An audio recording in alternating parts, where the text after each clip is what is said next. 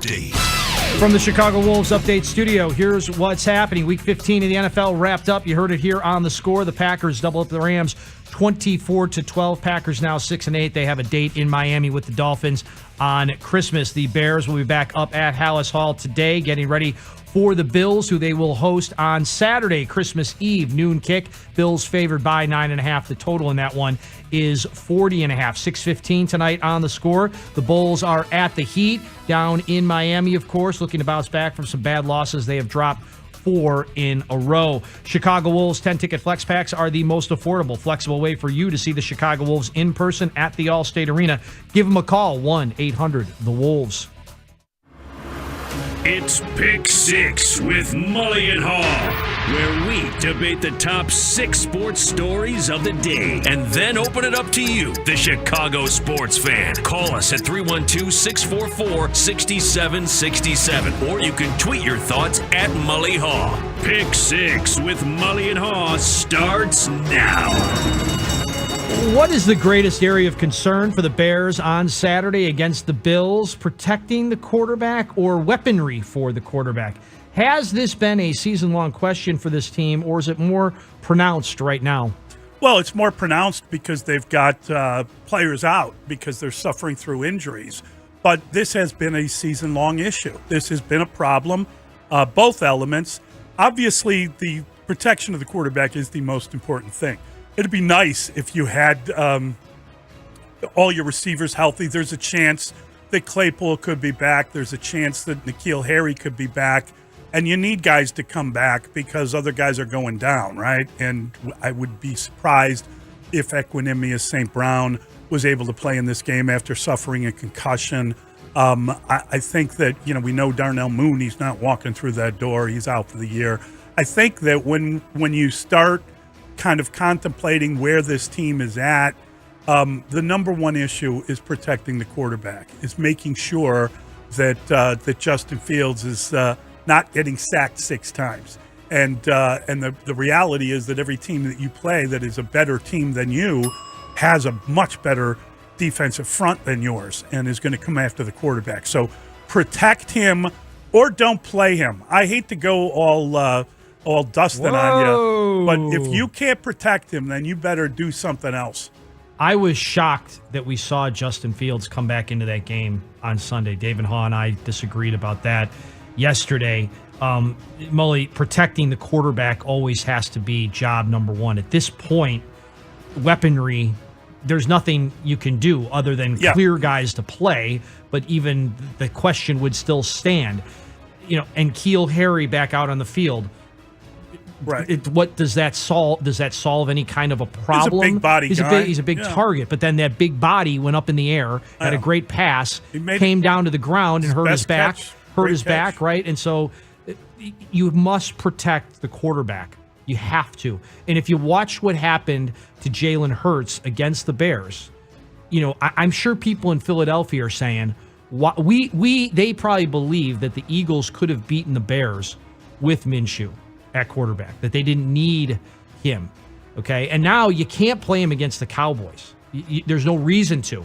I know you want home field advantage. Shoulder. I mean, you just can't. It's not his other shoulder. You can't just say, we're not going to run him. We're going to throw the ball. It's his throwing shoulder. But I'm saying that's a reason why you still should be worried about playing Justin Fields more, because he needs every offseason rep. You don't want him nursing an injury, rehabbing an injury that's caused in a game that doesn't matter. None of them matter. You know what would help is when you have players flying in and committing flagrant violations of the game, like Ndamukong Suh did. Oh, my God. Flag those immediately. Nice.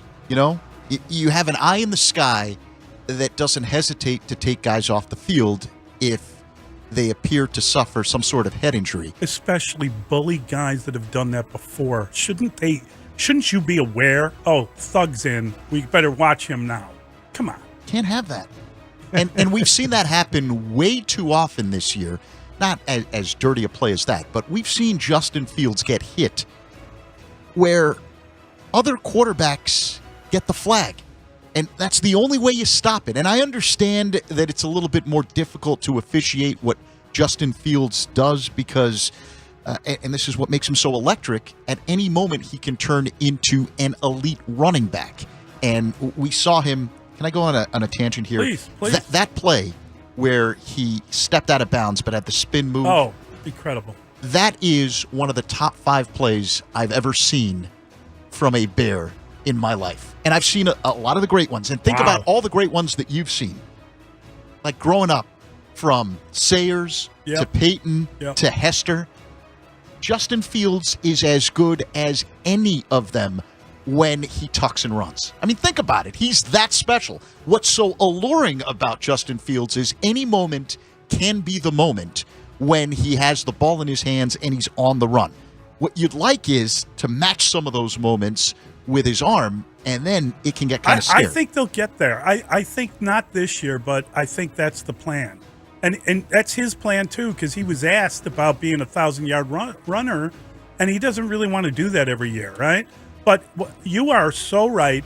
What he can do when you're not supposed to be able to do that in the NFL. No. And very few people can do it. It's extraordinary. Mully, you hear the best defenders in the National Football League speak about him in amazement because he's faster than them.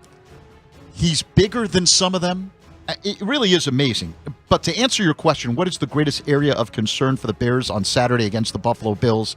We opened up the phone lines right now. You know what the answer would be? A win. No one wants to win. Oh, that's the biggest concern. Oh, that's very David funny. Haugh wants to win. That's very David Haugh funny. wants to win. You are very funny, sir. You He just gifted you a pick. You could and hear 6. the hamster on the wheel in my head as I was like, no, but that, yeah. Have you seen enough of Alex Leatherwood to understand why we haven't been seeing much of Alex Leatherwood? Any interest in seeing much of Alex Leatherwood next week? I think what you have to use these games for down the stretch here is to see if any improvement can be made. But when a coaching staff has a deficiency at a certain position and a guy that you're clamoring for to play isn't playing, the reason is in practice, they're seeing what you've seen over the last 2 weeks, that the guy hasn't merited the right to go out there, suit up, and play with the starting unit or play significantly. And I always laugh at this. Do you think these coaches don't want to win? They're going out of their way to put guys on the field that can help them win. Because while losing is good for you if you want a draft pick, losing is not good for any coach. Not a head coach, not an assistant. Because if you keep losing, even though the team may have the high draft picks, you're not going to be the one that coaches those picks eventually. Now, we're asking if we want to see him play against the Bills, or we're asking if we want to see him play against the Lions, because somebody did make a point about, I think it was Tom Thayer maybe, maybe let's see Alex Leatherwood in a controlled situation where there's no weather, you're in a dome, you're on turf, Zach is making hand motions. But that's not football. I agree. That's why I'm asking the question, because it does say next week. So some could argue that next week is actually next week. This week, next week. That's why I'm asking which way we're leaning here. Here, I don't want to be a hypocrite. If Justin Fields is going to play against the Buffalo Bills, then I don't want to see Alex Leatherwood. If Justin Fields isn't going to play against the Bills, then I do want to see Alex Leatherwood. I want somebody at Haugh to tell Alex Leatherwood, if you would like to continue to play in the National Football League, we're going to give you 3 games at right tackle. What do you got? I'll tell you what, I have seen enough of Alex Leatherwood, frankly, and I think the problem is if the idea is to protect the quarterback, and if we actually just have a conversation about how important that is, how do you roll Alex Leatherwood out there? I mean, he was just god-awful. I'm sorry. He was just no good. He wasn't a professional player. He was exposed. And if that is, there's a reason that teams dump players. It's not usually because, you know what, that guy was a first-round pick. He's going to be, whoa, look at the feet on this guy. He was a failed tackle who failed at guard, and they dumped him. And he does not look like he's improved very much. And I get it. He came here, and he had mono, and it took him a long time, and he's probably still overcoming the weakness of that. But you can't afford tryout time if you're going to play your franchise quarterback. So the number one priority has to be protecting him. I'd say keep an eye on it in practice and see if he shows any improvement before you roll him back out. Tanking for 6 to pick 6. There we go. You want to pick 6? There you go. There's David Haugh. What's your reaction to learning Jalen Hurts suffered a sprained throwing shoulder in the third quarter of Sunday's game when Travis Gibson fell on him during a tackle in a rushing attempt? Is it a reminder about quarterback care? Will it matter if he can't go against Dallas, given the fact that the Cowboys lost to the Jacksonville Jaguars? Duval. Are the Eagles still a Super Bowl contender with Gardner Minshew? Wow. That's a really good element of that question, right? I get it. This affects them. This impacts them quite a bit. It doesn't seem to matter right now because they've done enough to probably earn the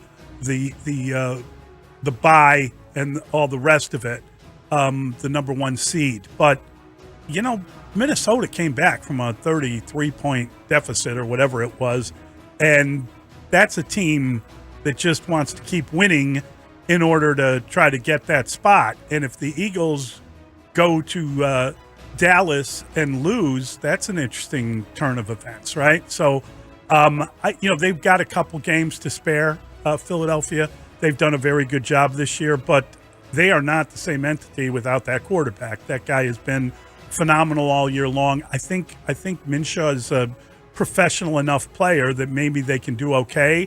But it's not like they've got some other element there, like a running back. Miles Sanders is a good player, not a great player. You need your quarterback. You need all that he can do. And here's hoping that Philly gets him back and up and running. I don't know that I could go as far as a Super Bowl contender, but I think they could still make it to the NFC Championship game if without the quarterback. If Hurts doesn't play again this year, and that's just maybe a reflection on the NFC, not super powerful. And being at home and having a bye. Right, in the weaponry. We talked about weaponry earlier in the pick six. Like they have exceptional weaponry. A.J. Brown's a great player. I mean, they are spoiled for choice right now at the wide receiver position. And yes, of course, it makes you think. I said that earlier. You have to wonder out loud whether or not Justin Fields should be back out on that field this week. I think you need to have Justin Fields on the field every week if he's healthy. Let him play. I think part of. But why? Because I think it's important. Who's he throwing to? I think it's important to understand how to run the offense. It doesn't matter if those guys catch it. I think it's important to be able to make the right decisions. I think it's important to understand what you need to do as a quarterback who has the ability to protect himself on his own, to be able to do certain things. These are the games. You're playing against the teams that you will ultimately have to beat if you want to win a championship. I hate to interrupt you, but I think Lawrence said this yesterday, and he was spot on. I mean, it was almost criminal that the Bears were allowing Cole Kmet to try to one-on-one block one of the best pass rushers in the league and getting Justin Fields killed. So, at some point, like Justin Fields' people, and I'm sure he has people, have to say, like, hey, Justin, you might want to talk to them about this. That's a separate issue, though. See, that goes back to something else that we haven't really learned this season. What is this coaching staff about? We don't know. You can't answer the question because they don't have any players other than the quarterback. By the way, to answer your question about Minshew, this is a unique year in the NFC where if you don't believe the Eagles are the top dog in the conference without Jalen Hurts, you believe San Francisco is, right? Even though they're using Brock Purdy as their starting quarterback the rest of the way. Though. Totally different teams. Totally set up totally different. I mean, because you would say that the San Francisco system is what enables most quarterbacks to succeed. Right. Well, they run the ball. That's what Micah Parsons was trying to tell the world last week, is that look at the weapons across the board. That is the best offensive line in the NFC, right? Mm-hmm. The one that you see in Philadelphia. Yep. They have weapons on the edges. They can run the ball. So you can be creative with that system. They have a terrific defense. That's the other thing. You were talking about Kirk Cousins and the Vikings. You know what? If the Niners or the Eagles jump out to a 33-0 lead over Minnesota with the defenses they have, Minnesota's not winning the game. Pick 6 of Justin Fields. What did you make of the introduction of Jamison Tyon, who revealed the assistant general manager, VP of pitching, Craig Breslow, was the only representative of any team who visited with him personally? How about them sending him a custom video, sold the Wrigley Field experience, and he got an endorsement from teammates, including Anthony Rizzo. And, of course, a 4-year, $68 million deal did the trick. Pretty neat trick, right? I mean, that's a pretty good deal. And, I like the idea that Craig Breslow went to visit with him, and they were supposed to meet for half an hour, and they wound up sitting there for 2 hours. That's what he said. So I think that's good.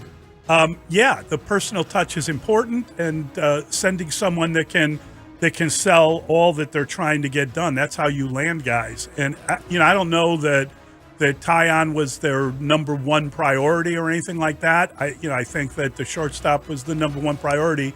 But maybe you don't get one guy without the other guy. Maybe, showing a little more sign of life and adding to that pitching staff is one of the reasons that you can influence the shortstop. Listen, it comes down to money. People sign places because of money. But you've got to also pursue them, and you've got to follow those things. And I like the idea that Anthony Rizzo was like, it's great to play there. And, he's played there before. I mean, Tyon was in Pittsburgh and knows how good day baseball is and how much fun it is at Wrigley. The other thing is that Ian Happ's a big coffee guy. We know about that. Tyon's a big coffee guy, so they've got that thing going. And then, coffee, as you guys know, is for closers. So the Cubs needed to close. Craig Breslow closed. So I think he's a starter, Dustin. Yes, he is. But he could be a closer eventually. Maybe in a World Series game. I'm checking the net here. Yeah, believe it or not, they have coffee in every major league city. What? Wait a minute. Yeah, believe it or not. I thought it was. But these guys are beyond coffee. These guys are like kind of like Happer had a coffee monopoly. geeks. That's not the reason he's here. The reason he's here. No, that's not why he's here. No, but the point is coffee's for closers. That's my point, and that I feel like the Cubs closed. They needed to close, and they closed on this guy. Glenn Ross. There you go. I think a couple of things that stand out. This is how this is what makes the Cubs special. Is I think their ability to sell guys on Wrigley Field, sell guys on the Cubs experience, which is different than most places. Because right now you can't sell these guys on the fact that you are ready to win immediately. So that says a lot about what Jed Hoyer and company are doing. Craig Breslow, I think the advantage he gives you is, and you can see it with all the veteran pitchers over the last few years that have come here, probably on down years and been able to tweak their games and ultimately raise their value. It's because Breslow's the guy essentially who's in charge of the Cubs pitch lab. So when he gets in a room with you and he can show you, you've been good, and Jamison Tyon has been very good, we can take your game to the next level. That's enticing. And here's what we got coming up in the next few years. So imagine if we take an elevated you and add you to a staff that'll include Marcus Stroman, Justin Steele, and some of the guys that we have on the farm. This is going to be a special place to play. And the Cubs operate first class behind the scenes with all their players. That's why Wilson Contreras, who knew the Cubs were trying to trade him and cried about it, still didn't want to leave here, even though the team was trying to get rid of him. Think about that. And the second pick six of the quarter. What did you make of our guy, Brad Biggs, who will join you at 7, reporting that injured safety Eddie Jackson has received good news. He will not need surgery for his Liz Franck ligament injury. Jackson, who enjoyed a bounce-back season before going down on the 27th day of November in the loss to the Jets, he will need months of rehab, but avoiding surgery, that's big. That's huge. It absolutely is huge. And by the way, Liz Franck is named for Dr. Jacques Liz Franck, who was Napoleon's doctor, because back in the day, when you would ride horses, if you got shot or you fell off the horse, your foot would get stuck and twist and break, and that's the Liz Franck injury. But he developed the amputation. Right. I'm just saying, like in those days, if you broke the Liz Franck, they'd chop your foot off and you'd be like Tom Dempsey. Which is a very difficult injury to come back from. I mean, you can see it. Mike Brown, for example, had a Liz Franck late in his career, and he was never the same player after that. It's a very difficult injury to come back from. It takes a lot of rehab. You can do it, but that's why avoiding surgery in this case is a huge deal for Eddie Jackson. And Can't wait to see him back on the field because the Bears need all the weapons they can get, especially on the defensive side of the ball. I have ridden the Eddie Jackson roller coaster. High on Eddie Jackson, low on Eddie Jackson. Eddie Jackson's back ascending in my Bears fandom. I'm liking what he did this year. I think he's more at his natural position at free safety, and of course, avoiding surgery is huge. So good news and good reporting by Brad. Yeah, great news, great reporting, and I think it's wonderful that we get to talk to Big Z at 7 o'clock, and we can get into this a little bit more. But it's wonderful that Eddie Jackson has become even more of a leader with the younger team. He's kind of bought into the program. He's also scheduled to make a lot of money next year, and I think he has been good enough to give them reason to keep him. You know, you're always going to have turnover, and the Bears in particular seem to be looking to get rid of anybody making any kind of money. But I think that it's you know, if you've got your secondary set, if you really feel like you've got a good secondary and you're just adding a piece or two to that, and I think that's the case that they have, then you all you got to do now is get a front seven and you're laughing. I think that it's important to Hard have thing to get. it's important to have leaders in the locker room, right? I agree. And he's one of those guys. I think Eddie Jackson's biggest problem the last couple of years was probably off the field. I think his head wasn't right for a variety of different reasons. He's back that way. But I bring this up because they would have traded him if they could have by the trading deadline along with everybody else. They didn't because of that contract. And keep this in mind when it comes to this defense that the Bears play. During the Lovie Smith era, think about all the safeties that they used to rotate because they couldn't find guys that could do what Eddie Jackson is able to do. They're not easy to find. All right, 312-644-6767. We're going to get to all of your phone calls, but next is the extra point. We're going to do that next. It's Mully and Haugh. We have the great Zach Zaidman on Chicago Sports Radio, 6-7 The Score. Bulls fans, DeMar DeRozan here. This is your official radio home for Chicago Bulls basketball. The jumper got it, and there it is. DeMar DeRozan has become the 50th player in NBA history to score 20,000 career points. Put him in the hall. Listen to every moment of the action right here on Sports Radio 670. A morning TV show out of Calgary where a woman named Leslie Horton just wins at the game. And you can take part in our morning of giving today. Our Leslie Horton, we got Leslie's name too, did we not? Peaches Cookie Fingers. Peaches Cookie Finger, down in the parking lot. What? That's your elf. Okay, what? Yeah, is that my stripper name? It's elf. Christmas elf. Oh! Christmas elf name. Peaches Sticky Fingers? Cookie Fingers. Because Peaches Sticky Fingers is a better stripper name than elf name is what I'm thinking. Everything is fine. Everything is fine here. Man, if that's not the best audio I've heard recently. Wow. What were they? Were they using some sort of calculator to come up with the elf name? You know how they just have those fun, infographics that roll around? Infographic is a real complimentary term. Yeah, I would like to see Where it. I'd like to judge based on the first letter of your first name and what month you were born or something. Leslie's Twitter bio says TV host, mom, cancer warrior. Sometimes I make artichoke dip. She just sounds entertaining. I want to know what my elf name would be. I don't think it would be that one. Who knows? I don't know. I like how she repeated it and it got even worse. And you can take part in our morning of giving today. Our Leslie Horton, we got Leslie's name too, did we not?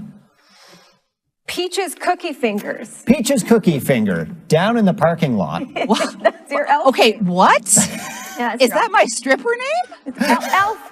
Christmas elf. Oh! Christmas elf name. Peaches Sticky Fingers? Cookie Fingers. Because Peaches Sticky Fingers is a better stripper name than elf name. It's what I'm thinking. I love that so much. I'm like, best morning show ever. Okay, guys, I just went to yourelfname.com. Oh, there's a website? Yourelfname.com, and I entered in Dan Bernstein. And Dan, your elf name is Floppy Angel Lips. Whoa. That's your elf name, That is Danny. inappropriate. Yes, it is. Floppy angel lips. That's what the elf generator came up with for you. Sweet. And All right, you're next, Layla. Give me a minute. No, Get back. I don't want the Doing minute. this live on radio. I don't want to be floppy angel lips. Too bad, you are.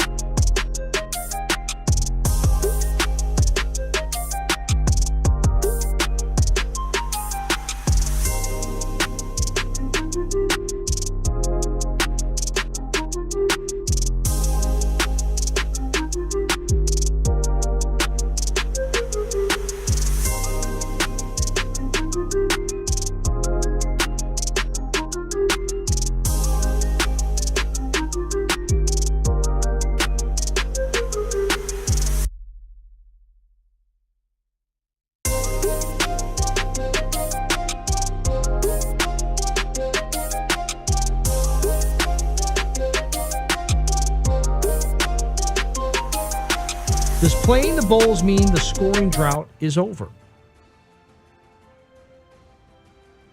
I think they're going to lose because I think our teams have done a very good job over the last month of losing a lot of games. For those that missed us early on, Chicago teams, the active ones, Bulls, Blackhawks, and Bears, have a combined 18-game losing streak. Bears have lost 7 in a row.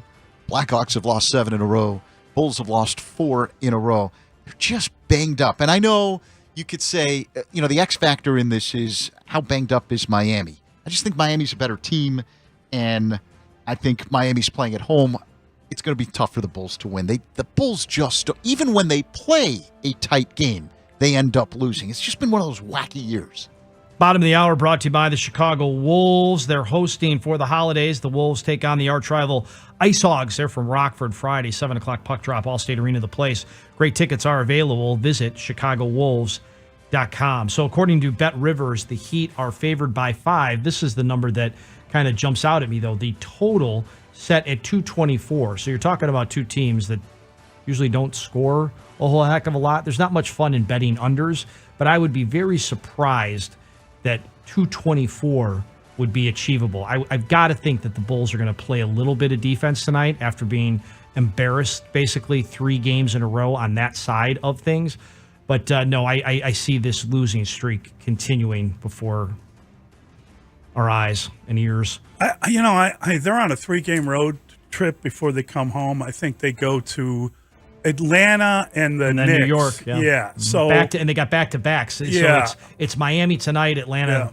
Yeah. This should be.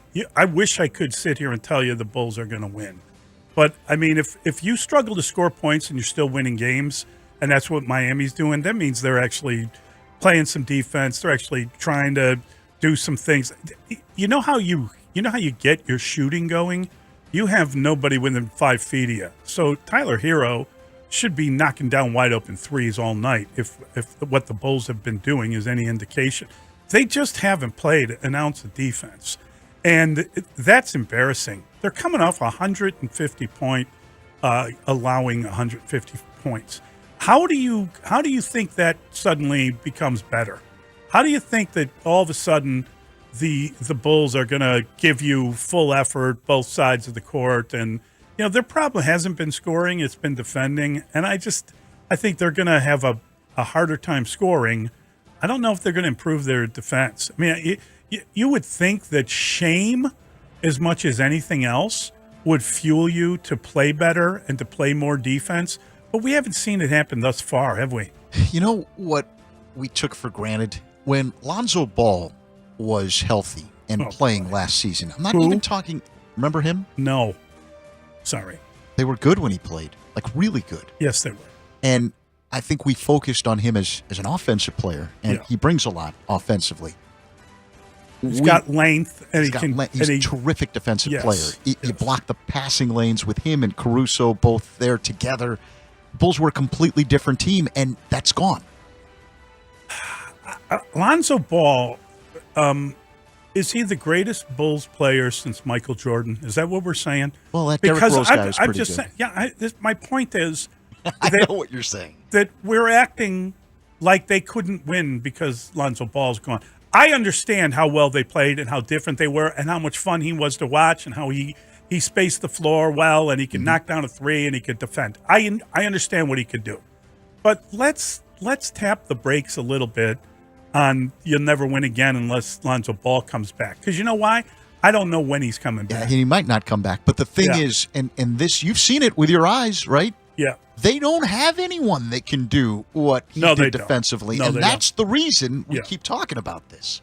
Yeah. And I mean, Dragic came out and said they have to have trust in each other and they have to lean on each other. And, that's good philosophy basketball-wise, right? I mean, that's a good idea. Unfortunately, he is Derrick Rose's age, right? They're both 35 or they're in their late 30s. You're just not in a situation where you've got what you've lost. And you're absolutely right. Jalen Terry, was that who we decided they need to bring in? Whatever. Do something. Do something Try something different. Just do something. This is, it's not just that they're losing, it's the way that they're losing. It is the way that they have put together these losses. 150 points is the most points allowed since like the 1980s by the Bulls. That is pathetic. That is really sad stuff. Maybe they're trying to get Wembanyama. Oh, my God. No, please call me Zach. Oh, yeah, I can't help it. I'll just call you something. Yeah, I mean, that fact, 18 in a row, has ruined my morning. You have managed to ruin my morning before we even got started. Why don't we ask this question? Who wins next? Yeah, who ends the streak? Who ends the current streak? Is it the Blackhawks? Unlikely. Is it the Bulls? Unlikely. Or is it the Chicago Bears? Very unlikely. 312-644-6767. He's Zach Saban. It's Mully and Haugh on the Score. Dan Bernstein and Lawrence Holmes here. Just wanted to say happy holidays. Happy holidays to you and yours, and thanks for allowing us to be a part of your lives during this past year. So here's to a There were four shortstops available that you knew you could build your team around. 3 of them are off the board. 3 of them signed similar deals. That is the market. The Cubs are not setting this market. The White Sox are not setting this market. It is no different from you going to the grocery store and realizing eggs are twice the price, or the Whole Foods hot bar is now $12.99 a pound. Either you're in or you're out. The other thing is, you're not just competing in talent development, which both teams and their farm systems are deficient at. You're also competing in talent acquisition. Either you're playing ball or you're not. And as far as the contracts that you worry about, where the back end of those contracts are bad, that is the going rate right now. Think about what you're paying for immediately. There are more that have worked than have not. This is the price you pay for talent. That is part of what competing is. That is part of the competition. It's not budget contest. That's the point. The game has changed. Either you change with it or you're left not competing. Unicorns don't exist, and somebody else is going to find it and pay for it if so. Listen to the current players that have contracts of 11 or more years. Fernando Tatis, are you regretting that one yet if you're San Diego? No, you're adding to it. You didn't stop paying just because he's not around right now. Carlos Correa with 13. Bryce Harper, do you think that the Phillies fans think that that was a bad deal? They say that they made good on it. They went to the World Series. Check out Forbes' valuation of every single professional team in September, where they said every single one is going to increase by 30% because of gambling. And then call me. And by the way, look on the north side of the sports book at Wrigley. Tell me again how they don't have the money. They just don't want to pay it. You're not comfortable with paying it. That's the thing that needs to be addressed here. This market is passing you by. The game has changed once again.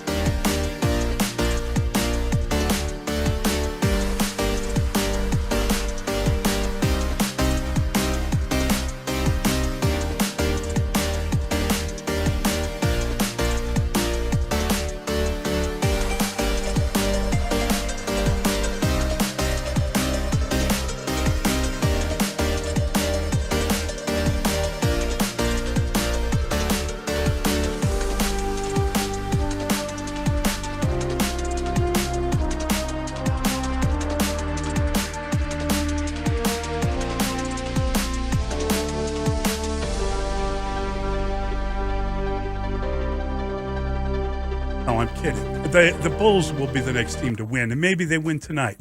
Maybe they go down to Miami. Maybe that's all they needed was to sort of just be the togetherness of a great road trip. I do think the Bulls are the best team to end the streak. I don't think the most likely to. I think the Bears lose out. I think the Bears lose out by design. I would be surprised if the Bears managed to win a game against Buffalo, even on Christmas Eve. I just don't think it's in the cards.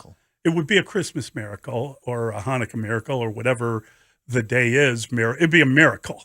Bear down. Yeah, bear down. That was my favorite. We had a caller to the post game, and he was done saying his point. Bear down, and it was just like, oh wow, that says a lot right there. But the Bulls aren't that bad, are they? Are they that bad? They're bad. I'm not saying they're not bad. They're a losing team, but surely they aren't going to lose more than 4 in a row, 5 in a row, 6, 7. They're not going to be stacking losses that way, are they? Well, here's the difference, and this is what's so frustrating. We know the Bears are trying to lose. The Blackhawks are. They're trying to rebuilding. lose. Yeah. Right? The Blackhawks kind of made it clear. They were the only team that kind of came out and announced, oh, hey, there's some great players. We're tanking and we're going to try to rebuild and we'll trade all of your favorite stars when you get to the trade deadline. Dustin, I'd like to answer the question, though, that we posed to the listeners. Yes. So 312-644-6767, who ends this losing streak? My prediction is that it's going to go all the way till Friday, December the 23rd, assuming the Columbus Blue Jackets can get to the United Center, assuming the Blackhawk players can get to the United Center. They are going to beat the Columbus Blue Jackets at home ice Friday, December 23rd. So I think that will put the losing streak at 19, 20, I think it'll be 21. Though it'll be 21 and the 1921 football drive. 21 losses before the Chicago breaks that streak. Yeah. Okay. So you're saying Blackhawks on Friday? Blackhawks Friday, December the 23rd. That's also, if we get into semantics, that's a 7:30 puck drop. The Bulls tip against the Knicks, I think, at about 6:45. So the Bulls could. So if the Bulls, but I don't think the Bulls. The Bulls don't seem to match up well with the Knicks because Tibbs seems to be trying to win. But the Bulls Billy Dunn is great. This is the thing about the Bulls, though. They are trying to win. The Bulls are not trying to rebuild. They may end up having to do that when all is said and done because of what's happening right now. That's what's been so frustrating about the Bulls is they're in these games for the most part. And how do the Bulls win? Let's listen to a theory. Because we're not playing for each other. Simple as that. I mean, it's somebody told me, he was right. It's easy to talk about sacrifice, but if somebody else's sacrifice, it's easier to talk about it. But when it comes to you, that you have to sacrifice for the team, then it's a different story. You know what I mean? Then it's tough you have to accept it, but it's tough. And everybody needs to do that, because we're on the same boat. Everybody's playing for the same colors, for the same team, for the same city. And that's why we have to sacrifice for each other, to make a better play, to make a better defensive stop, to screen somebody, to make a swing pass to the. If you have a good shot, if you swing it, somebody gonna have a better shot. You know what I mean? It's a detail, small details, and in this league, everybody can beat you. That is the voice of Goran Dragic, and he, of course, is nicknamed the Dragon, and he is telling you what it takes to win. And I don't argue with that. I do think you have to sacrifice and you have to, give up whatever it is you have to give up. You got to help out in whatever way you have to help out. I think the problem that you have with the Bulls is they all know that. This is an experienced team. I mean, for the most part, they've got a lot of veteran guys that understand how you're supposed to play the game. It's just for whatever reason, they can't do it right now. And they got to end that immediately. we thought that the homestand, we thought this 4-game losing streak would be an opportunity for them to inch back toward 500, and instead they've lost these games and they're kind of going the other way. You got to put it. You can't in professional sports, in a game like basketball, in a game like hockey, you can't start stacking losses. You just can't do it.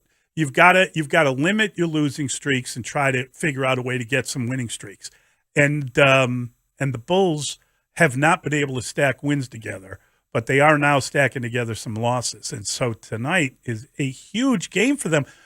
I have no confidence in them, though, because of the fact that they just gave up 150 points. It's kind of a train wreck. I think what's discouraging is, even if you win, just the way things have gone this season, it's hard to see them stacking wins where you create the kind of winning streak you need to get yourself back into the mix. Right. And I think they have some very difficult decisions to make as they approach the trading deadline as to where you want to see this franchise go and how you're going to get there.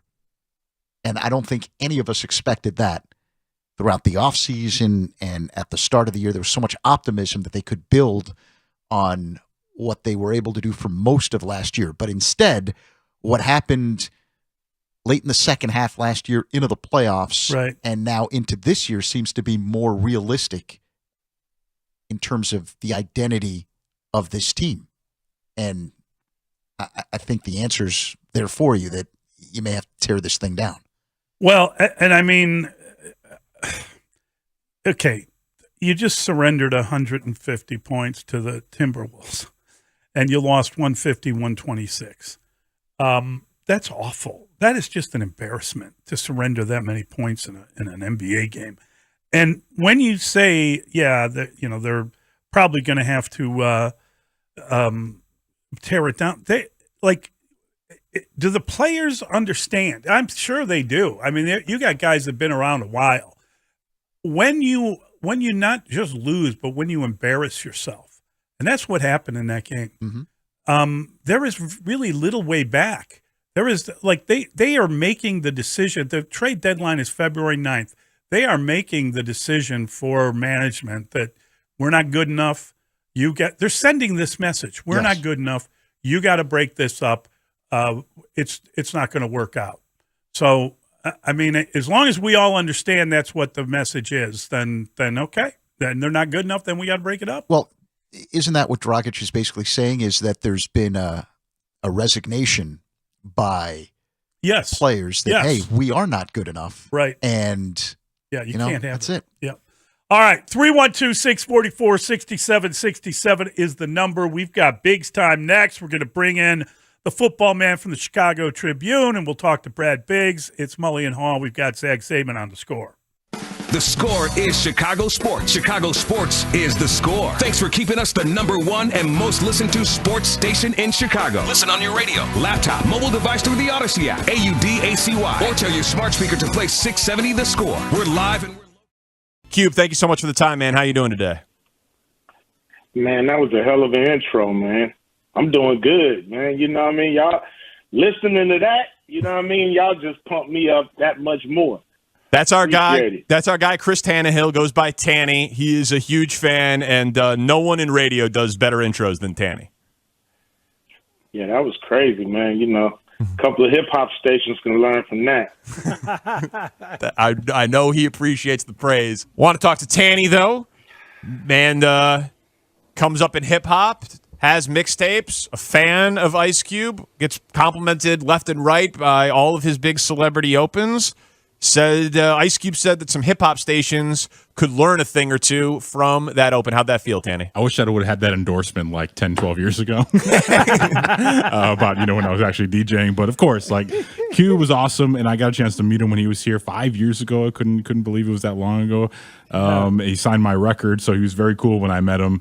And so that was the first guest I ever actually got on the turntables to produce their open. So I got on the turntables on the 1 and 2 on Friday night. Had to make sure that Ice Cube was taken care of properly. Wow. So That you. is hot. That's how you do it. Actually dealing with wax on a Friday night. But seriously, a couple of hip hop stations can learn from that. That is high praise. Like, put it in the bio. That is an awesome endorsement. Say it often. He makes it sound better than we are each and every day.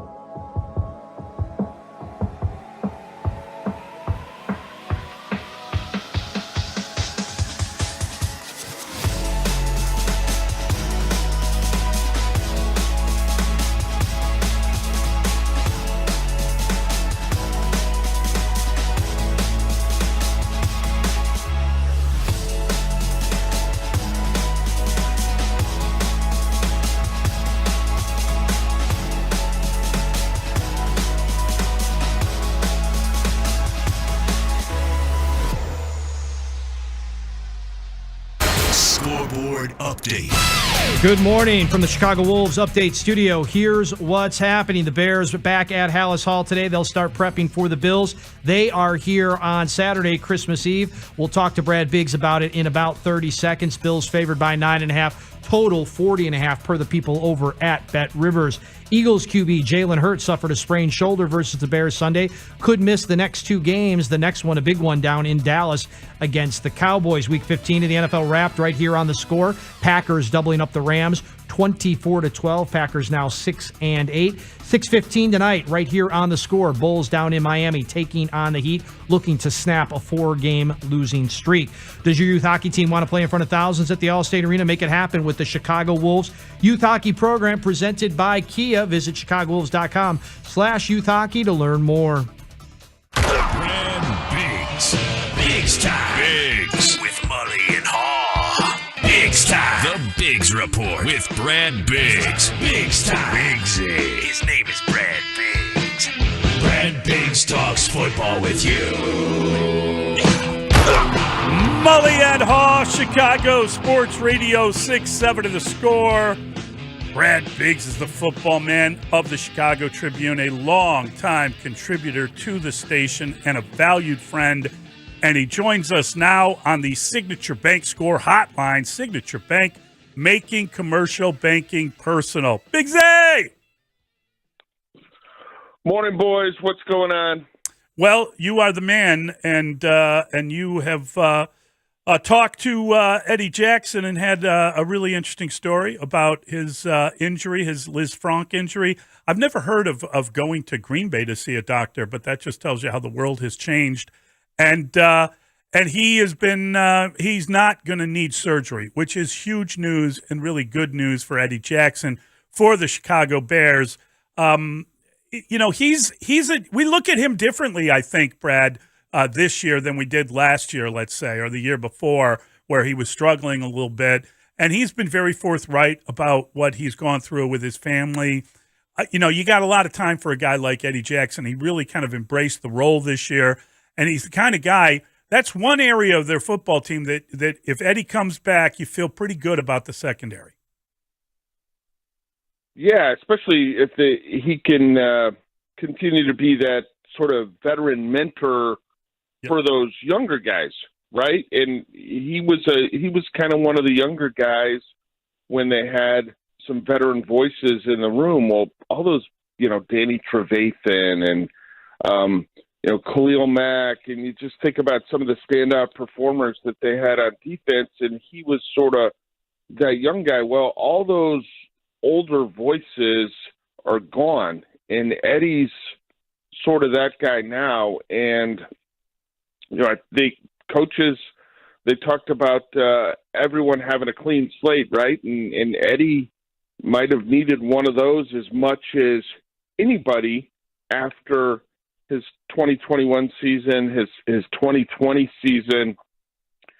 And I think most people looked at him at the start of the year and said, boy, if he doesn't have a really nice season, there's no way he's back with these guys in the future. And Eddie balled out. Eddie played really well.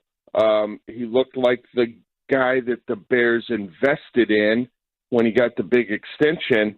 And so the injury stinks for him. Even avoiding surgery, this is still one of those injuries you don't want to hear when you're a player. There's going to be a fairly lengthy rehab process for him, but the hope is he'll be back to 100%, and that would bode really well for the middle of their defense. Brad, does he believe, because it takes a while to come back, as you mentioned, from a Liz Frank injury, does he believe that he can be ready to go by the time the season starts next year? Oh, no question about that. Yeah, no question about that at all. I think he's even optimistic for stuff in the spring, but that could be pushing it a little bit. And obviously, they're going to, at that point on the calendar, the Bears or any team would err on the side of caution with a guy coming back from an injury like that. There would be no need to rush it. Yeah, you know, it's interesting, Brad, because we were talking this morning about, you know, the Bears being, you know, the Bears having issues with protection and with weaponry. That's not new, but it's getting more extreme as the season goes on and players go down. Do you have any understanding of who will be available? Do you expect the receiving core to be on the mend? Is it possible Claypool and perhaps even N'Keal Harry come back, or is the bigger issue who they lining up on the offensive line? Somebody was saying yesterday that Cody Whitehair may have an injury, which is one of the reasons he played as poorly as he did on Sunday. What do you expect to happen with this offensive line and with these wide receivers? And which is the bigger issue in your mind? Oh boy, I think that's a classic chicken or the egg conversation there. Right. when you want to know which issue is bigger. Matt Eberflus had indicated that Claypool and Harry could be returning. You sort of got that indication. And N'Keal Harry was on the practice field last week, was limited, but he was able to do some stuff. So hopefully the back issue for him sort of clears up and he's available. And Claypool, we'll have to see. He didn't practice, and that's what stood out last week. You're like, guy just came off a bye week, and now he's not practicing. That's not a good sign. Yeah, the offensive line, they've been moving parts in and out all season.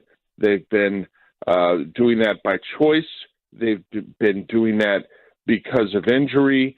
We saw Michael Schofield fill in and do a decent job in the absence of Tevin Jenkins. And, yeah, now Whitehair could miss time. So I don't know how you're going to shuffle it there, but I don't think Leatherwood is probably going to be part of their solution, or I doubt they would like him to be part of the solution. So we'll just have to see what they can come up with. And if Tevin can come back after what I believe, guys, was a stinger that knocked him out the first quarter of that Eagles game. Brad, there are a lot of people, and you hear them when they call us here on the Score, and I think there's this notion that Justin Fields can't get any better playing with the group that he's playing with this year. So why expose him to the possibility of potentially getting seriously injured in these games? What's the benefit to putting Justin Fields on the field against an opponent like Buffalo and really down the stretch of this season without having his full complement of weapons around him? Well, he's going to see a defense he hasn't seen before, right? The Buffalo Bills. It was the Eagles this past week, and I think it's the experience, right? You saw him make some big-time plays against Philadelphia, going against a really good defense. I think that probably gave him a little dose of confidence coming out of that game, knowing that they were pretty darn close against a team with the best record in the NFL. I think there's real value in that. I think he's a competitor. I don't think Justin Fields would want to be a part of an operation where they're saying, yeah, we're gonna hold you out the next couple of games, and the Bears couldn't sell that to the rest of the locker room, right? You're asking guys to bust their ass since the beginning of the off-season program, and some of these guys are on expiring contracts.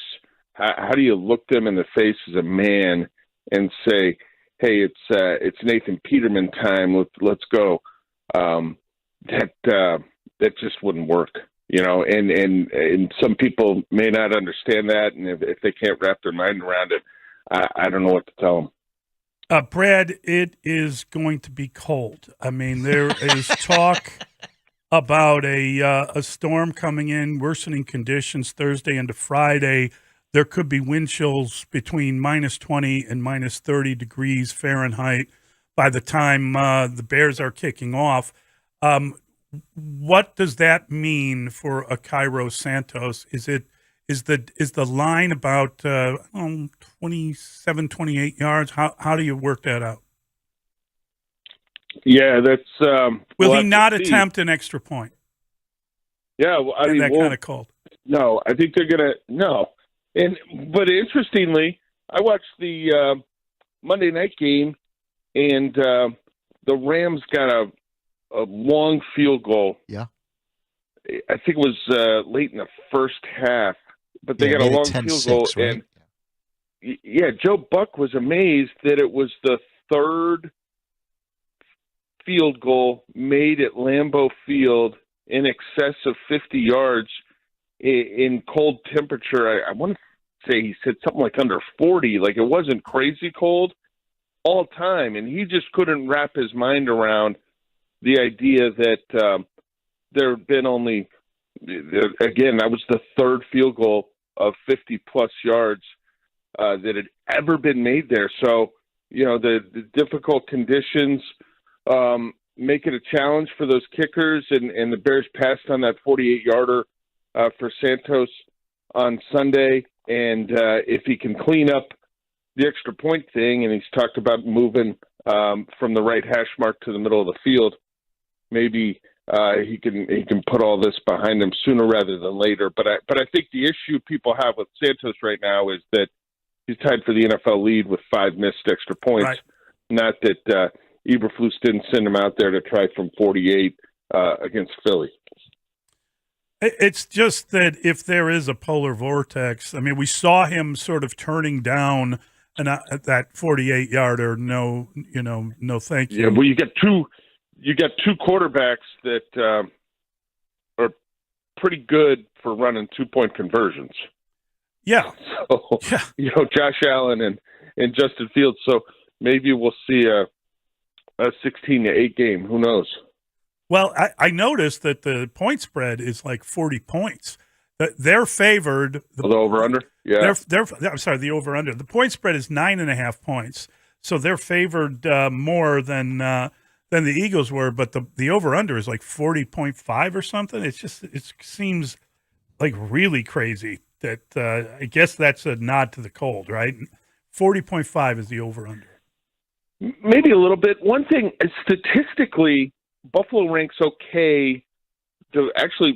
Buffalo ranks well statistically defending the run. I was looking at it last night and took a peek at it again this morning, and it surprised me a little bit. And obviously, I haven't watched every Bills game this season, but they're in prime time more than a lot of these other teams, and they're 6th in the league in rushing yards allowed. And if you just kind of based your opinion off what you saw from that game against the Dolphins on Saturday, I didn't think the run defense was that impressive. And part of this could be an element of Buffalo has a decent lead in the second half, and opponents have to abandon the run game to try to play catch-up by throwing the football. But when you rank 6th in the league in stopping the run, that's getting after it a little bit. And I have to think the Bears are going to be able to have success running the football. One thing we don't know about the rushing attack yet is whether Khalil Herbert will be activated before the game. He will be practicing this week. He spent the minimum 4 weeks on IR with the hip injury. Matt Eberflus sounds excited about getting him back. And certainly, I think you want to see what he can do. He's got a robust average of 6 yards per carry this season, so he's had a fine year. And he's someone that you would like to see on the field. You soften them up early on with Montgomery and Fields with the run, and then you maybe get those big runs late with a guy like Herbert in there, if he's right physically, because that's what he did bring prior to the injury. Another thing that I think would help, we talk so much about the offensive line and the lack of weaponry, but the internal clock that Justin Fields has as a passer has to improve. And I'm wondering, from a play calling standpoint, can they do things to help him out? Because it seems as though there are times where he drops back. And I know it's easy to blame the offensive line for every sack, but some of it is on him when it comes to pure passing plays, where there has to be more decisiveness quicker. You can't wait 5 seconds with the ball and drop back and hope that something materializes out there. I think he's gotten better in that regard as the season's gone along. And the other side of that is there are instances where his receivers aren't getting open. Now, one thing that he doesn't want to do is retreat and end up taking a sack. And obviously he's got incredible skills, and a lot of times he can retreat to then pick up a whole boatload of yardage. Took a 14-yard sack in the game the other day. That's, as you guys know, we call those Krenzels after former Bears quarterback Craig Krenzel. It's an Ohio State thing. But you can't lose 14 yards on a sack. That's just, not acceptable. So I think the internal clock has gotten better. It's got to improve more. And that's something. I think that's something that people have talked about with Jalen Hurts in terms of his passing ability and operating from the pocket, where he's taken a big step this year. Yes, everything around Jalen Hurts looks much different than what you see around Justin Fields.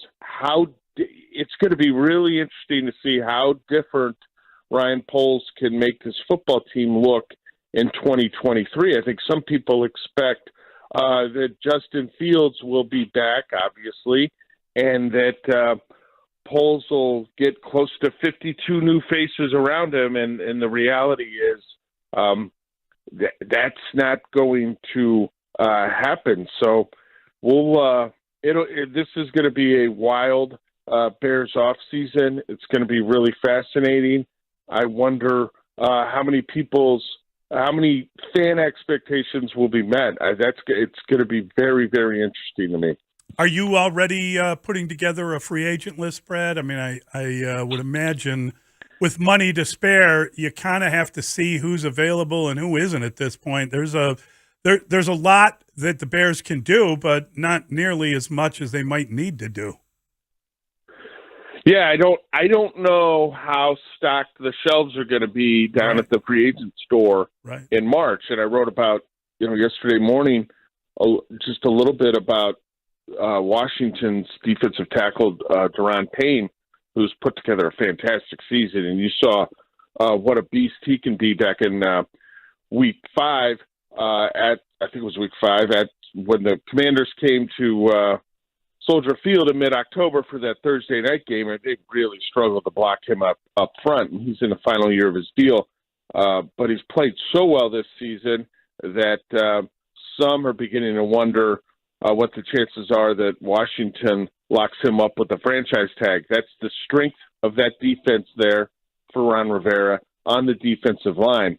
And a lot of times front office folks and coaches will look at something and say, we need to prioritize keeping a strength to strength, and they would need to keep Daron Payne to do that. So if he's not on the market, I mean, that takes a potential marquee free agent. It's certainly at a position of need for the Bears out of play. So you can look at lists right now. I've seen some people throw lists together of, hey, they could go get these guys, and there'll be 12, 15 names on it.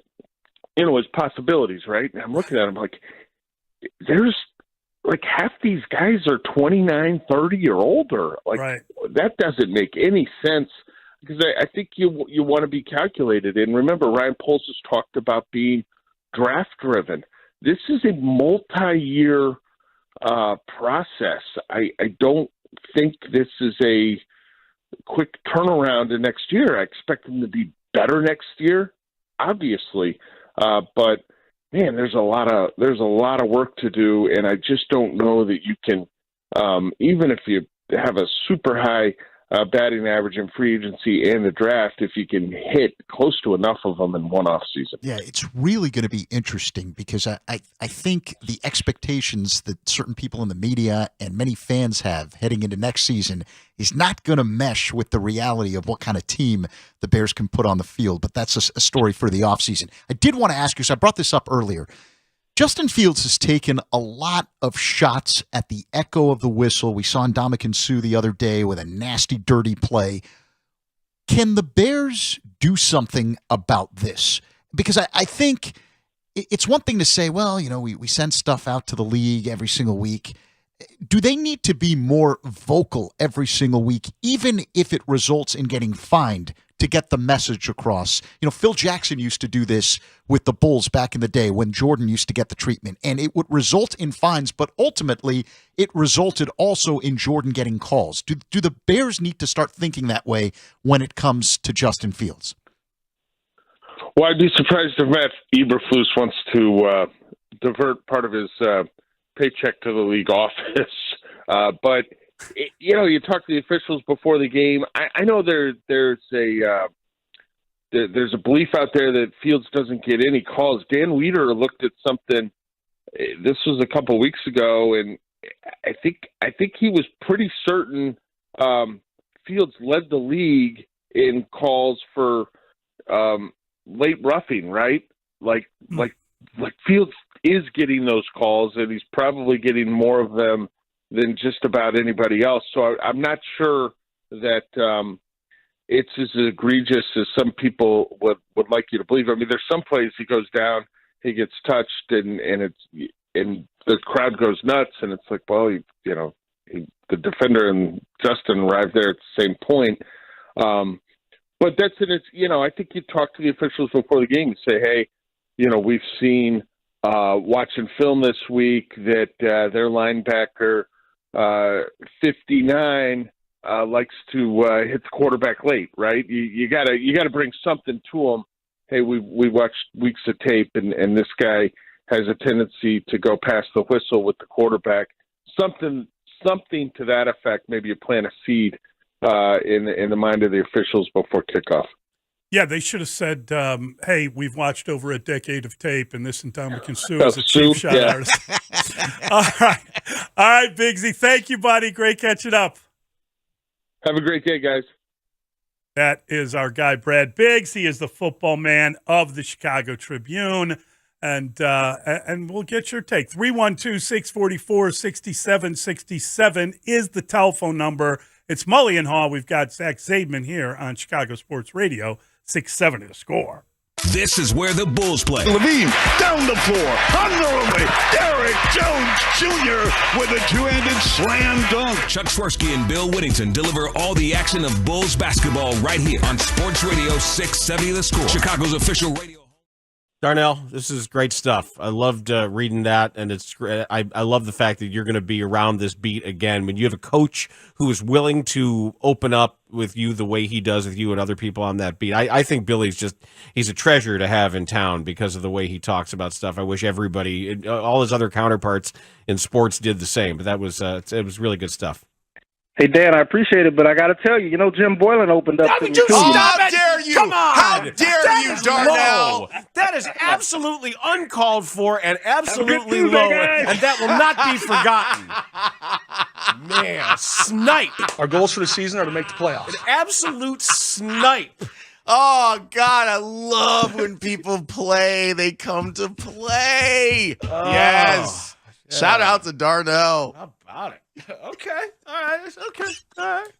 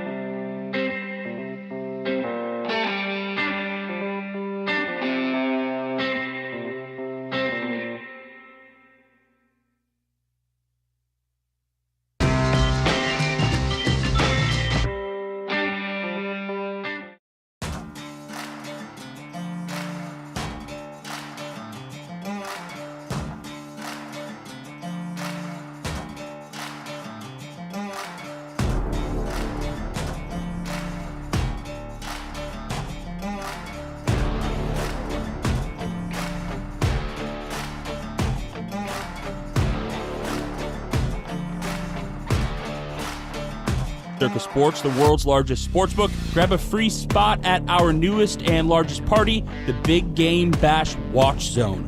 Super Sunday, February 12th. Reserve today at circalasvegas.com. circalasvegas.com.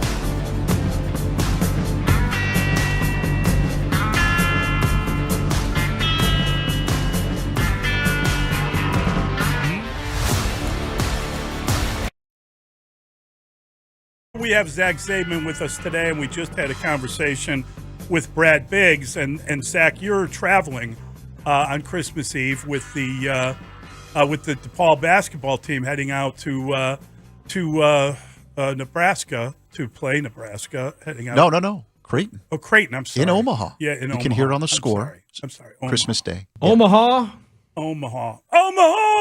And that is that's a fun town. But that's a good program, Creighton. But I don't know that you are sitting here following the weather report in the same fashion that we implied we were with the Bears playing on Christmas Eve.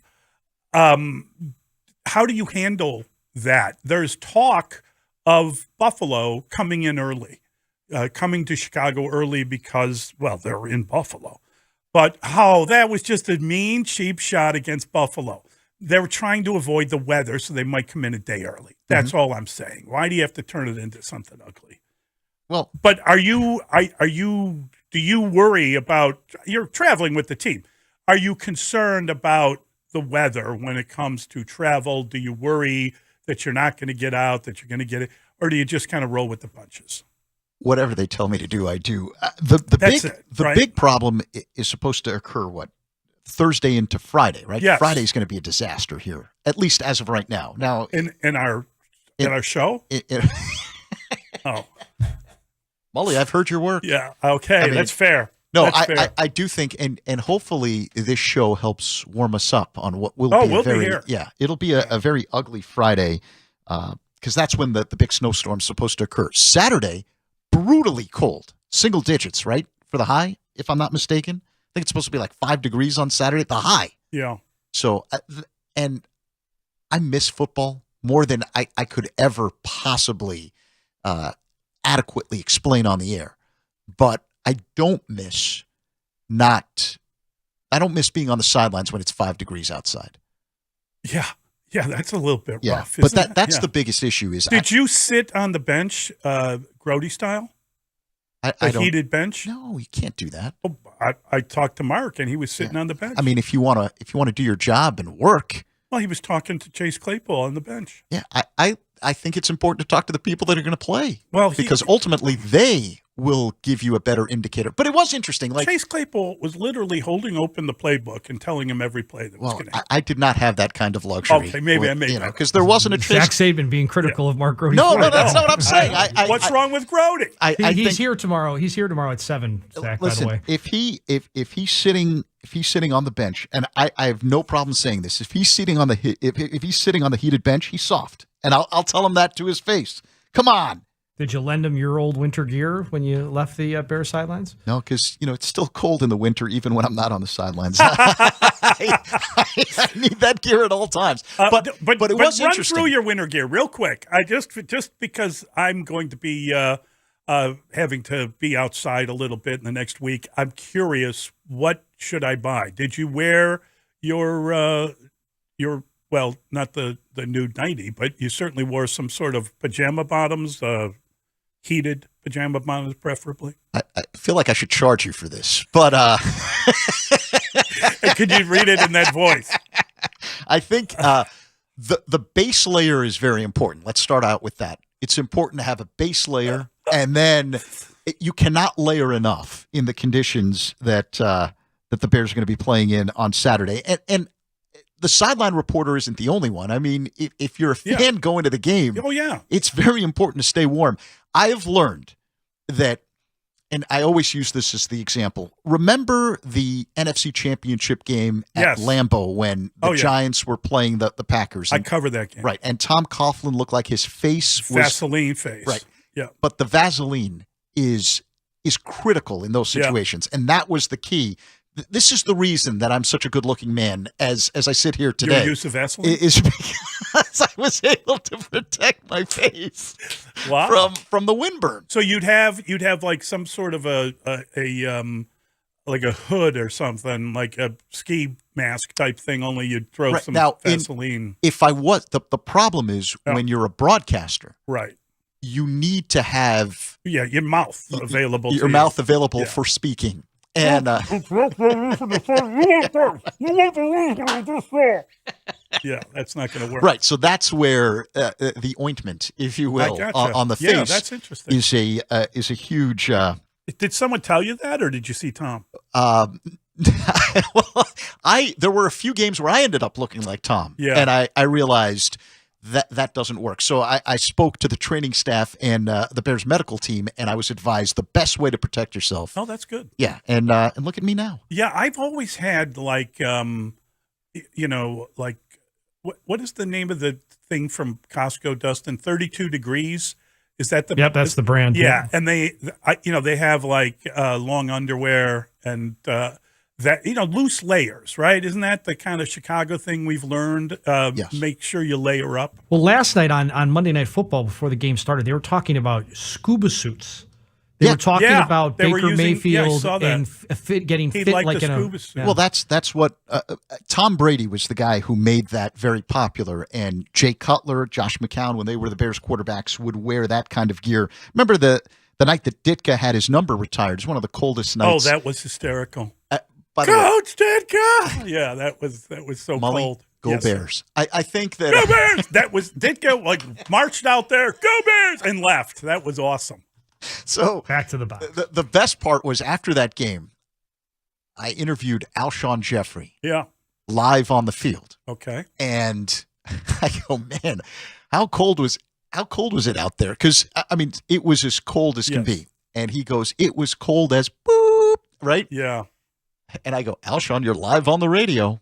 And, but that's how cold it was. Wow. I mean, it was, whew. But the base layer is important, followed by extra layers, a lot of extra layers over that. Keep your hands warm. That's critical. Keep your hands warm at all times. Unfortunately, the batteries run out very quickly in that kind of weather. So you're constantly replacing the battery for the microphone. And, wow. I would get. Is that right? My hands would start to bleed because so much is, less than 5 minutes, you can get frostbite in those conditions. Oh, I know. Yeah, no, it's interesting. I would imagine that Buffalo, though, this is not. I mean, there's no such thing as bear weather when you're talking about Buffalo coming in, right? I mean, I don't think Philly seemed overly kind of done by it, and I doubt Buffalo. Buffalo probably their blood is so coagulated from being in that. Particular nape of the neck that I doubt that anything that they come across at Soldier Field, provided they get there, will be much of a problem for them. All right, let's get to the phone lines. We've got George is on the road. Hey, George. Hey, how you doing? Good. So I want to talk about the coldest game I went to. I was 9 years old. Okay. It was the Bears playoff game. They were playing the Giants. I can't imagine a game being colder than when a ball literally freezes in the end zone as the punter is trying to punt it, and Sean Gale picks it up for a touchdown. There's no way that this game could be that cold. The ball literally froze in midair. I saw it. It was crazy. That is crazy. I don't recall that happening, but yeah. I mean, look, if you're attending a game, there is nothing wrong with bringing a piece of cardboard with you, and you can put that under your feet. The thing that people that is super old school. I was going to say that is very old school. My grandfather, we were at before Soldier Field did the renovations. We went to a game in between Christmas and New Year's, and I was still gung ho. I was going to tailgate, right? And he's got like the full snowsuit on. He's totally prepared. I bring out the little Weber grill, bring out the mustard. I can't, the mustard was frozen. We went into the game, we got a beer, and it was when they had it still in the paper waxy cups. You took a sip out of your beer and you were drinking a slushie. That's how cold it was. I think the thing that helps is, because it is 2022, they have hand warmers and foot warmers. You don't have to use the cardboard anymore. Yeah, who were you calling soft earlier? And I'm just saying, if you're going out to I watch think the game as a people fan. think if they have boots on that they're laughing, and I'm not sure that's the No. case.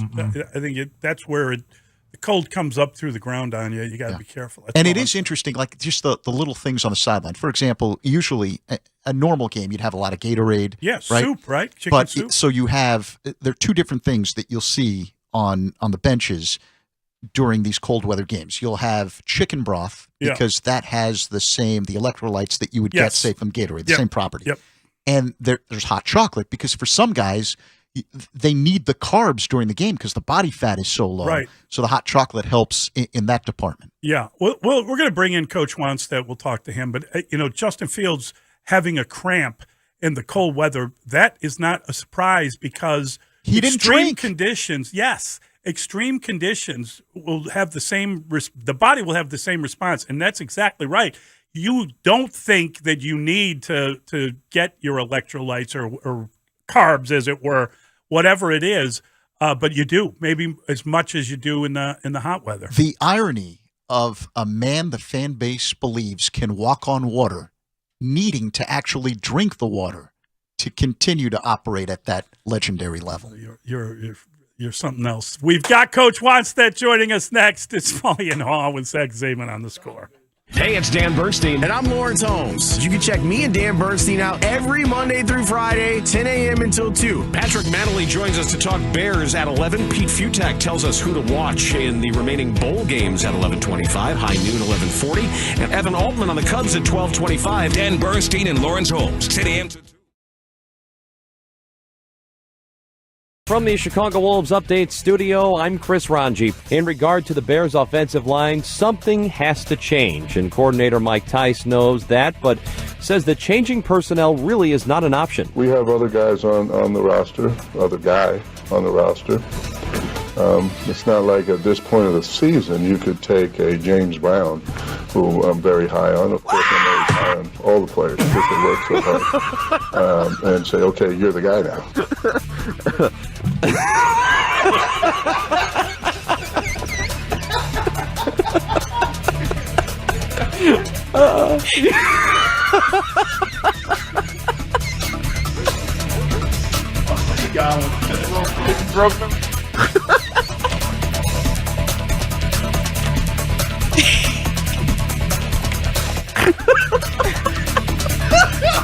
I did not see that coming at all. That was great.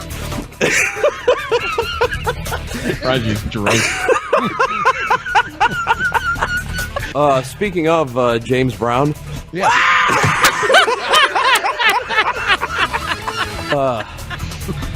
He's been elevated to the 53-man roster. Who's that? James Brown.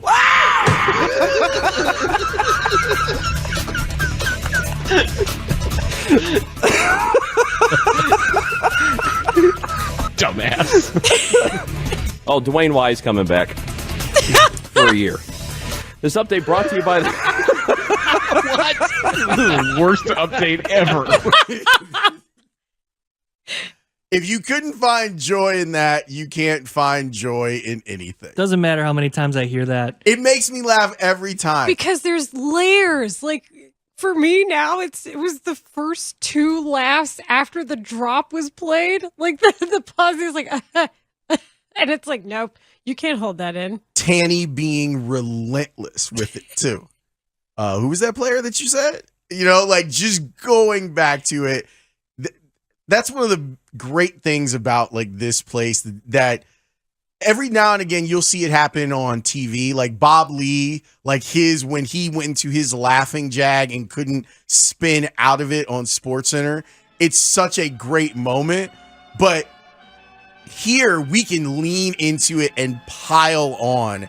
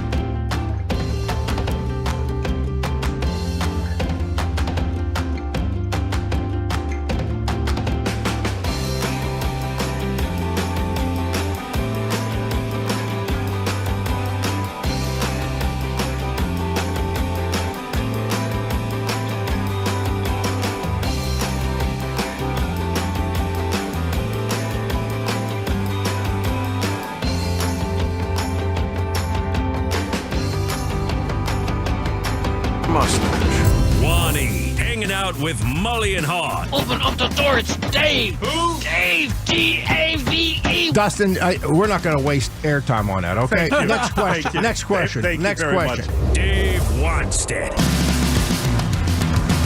Mully and Haugh, Chicago Sports Radio 670 The Score. We've got Zach Zabin sitting in for David Haugh, and we have Coach Wanstead in studio. Dave, always a delight, always a pleasure to see you. How you doing this morning? I'm doing good. Absolutely. You know, getting ready for Christmas. That's what I'm doing. There you go. And the snow. I guess I should restate that. I'm getting ready for the snow and Christmas. Well, the thing is, you haven't been in the snow in a while. I mean, you've been in the snow, obviously. Not much, you're right. But I've been spoiled a little bit. Yeah. I have been. Yeah. While the rebuild goes on in Naples, you are here, and you're here for the winter, and it's going to be – it sounds like the polar vortex is coming early. It sounds like it's going to be really cold on Saturday at Soldier Field. Certainly, Dave, you've been through enough of those types of games to understand what that means.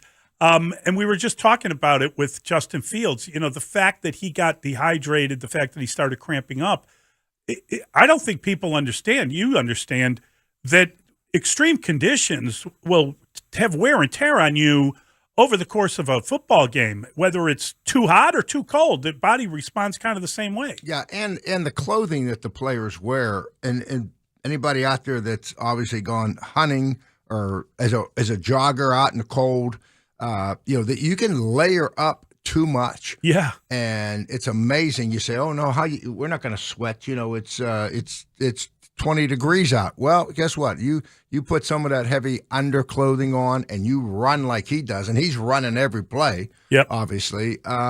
You can overheat and you can cramp up and you can dehydrate just as if it was 80 degrees out there. No question about it. That's where the Bears are lucky. They got one of the best equipment men in the business in Tony Medlin. So if you're a young player, the best. Yeah, you're right. I mean, he's been through everything. So I think he prepares you properly. And obviously, you can switch if something doesn't work out for you. And he's got that stuff available to you immediately, to almost like a NASCAR pit crew to watch these guys change. You know what, Zach? That brings up a thought. The real key to this thing, and when I was at the Dolphins and we would travel to play New England, play the Jets, play Buffalo up there, this time of year. And here was the trick. The first time I kind of got fooled. We go up, and I think it was Buffalo, to be quite honest with you. And, it was going to be one of those frigid days. And all of a sudden, warm-ups are getting ready. And the one player that I remember distinctly, because I always had a conversation with him before the game, was Jason Taylor. And he's actually coming out late for warm-ups. And it's a huge division game. Back then we're, competing to win the division. Buffalo was a really good team. And I am beside myself. And so I called Jason over. I said, "What the hell is going on?"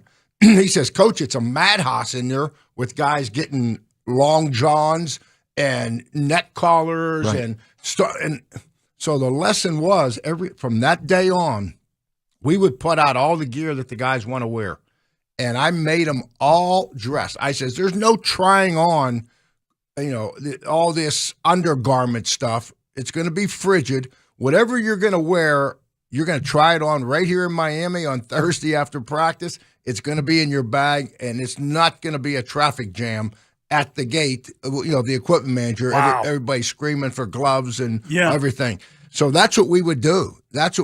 Because let me tell you something, it can be a distraction. Yeah. And some of these players get goofy with it, and so you got to deal with it the right way. But no, Tony Medlin, you said, Zach, one of the best. He is the best. There's no question.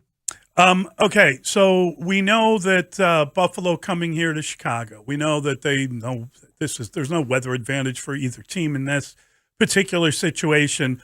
But Dave, we don't know who's going to be available for the Bears at the wide receiver position. We're hopeful that Claypool can come back, but when a guy can't practice the week after the bye week, that means he's missed 2 weeks basically because of injury. And then you hope that N'Keal Harry would be available because Equinemius St. Brown's going to be in concussion protocol. We know that Darnell Mooney's not coming back. We know that that St. Brown is out. We know that. We don't know who's available.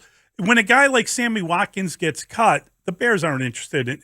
They're more likely to raid a practice squad for some player that they're looking at this point than they would be for a veteran guy, even though he might be able to understand a route or two and be able to run one. Yeah, I would definitely think so. I mean, because, he's cut for a reason. Yeah. You get cut, if you're a veteran player with a reputation that's been around, you get cut this time of year. There's what's going on, and now here's the big thing. I think the Bears, when this season is over, and I think we've talked about this, Mully, there cannot be more than a 2-minute conversation about Pringle, Harry, Brian. They got to say, we know these guys. We know what they are on the field, off the field, in the classroom as people. So who are we going to keep and who are we going to move on with? So, I think they're playing all these guys. They're all being involved in the passing game to some extent. And I think it's a little bit of evaluation still. Let's be 100% sure when this season's over. Weather-wise, I bring it up because I think it is important. I heard, and this was during the Buffalo-Miami game last week, Laura Oakman brought this up on the air, that Ken Dorsey, the offensive coordinator of the Bills, essentially had 2 game plans ready to go depending on the weather. And it meant when it's dry, when the snow. Here you have when it's cold, windy, there might be snow. How many different game plans did you have for those types of conditions? Yeah, you know what? That's Ken Dorsey's doing obviously a great job up there. You would, but I think you kind of, it'd be no different if you're going in and it was going to be raining. Right. You have a... But there's certain things you can call in those Absolutely. conditions, certain things you can't. And certain things, and I made this comment, in that Buffalo game, once the weather got bad and it started snowing and it was icy, you're not going to get a pass rush. That's the first thing it goes. Okay, so now you say to yourself as a coach, the only way we're going to get any pressure is if we're going to blitz.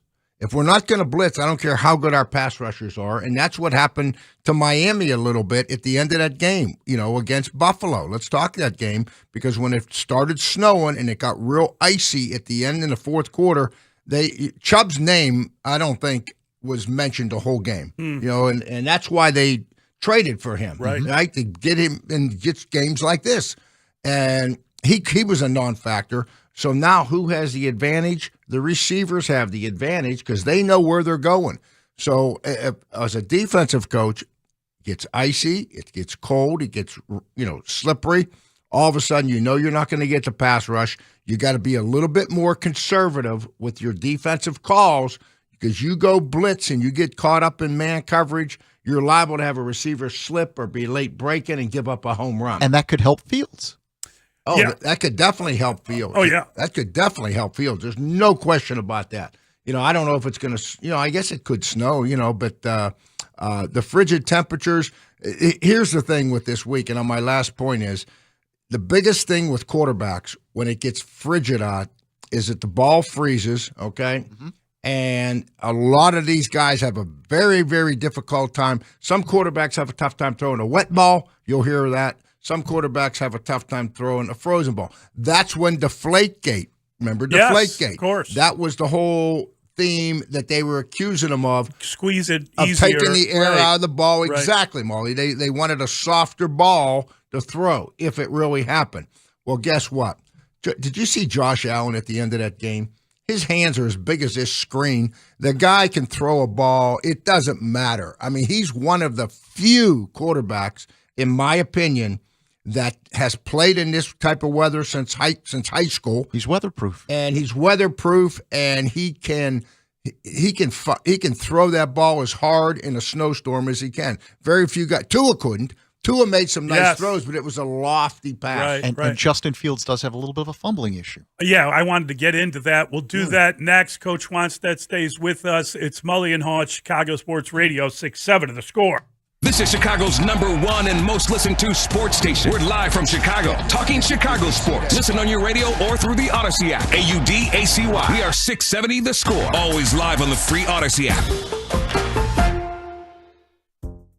I believe a caller said something to the effect of, without Michael Kay, you're nothing, to Don LaGreca. It started as a simple discussion about Joey Gallo's value to the New York Oh, Yankees. wow. Okay, I haven't even seen It's that. just a sports thing they were talking about. My here. apologies. Here we go. Don, you sound pre-K. Pre-K. He makes outs, Don. That's how. But you're not even like, but they've got the best. They've got a 14-game lead in the division, yo. They've got a 14-game lead in the division. You don't think fielding Don, helps you win? Out. Oh my gosh! Don, Well, no. Oh my God, to you. And some of your comments are. Hold on. You have no comments. I'm at least answering your question. All you say is Don. I know my name is Don. How is he hurting them? The question. He gets an out every time. But it's not hurting them. It's not hurting them. If he bats zero, the team is 40 games above 500. But you really think he's going to be on this team in the playoffs? Do you really believe he's going to be batting 160 and starting in the outfield and batting sixth for the Yankees in the postseason? Do you really think so? So, Don, if they had a guy batting 300 in his spot, they'd be 25 games up. That's how he's hurting him. Oh, my God. You think so? So that's what you need to do. Oh, stop with your Michael Kay. I'm on the air. I worked at the Fan before Michael Kay. I do Ranger games without Michael Kay. 16 years doing pre and post for the Jets. Oh, my God. Guess what? No Michael Kay. I got a podcast that's in the top 50 in every country on the planet. No Michael Kay. I've got two kids. I've got a wife. 17 years. I'll be married to her in September. Guess what?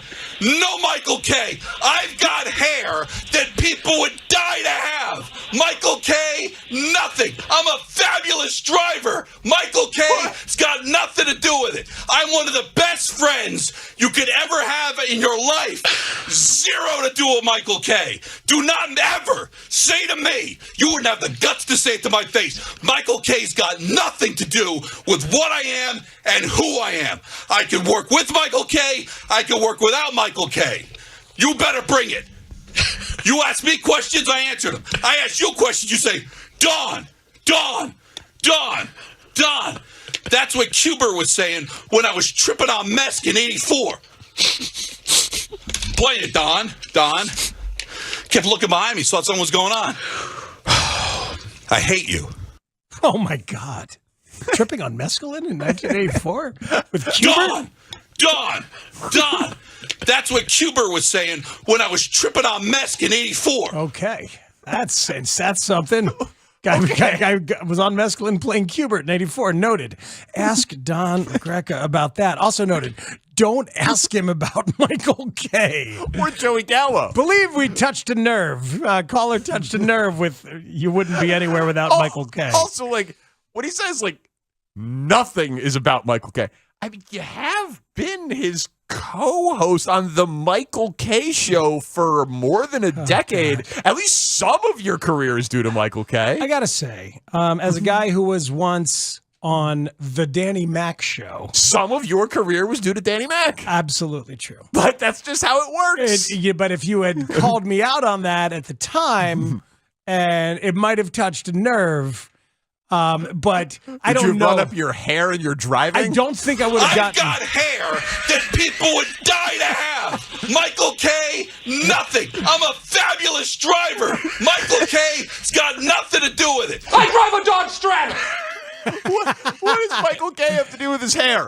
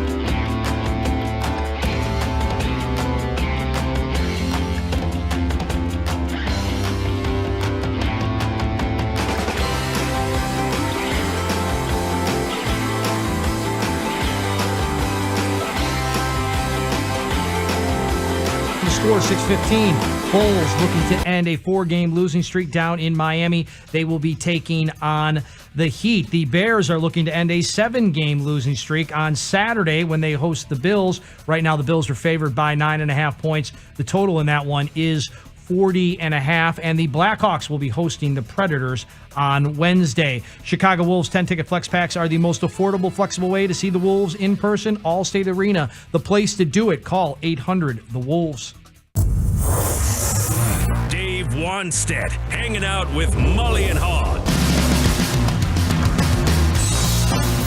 Mully and Haugh, we have Coach Wanstead in studio. Zach Zaman sitting in for David, and we're talking football.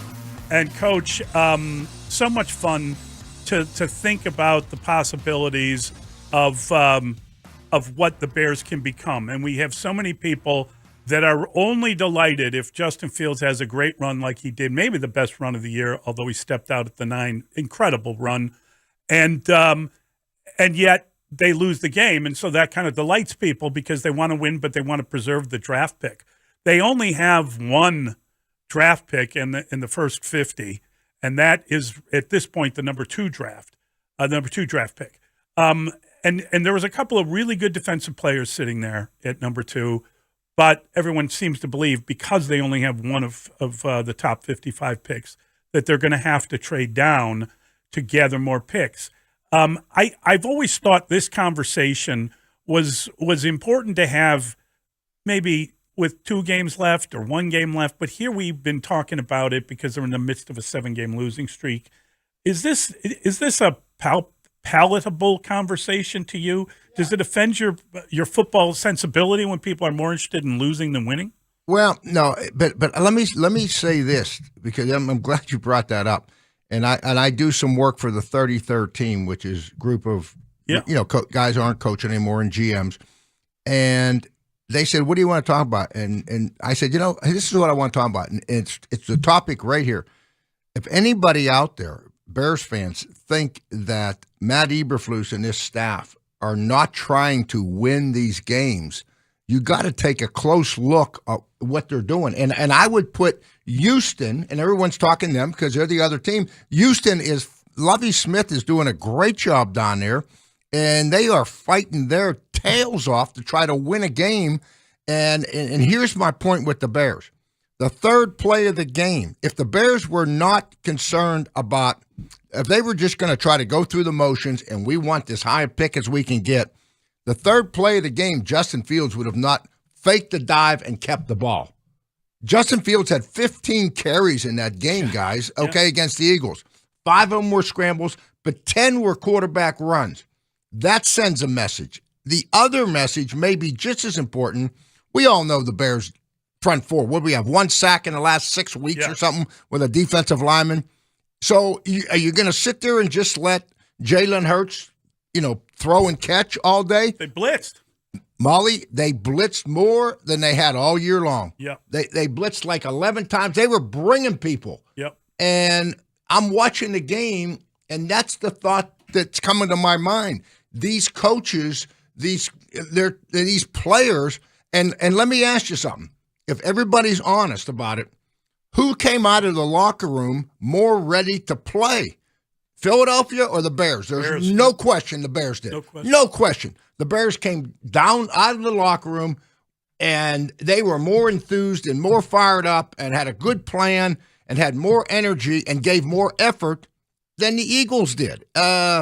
So I'll shut up with that. But these guys, and still, we're not turning it over that much. I think we had 6 penalties, which is a couple more than what we generally have had. But our penalties have been minimal.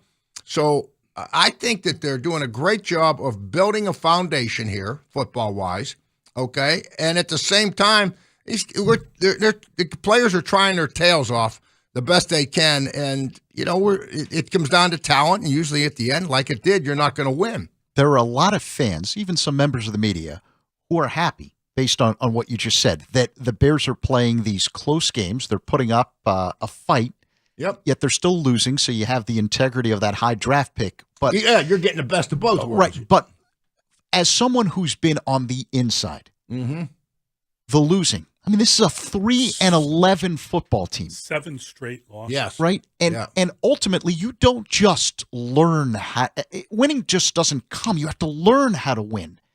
Well, what kind of a toll is that taking on the people who will be back? Because there's another notion that you're going to have 52 new players, and that's not true. Well, I went through a 1-win season at Dallas, okay, and won the Super Bowl 3 years after that. Here's what happened there, and I don't know, we turned over so many players. Yes. You know what I mean? Now, if you're bringing the same group of players totally back, maybe that can have an effect on them, what you're saying, Zach. But if there's a lot of – all you got to do, trust me on this. I mean, momentum, you can gain it faster. It's unbelievable. 1 or 2 games, all of a sudden you're confident again. 1 or 2 losses, you lose confidence in the NFL. But if we go out and we draft somebody that's a difference maker, and we go out and sign 2 or 3 big-time free agent players that are coming off winning teams or Super Bowl teams or whatever, all of a sudden the attitude will change. I believe that. I'm not as hung up on we're losing games, so we're losing that mentality. I've lived it, and I use Dallas as an example where we got to turn pretty darn quick. And on that losing team was Troy Aikman. Now, I will say this: future Hall of Famer, future Hall of Famer, Irvin Smith. I mean, there were a lot. But we did draft Emmett. He wasn't on that team. We added a lot of players. My point is, we added a lot of players, but Michael Irvin was on that team. It won. Troy was on that team. So. But Dave, I'm not as hung up on this as some people are. I totally agree with what you're saying. I don't think you need to learn how to win. I think you can just win if you have the talent. But I think the exception to the rule is what happened in Dallas, because you guys put together some of the greatest drafts that we've seen. So you got the picks, but you had the greatest advantage in terms of you had recruited these guys since high school. You come into the NFL and every guy who you thought was going to be good and how competitive they were as a result and how good they became. I've never seen anything like that. I don't think we'll see it again, because it's almost like you had like 15 great draft scouts that had been recruiting in college, and you knew everybody. You put together a team that there was. I remember watching that Dallas team here in the Mike Singletary. That was the last game, and it's when the famous Kerwin Richards, Jimmy cuts him on the sideline. That is the Bears trying to win the last game for Singletary, and the Cowboys, this young entity en route to Super Bowls. It was like a gnat on a windshield. Right? That team was so good. Well,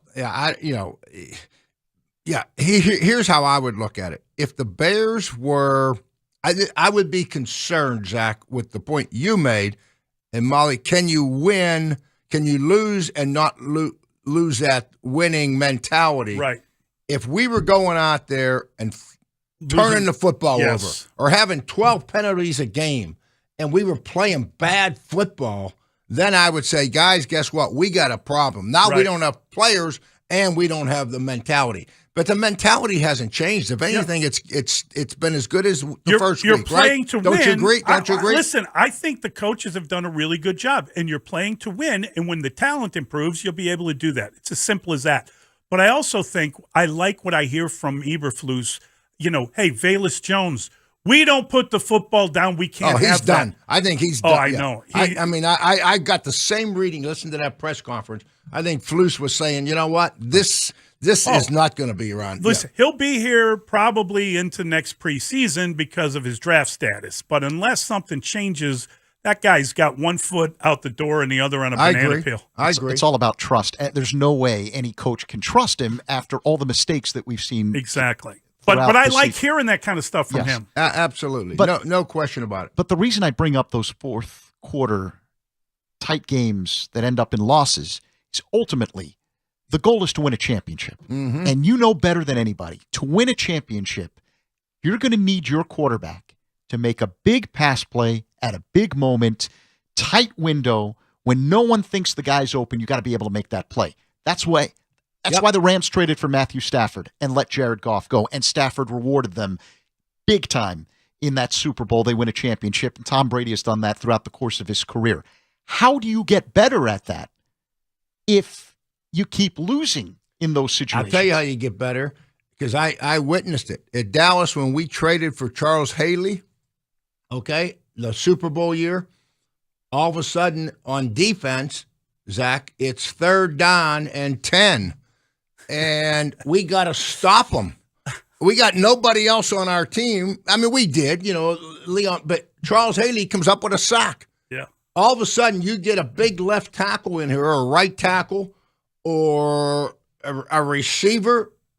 You bring A.J. Brown in here. Yeah. All of a sudden, Justin Fields, I'm convinced of this, he's going to throw up a ball, and A.J. Brown's going to make a catch. Right.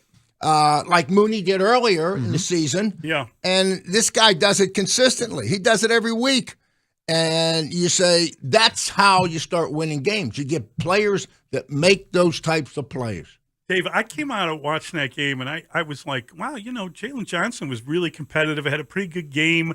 The secondary did pretty well. And then you look at the stats, and he gave up 9 catches and 181 yards. Right. And it's like, he did defend him, though. It's just 2 of those passes were like, yeah. I mean, his arm was there, but they were in the guy's hands. It was extraordinary, a couple of those throws from Hurts.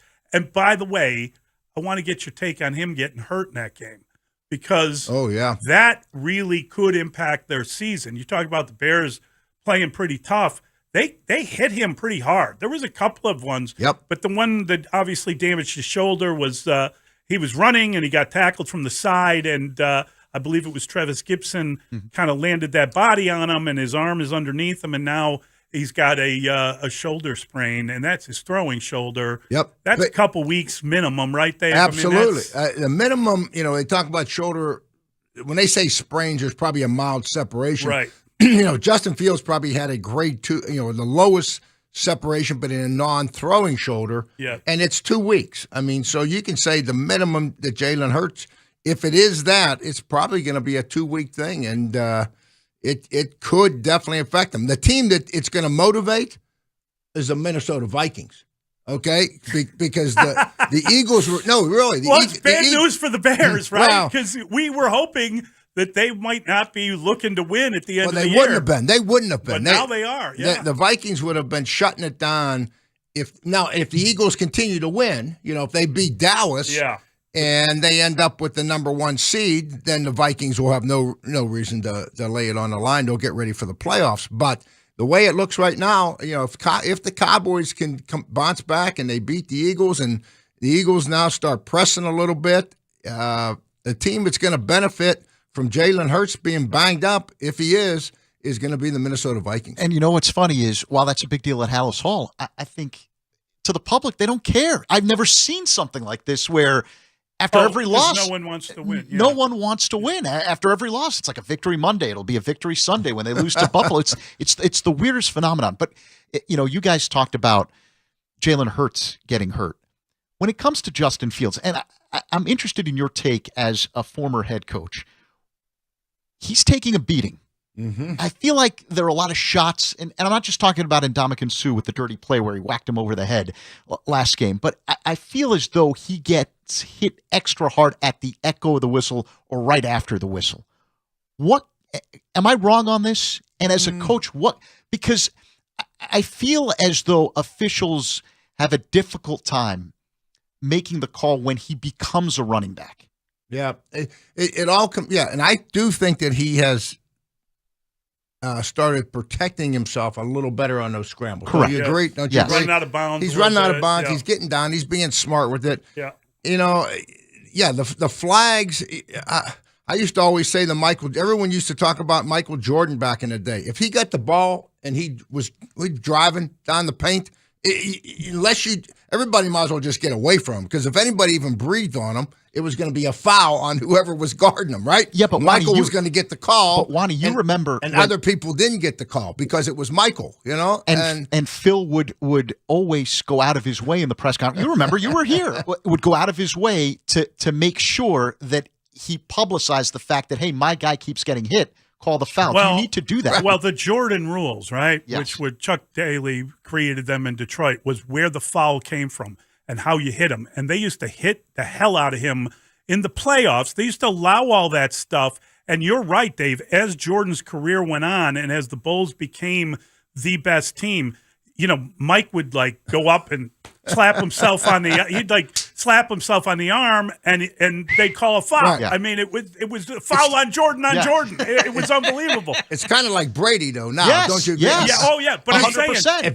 If you're early on, yes. he took some. They punished the hell out of him, the Pistons, in some of those series. And I think that's happening to Justin Early. Fields. Yeah, that's what I'm saying. I think, Zach, that I think It shouldn't be that way, Zach. Shouldn't be that way, but you kind of earn your calls as you go on. And Tom, right now, think about it. If you be a defensive lineman and you come free and Tom's standing there, in the back of your mind, you're going for the sack, but you're thinking, I'm going to touch him right? first. I mean, how's this going to? You lay down some padding, you lift him up, and then softly deposit him on. You maybe put a pillow under his neck.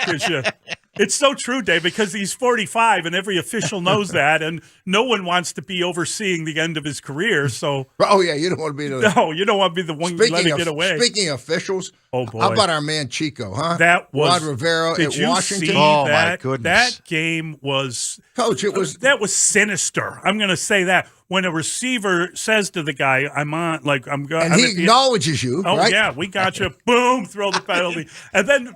The other play in the end zone where he got the final play of the game. Did they take out a 2x4 and hit him with it? They may as well have. It was amazing that they swallowed his whistle on that. I gotta hear the what the end result is with those officials. Don't you get suspended for doing that? I think what happens is you don't get to do playoff games, so you don't get the added benefit of being in the playoffs and all the and neither extra will money Washington. and all that. No, Chico won't get the extra benefit either. No, and it may cost him a playoff game. I know. That's what he's saying. Yeah, it's ridiculous. Dave, the offensive line has all sorts of issues. We were kind of joking about, we've been calling to see Alex Leatherwood, and then we saw Alex Leatherwood, and we don't want to see Alex Leatherwood anymore. I'm glad Tony Wise isn't here tonight. Remember? Molly brought that up. Tony was just taking a sip of his coffee. Yeah. And Molly said, Tony, what do you know about Alex Leatherwood? Remember that? Oh, yeah. He said that Eddie Guard is a failed tackle, and oh, my God, it was hysterical. He was hysterical. Yeah. But I mean, that was pretty rough. Yeah. He had 10 plays in the first game, and they weren't important. And you could argue that his biggest play of the game was when he let Hassan Reddick hit Justin Fields, who shook out of it and then ran. Right. It was like a great play on Fields' part. Thank you, Alex Leatherwood, for supplying the. See, that's where I would spend my money. I am totally convinced that you watch these college games. Well, go back to high school. Watch these high school. Everybody's in a 2-point stance. No one hits anymore. All the rules protecting the players from NFL all the way down to high school. So what happens is you get these offensive linemen, and you talk to any line coach in the NFL, and the first thing they're going to tell you, I don't get enough individual work to really perfect the skills of these guys. So with that being said, and I'll tell you what, hats off. I don't have his name in front of me right now, but our offensive line coach is outstanding. I think this guy's doing a great job with the offensive line. Chris Martin, is that? Chris Morgan. Chris Yeah. Morgan. He's really Chris Martin is the guy from Coldplay. He's really Right. good. He's fantastic too. That's right. He's got more to work with. But he, in all honesty, he's doing a fantastic job because our guys are getting better. They're getting better. Yeah. But with this free agent money, I think the quickest fix, I would spend my money on a proven offensive lineman. A guy that can come in with under the circumstances of the NFL and let's put 2 guys in there right now that are going to be big-time starters for us, and then figure out with all these young guys who's getting better and, and so forth. Okay, that's the way I would see it. I'm fascinated by this because I don't believe, as the Bears currently sit, I don't believe they can fix every problem they have this offseason. So, and I watch some of these teams, like I watch Cincinnati. They don't have a great offensive line, but man, do they have weapons. Yeah. And I think to myself, what can cause more damage quickly? The big offensive line, or if you get those weapons on the edge with a quarterback who can do what Justin Fields can do with his legs? The offense that they're going to run with Justin Fields is going to be a lot like what we just saw last week. Right. Okay, where the quarterback is always going to be involved in the run game. That's just part of the deal. Right. And with that, I'm going to say offensive line because it's not going to be drop back and throw it 50 times. That's never going to be our cup of tea right here. And it is what it is. And so I would put the emphasis, that's Joe Burrow. That's what Joe Burrow is going to drop back, and he's going to throw it 45 times a game or 50 times if he has to. So I think you're talking 2 different quarterbacks, 2 different sets of skills, which makes them difference makers. And our guy, it's the run game. It's the run game and the play action passes that are going to give our offense a chance to be, the top offense in the NFL. Dave, always a pleasure. Thank you so much for coming in. Really appreciate it. That Zach, is Coach Ronstadt. Got it. That is Zach Zabin, and you're listening to Mully and Haugh on The Score. Bulls fans, Zach Levine here. This is your official radio home for Chicago Bulls basketball. Levine throws it down with a right-handed power dunk. Listen to every moment of the action right here on Sports Radio 670 The Score and the Odyssey app. Who's ready to jump into the world? He's super accurate, 25. He's so much more accurate downfield than what Trubisky was. He's got the ability to outrun any defender that's going to chase him, but it's going to take that element of perfection that's going to help him develop his traits because they're doing something at the line of scrimmage so well. So drill down on, let's say it's 10 plays. But you can dress them up by flipping formations. You can use motion sometimes. You can use that book of that thin book of 10 plays to make your offense good without being like, we have 100,000 plays. Right. Like, just do the same stuff, but do it better. Do it perfect. And let's beat the defense down with the amount of plays that we're exactly so that they're going to make a mistake. Defenses are built for 3 and out. Their physical conditioning and the mentality of the way they play the game. If you get an offense on there that can have sustainability and time consumption, you're both going to wear down the offense and you're going to be able to open up more elements. You know what else it does? It takes the other team's highly paid pass rushers out of impactful positions. Mm-hmm. They're not going to wreck it on 3rd and 1. They're going to wreck it on 3rd and 8. Right. Dan, that's exactly the point. The very first game. So we're lined up again, tight end, tackle guard. Here we are. And we have a 245-pound Nick Bosa. Mm-hmm. Am I going to let him rush the passer repeatedly against Justin? He's going to be able to hear the snap count. It's going to be a home game. The crowd's going to be quiet. Justin's going to be going there and calling out vocally the snap count. And then he becomes familiar with the timing of the count. Now we're going to run right at him. I am going to drive Nick Bosa into the ground repeatedly. I am not going to let him get in 3rd and 8 and get to the outside edge of who's playing tackle and run around and then force Justin out of the pocket or quicken the pace of the read. But on 1st down, 2nd down, I'm going to beat his face into the ground. I'm so ready to play football right now. I mean, that's game 1, man. Nick Bosa is walking through that door on September 11th. Tom Thayer's got us Field. all ready for training camp. Oh, my God.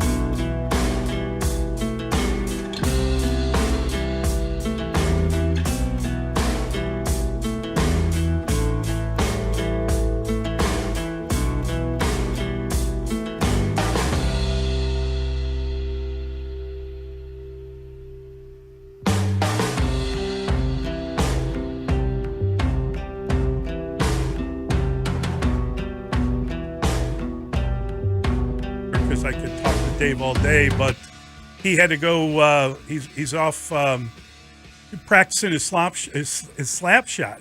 Dave is going to be at the United Center on Friday, shooting for the trip or whatever. You know what I mean? You know, they do the shoot the puck thing. Yeah. Dave's going to do it. Oh, how cool is that? Yeah, his grandson is a hockey player, so he's taking him and the family, and it should be a lot of laughs to see Coach Wance, a great athlete. You know, Dave obviously a lineman at Pitt back in the day,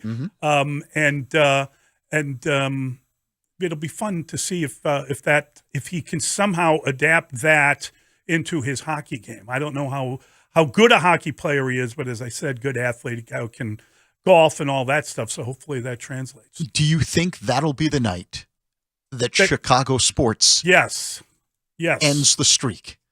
The night Chicago died, the night Chicago came back to life. Dave will have to bring some good luck. Could be tonight.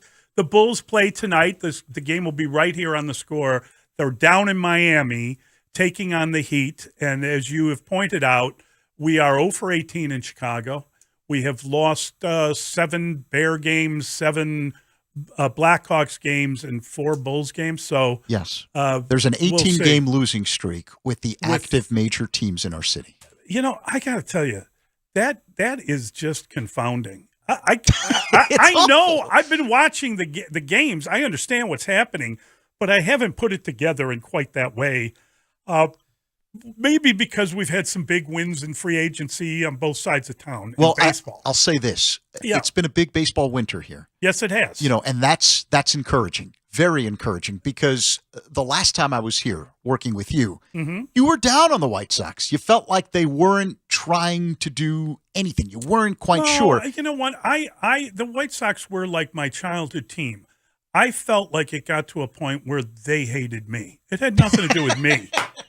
They just didn't like me, and it hurts. But you feel a lot better now, right?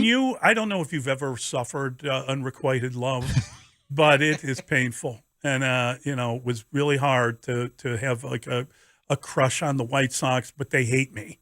It's not even that they didn't like me; it was they were actively kind of annoying me. So all is well now. I feel a lot better about things. I'm glad they spent some money.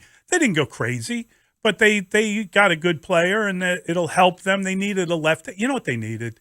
They needed an outfielder to free up some of those outfielders. So now I feel like Eloy Jimenez is free to be a DH. I feel like Andrew Vaughn is free to be a first baseman. And that I thank Andrew Benintendi for. And he is free to be a left-handed bat to help them in left field. And I guess it's Oscar Colas. Is that who's playing right field for him? Okay. You would think. Yeah, that sounds fine. They added to the rotation as well. So they added the rotation. Yeah. I mean, a second base would be nice, but I'm not demanding everything, and they've got some in-house candidates. You know, listen, I'm not – I feel a lot better about it than I did, and I feel real good about the Cubs. I think that Dansby Swanson is a really nice piece. I enjoyed the Jameson Taillon press conference. That was nice to hear. I like all that stuff.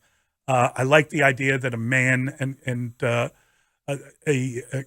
Craig Breeslow, apparently he walks around in a lab coat with like all sorts of notes about pitching because he runs the pitching lab. Runs the pitch lab. So the way I envision the pitch lab is like a laboratory. And I want all of my guys in white coats kind of going through this and coming up with formulas, etc. But he went there, he met with them. They had a 2-hour conversation. According to Taillon, we learned that yesterday at his introductory news conference. And I like to get to know people as they come to town. I'm looking forward to it. I'm very excited about Dansby Swanson. Is he back from his honeymoon? I don't know that. I've not been keeping tabs on him. His wife, Mallory Pugh, plays for the Red Stars or played for the Red Stars. I don't know if you're following the Red Stars, but there's a lot of weird stuff going on. Like free agency has come into that league. They signed a couple players right away, but a bunch of players are kind of leaving them. Are they spending money properly? Are they putting together the right team? I hope she sticks around, especially with her husband. While you worry about the Red Stars, I'll worry about the Cubs. And I think what stands out to me is with the new rules where you can't shift, the Cubs now have the kind of middle of the diamond that you want in this new age of baseball, which is a return to the old age of baseball. Right. You have a Gold Glove shortstop in Dansby Swanson, which frees up Nico Horner to take his excellent glove and go to second base. So you add a lot more athleticism in that position than the Cubs had last year. Nico's offensive numbers as a second baseman are much more valuable, I think, to the Cubs than his numbers as a shortstop. In center field, I don't know Cody Bellinger has left. And it'll be interesting to hear from him. Still a young guy. Yes, but I think it's trended the wrong way. He's not been anywhere close offensively to the player he was in 2019 when the OPS was better than 1,000 and he hit, I think, 47 home runs. The average was above 300. But at a minimum, your outfield is fantastic with the glove. From the Gold Glover in Ian Happ in left field, where he's been at his most comfortable as a major leaguer, to what Bellinger brings to center. Seiya Suzuki will only get better as a fielder in right. So you have to like the defense that you have out there. And then up the middle, you have Jan Gomes right now as your catcher. I'm sure they're going to add another defensive-minded guy at that position during the offseason. Swanson and then Horner. You like what they're doing. They do need a little bit more offense. You'd like to get a little bit more slug. You'd like to have someone from the left side that you can trust. And I know there's a lot of talk about Matt Mervis being that guy. You can't assume that he's going to be that guy, because what we don't know, as great as he was, and this is a guy that hit over 300, had 30 bombs and 100 plus RBIs, did everything you could possibly do at the minor league level last year. Do those power numbers translate to the major league level? Because the lefties that are down on the farm are nowhere near the lefties in the major leagues, which means I think you're going to have a platoon of some kind. So who else do the Cubs add to the mix? But what I like is Trey Mancini's been mentioned. He has, I don't know if they go after him or Brandon Drury. I do think someone else will be added to the mix here. But what I like, and I think it would be nice to see them finalize a deal with Drew Smiley and bring him back. He was lights out after he came back from the oblique injury, ERA under 1 during the month of August. But what the Cubs are telling you is their closer. It's interesting that you mention that. Yeah. Because I think. Well, first tell me what they're telling me, and then you can get to the closer. You said what they're telling you is. What the Cubs are telling you is that while they're not all in, say the way Philadelphia was this offseason or San Diego, what they are telling you is they're in. We're competing. Yeah. It's a winnable division. Yeah, the rebuild is over. And the reason that, and you said the right word there, the division. Yeah. Because I don't know if they're good enough to be a wild card team the way the National League is set up this year with the Mets, the Phillies, the teams out west. But if St. Louis stumbles, you look at the rest of the National League Central, Milwaukee's taking a step back. I don't know kind of where Milwaukee is right now. Cincinnati's rebuilding. Pittsburgh is in a perennial rebuild. So when you look at the Cubs, if you show something, and Crane Kenny has come on this show and said that the money is there, and it's been there for 2 years. So if the Cubs show you something at the trading deadline, they can add this year as opposed to subtracting and put themselves in the mix. But that's if St. Louis stumbles. And now onto the closer. So I think you have a number of different guys you can choose from, right? Because if you look at their bullpen right now, it's guys like Keegan Thompson, who was lights out but he's got that closer, the bulldog mentality. How about Brandon Hughes? Late in the year last year, David Ross was trusting him with that wipeout slider that he's got. He's got that bulldog mentality that you like. Cody Hoyer comes back. Remember I mentioned him and I was told he was not healthy I'm just enough. saying. Let's see. I mentioned Cody Hoyer. And by the way, since you don't need him anymore, can we have Nick Madrigal back? How about the Sox? I think that's something that really needs to be talked about, like Nick Madrigal. Zach, do you think where the Cubs are at right now. Well, we got to get to a break. I'm sorry. Hang on to it, and we will come back I should be to better that. at that. I We've apologize. got Mike Florio next, but I think that's a good point, and it's something 9 later o'clock. in the show. There's Later the in the tease. show. 9 o'clock. When 9 o'clock, The future of Nick Madrigal. We'll have Dustin quizzing, Dun, dun, dun, dun. quizzing Zach. How about that? Can I get you on the Fly the W podcast, Zach? Yeah. Zach, oh, no, he just shook his head. No. All right, there we go. And I'll do it, though, Dustin. Yeah, okay. We don't talk Thanks White Sox. It's a Cubs Thanks for not podcast. inviting me. And I mean that sincerely. No, I love the what is it again? The Fly the W. Oh, yeah. That's the one. I love Mully. it. I love it. Let's do it all the one time. We have some great podcasts on No, this. Dustin knows I'm a big fan of his career. I don't think you've ever downloaded, and I do think understand. I've given you a 5-star review. Fly the W, take the North. Yes, Sauce. that's all I do. I barely get to live my life. I'm so podcast heavy. We will talk to Mike Florio next. Mully and Haugh on the Score. Bulls fans, it's Chuck Swirsky and Bill Wennington. Listen to every Bulls game here. Yes! Zach LaVine for 3. And every weekday morning, get the best Bulls recap with Mully and Haugh. Mornings 5:30 to 10. It's all right here on Sports Radio 670 The Score. Chicago's official radio home for Bulls basketball. Always live on the free Odyssey app. The obvious lack of talent at skill positions other than Darnell Mooney and maybe David Montgomery, throw Cole Kmet in there. For better or for worse, you are looking at an offense that is going to be, at least at first, forced to be pretty conservative. Listen to what you just said. Can I just as a pull quote, obvious lack of talent at skill positions. Well, right? yeah. I mean, and you said it because it's true, and and we all know it's true. But think about that. Of course they have the obvious lack of talent in skill positions, and that's just a presumption. That's a given that's already baked in. Sounds. I know. Well, it sounds so bad. Well, I don't right. want an obvious lack of talent at skill positions. Am I crazy? Yeah. I want talent. I don't want an obvious lack of it. The hell? That's what we've been dealing with all offseason. I mean, we know Darnell Mooney is entire life. Yeah, he's kind of a number one, and then what? Equinemius St. Brown. Johnny Morris is their all-time leading wide receiver in yards and catches. How do you feel There about Sid you go. Luckman? Yeah. Let me try this. Dan, look at me. Look at me, Dan. Look at me. Okay. Yes. Here's the deal. Look at me. You looking at me? Okay. Look at me. So maybe Darnell Mooney takes the next step up. Maybe now that Luke Getsy has Equinemius St. Brown freed from the jaws of Aaron Rodgers. What I did was I made an acronym out of obvious lack of talent at the skill positions. And now we have to play on the OLATASP principle.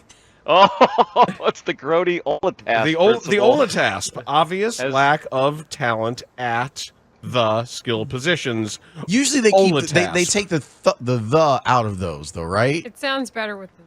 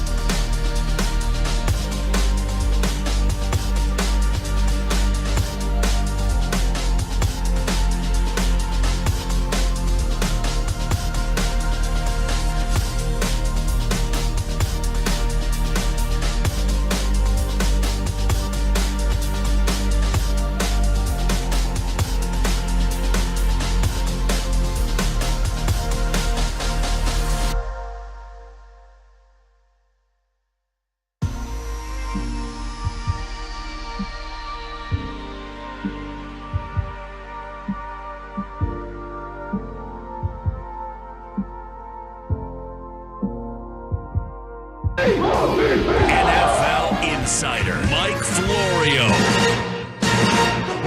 Mully and Haugh, Chicago Sports Radio 6-7 to the score. We love our opportunity to talk to Mike Florio. And Zach Zaidman gets to join me this week. He's in for David, and Mike joins us now on the Signature Bank Score Hotline. Signature Bank, making commercial banking personal. Michael, good morning. How are you? Hey, guys. How are you today? We are living the dream, and we enjoyed watching some football. Well, we enjoyed a little bit of we didn't really enjoy Monday Night Football. We don't really care about the Packers, and I guess they're not eliminated. And boy, was Baker Mayfield woeful. That was some rough stuff. Well, and here's what happens, too. We were talking about this earlier today on our show, PFT Live. You get so addicted to these exciting games, like 24-12, you just want to yawn and go to bed. Like, give us some excitement. You've got us hooked on the adrenaline and the crazy finishes. 24-12, Joe Buck mentioned this right after the game ended. It was the biggest margin for the entire week, a 12-point victory. So it just feels boring when it's ordinary after we get so wired for all the close games that we saw over the weekend and all the crazy finishes. So, hey, look, here come the Packers. They're getting healthy. Their two young receivers are looking good, probably good enough to get Aaron Rodgers to come back for another year, not to mention the $60 million he's due to make in 2023. And they're still in a position to make some noise down the stretch. I have a feeling Week 18, Lions-Packers, winners in, losers out, and that makes for a great final game of the season. Think about that. That's unbelievable. Okay, so let's break it down and put things into perspective now. By far and away, the best team in the NFC this season has been the Eagles. Now with the injury to Hurts, does it change the landscape of the conference? Well, I don't think it does for two reasons. Number one, the Eagles know the value of the backup quarterback position. They got Gardner Minshew for nothing last year after Urban Meyer actually tried to create the sense there was a competition between Minshew and Trevor Lawrence. No one bought it.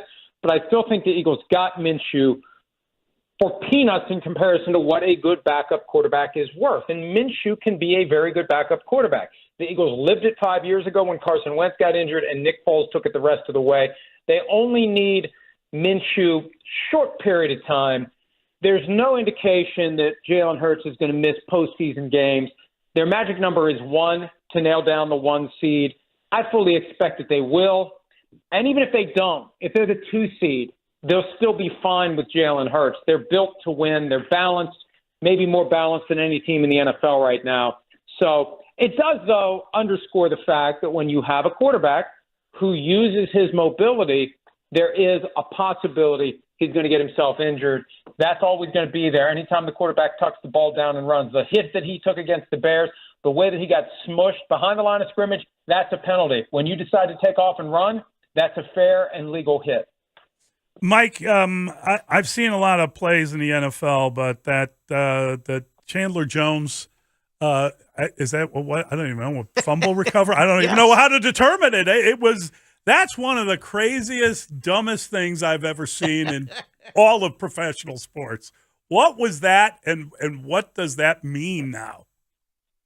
Well, if you had asked me which team in the NFL is the least likely to have authored that mess that we saw, with no time left in regulation, 3 seconds is when they snap the ball. What are you doing with 3 seconds on the clock? You got no timeouts. You're at the 45-yard line on your own side of the field. Why are you even running the ball? Why aren't you just taking a knee and going to overtime? That's where this all went haywire. Did they even call a play and ran a play? Take a knee, go to overtime. And then all hell breaks loose. I've never seen a Stanford band type of a play in a tie game before. I think what happened was when Ramondre Stevenson lateraled the ball to Jacoby Myers, he had kind of a misfire like, are we really trailing? Do we really need to score here? What's going on? And he freaked out and threw the ball in that moment. But undisciplined play, do your job turned on its head, bizarro Stanford band. Along the way, Mac Jones gets planted into the turf at Allegiant Stadium. They probably had to get a big spatula to get him up after Chandler Jones just steamrolled him, like the old cartoon, when Yosemite Sam gets rolled over, you gotta peel him up off the ground. But I can't believe it. And there's an element of poetry to it because the Patriot dynasty was unofficially born in the Tuck Rule game against the Raiders in January of 2002. You could argue that when we get some distance, 5-10 years, we're going to look back at that game as the moment the curtain fell on the Patriot way. If we are truly approaching the final days, months, years of the Belichick time in New England, and it would not surprise me if they move on from him in the next couple of years. I'd be surprised, really surprised if it happens after this year.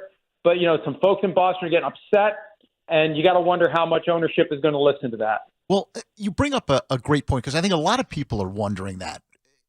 I think Belichick still wants to coach, right? Because that records, is something that means so much to him for a guy who cares so much about the history of the game, the Shula record.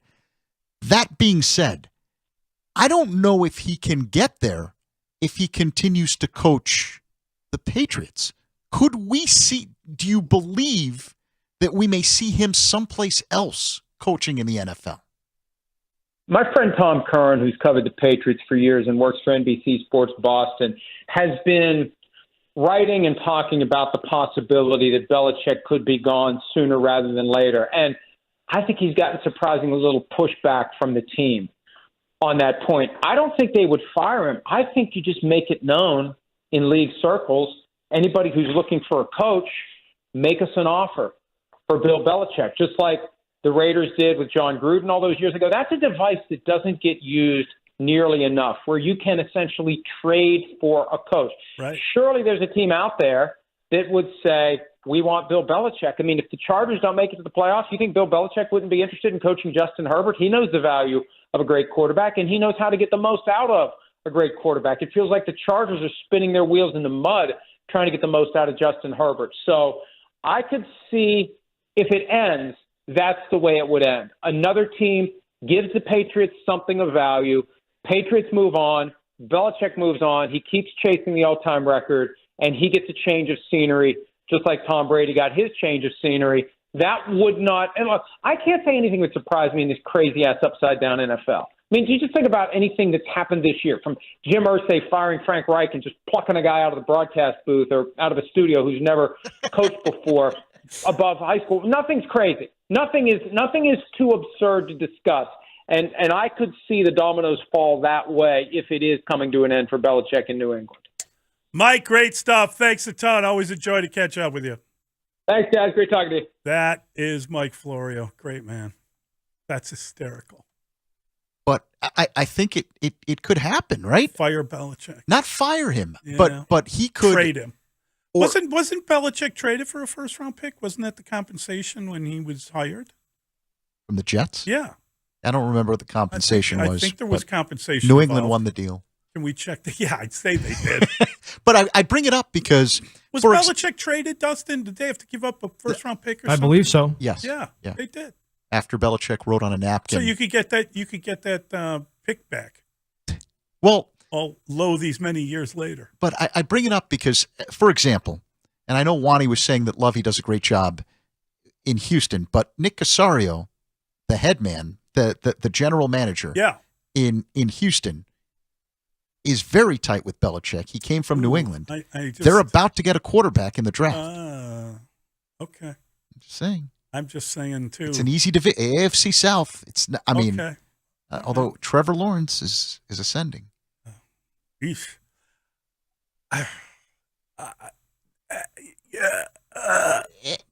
Bill to Houston? How is he gonna ever live up to what Lovey's created there? We'll be back with Dustin Rhodes quizzing Zach for some reason. Mully and Haugh, Chicago Sports Radio 6-7 The Score. Bears fans, check out Chicago Tribune beat reporter and Score Bears insider Dan Wiederer, giving you the latest on the Bears 3 times a week on The Score, including Mondays with Bernstein and Holmes, Wednesdays at 8 a.m. with Mully and Haugh, and Friday at 4 with Parkins and Spiegel. Yeah, I mean, look, like, I don't know. But I want to hear about Cracker Barrel. Things I never thought I'd hear Dan Bernstein say for 1,000. I like Cracker Barrel. I do too. I don't like the people who like Cracker Barrel, but I like Cracker Barrel. So what does that tell you? Cracker Barrel said that they were going to just have on the menu a plant-based sausage made by Impossible Foods. The post sparked strong reactions from its followers, with many complaining, of course, on Facebook, where people complain, especially boomers, about things like alternate meat, that Cracker Barrel should not be offering the meat alternative. Why not? Because they care what other people are eating, apparently. They can't just not eat it. It's kind of like how they'll tell you on Twitter that they don't listen to your show. Like, nobody cares whether or not you're listening. And why? No one's forcing them to eat it, right? They didn't announce it. Nobody's forcing you to listen to this station. Cracker Barrel's not bringing it out to the table and be like, eat this. No, a menu means you can choose what you want on the list. Okay. So that didn't stop one person from going, I just lost respect for a once great Tennessee company. What? Why would you lose respect for them? Another person said, not going to happen. Cracker Barrel used to be so good. We look forward to eating in them, but not anymore. What? Like, yeah, we gotta start getting some of these people off. It's always a conspiracy theory. They're gonna put the fake meat in our Cracker Barrel foods. Yeah, and That's they how also it's gonna go. they're calling That's it what people are woke. thinking, I'm like, sure. you guys are such sheep. Like, this is so pathetic and sad, but it's also hilarious. But again, like, just to be clear, so they what? don't have to eat it, right? They just, like, that's They're gonna it. sneak it in. Nobody's criticizing your choice here. They're just offering more choices. Force feed you fake meat. Now we've politicized the yucking of for Ray. We've politicized the yucking of yums now, and I like Redneck Ray. I Ramblin' want- Ray. I need Ray is a bit Redneck that needs Ray to happen more. and NASCAR Dan to now have conversations with each other. Hey, y'all, what do you think about Cracker Barrel having a meat alternative meat? Boycott them. Hate them. Boycott them. I don't like the meat alternative because there's 3 kinds of sausage that I can get in my store, and it's all in blocks and it's wrapped up in wax paper. You can get the whole hog sausage, and the whole hog sausage means just that they use every part of the hog. And Satan's in that fake food. Fake meat. And the other kind of sausage that has real meat in it is called souse meat, and souse meat are the other parts.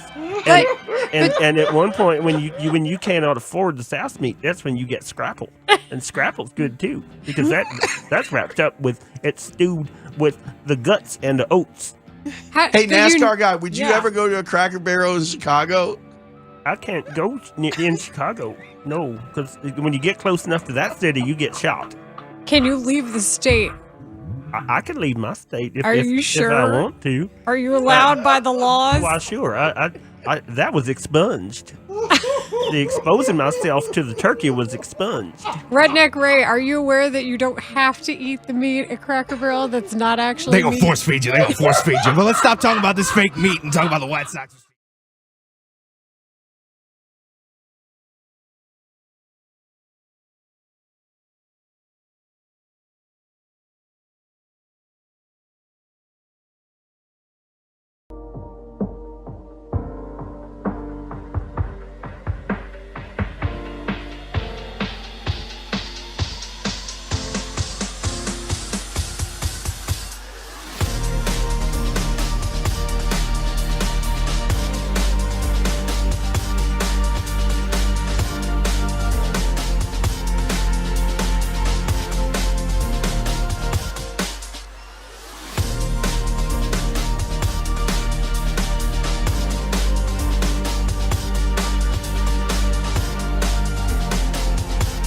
Will be here on Saturday. That's Christmas Eve. Bills favored by 9.5. Total in that one's going to be 40.5. Week 15 of the NFL wrapped on the score last night. Packers doubling up the Rams 24-12 to keep their slim playoff hopes alive. Tonight, 6:15 on the score. The Bulls are in Miami taking on the Heat, looking to bounce back from some bad losses. They've dropped 4 in a row. Does your youth hockey team want to play in front of thousands at the Allstate Arena? We'll make it happen with the Chicago Wolves Youth Hockey Program. It is presented by Kia. Visit ChicagoWolves.com/youth hockey to learn more. Mornings with Mully and Haugh on 670 The Score. Yeah, I mean, he's a really good player. He had a great season. From everything I've heard off the field, in the clubhouse, in the locker room, he's going to make people better. You know, I've heard he holds people accountable. I've heard he really wants to win. I don't think he would have picked Chicago or gone to Chicago if he wasn't convinced that we could build a winner and get back to that level. So really excited to see what he's all about. I've heard great things. I've heard he's super competitive. He's got a edge and a desire to win. The Parkins and Spiegel Show, afternoons on the Score. Coming up at 2 o'clock, it's Parkins and Mully and Haugh, Chicago Sports Radio 6-7 of the Score. And we are with Zach Zaidman today. Zach Zaidman is one of God's great men, and he's agreed to fill in for David for a few days. But he's very tentative about it for some reason. I think mainly because he's worried that Dustin is just going to be pumping him for information regarding his, Fly the W podcast with his buddy Crowley. But Dustin has declared that he wants to quiz you regarding various Cubs information. And now we are going to bring on our executive producer. His name is Dustin Rhodes, and he's got questions for Zach Zaidman. Well, my biggest question is, we were talking in the last hour, the future of Nick Madrigal. So he's not going to be playing second base, at least not on any regular basis. Is he a guy you'd keep around to be the utility second, short, third guy? And could you see him in a position of being the DH in the ninth spot because he puts the bat on the ball? First off, I think he's got to prove that he can stay healthy, where he can be a reliable major leaguer from that standpoint. Before we start talking about production, you have to be available. And I think that's been the biggest problem in Nick Madrigal's early major league career.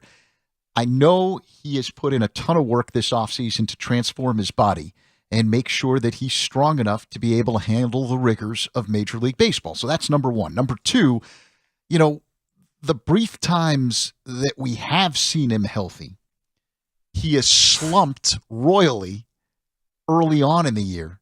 With the White Sox, this is before he got hurt, he got red hot, and he became a fan favorite. With the Cubs, they've never really seen that version, because he was traded to the Cubs as a guy who was injured. And then last year, again, injury prone throughout the entire season. So I think he's got to be healthy first. Once he can prove that, then you see what he can do with the bat. I do think he will have an advantage because, again, no shifting, and he's a guy who can handle the bat. So you'd like to see him take advantage of that. I will say this. I think it's very hard, unless you're a big-time power hitter where you get doubles and home runs, because every sport now relies on analytics, right? So in baseball, in basketball, for example, it's the three-point shot. That's how you win. People give up layups and dunks in order to take threes. In baseball, it's about slug. That's how you maximize it. And I think if you can't stay healthy, then what good does it do you all the ability to handle the bat? But let's say health is there. I mean, could they get away with batting the guy ninth? Kind of that double leadoff idea. Ninth in the top of the order. I mean, he's got no pop. He's gonna maybe luck into a home run or two. I don't think.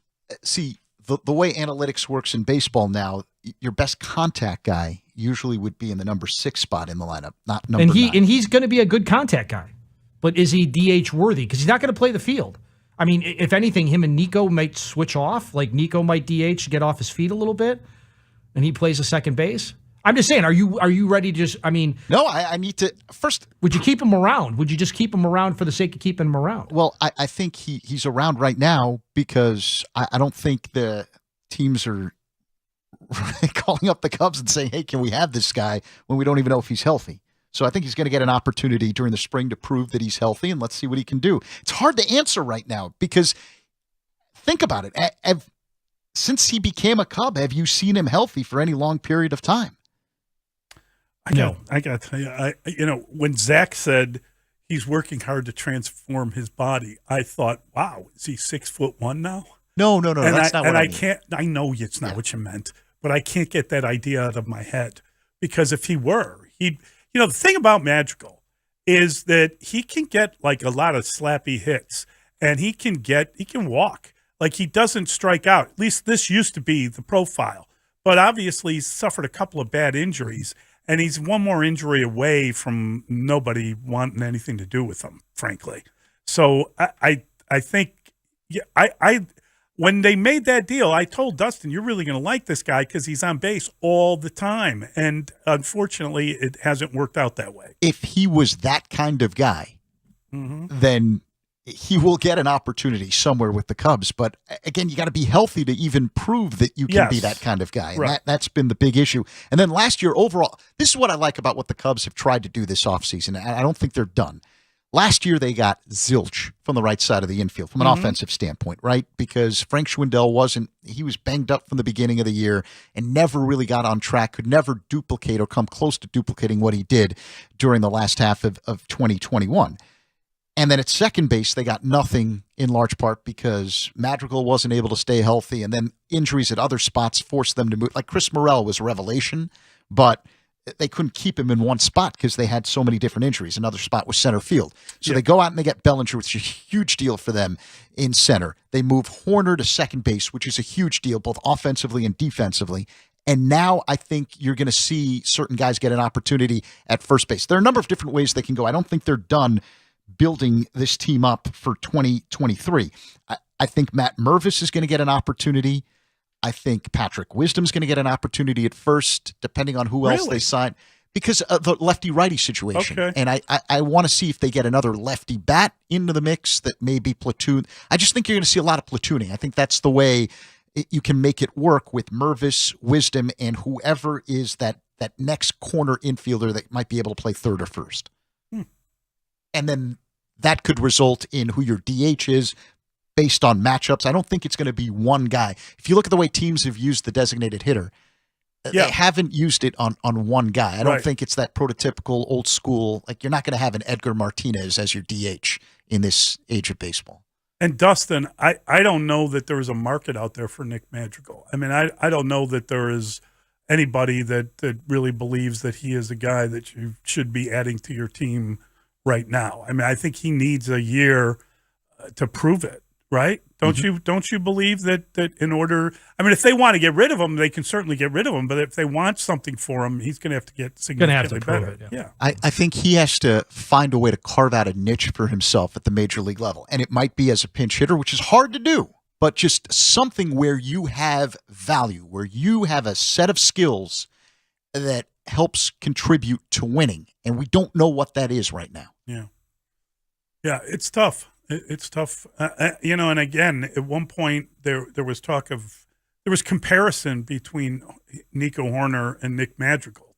Those comparisons ended a long time ago. Here's one for you. Who's the best shortstop in Chicago? Yeah, it's Dansby Swanson right now, isn't it? It better be. Yeah. I mean, listen, I got a lot of time for Tim Anderson. I think he's a great player, and I'm really looking forward to seeing him healthy and hopefully bounce back and have a good year. But he is not the defensive player that Swanson has been. And I wonder, when I think about the White Sox, what they're going to do at second base, and do they need to be aware of the fact that the shift is off and that they've got a guy that has had some issues as a shortstop. I'm just talking about routine plays. He sometimes will bungle a routine play. So, to your point about Swanson, the thing that I like about what the Cubs have done to change things around. Last year, you had a bunch of players in that clubhouse, and I'm talking about the position players because the pitchers are a different entity on any baseball team. And I don't think you had guys that could set the tone, set an example, because Jason Hayward wasn't around after the injury, and they essentially, you had Wilson Contreras, but he was banged up for a little bit, and then I think he felt he was gone. I think that the team, it was just a weird situation. So now you have Swanson, who brings championship experience. You have Bellinger, who brings championship experience. And I mentioned it's kind of a bridge year because you're kind of buying time until that crop of outfielders minor league prospects, right? And the first three of whom are outfielders. Right. But now you have guys that just by following what they do, you learn what it takes to be a championship player, which I think is important. You think J. Hay was that kind of guy? I think Hayward was important for teaching guys what it took, the work ethic that you needed to be a major leaguer. But obviously, I think when you had Anthony Rizzo, Chris Bryant, Wilson Contreras, Javier Baez, that was more important. And I think, in Swanson, you have a proven player who has won a championship. In Bellinger, you have a guy who can teach you the way to do things correctly. Seiya Suzuki was a 5-time Gold Glove player in Japan. He was a guy who began to show you some signs. Once he finally got healthy, began to show you some signs offensively. Now you want to see the pop. Ian Happ, heavily influenced by some of those veteran players I talked about earlier. And I think that the new crop of young players coming in will be influenced by guys like Gomes, championship player, Swanson, championship player, Bellinger, championship player. That's important. Dustino, do you think Zach thought I was going to say that Dansby Swanson was the second best shortstop in town? No, I just wanted to, from my perspective, and this is not a shot at the Sox or Tim Anderson, based on what the Cubs spent. He should be. He needs to be. The other thing I was going to say, though, is that I think this is going to be a really important year for Tim Anderson. I mean, I think all baseball players are motivated. Yes. And I'm not saying he's lazy or anything like that. Oh, I don't. But if he's got to be seen paying attention to what's going on with the shortstop market right now. Yeah. So, I mean, just how old is Tim? And he's got 2 years left on his deal, right? Right. And I mean, they're not going to do anything about Tim. They're not going to go to him or anything till they see what happens with Colson Montgomery, right? Well, is that their eventual maybe shortstop? I'm just asking because I would imagine, just given the way the White Sox spend, that they would rather bring in a young player than throw a lot of money at anybody. Am I wrong? Am I wrong about that? I mean, they have gone to players. Their blueprint has been to go to players before they hit the market. That's why I mean this year, if he had an all-star caliber year at shortstop, like the two parties might be smart to get together a year from right now. Yeah, that's fair. To put a contract in place where Tim Anderson finishes his career as a White Sox. He has been an all-star player. He has been an all-star shortstop. He's a good player. I'm not dissing Tim Anderson in any way. He does need a good year. He was hurt last year. Right. He did have personal issues that kind of crept into his game. We talked about that a little bit before. But I think Bruce told us that yesterday, if I'm not mistaken. Dustin, but and I think Dansby Swanson's going to do very well in that ballpark and is also a really good player. But I think that Tim Anderson is a different type of player, but a really good player in his own right. Tim is not a guy that is going to be, he's an unbelievably fast player. He gets a ton of hits. He can hit, doubles. But he's not, I don't think he's going to be, I think Swanson should hit a lot more homers than Tim Anderson, right? Is that wrong? Well, Swanson's been on a home run tear for him the last couple of years, which is something he really didn't show early on in his career. I actually think Tim Anderson is an outstanding player. I agree. And last year, health was the reason. Yes. I know there's drama, but I think a lot of people have drama. If he's healthy, I think he can play at an extremely high level. I think what I'm interested in learning about Swanson, are there any changes that take place from a pressure standpoint because now you're the man? Now you're getting paid. Yeah. And I don't know. Man. I don't know. He was the leader of the clubhouse in Atlanta when Freddie Freeman left for the Dodgers. Yes. He took over that mantle. And he left just like Freddie. And now he comes here and he's being asked to be the guy, not just the leader behind the scenes in the clubhouse, the face of the franchise now for the Cubs because the contract is Dansby Swanson. That with it comes pressure. And I know he's experienced it. Listen, number 1 pick, went to Vanderbilt, a baseball hotbed, won a championship with the Braves. But now you're the face of the franchise. But I do think that championship experience motif that I brought up, it matters because you talked about Trey Mancini possibly being in the mix, and I think he is in the mix, could potentially be here. You bring in another championship player. I think players like that matter when you have a team that's hoping for young players over the next couple of years to make the transition to the majors. I'm going to be very curious to see what happens with Yoan Moncada from a White Sox perspective, because I think a better question isn't who's better, Dansby Swanson or Tim Anderson. I think they're both really good players. Right. I think a better question is who's better, Patrick Wisdom or Yohan Moncada? Because Patrick Wisdom has been able to hit some home runs, and that's kept him in the spot he's in. But he is not – I don't know. Maybe he's better than I think he is. But Yohan Moncada is supposed to be a five-tool player who has been basically an injured player and not very good. Availability has been his deal. So now you brought in a new manager in Pedro Grifol, who is also Cuban, and the thinking is that he can communicate with some of the Cuban players.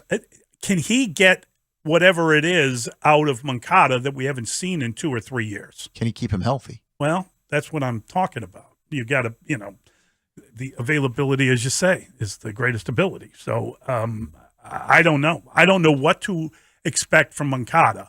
And I think that's sort of what's happened with the White Sox, is that guys that you were relying upon and you thought were going to be good players, basically since COVID, we haven't seen enough for anything really out of Moncada, sadly. Well, let me ask you this. As we zoom out here and you look at the American League Central, Minnesota is weaker now, right? Without Correa, they have to be considered. I know they added Gallup, but they're a weaker team. Would you not agree?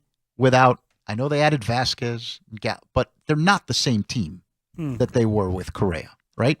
Yeah. Cleveland, better team based on the experience that they had in the postseason, the addition of Josh Bell. Yes. Where are the White Sox in this mix? Well, that's a good question. I mean, Cleveland has an advantage at manager than other teams in the division. That's been huge for them. A superb advantage pitching-wise. No question. They've been great with developing pitching. They probably have as good a player on their team as anybody does in that division. In Jose Ramirez. That's right. And I think Bell helps them a lot. Cleveland has been the best franchise in terms of being able to kind of sustain things. They've done a very good job. But I still think the White Sox have underachieved terribly. The White Sox need to get back to being a good team. And they haven't been a good team. They were not a good team. They were a 500 team, and you could argue the White Sox were the most disappointing team in baseball last year. And I don't think you'd get much of an argument. And what bothered you the most? The fact that there was a lot of drama. The emphasis was not on where it needs to be in order to win, because there was a circus going on, right?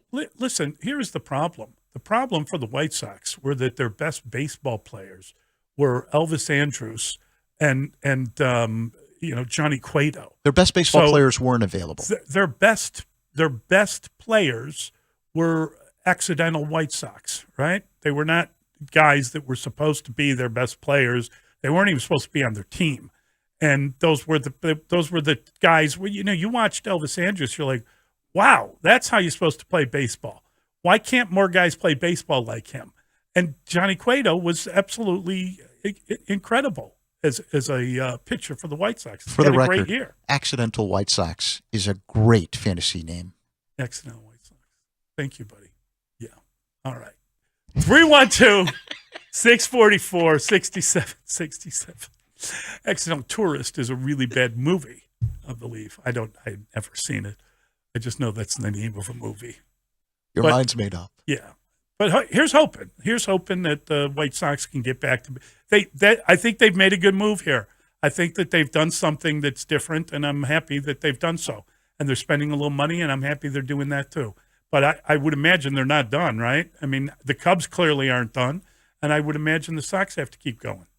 I think the big moves have been made by both teams. So now it's the. What about trading the closer? Would that be a big move? Be a huge move. Yeah. For you? Yeah. I'm saying if Liam Hendricks was traded, you could probably get something. That's not a minor move.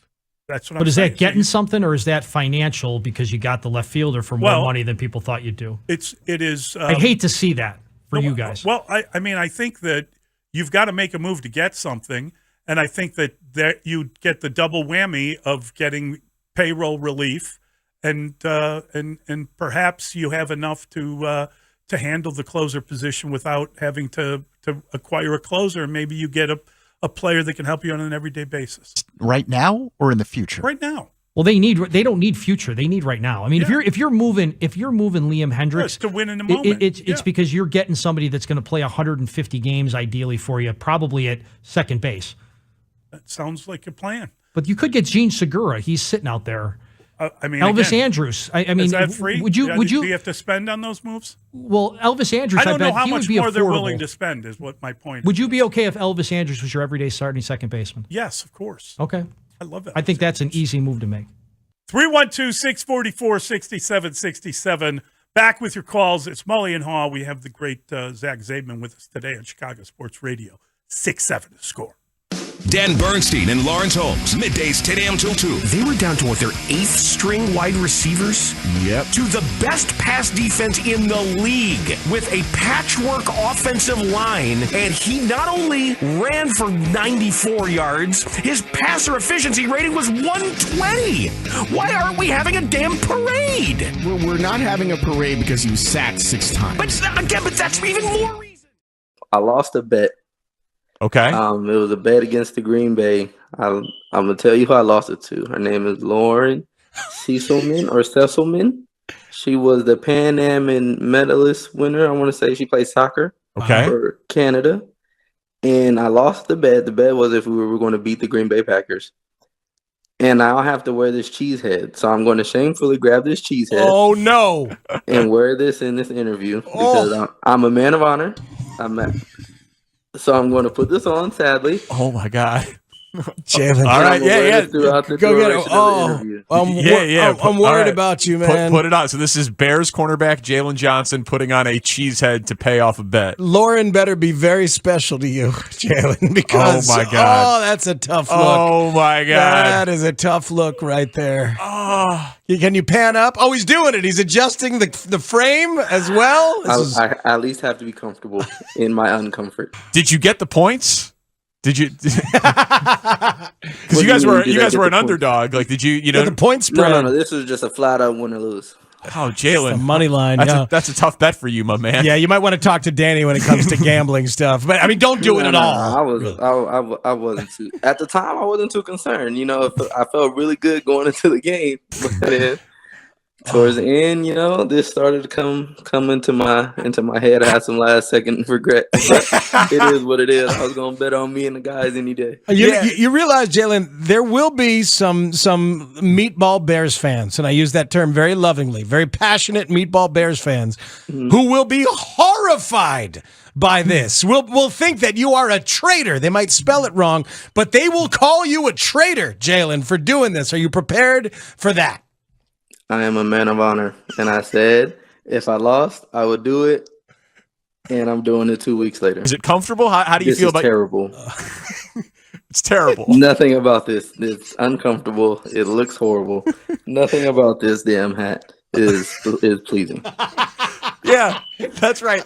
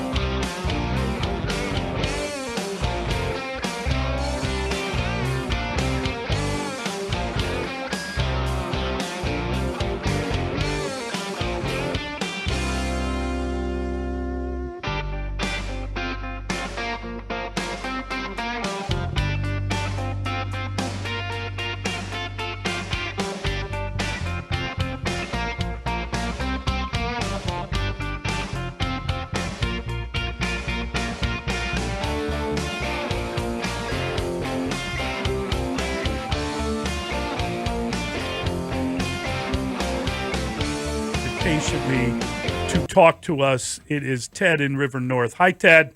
Good morning, gentlemen. Happy holidays. Good to hear you, Zach. Hey, Mully, I want to circle back on what you guys talked about at the end of the show yesterday. And Dave mentioned this. It's going to be go time for real this offseason for Ryan Poles.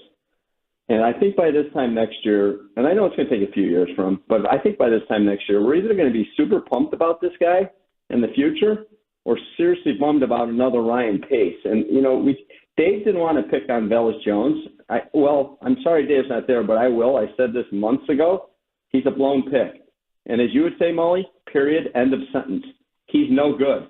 On that flea flicker Sunday, I don't know if you guys noticed it, Justin either threw a slant route or he missed the throw. Regardless, Bayless made no effort to adjust his route and make a play on the ball, which is exactly what he does on kickoffs. If you watch him, he just stands back there, probably because he doesn't think he'll field it cleanly, and he watches the ball go over his head. And one last thing, Cairo Buzzkill Santos. Really, this guy, if he misses another extra point, which is what he always seems to do after a tremendous drive, I'm going to jump off the window. Then what? They're going to lose a game that everyone in the city wants them to lose? I mean, come on, let's be realistic about this. I think it's easy to pick on the kicker, and he hasn't been good. But no one in this city is complaining. It's stunning to me. Everyone's happy with the fact that you can keep the integrity of the highest draft pick possible. We've spent so much time talking about these players. Ultimately, you know who has to be elite, Mully? Not Justin Fields, not any other draft. Ryan Poles has to be elite. This is one of the most important off seasons in Bears history because Ryan Poles has shaped it that way. He stripped the whole thing down. The only thing we know for sure is that the Bears have a quarterback that you would like to build around, right? Yeah, I think Dave made a really good point when he talked about the coaches trying to win and how you can watch what they did. The blitzing is a good example of that. They knew they weren't going to get much of a pass rush, so they did get the secondary healthy again, and then they tried to go after the quarterback. I know that secondary will be better if they ever could get after the quarterback. Mm-hmm. But, I believe last year they had a 5-game losing streak at one point, and Matt Nagy said something which was interesting. He said that it's nobody's fault, but it's all of our fault. And, the idea being it's coaches, players, management, whatever.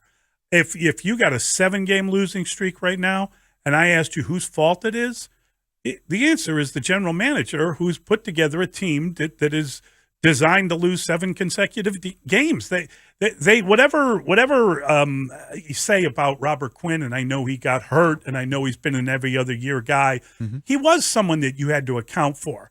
Whatever you want to say about Roquan Smith, he's been phenomenal in Baltimore. Yeah, he's been very good for himself in Baltimore. But I think it's great that Jack Sanborn has stepped up and did very well, and I hope he's healthy. And I know we won't find out until today.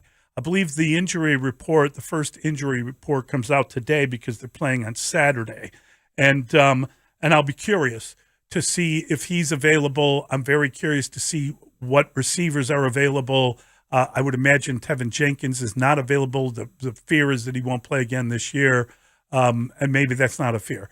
But this is a team that does not have enough to win, and that's because it was designed that way. Correct. That's because you're paying 2/3 of your payroll is going to guys that aren't here, and we all understand why. That they want to clean out the salary cap, and they want to figure out how to create some cap room, and then they're going to spend that money on the team next year. And there will be players on the free agent market. We don't know yet how many or who they might be, and we don't know what the price. When you go into free agency and you're paying for guys, you're paying top dollar. I think if you don't know that from the baseball free agent market, then you're not paying attention. And sometimes the market takes on a life of its own. Like I don't think anyone anticipated what Carlos Correa and these long-term deals. If people had anticipated Carlos Correa, they would have signed him a year ago and gotten the extra year and less money. Bogart's getting $280 million? Well, and it's not even that. To me, it's 13 years for Correa, 11 for Turner, 11 for Bogarts. Mm-hmm. I mean, that's a lot of money. years. And it'll be interesting to see if baseball really does examine to find out if this is a way of circumventing the luxury tax, which they're going to be looking at. But the reality is that the Bears are not designed to win. They did not put together a team that had the weaponry it would take for the quarterback to. They didn't think that Justin Fields would be this good. And I can't blame them and that's for that. fine. Yeah. But they did not believe that, so they didn't worry about getting him protected. You know, when you sign a couple guys off the street the week before training camp starts, you're just kind of, well, we got to do something. Before they were forced, and essentially they were forced to run the kind of offense they're running now. They were averaging 15.5 points per game. And they've been significantly better. And then but they had a mini bye. And now you're in trouble because I don't know if they're going to be getting those kinds of points again. I mean, again, the over-under in this game is 40.5 points, and the Bears are 9.5-point dogs. So what does that mean in terms of how many points they are allowed to score? I mean, just do the math on that. It's fairly obvious. Buffalo's good. That you're not, that you're people think you're going to lose the game by 9.5, and then so subtract 9.5 from 40 and then split that in half, and that's what they think the Bears are worth. It's not many points. What I'm interested in finding out is how much can you add this offseason, because you're not going to be able to fix every single hole that you have on the team at this time. How much can you add to make this offense lethal next year? How much can you add to make this defense a defense that you can truly compete with, truly feel like you have a chance to win? And that is the problem. I mean, listen, and I mean, the general manager has decided that it's more important to get the highest possible draft pick. And I mean, okay, that's fine. That's his decision. So are you going to take that pick then? You almost have to trade it and trade down and try to get as many picks as you can. You need a big quarterback market at the top of the draft. You have to have that. Yeah. And if you have that, then it's a successful offseason because his plan worked. And he's going to have money to go and get players, and that's good too. But I think what you're saying here is a very interesting point, which is take a look at teams and how long it takes. Mm-hmm. We're talking a lot about Philadelphia.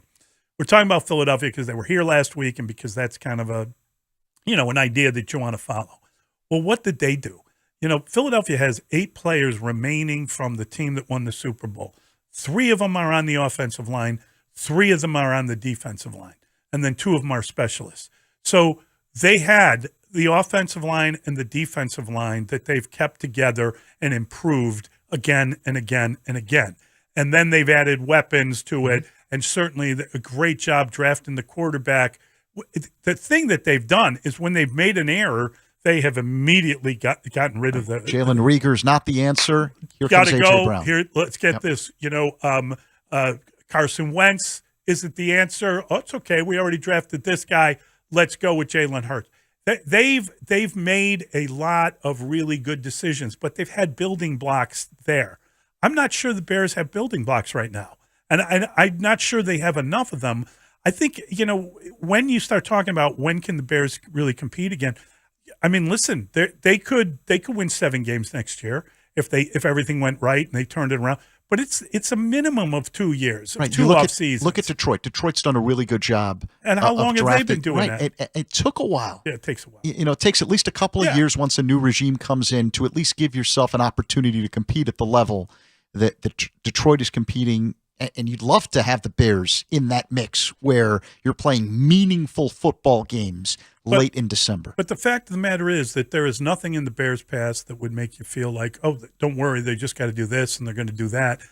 I hope the quarterback I hope they got that right, and I think he's a really good player, and I really am excited about his future. How many guys fall into that category? He's kind of a one-man show on their offense right now. Let's be honest about it. Right. I hope Darnell Mooney is okay. I hope they decide that Montgomery is good enough and they're going to bring him back on a modest deal, whatever it would cost, just because that way you don't have to keep adding to it and you only have a limited number of draft picks. I hope that Chase Claypool ends up being worthy of whatever the 33rd pick, whatever they've given up for him, ends up being. But I don't know if that's the case. And I certainly know they need to build that entire defensive line. And frankly, they need a front seven. That's all. I mean, just how many? Just that. Yeah, I mean, it's nothing. Not a lot. All right, we got to get to a break because we got Dan and Lawrence joining us next, and we'll get to them too. Mully and Haugh. He is Zach Saban on The Score. Hey, it's Dan Bernstein. And I'm Lawrence Holmes. You can check me and Dan Bernstein out every Monday through Friday, 10 a.m. until 2. Patrick Manley joins us to talk Bears at 11. Pete Futak tells us who to watch in the remaining bowl games at 11:25. David Montgomery's future is interesting because of what he means to this offense and his leadership and all the intangibles, what he means to this organization. He's out of contract. I applaud him for not making that an issue. I like the fact that we didn't have a holdout or hold in, and he really has just wanted to play and frankly came back from injury earlier than people expected, knowing that this is a contract year and knowing that he probably is in his best interest to maybe preserve his health. That said, you have declared, do you think when you asked Tom Thayer, you said you want to bring him back, they should give him a contract? Yeah, I do believe that. You think that's in their best interest? Yes, don't you? I Well, mean, listen, first of all, running backs don't get paid a ton of money, all right? I'm not saying break the bank, but let me ask you this. Do you want that guy on your team? If David Haugh's putting together a professional football team, I do. would you like that guy? I do, particularly if I'm Me too. If I'm Matt Eberflus and I'm a new coach, valuing the kinds of things that he has valued so far. The intangibles, frankly. I mean, when you talk about the hits principle, when you talk about commitment, my God, the Bears are practicing Wednesday, okay? The Bears are practicing Wednesday. They've got how many days between kickoffs? And so that tells you about the kind of organization this is going to be under Ryan Poles and Matt Eberflus. Right. That's related to the Montgomery conversation because that is the kind of guy that you have. That's right. right. You have a guy that's not going to resist that emphasis. And I think that depending on his price, I would be in favor of bringing him back because you look at a team, though, the only reason I hesitate is because the value of the position. The value of the position. There is no value to the position. They really don't. I mean, way. the Bears are only spending $6.6 million on the position according to SpotRack this year. Yeah. There are only 8 teams that have invested less than the Bears. The league average is $8.8 million. So in a league where running backs are valued less than ever, the Bears are even below average.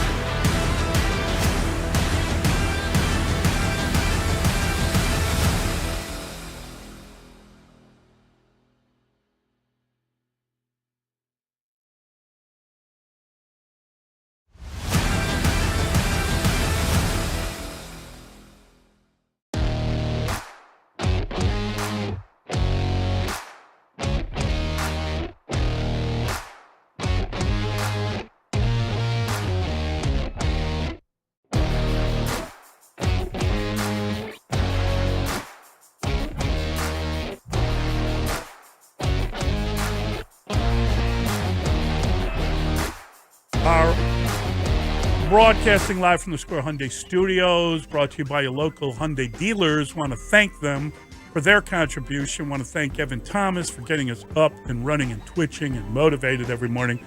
And thanks to Zach. Bless you, kind sir, for filling in for David. And Zach will be back tomorrow, so that's always fun. And I want to thank everyone for calling and texting and emailing. And most of all, thank you so much for listening. Thanks to our executive producer. He is Mr. Dustin William Rhodes. Don't make a face. Never. And Tyler, thank you. Tyler Buterbaugh. I'll get it one of these days. And the entire Buterbaugh family, thank them for having Tyler help us. Let's dance. Yes, we're going to be dancing tonight because the end of the 18-game losing streak comes with the Bulls with the surprise. Yeah, never mind. We have Lawrence Holmes with us. Yes! Lawrence, yes. And Dan's here. Bernstein. Dan Bernstein. Hey. Yeah. Yeah. All right. Yes. Hi. Yeah. Man, it is good to see you, Zach. My brother is always good to see you, sir. Mully is always good to see you. You hurt my feelings by how much you're happy to see him. But I mean, we were partners. I know. So like getting a chance to we traveled together. The problem is Zach's too popular. He's very popular. It's too popular. Mully, I got a question for you that has to do with the last time that I saw Zach, and it was I was stalking him because I was at the DePaul Loyola game. Oh boy. And I didn't know that this was a thing. I don't know if you did, Zach, but Mully, you would be the person to talk to. When did the nickname for Loyola become the Blurs? Yeah. The Blurs? Yeah. So Ramblers. Oh, Ramblers. But now Blurs I get it. is a I'm thing smart. with that student section there, which is raucous. Like they are. Yeah, they've really gotten that up and running. Yes. That's pretty interesting. Yes, they have. God bless Yeah, them. you were sitting right in front of it. They must have given you a headache on that day because they were crazy on that. I don't think I'm too old to know about Blurs. I do know that Ramblers came from the fact that they had to go to so many different places to play, and they didn't have their own gymnasium, so they were the Ramblers. Interesting. And when I was there, there was Bo Rambler, which was like a hobo type of like big monster suit. That was the guy that was the mascot. And he had Loyola had played DePaul, and Bo Rambler had gotten pummeled pretty good by Billy Blue Demon. They were kind of goofing around. So the guy who was Bo Rambler, I'm not making this up, he like hit the gym and he worked out for like a year. And he shows up at the DePaul against Loyola game because they used to play all the time. He comes walking out, he's got a suitcase instead of like his little stick with the handkerchief on it. Yeah, exactly. Yeah, the bindle. So he's carrying a suitcase. He opens up the suitcase. He takes out this giant boxing glove. And Billy Blue Demon comes over and pretends like he's squaring off, and whap, he hits him. And Billy Blue Demon goes down, and like it was on, I think, WGN, and they're like, oh, look at this, the mascot. And this guy jumps on top of Billy Blue Demon. He's holding up his mask. He's thrown off the glove, and he's whacking him in the face. Oh, underneath. my giddy And like the guy, the announcer was like, oh, they're really going at it. It was like when mascots go wrong. Is this on YouTube? It was, I don't know. I mean, it was one of the funniest things I've ever seen in my life. That is phenomenal. I'm so glad I asked that question. Yes. Anyway, I don't know where the Blurs came from, but that was the thing. So I walked into the Gentile Center. I always try to spot where Zach is so I can text him, let him know that I'm in the house. And then I'm looking around. I'm like, what's this Go Blurs thing? And it has become like infectious up there. Like that's a thing. And then what's his name? Twinkle Toes. The Cameron. Krutwig. Officer Krutwig walked in, and the place went crazy. Bananas when he walked in. Loyola on the map. Yeah. Brought him to a Final Four as a freshman. I'm looking up Loyola DePaul mascot fight. I've got Arizona State mascot fight. That was a few weeks ago, and it was the same thing where it's a bit where both guys have the boxing gloves, but apparently the Arizona Wildcat got a little out of control and started really throwing haymakers. I got Coastal Carolina against James Madison's mascot. Is James Madison's mascot James Madison? It's the James Madison's mascot is the Duke Dog. Oddly enough, it's James I don't know what Mason. that means. It's the James Madison's mascot is a giant James Mason head. I thank you very much for We're this going to technology, have a man. fight, and it's Well, going to start I'm out going to pretend, and beat then it's you going to until- become real. We'll beat you senseless. George Mason was Jackie Mason. It's Jackie Mason fighting What? They're James gonna hit Mason. me now and up and down, and we I go used to- back and forth. Remember when Well, Jerry they just stop. Reinsdorf would always call Ozzie Guillen the what would he call him, the baseball Jackie Mason or something? That was the ball in the bat. You had the ball in the bat. I've got Tommy Lasorda fighting the Philly Fanatic. I got Tommy Lasorda getting Youppi tossed out of the game in Montreal. Youppi, one of the greatest mascots of all time. Yeah. Wow. That was our guy Gary from Evanston, who had the little stuffed animal Youppi he used to bring with him to remotes. Hilarious. Mm-hmm. Yeah, but the thing with Lasorda, the Philly Fanatic, was real. The Fanatic was doing a bit, and Lasorda was not interested in doing the bit. And Robin Lopez fights mascots. That's right here, Robin Lopez versus yeah. NBA mascots compilation. But it's like, I mean, like All of them. But it's like he gets kind of. I mean, it's a joke, but is it a joke? No, They get because mad at him. my theory about that, it's sort of like the theme in iRobot, that he's part robot, and the fact that spoiler alert, the fact that the protagonist is part robot is what helps him deliver the nanites to destroy Vicky, the evil AI. I think Robin Lopez acts out against mascots in a bit of self-doubt because he is actually part mascot. You have spent way too much time breaking this I down. think Robin Lopez is somewhere in his lineage. There is mascot going back to the old country. I all think of his us brother is ugly. Have you guys, Dan, did you cover any of the Bears games when they had the mascot football games? Sure. Oh yeah. Hey, did you see the Philly Fanatic? Well, but no, there's always the try-hard a-hole out there. Well, it's now it's the guy from it's Atlanta. Oh, it's Atlanta. Well, whatever Atlanta's baseball mascot is. Beating the hell out of little kids. Stiff arming them. Yeah. It's unbelievable. Like he did it before, and it was like, why is that guy being now so it's serious? a thing. Now he did it again. He like ran over 3 kids. He stiff armed a guy. I mean, it was like I like when there's random commercial mascots. There's sports mascots out there, and then it's like Snap, Crackle, and Pop are running down. There's always something. It's like, and from our sponsor, here is the Herman Healthcare Amoeba. Right? Hi. Hey, hello, I will infect you if you don't have our medicine.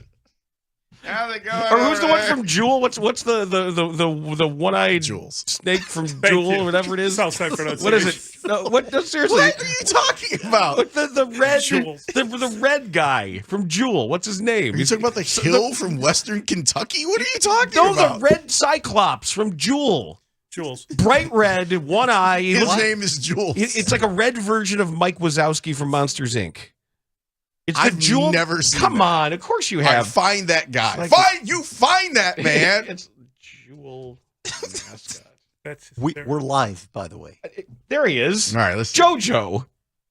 I never knew that Jewel had a mascot. JoJo was a man who thought he was a woman. He left his home in Tucson, Arizona for some California grass. Have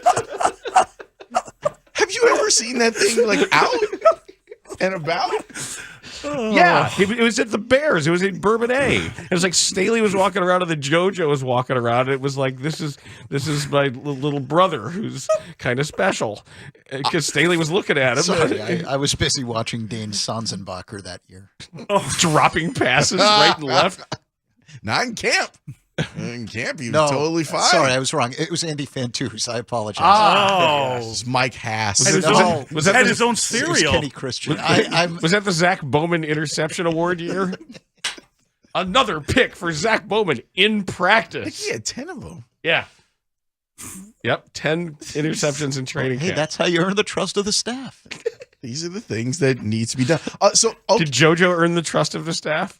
I never watched JoJo. I saw a video this morning, and it was the Indianapolis Colts mascot, Blue, I believe his name is. How do you spell that? I don't know. The pie in the face? No, not that one. BLEUDUS. Okay. Le Bleu. I guess he does this thing Allez, where he les kind bleus. of he kind of lifts up his gut and then does a little twerk action. Oh, boy. That's the Philly Fanatic move, yeah. Yeah, and someone Right. just screamed at him, "Hey, do the thing!" And he looked over and he kind of like, "Yeah, you want the thing? I'll give you the thing." Here's a little thing for you. And then take this home. Did a little twerk action for you. Ended up being good. It's Blooper the Brave. Yes, Yeah, who was Blooper. a Philly Fanatic ripoff, according to a text. Yes, and he loves to stiff arm children. I know the kids are in like football uniforms, but some of those kids are taking pretty big hits From grown men. From a guy running them down. Like, I would wonder if They're going into the blue tent.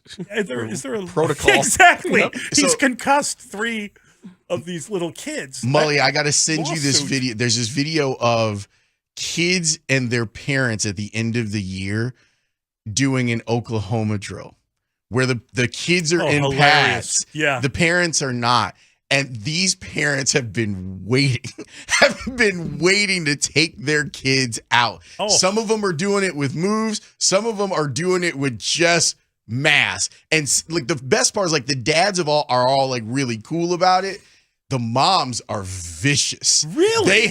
It is amazing seeing the hits that they are putting on their children. It's great. I'm sure it's cathartic. I don't know if there are a lot of Pop Warner football around here that do it, but I saw the video of it and I could not stop laughing. Oh, that sounds great. Yeah, send that to me. I'm all over that. Good. I love I a will good do that. torture session. Yeah, why not? God knows I went through it.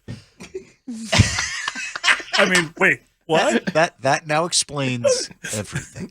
I got one more thing before we let you guys go. Mully, did you see the video of after Argentina wins the World Cup? Yeah. Salt Bay. Remember Salt Bay? Yes. Oh, the Yes. Turkish Yeah. chef, yes. Salt Bay was thirsty to get a selfie with Messi during the celebration.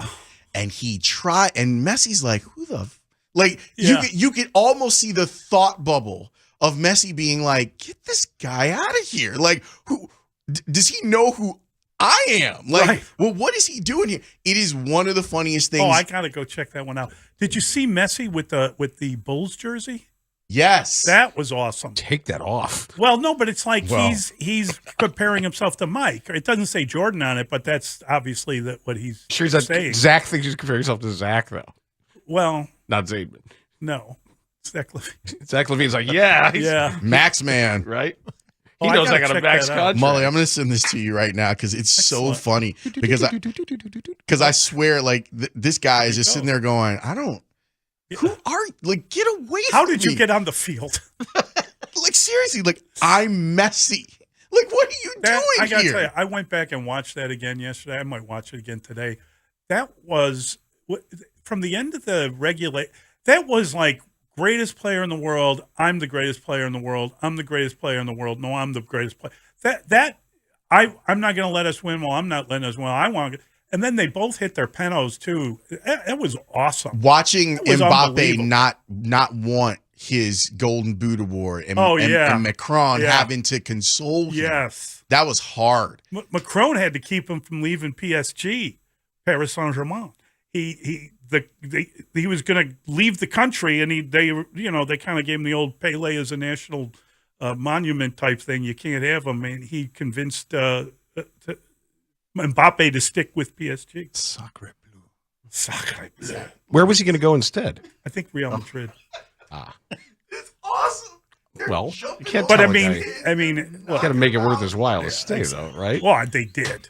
They're owned by the Qatari Sports Group. My choice would be, if I had to live in one or the other, be Saint Germain, which is that was in the sixth. Yeah. But listen, Paris. Yeah, but that part of Paris, particularly, that's a beautiful part is of the Paris. best. Yeah. I don't know that that's I don't true. think we have enough money for this conversation, Zach. Sorry, I'm not. Listen, I'm just a fill-in. See you later. Well, that's pretty funny. We have a texter saying they should have brought the Swedish chef. That would have been outstanding. I bet Messi would have taken a picture with him. I think canceled, right? Oh, really? I think not okay. The Swedish chef? when you think about it, probably not okay. We can't understand what the Swedes are saying, and it sounds like. I guess you're right. Yeah, I didn't think about it that way. I thought only that he was a chef. Right, but it's like, you think about if it weren't Swedish, right? If it were anything else, any other country, and then they're making fun of how it sounds when they talk, and then you're the chancellor of Indiana, Purdue Northwest, right?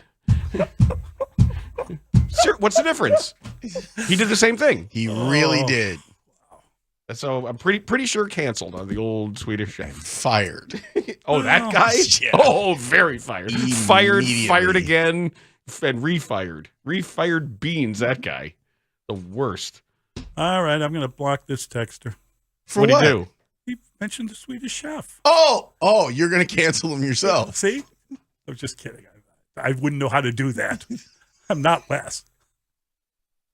Les would just fight him.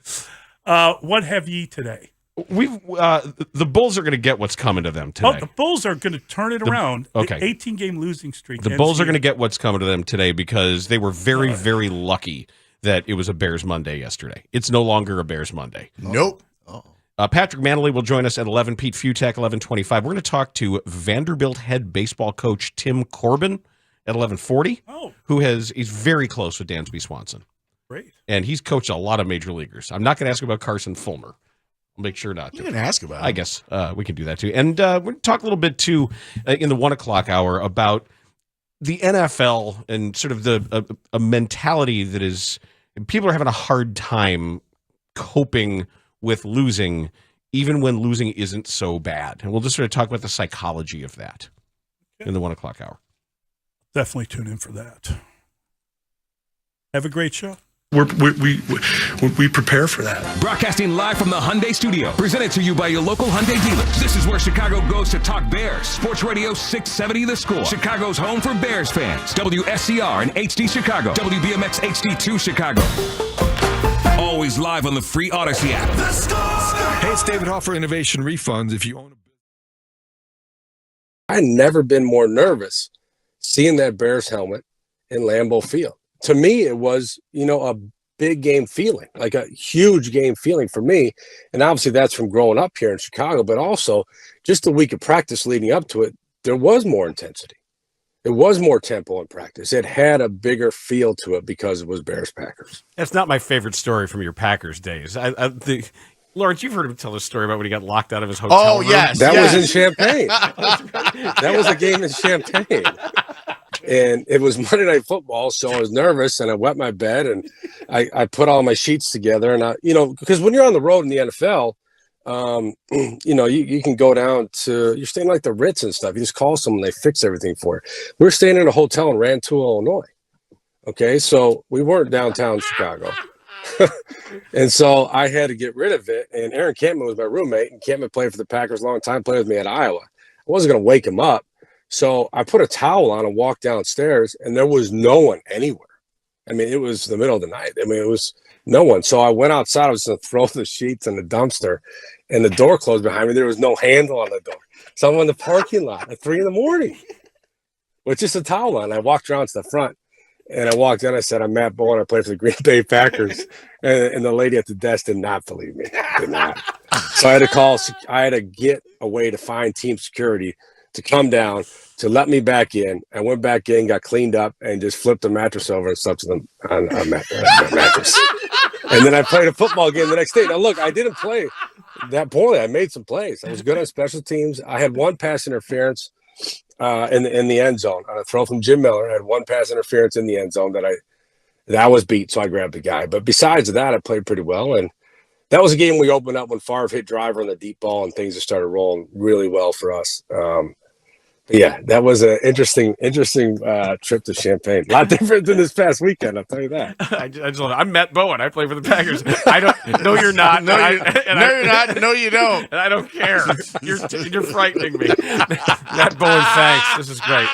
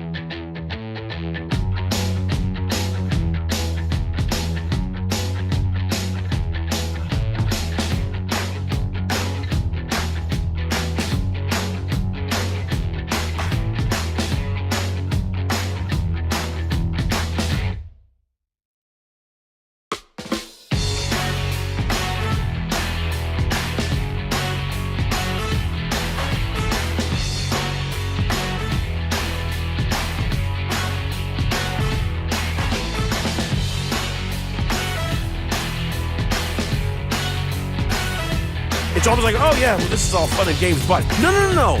We're still underrating it. Lawrence Holmes. It's almost like if we're on a journey and the journey was to quarterback land.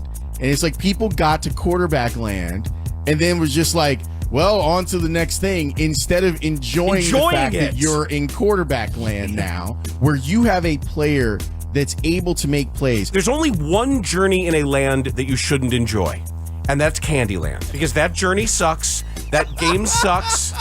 If you thought you enjoyed the game as a kid, you're wrong. It ruins your life. It makes you miserable. Nobody likes it. You're going to want to gouge your eyes out. All right, everybody, gather around. The Candyland is here. What kind of candy you want? Burn it. Bernstein and Holmes, your midday destination for Chicago sports talk. Like we've been walking around for years in the desert, and then we made it, and now people want to leave quarterback land. Right, or it's not good enough. It's like, well, we're here, we finally made it to quarterback land, but I don't know. They got to learn how to win. Kiss my ass. On Chicago Sports Radio, 670 The Score. That escalated quickly. I don't remember feeling that strongly about it. I guess I did. You went off on Candyland yesterday. Well, Dan. that for sure. But quarterback land, you went off on that too.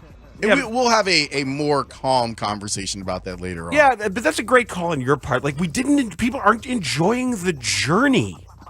Well, we've reached the destination. Right, and everybody forgot to have fun along the way. And now we didn't stop at Stuckey's for circus peanuts. You can go look around. You can be like, oh man, quarterback land's pretty nice. You got this thing over here. The snozberries taste like snozberries. 1,000 yards. You got this thing over here where he's making plays late in games and he's opening up windows with his legs to make throws. Oh, look at that. You got mountains and waterfalls and sunshine and wow, it really has been worth this long trek that we took from Nowheresville to quarterback land. We're excited about Nick Foles, and what do you think of Justin? We like Andy. Didn't ask you that. Right. What do you think? How's Justin doing? Well, Andy's great. We were sitting out here on our road trip eating hot dogs at gas stations. Yeah. For years and years and years. Funyuns and Slim Jims. And there's nothing wrong with that. It's very enjoyable if you want to go and rate the Little Debbie snack cakes that are there and get yourself a big gulp. But then we got to quarterback land, and there's steak, and there's sushi, and whatever you want. It's all here. And it's better than what we had on the road trip. Is there an omelet bar? Yes. Awesome. Whatever type of omelet you would like. We have that at quarterback land. Chocolate fountain? Sure. With whatever you would like to dip into the chocolate fountain. Maybe a little bit of Alpine raclette where they're carving the baked cheese off the wheel and it falls right on your plate. Also available in quarterback land. I love quarterback land. Quarterback land has all of this stuff and free booze. You know what it sounds like? It sounds like the business class Turkish Air Lounge in Istanbul. Isn't it the place that you didn't want to leave with your family? I didn't want to continue the trip. I said, you head on to Rome. I am staying in this lounge. They came out to give shoulder rubs. What? First of all, it's like IMAX. You can just sit and use a bank of IMAX, golf simulators, olive bar, all free booze everywhere in every corner, top end everything. There was an omelet station. They were preparing all of these little custom salads for you. And then this little bell goes ding ding, and people walk out clad in white to rub your shoulders. Mike Rankin, Ray Diaz, Who is he? I'm telling you, if between him living in Paris Saint-Germain, no, you go get an Airbnb there, and now him about. getting shoulder rubs from Air Turkey or wherever. I'm just telling you. What the hell? If quarterback land is like that, we're 630. Daddy, I want to go to quarterback land. You're damn right. And think about this, Dan. Think of how long the journey has been in this station wagon that we call the Chicago Bears. In the way back?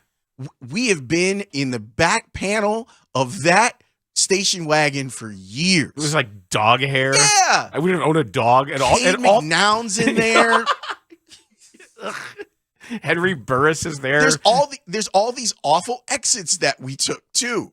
Mark Tressmanville. We took that exit hoping that he would be able to lead us to quarterback land. I love ball. Yeah, Foxburg, Nagyville. It's all a problem. That was no good. And now we're here.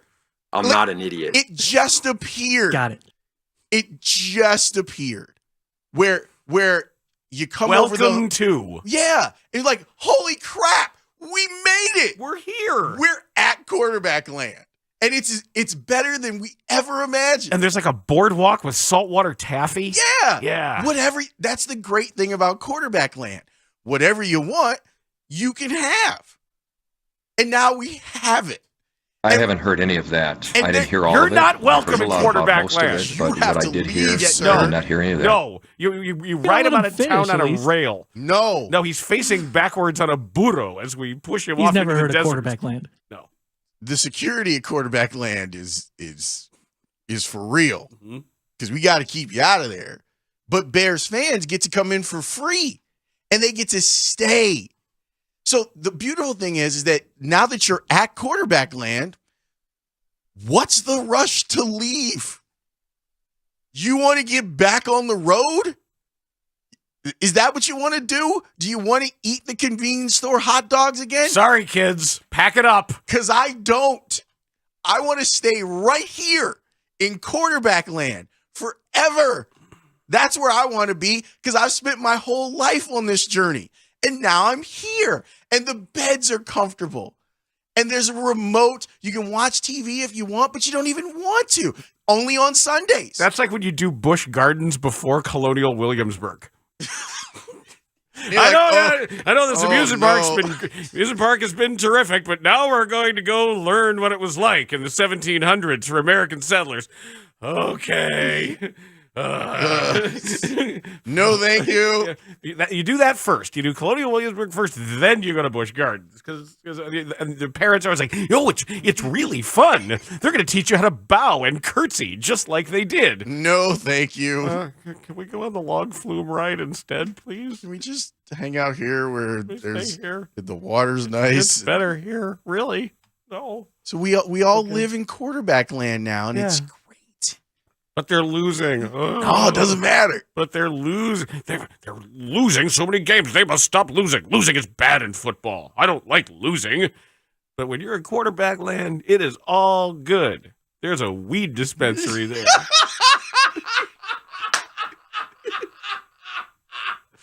You get that, and then whatever you need. And then you can see. Here's my theory too.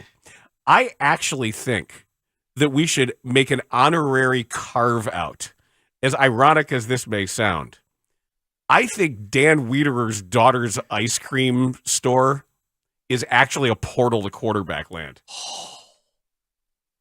I think you might be right. Yep.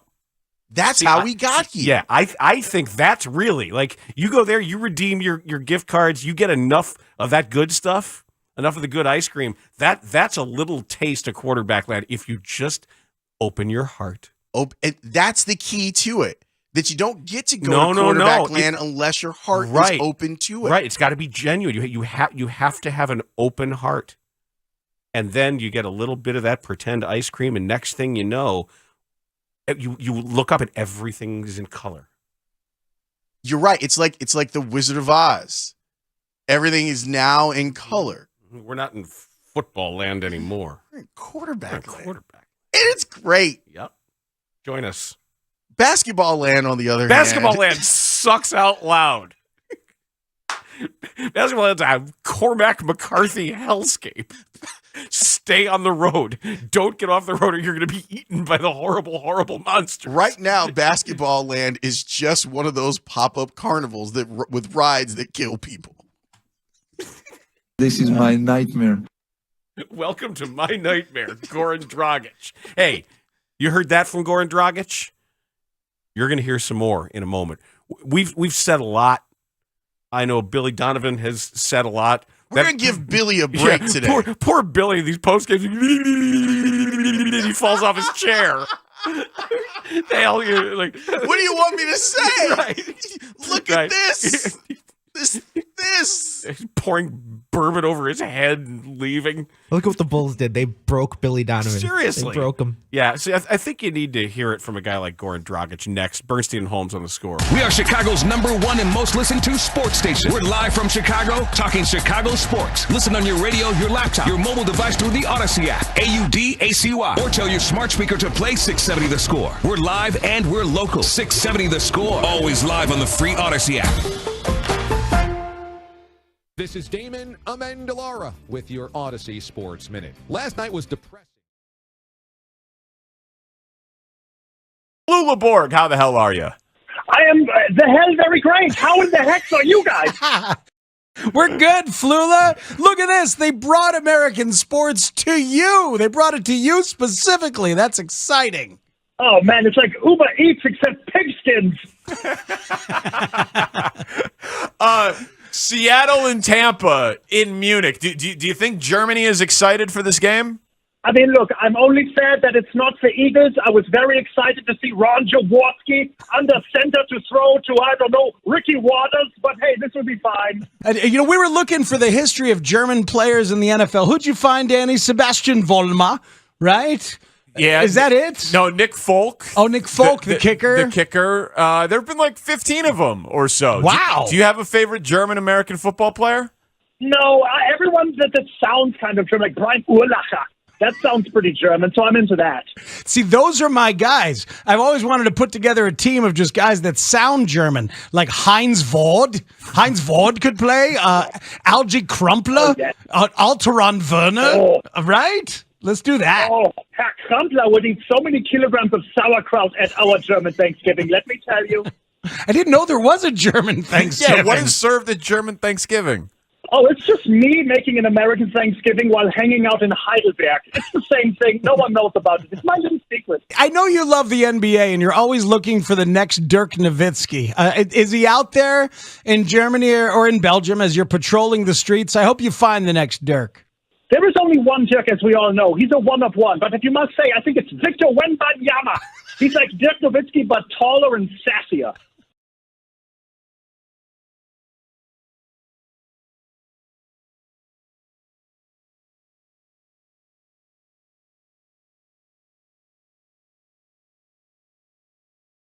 The way they're playing, it doesn't remind me so much of the Boylan Bulls as it reminds me of the 3 Alphas year. That's what the way they're playing right now reminds me a little bit of that Butler, D. Wade, Rondo experience. Yes. The tone of this reminds me of that. Things would be better if you were getting what you wanted from Patrick Williams. Like they would, but that's kind of where the Bulls are at, where you have to go, well, if they had Lonzo. Well, if Patrick Williams took that next step in his development. Well, once Zach gets healthy. There's a lot of but and when it comes to the Bulls right now. And it's not enjoyable. It's not fun. It was a great point that you just made too about when we're trying to nail down what the smoke screen is about effort, and effort is a choice, and so is that Billy Donovan criticizing his stars in a way that maybe he can't otherwise? That's what I was thinking. Is he like he's leading you to? He's speaking in generalities. But if you're watching the games, who's not closing out? Some of the problems with the starting unit. Right. So when he's talking about that. He's discussing a lack of quality of play from the guys who are starting the game. And when you have guys that are all-stars, isn't it more equitable to ask them to do more because they can? Well, they also have to set the tone. They have to lead in that regard.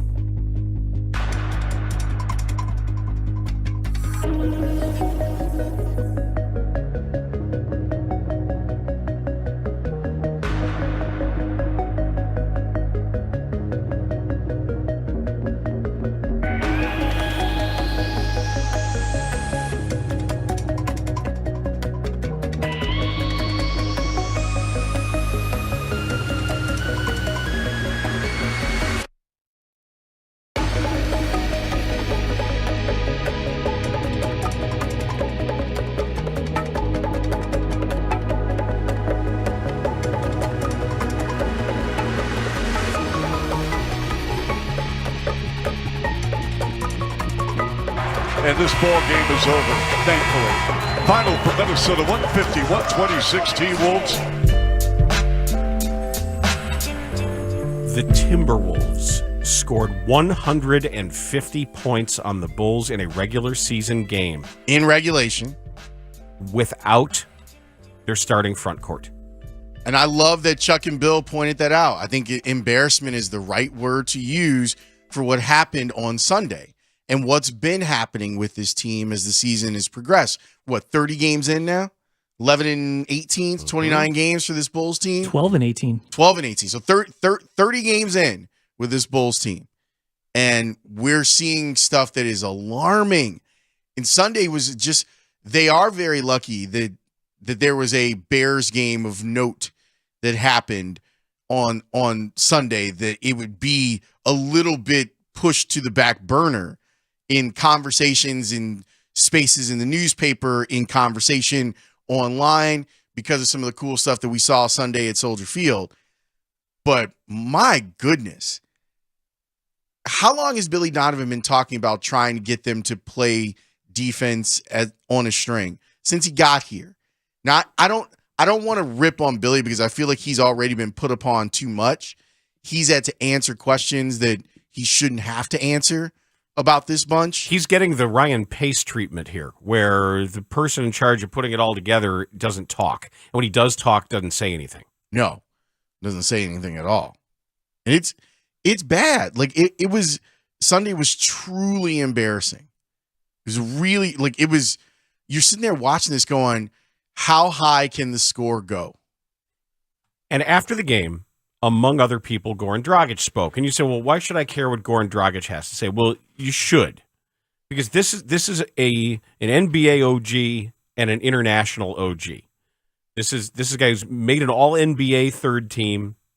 This guy was Eurobasket FIBA MVP when his team won it. The Slovenian national team won its first FIBA Eurobasket title in 2017, and he was MVP. This guy's got international decorations. This guy's got NBA cred. And he was brought in large part for that reason, because he can't play like he used to at age 36. And Darnell Mayberry asked him essentially after the game, what's going on with the Bulls? Why do you think this team is not as connected as it needs to be? Why? Yeah. Because we're not playing for each other. Simple as that. It's somebody told me it's easy to talk about sacrifice, but if somebody else's sacrifice, it's easier to talk about it. But when it comes to you, that you have to sacrifice for the team, then it's a different story. You know what I mean? Then it's tough you have to accept it, but it's tough. And everybody needs to do that, because we're on the same boat. Everybody's playing for the same colors, for the same team, for the same city, and that's why we have to sacrifice for each other, to make a better play, to make a better defensive stop, to screen somebody, to make a swing pass to the. If you have a good shot, if you swing it, somebody gonna have a better shot. You know what I mean? Yep. It's a detail, small details, and in this league, everybody can beat you. I know you all are all confident that it can happen, but what does it take to happen at this point in the season? Trust. I think so. That's the big thing. Trust. We have to trust each other defensively. That we're gonna be in the right position. That rotation is gonna be there. And in offense, same thing. Spacing, set a good screens. When you get in, make the right pass, play, and only with that you can build. Trust, sacrifice for each other. I like what he said about the concept of sacrifice, where, it's cool to talk about sacrifice when you're talking about someone else. And that you have to understand that you can't just talk about it. You have to also exemplify it. Right. And they're not doing that, especially on defense. Especially when you see them not help the helper. You see them be late on help. You see them make bad decisions on going over or under screens, depending on who the player is. It's really like you can't switch a ball screen when one guy doesn't know you're switching. And I've seen that multiple times. If we want to name names, I've seen it happen to Zach, and I've seen it happen to DeMar a bunch. Where the switch is made, and by the time you've realized, I have him now, he's scored. Yep. Or I've seen, and it happened multiple times on Sunday with Zach in particular. And Zach's going to get the brunt of this because this is what he wanted, right? Like, he wanted to be the guy. Well, you're the guy, and you're not being the guy. But you want all the stuff that goes along with you being the guy. You want all of the praise, all of the responsibility, all of the spotlight for being the guy. You're the max player now. But you still don't sell out to do the things that the great players do. It happened multiple times where Patrick Williams is helping from the low post. He's doubling.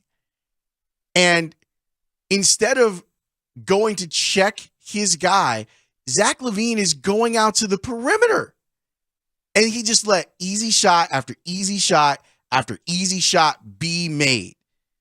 Because he didn't want to make the effort of helping out and going to the post and helping Williams in his ability to recover on the play. And some of the examples get set on the other end too, where the constant bitching to the referees establishes a tone for an expectation when no matter what happens, you're instead of running back on defense, you're looking around for your star call. You're looking around for your entitlement call, or you have to fall down to try to make the referee do something.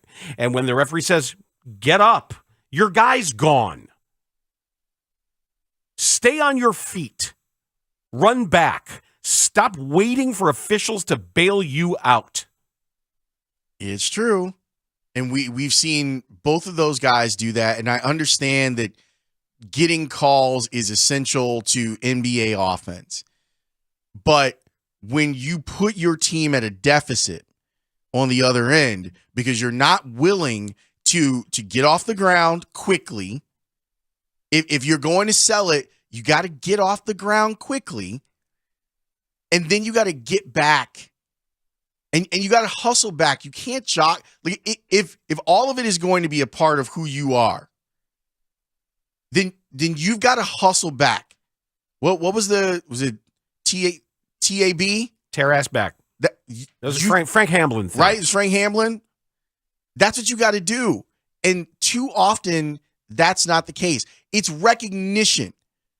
It's recognition of when another player on the other team has got the hot hand.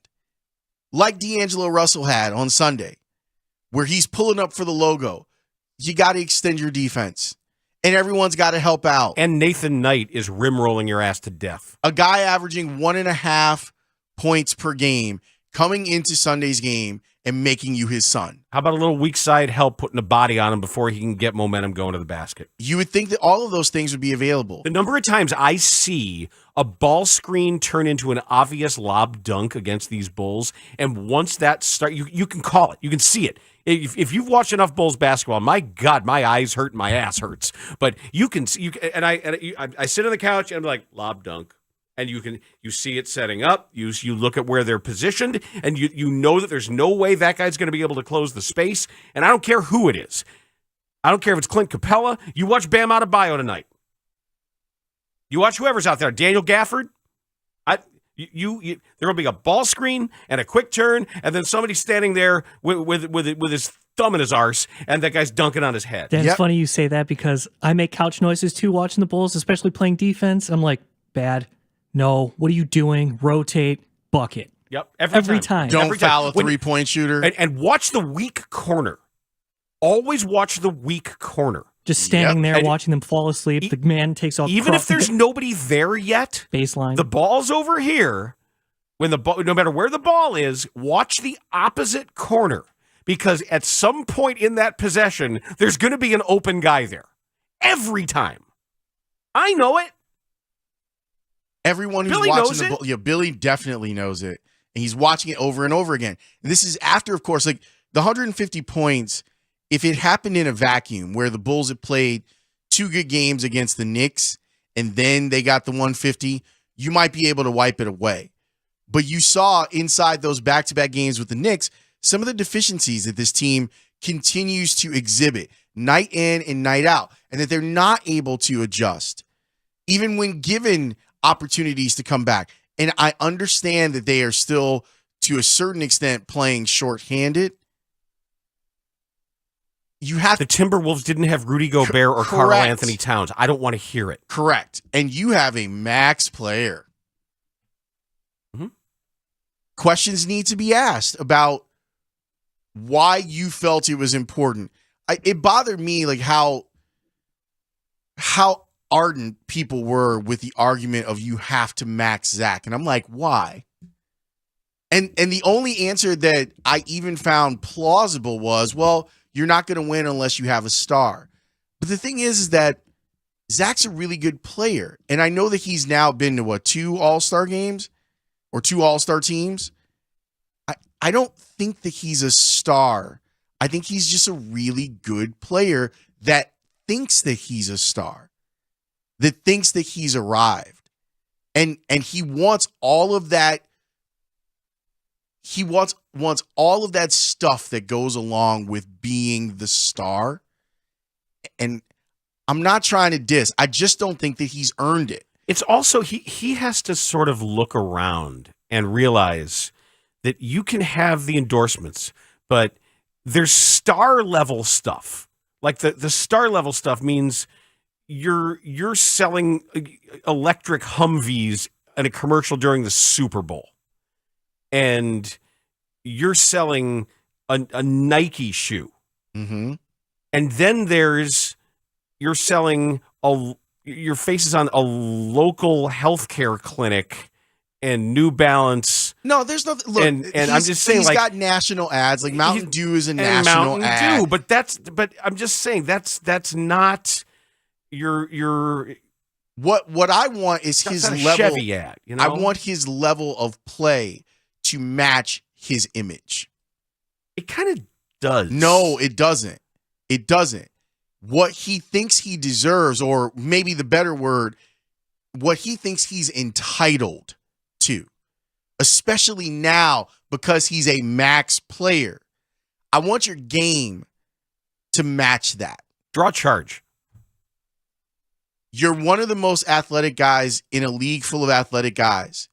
Play defense. Crash the board and try for a rebound or a contested rebound on the offensive end. You hit it. You could have made that a one-word sentence. Try. And too often we don't see it. And the reason that why I give DeMar some grace in this is that at least I know that he knows what's happening inside a particular game. I've seen too many times, even in this season, where DeMar's looking around like, so we need to do the thing where I do the thing? Okay. I don't think we're going to win, but fine. I'm going to take these 30 shots. I'm going to end up with 32 points, and we're going to lose because we're not moving the ball around, but no one else wants to do anything. Max player. We've got some sound when we come back. I think this team has finally broken Stacey King. He's been bothered by a lot of this stuff, as he should be. And will produce collecting receipts, too. Yep. So we're going to share some of those with you next. It's Bernstein and Holmes here on The Score. This is Chicago's #1 and most listened to sports station. We're live from Chicago, talking Chicago sports. Listen on your radio or through the Odyssey app. AUDACY. We are 670 The Score. Always live on the free Odyssey app. This segment's brought for those of us who were on that 13-14 season, when Derek came back and had the meniscus tear and was out again all year, Joakim would, on just some random, seventh game, every seventh game, some Thursday night in Charlotte, he would just bring up Derek. Like, hey, man, we still love Derek. We're thinking about you. We know you're going to come back 100%. I mean, who does that? I mean, it's just, he just had such a pulse on what the team needed, and he rarely put himself at the center of that. It was all about the other guys. Casey, it's so funny you mentioned that. It's what made me love him as much as I did, because I thought Derek, and I was not here working professionally at the time, I thought he got such a bad rap for so much of the stuff, and he defended him universally. Like when Derek's popularity plummeted in this town, Joakim Noah defended him all the time. And I thought that was that's what you'd want in a brother. That's what you'd want in a teammate. That's what you'd want in a foxhole guy, right? Like I loved that about Joakim, his relationship with Derek. Hey, what was it about the Thibodeau match with Joe that made it work? Because I always think about how Joakim got suspended for that altercation with Ron Adams all the way at the very beginning. But Ron Adams doesn't have bad things to say about even that moment, let alone Joe in general, because Joe's energy and his passion to argue about stuff in a coaching sense actually elevated the coaching while the coaching was elevating him, didn't it? People have to remember, Joakim's rookie year was not a good one. I mean, he didn't play well. The team was terrible. Skiles got fired. He got that suspension for having the incident with Ron Adams, et cetera, et cetera. And, I always give Joakim credit because he looked inward. But what Ron would talk about is, Joakim would just, challenge veterans. I mean, there was a loss in Orlando where he didn't like that some guys were laughing in the locker room afterward. He got up and got in their face. I mean, and this is a rookie doing this to, proud veterans. So nothing I can say here will top what Joakim said at that Defensive Player of the Year conference, where he said, Tom, if we weren't winning, there are times I would hate you. And Tom said, Joakim, there are times I feel the same. Yeah. So such an appreciation now that those guys have gone through the fires together, and you can just see the love that they have for each other.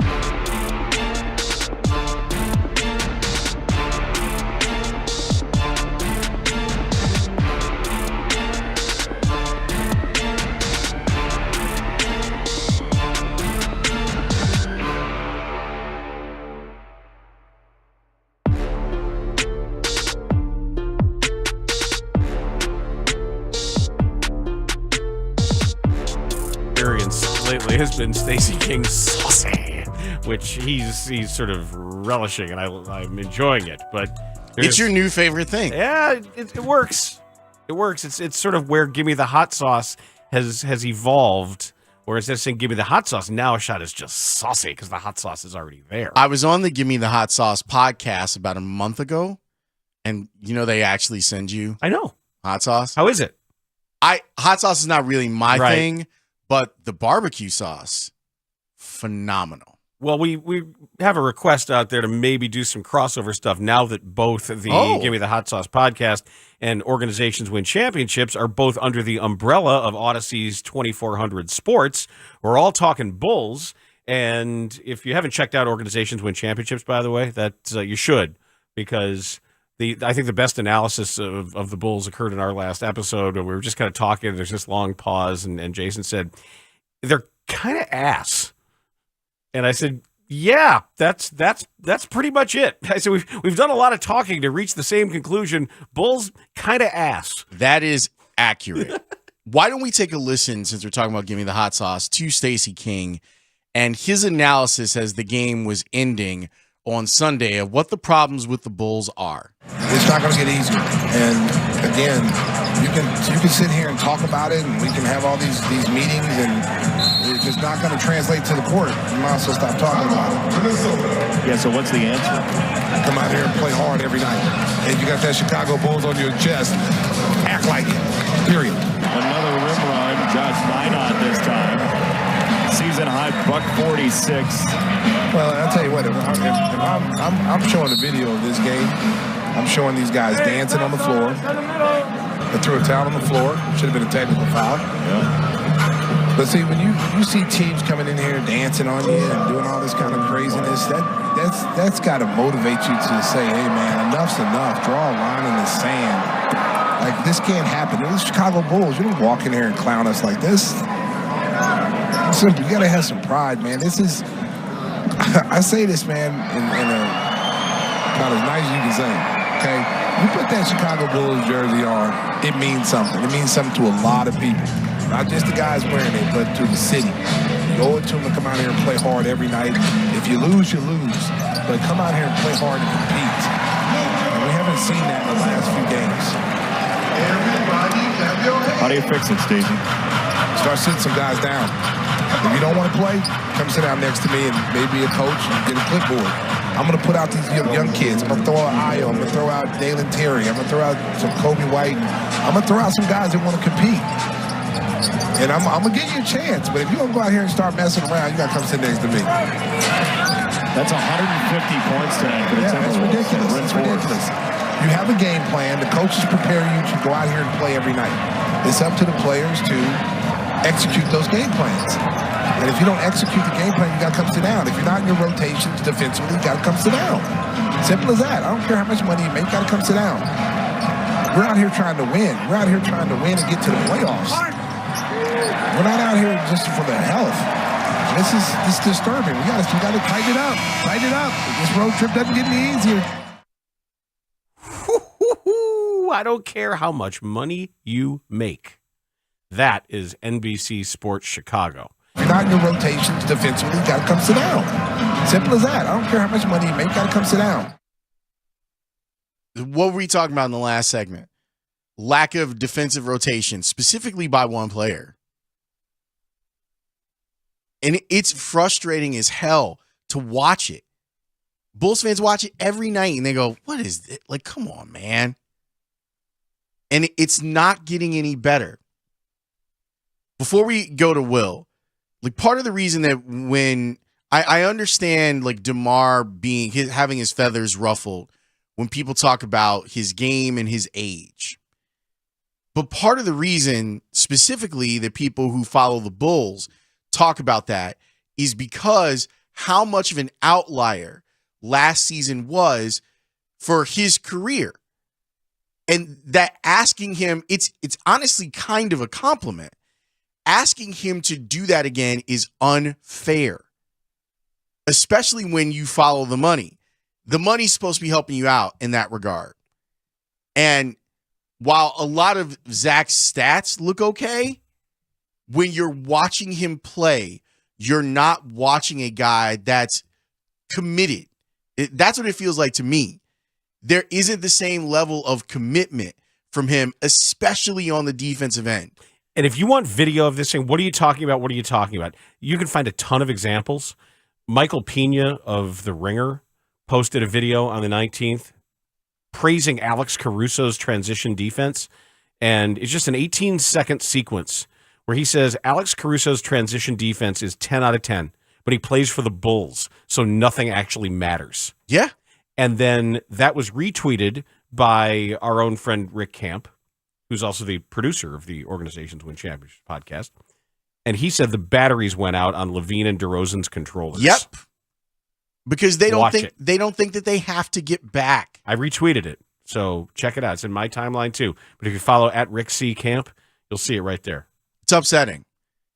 Another part of this that's important, and the honeymoon is over now, is where is the accountability from the front office? Will Purdue asked that same question on the postgame show. I want to read something here. This is Arturas Karnisovas on September 26th. This year shouldn't surprise us that we're going to be in the playoffs, but we have to do better than last year. Yearly improvement is what I'm looking for, ultimately winning it. That's the goal, high expectations. Now, I know that the media as a whole is asked to speak to management, and that has been declined. But at some point, I feel like that they have to respond to what's going on. Mm-hmm. So do we, and I mean, this is the tough part. I mean, we're trying to put this puzzle together too. Okay, we just watched the game, and we're trying to figure out the best way to describe it. Bad. Yeah, it's bad. I mean, it's not good enough. Yeah, I mean, like, but that's the other thing, though. We're nowhere close to being good enough. Yeah. This is what I told myself when I walked in the building tonight. Is this a must-win game? Absolutely. But, and this is where I get mad at myself, but this is where we are.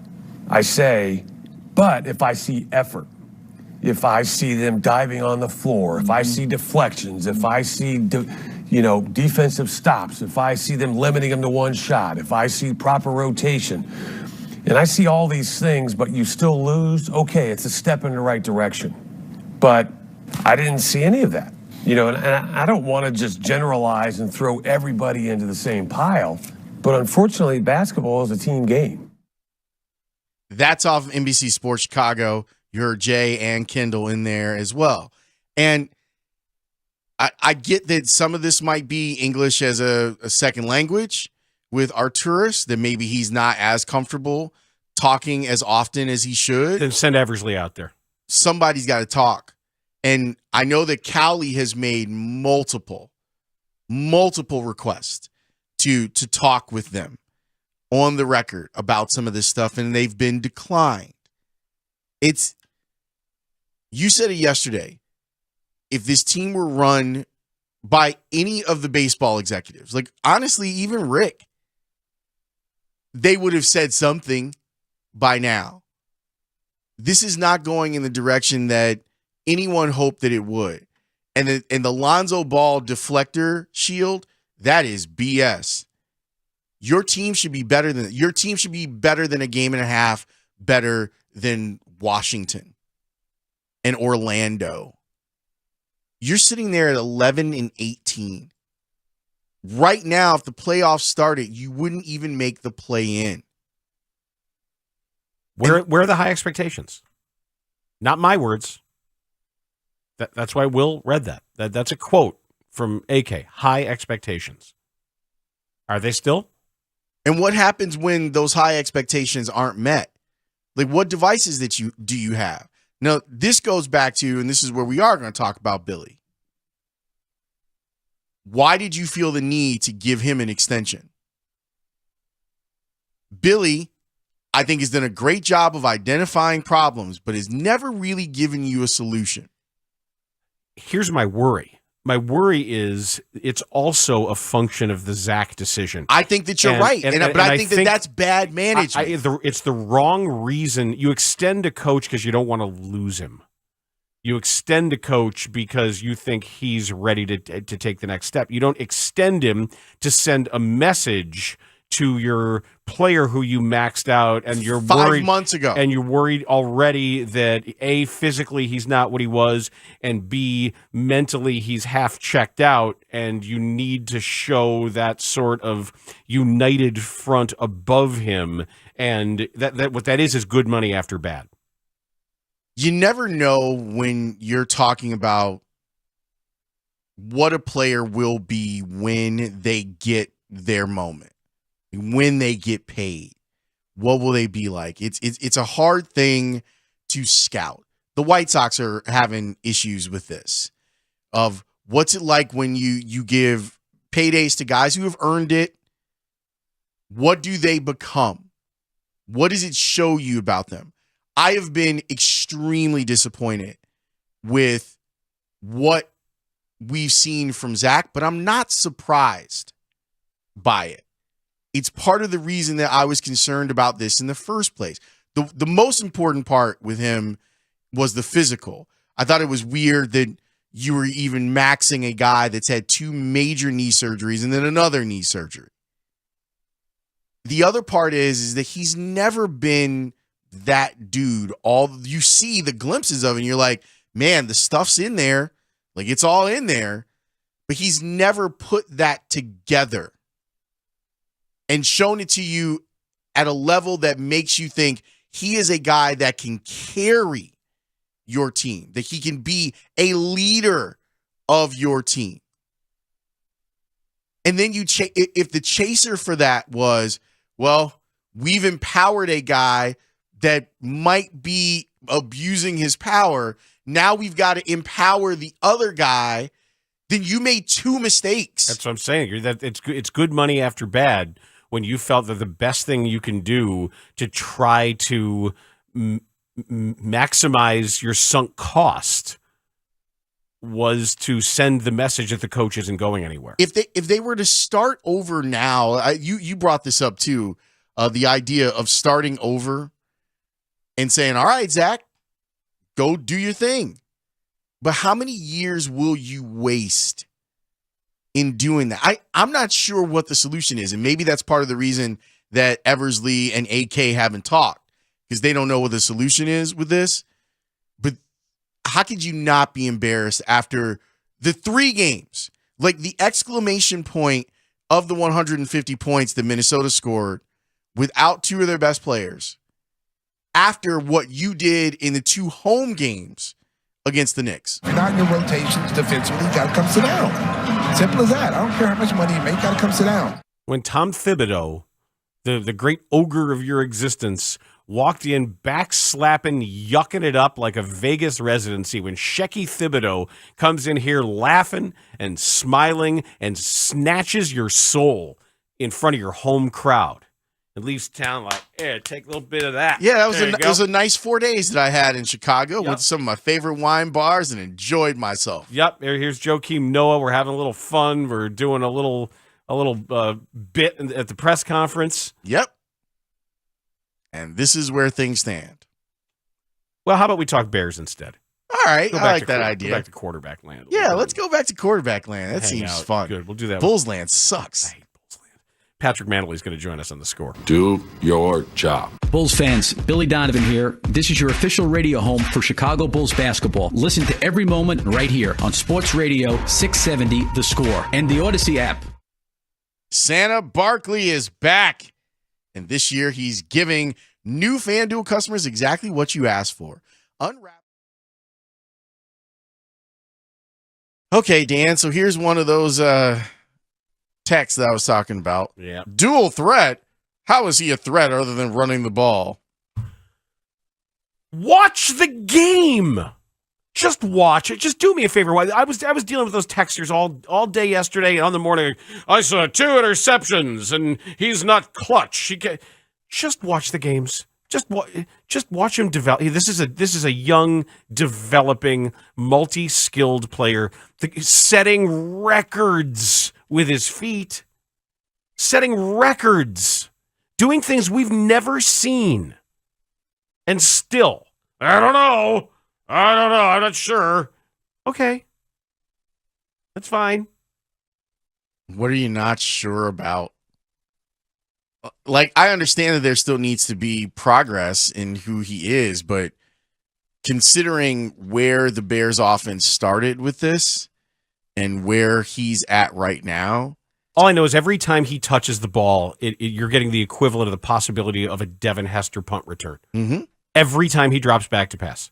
Every single time. How about the one that was called back earlier, too? With all these numbers that we're looking at, the one where we had the phantom call on bum-ass wide receiver hyphen name. If that doesn't happen, and that was another one of those runs. They were like, oh, boy, it was like a season highlight, and then he did it 3 more times. Yes. Because he does that stuff. People forgot about that one. And that should not have been flagged. There should have been 4. No quarterback ever. Do you realize that? He's the first quarterback ever with 3 career 50-yard touchdown runs. He's done it in 4 games. It's exciting. No one's ever in a career. And like watching them not be able to catch him. And that would have been fun. And not even close, too. And I mean, and they knew it. Well, they had him. Like they had called the right defense on the play. They had the edge defender there, and he made you miss. And once you missed, it's over.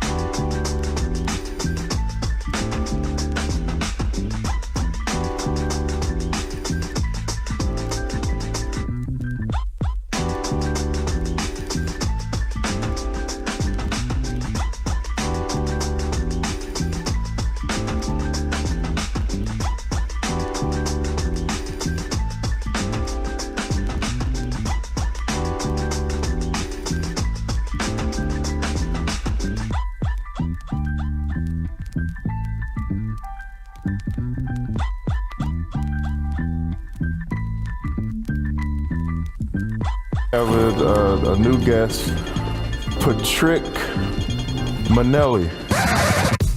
Patrick Manelli, the longest tenured player in Chicago Bears history. I just want to thank the Bears organization for an incredible 16 years. Score Football pregame and postgame show co-host. We're winning ugly, which means the offense sucks. Master in the art of the long snap. Do you have any kids? I do. Check out longsnapper.com. Have them start early to learn how to long snap. He even has a signature beer. Long Snapper IPA. The can, the artwork's me long snapping a ball on top of an El Camino. I have an El Camino, so the artwork's great. The beer's great. Patrick Manelli. That was a good snap. With Bernstein and Holmes on 670 The Score. How long does it take to grow the mullet? The gourmet mullet? Why is it gourmet? Because it's awesome. Let's talk to Patrick Manelli, shall we? He is on the Score Hotline, presented by Circa Resort and Casino in Las Vegas, home of the world's largest sports book. And we always tell you about Twitch, twitch.tv/Chicago670 The Score. Pat, before we get to anything else, this is something we didn't discuss yesterday. Might it be that the most significant contribution Matt Eberflus has made to the Bears organization to this point is this switch to Bermuda grass? If you, I'm serious. At Soldier Field in the middle of December on a horrible day, the turf looked great. No, you're right. I was down there during the bye week for the Manley Award. I brought some of the finalists down there to kind of take a tour, and that's one thing I was excited to see. And the people at Soldier Field were excited to show it off as well. But it's in great condition this time of year. It's just unfortunate it took this long to figure it out while other programs and other teams have had this around, but I think it makes a difference. I mean, it's a better playing surface. You play faster, and it's holding up pretty darn well. So it's good to see. It really is good to see, and I'm glad they got it right. Patrick, I want to talk about the offensive line because it was quite the struggle for them on Sunday. What were the things that they could do a better job at? It was really Cody and Braxton Jones really struggled with the twists and stunts and all that stuff, and it's coachable things that they're missing. And it's just like on a twist. All right, if Cody's got the 2 or 3 technique in front of him and the guy's kind of just hand fighting you and not really rushing you, your head needs to turn left and know that D end is probably coming down to crash on you. There were a few times he was late on that. Times when he has to flatten the defender as well with his guy's the penetrator to help Braxton Jones. And then when he didn't flatten him enough, he would get his shoulders turned, and then that D end is coming back around inside. He's got to drop his right leg. He's late on one of his punches, gives up a sack there. But a lot of it is just working on twist pickups. But I talked about this in the pregame show, or maybe it was the postgame show, that this time of year, they're limited in the amount of times they can wear their pads. I mean, the whole year they are, just where the CBA's been bargained and everything to limit the amount of contact during the season, and I think that hurts O-line play. I think it hurts it during the offseason as well, because those things need to be run full speed to pick it up. Those are things, yes, you can walk through and work on your steps, but without pressure, without the physical part of it, it's tough to learn how to do that, and I think that's what's important to maybe getting Alex Leatherwood, maybe we'll get into him more, but getting more live game reps for some of these young guys just to get used to that. But they really, really struggled with the twists and stunts. What's your analysis of Braxton Jones? Because I've seen a wide swath of what people think he is. I'm not a fan of what I've seen, but I've seen PFF put him like middle of the road in some of their rankings leading into Sunday's game. After Sunday's game, I don't know if that's the case anymore. What do you see on tape? If you want to grade him as a 5th-round draft pick starting in the NFL, you got to give him, high marks for what he's done being where he was drafted. But obviously everybody's talked about his strength. You can see that. He talks about it, that he struggles with the bull rush. He does. But what I've seen, he's pretty good in the run game. He's obviously good on the crack toss stuff when he gets out into space. He's very good in double teams, fits in there real nice on the backside B blocks. His technique, pass blocking wise, has gotten better. And I think they're putting him on an island a little bit more. It seemed like they did this past week, and he held up pretty well against a good Philadelphia Eagles pass rush when he was one-on-one, not when they were doing the twists and things like that. But I do like his technique, and I think just overall he just has to get stronger. But that being said, Lawrence, I think there are players that could be a substantial upgrade of who he is, or what the Bears need at that tackle position. You see the Eagles, they have their stud tackle at right tackles, Lane Johnson. But I think there are are guys out there that could be, a step or two above him. Maybe he works that way as he gets stronger, but I've got to give him, some high marks from what he's done coming in from where he's been drafted. I heard Eddie Jackson talking about how happy he was to avoid surgery and speaking very excitedly about what he thinks is coming next year. And I think I tend to agree. I like where the Bears secondary, I like how they project. I'm not talking about them right now. And I've been critical when I've had to be, and I'm very complimentary of Jalen Johnson specifically. But boy, there is you can squint at it and you can see the makings of an NFL secondary coming together at the right time. No, you can, and they're all young, which is great. Eddie Jackson's a little bit older, and hopefully he can come back and be 100%. But how fun was that to watch Jalen Johnson? The referees letting him play against them. What I know, he was targeted 16 times. A.J. Brown, he gave up nine receptions, but just what a great entertainment for us. But Dan, I think you're right. This defensive backfield, we were hard on Kyler Gordon, or I was a little bit in the pregame, that I wanted to see more. You're coming off the concussion. That's unfortunate to happen. All right, it's late in the season. You're a rookie. Is there going to be a rookie wall? He went out there and had that pick, and he played a lot more solid this week. And if he continued that growth and be the player that he was selected, I forgot what number he was in the second round, to be that good of a player, that's huge. Jaquan Brisker, I mean, he's playing at an NFL level, not a rookie NFL level. I think he's already jumped on the scene to me that, he's there and is going to get better. And then Jalen Jones. We don't hear the name Kendall Vildor anymore. I don't know if he's injured or how injured he is or whatever, but Jalen Jones has done a nice job stepping in and playing a pretty competent corner. He had some – you're going to have struggles going against Smith and A.J. Brown and all that kind of stuff. But other than that, he played a pretty good game, and I think you're right. I like what they are and who they are, and then I just kind of like, too, of how these guys are – it sucks to say it, going about a 7-game losing streak. They're still keeping their head on their shoulders. You don't have to preface it. Yeah. You don't have to preface it. We're going to talk about this later. Football psychology is so weird. More than other sports.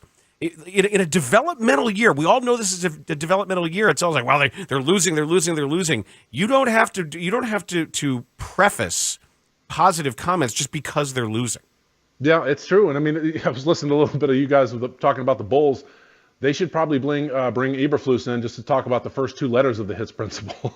But that's what the guys, they're buying into, and they are truly buying into it. You watch that defensive game Sunday, and that was fun to watch. They were flying around. They were playing hard. They're outmanned, of course, but that's how you get a chance to maybe win one of these final 3 games. I know they're going against pretty good opponents, but it says a lot about Eberflus and the guys in that locker room of how they're playing and how they're going out there every Sunday and playing their butt off. And that's just, it's good to see, and that's great for the future.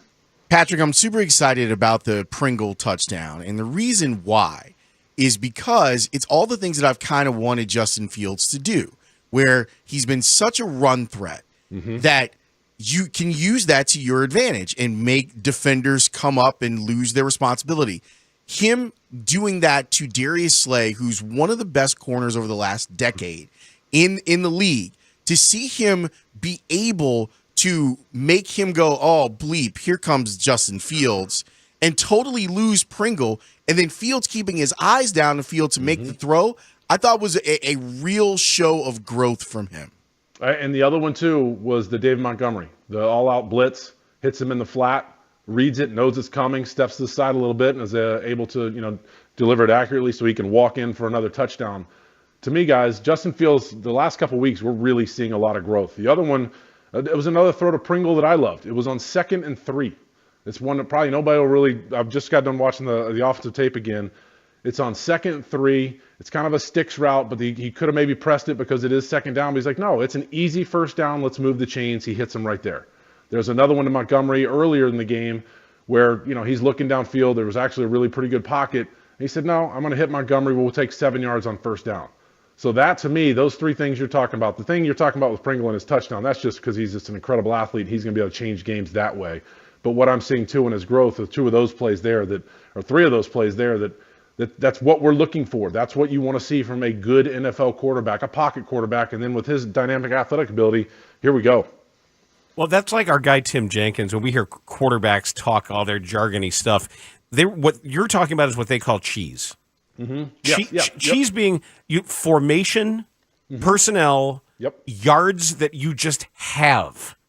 And where some quarterbacks would say, all right, yeah, that's great. It's nice to know that I have them. I'm going to go hunting for more. It's building that innate understanding of when it's time to hunt with the football and when it's time to just take the cheese. Yeah, and that's what's great to see, and we haven't seen that. Now he's making it look easy. He looks a lot more comfortable in the pocket. Even this week, Green Bay, it was 0 sacks, and it was a pretty clean pocket the whole game. He got very comfortable, and he said it was one of his best passing games. I thought he looked very comfortable as well, even though there was pressure. Obviously he now can escape anything. We've seen it, but he still looked comfortable in a pocket with pressure, and that's growth as well, where before you saw his eyes go down a lot quicker. You saw him escaping a lot faster, escaping always out back to the left side. Now he looks a lot more comfortable out there, and the game is really slowing down to him as from what I see on tape. Patrick, did you see what Matt Eberflus said about Velus Jones yesterday? Yes, I did. Have you ever seen a coach be that kind of demonstrative on explaining a mistake that a player made before? No, but I love it. That's just talking to him through the media. It's probably nothing he hasn't heard inside of Haugh, but listen, you got to play the game. You got drafted in the 3rd round. Your job is to secure the football. And coaches hate that, obviously, and he talked about that, but you can't do that. And I love that he's that honest about players and their health and health and things like that. But that means there's an open line of communication between the players and coach, and he's telling them how he really feels. And I think that's just an easier way to go to work instead of going in there and be like, what is he thinking today? What am I doing here? Am I doing this right? Am I doing this wrong? Let me know what I'm doing. If I can fix it, I'll fix it. If I can't, then I'll move on. Patrick, the upcoming Bills game, yet another test against a monster team that's got high aspirations, and it could be in ridiculous conditions. And this is, I'm thinking about this too. I'm wondering, Eberflus has never really had to prepare a team. Well, I guess the question is the first game of the season in the monsoon. How can that experience inform the way they approach a game like that? I don't know if you can practice for conditions like they may have, but they know that they've beaten a better team already in bizarre, like once in a lifetime conditions. To me, it's experience, and I'll just go what I know, like, snapping a ball in the wind and all that kind of stuff. The first few years, it was impossible. My head was swimming. I didn't know how to do it. Then you just kind of learn, all right, I can aim this far, right or left. It'll move back to the middle. But what I'm getting at is it's experience. It's getting out there, learning how to dress properly. I think they talked about it last night on the Green Bay game, that how to put on the proper clothes that you can still function and be who you need to be out there. And it's things like that. It's just truly repetition and experience and getting out there and figuring it out. And I think the Bears are going to be in a bad position here because they are so young. The Bills are a little bit older. They've played in this weather before. So if you're playing against Atlanta, Tampa Bay, or somebody like that, maybe you'd have more of an advantage because they wouldn't be used to it. But I think the Bills actually have an advantage in this one just because of their experience. Are you worried about Cairo Santos? Yes. Why? Couple things, just the PATs. He missed the PAT on the right hash. He's been on the right hash all year. He's missed 5 now. They moved him to the middle, so something mentally is going on there. And then I'm just curious, is he protecting his stats? Did he turn down that 48, 49-yard field goal because he wants to protect his stats? He's only missed 2 kicks. He's the only one that can answer that. He's the only one that can be honest with himself and answer that. And if he is, that's a bunch of BS. You don't do that to your team. I looked at his PATs, and they were going about halfway up when he made them, they were going about halfway up the net back there. And I'm trying to evaluate, can that be a 48, 49-yarder? And I think it can. So I'm not calling him out that he's protecting his stats. He's the only one that knows that. But if that is out there, then that's something either mentally he's struggling with, or that's pretty selfish. I think just to ask that question is tantamount to a call. And also, one thing, too, that I want to add to for Justin Fields, hydrate. Yo, kidding. Hydrate. I don't whatever fluid it is, and I know it's cold out there. I'll make you soup. I make an absolute kick-ass chicken soup. I've got Bring back Rusty Jones. Look, I've got Tuscan white bean escarole soup. I've got chicken soup. I've got a Chiappino. I've got any number of soups. I'll make it for you, just so you can stay hydrated. It shocked me because I went back and I just Googled like Justin Fields dehydration, Ohio State, and college football, and I couldn't find anything. I was wondering if that has been an issue in the past. I don't know, but he's got to figure that out. I mean, you're a professional now at this level, and you've had it happen in a dome. You've had it happen in freezing cold weather. You've got to figure out a different way to prepare your body for the games on Sunday, because you can't. He's the quarterback. Like Eberflus talked about, he was nervous of him going in. It was a close game. 17-13? You're missing a play. He's got to figure that out. That's going to be the nutrition staff, the training staff, the weight staff, and all those guys getting together and figure out how to get that right. But you can't have that, especially at that position. Patrick, thank you as always. We appreciate the time and the analysis, sir. All right, you bet, guys. Have a great week and happy holidays. Happy holidays. When we come back, Pete Futek.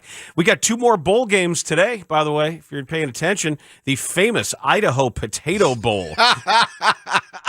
What's so funny? The way you say it. It is. It's literally what it's called. I know that's what it is. In Boise, correct? It is.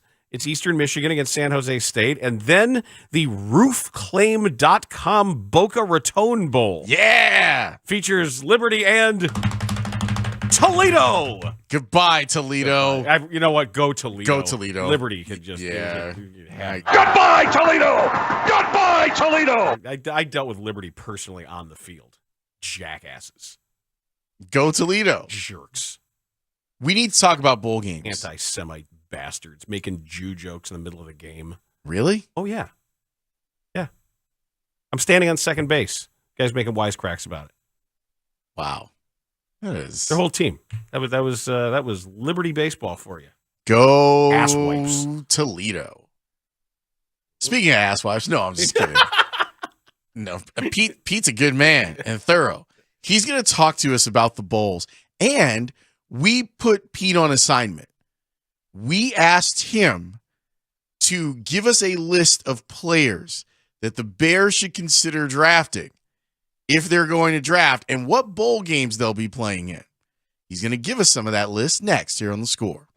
Bulls fans, it's Chuck Swirsky and Bill Wennington. This is where Chicago runs with the Bulls. Comes up shooting top 3. Bam! Put him in the Hall of Fame. He's got 7 threes. Listen to every game here. Plus, it's where Dan Bernstein and Lawrence Holmes talk.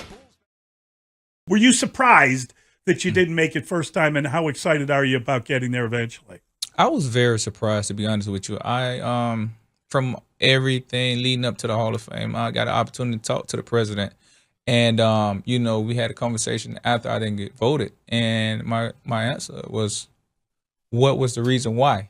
And he said, out of every guy that got cut off the list, you was the hardest one. And I was like, could you be more specific? And he was like, well, to be honest, you was the last one to get cut. Yeah. So if it was a cutoff at 5 players, you was the 6th guy. And it was just like you came in with the uncomfortable position where we didn't know what to do. Right. And it was more so, we know you're gonna get in. And he was like, we know that's not a question. We know you're gonna get in. There's some guys out there that been waiting a while. So we're gonna go ahead and let those guys get in, and because we know you're gonna get in all the way. So that was really the answer. But I was more upset because as being in the Hall of Fame is great, but it's being the first ballot. It's like being in the first round of the draft pick. If you don't make the first round as a player, you're like, I don't care what round I go, second, third, it don't matter now. Right. But being the first round draft pick is the big name. So for me, going in and having the opportunity to be able to make the Hall of Fame and to be able to be a first ballot was a big thing for me. And when you look at the Hall of Fame, you look at the best at the position. And it's so frustrating because now I'm in a situation where I'm in a list of guys that's ranked 30th in running back or 29th best quarterback. You know what I mean? You have to, and when it comes to Hall of Fame, you have to pick the best at that position. And if you have a guy that's on the list right now that's everybody's looking at as the greatest of all time, right? Why not put him in there?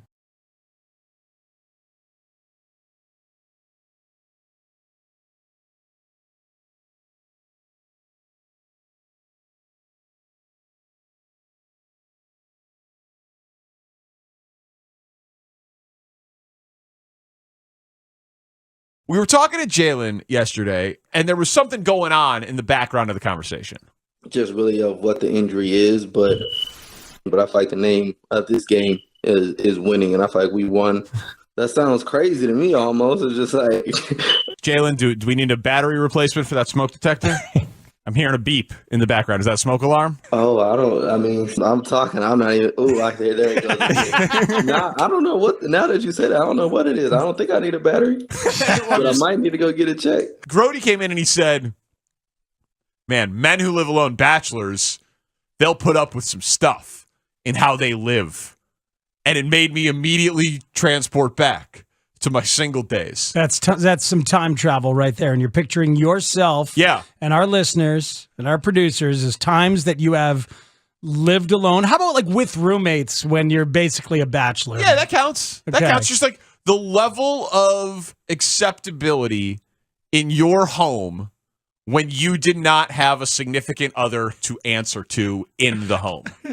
Like, when Steph and I started dating, I lived in a pretty nice place in Kansas City. It wasn't that expensive because nothing in Kansas City was that expensive, but I had to get out and find a new place kind of quickly. The new spot wasn't great, and I was like, I'm not going to live here that long, and I didn't really unpack for a while, and the freezer wasn't functioning, and I don't cook, and I was eating 14 meals a week out at that point. So like I was eating 2 meals a day, lunch and dinner, to go for every meal, and so it was not that big of a place. So my sink was extra storage. Oh, I had literally I just had no use for the kitchen sink. Mm-hmm. There was never a scenario. There wasn't a garbage disposal. So it was just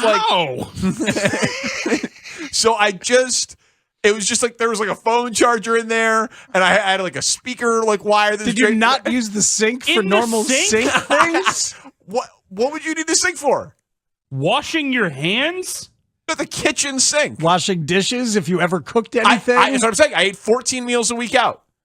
I ate out for lunch and dinner and didn't eat breakfast. You didn't rinse out a glass for water or fill up an ice tray. The freezer didn't work.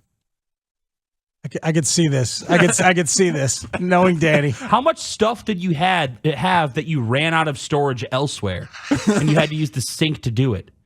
It was not that big of a place. Like I said, I found it in a pinch. I'm not proud of it, but yeah, the first time I brought Steph back to my place, there was a phone charger and a speaker in the kitchen sink. Yeah, those two children. Those are some terrible moments when you're like, "Oh, she's gonna see how I live now." True story. I'm not proud of it. Texter writes in, socks were disposable. I bought a new pack every Friday. How about this one? Toilet chain broke. I reached in the tank and the water pulled the flapper to flush the toilet. I did this for roughly 4 months. Instead of buying a $2 chain from the hardware store, at least I got a free hand wash out of the deal. This is my favorite text so far from the 815. Oh, God. I stacked a box full with window blinds on top of a big plastic tub and set my TV on it. My girlfriend has since moved in and has been living with me for 3 years, and that's still my TV stand. Absolutely no reason I shouldn't have a TV stand. Oh, you're going to marry that woman, though, sir. Jesus You Christ. might. Man. Yeah, no. Like if Steph stayed with me with the kitchen sink as storage for extra chargers and speaker wires, you're gonna be just fine.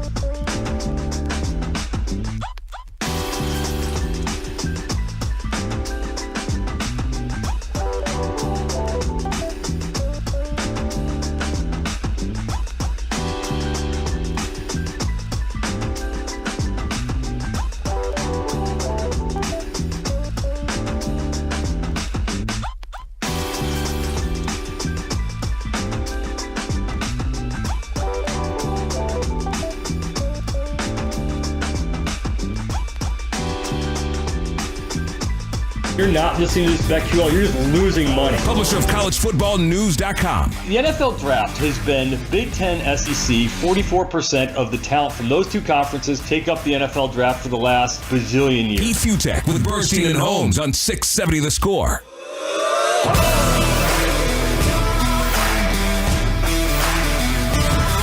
We wanted to bring our friend Pete Futek on during bowl season as he gets ready for the famous Idaho Potato Bowl thing. Yes, it's a 2:30 kickoff at Albertson Stadium in Boise. Pete, have you ever gone to any of these bowl games? The big ones, yes. None of the smaller ones. You say it mockingly, but you watched that Packers-Rams thing last night. I know you did. Tell me that's any better. Good for you. You're a better person for it. I swear I didn't. I did watch the Bahamas Bowl. It was You fantastic. should've. You know what?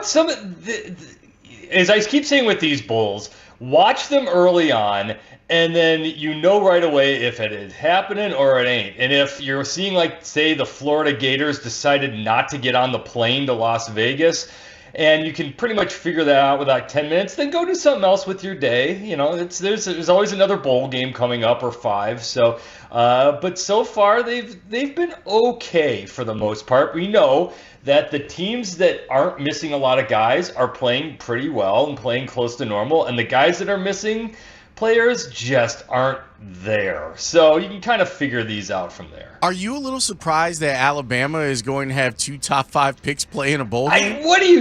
I know it's like culture. There's a couple places like Clemson's like, oh, we don't have opt-outs here, and then everyone opted out or went to the transfer portal. But what do you do? I get it, but what are you doing? Will Anderson and Bryce Young should be placed in bubble wrap for the next 6 months or so. I don't know. Like, there's just no point in those two guys risking, generational wealth and hundreds of millions of dollars by, going out there and trucking Kansas State. However they're going to do this. Pete, why is it? Why do these cabals that run some of the minor bowl games, why are they always able to find the next company to buy these title sponsorships when the turnover rate only seems to be increasing?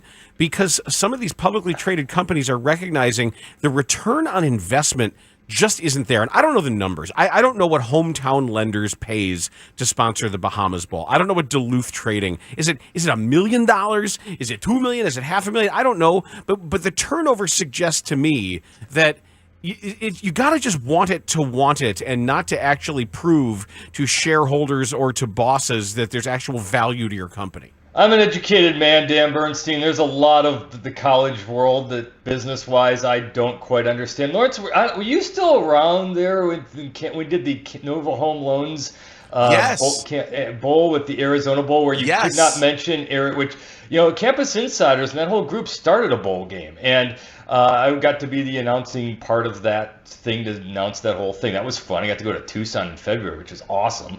But yeah, I don't know. I guess you're not seeing a whole lot of major, sponsors except for the biggest, most giant bowl games, and even those turn over fast. I don't understand that. I don't understand the return of investment on any of this NIL money. I don't understand for the life of me how agents have continually been able to have some sort of Jedi mind meld over athletic directors and presidents, and you need to give this coach an 8-year extension. It never works. But for some reason, the business of college sports is so loopy that everyone just kind of wants a part of this, and they don't really think about this rationally. Now, before you get angry notes from both Star Wars and Star Trek people, it's Vulcan mind meld, Jedi mind trick.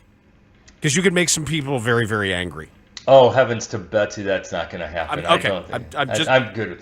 Look, I have street cred on this. I saw the original Star Wars in the theater in 1977 or whatever it is. So I can pull that card. I absolutely did. It was one of the first movies I ever saw. The second one being Airplane, where I saw my first naked woman, where my mom's hand came across, and I ducked it at the last possible second. Those are my two, along with any Disney movies, my two big claims to movie fame from the 70s. Yeah. Well done. That actually explains quite a bit. When it comes to these bold sponsors, and you brought up NIL, I wonder if they might get more return on investment with an NIL than a bowl. What I'm waiting for, though, is that's exactly it. Do you want to talk about your answer to the problems, or, well, why are these guys opting out of bowls? I'm waiting for, company X to say, hey, quarterback, if you play in the whatever here it is bowl, you get an extra $100,000 on your contract if you are, the guy for playing in this game and doing something like that. And sponsors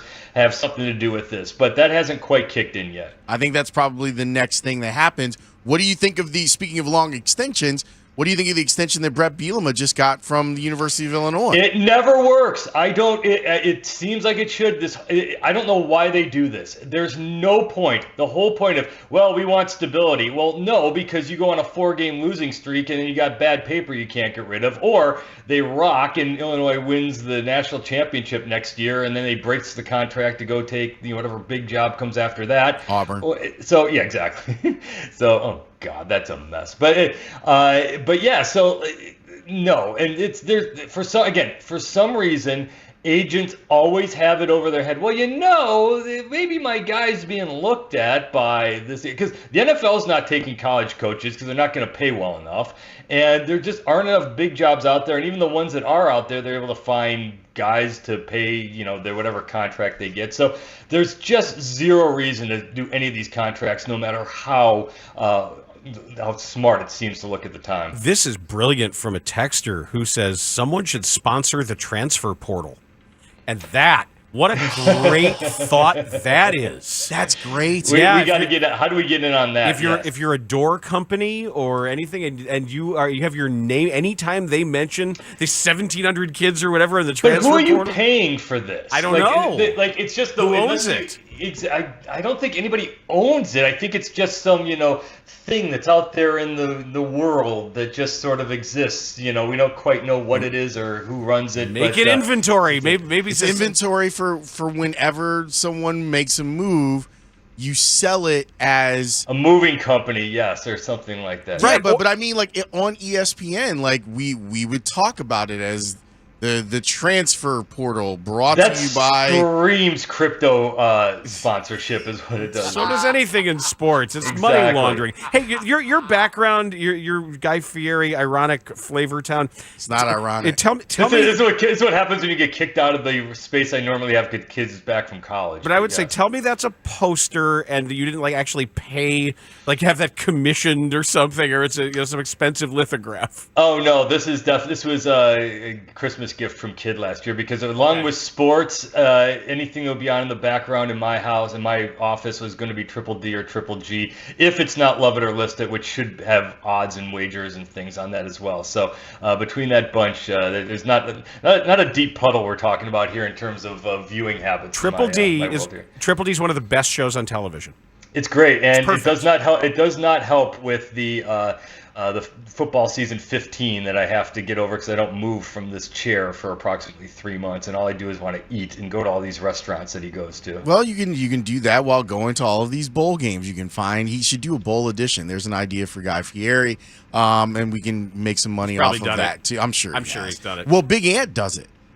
Big Ant here, I think it's called Ant's Bites, where when he goes on the road, he tells you all the places where you should go when you're in Tucson. That dude doesn't gain a pound either. He just gains another 3 pounds of pure rock muscle too when he eats fat and carbs and things. It's amazing how the guy works. It's so much better if you picture Anthony Herron with Guy Fieri's hair and the Oakley blades on backwards, And then he goes in and says how Mary J. Blige and this sausage is overrated, and then he gets yelled at for both of them. And Richard Burton can't act. I'll give you my giant burger and my T-shirt. Pete, this Tom Brady guy, all he could do is throw a forward pass. It's kind of overrated. What a jerk! Before we let you go, who are players in bowl games that we need to be watching?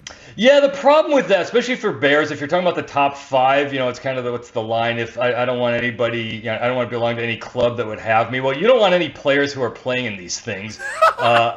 So if you're drafting this high, your next great Chicago Bear isn't in them unless it's the college football playoff. Where I mentioned before, Jalen Carter, defensive tackle of Georgia. You got to watch him. Will Anderson, obviously. And the thing about this is, if the Bears are really picking top 5, someone's going to want C.J. Stroud, someone's going to want Bryce Young, someone's going to think Will Levis, and Anthony Richardson's just hovering around there. So the Bears are probably going to want to trade down in all this. And at that point, you're just talking best player available if you're the Bears, and they need a little of everything. Wide receivers, Quentin Johnson out of TCU, he's going to be playing in the college football playoff. There's a kind of a mid-first round guy, which he's not Jamar Chase. I don't think he's that game changer, and I'm always leery of TCU wide receivers, but that is a guy who's probably going to be targeted for a team that desperately needs some help for the franchise quarterback. But if you're sticking around, just wait until the college football playoff, wait until the Alabama game, watch Will Anderson, watch Jalen Carter, and think about the possibilities of what one of those two guys could do to be a game wrecker on your defensive front. Good stuff, Pete. Thank you. Later, guys. That's Pete Futak. Next up, we are going to talk about the Cubs shortstop with his former college coach, Tim Corbin of Vanderbilt. Next on Bernstein and Holmes on The Score. Bulls fans, Alex Caruso here. This is your official radio home for Chicago Bulls basketball. Caruso steps in left wing 3. Yes! Listen to every moment of the action right here on Sports Radio 670. I don't think there's a finish line. I don't think we're ever going to feel like we've figured out pitching development or we're there. But I feel really good about where we are. And it's really, I think the first time, since I've been here, where I feel like I look down at the minor leagues and think to myself, like, okay, there are, at every level, there are, a lot of pitchers that have a chance to impact the Cubs. We have real depth. Now, there's never enough depth, and that depth can go away really quickly, and so you can't stop that process. But I do feel like our depth, pitching-wise, is probably at the highest point it's been since I've been here, since I got here in 2011. And that gives me a lot of pride. We have a lot of really good people working on it, and we'll just continue to try to get better and better. But I do think it's in a good place right now. Jed, I know that you want to just kind of put your head down and let the proof be in the pudding when it comes to the next great Cubs team that you build. But considering, this is the flagship station, we reach millions of people on this radio station, a lot of them Cub fans. What's your message to them going into this offseason, considering some of the baseball that they've had to consume over the last 2 seasons? We got here in 2011. Obviously, we had a plan to build something really special. We executed that plan, and we did build something really special. And obviously, you can't run the same play over and over. It doesn't work. The game evolves. But I feel like we have a plan. We have a vision of what we're going to build. We're going to learn from some of the mistakes from last time and try to extend that window longer. But we're going to take our fans on a very similar journey. We're going to build something really special. Do I have confidence that we're going to do it here because we've done it already?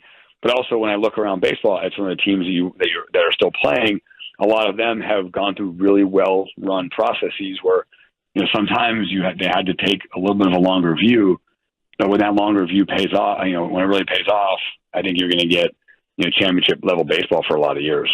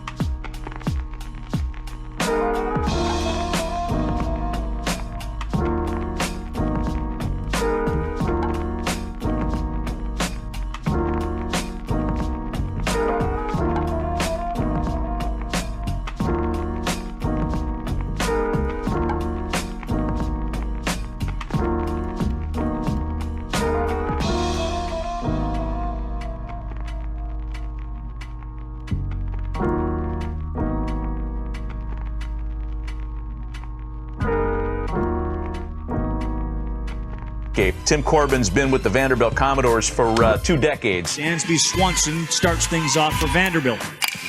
First pitch off the glove of Pinero. That's a good start. As he said, why be nervous?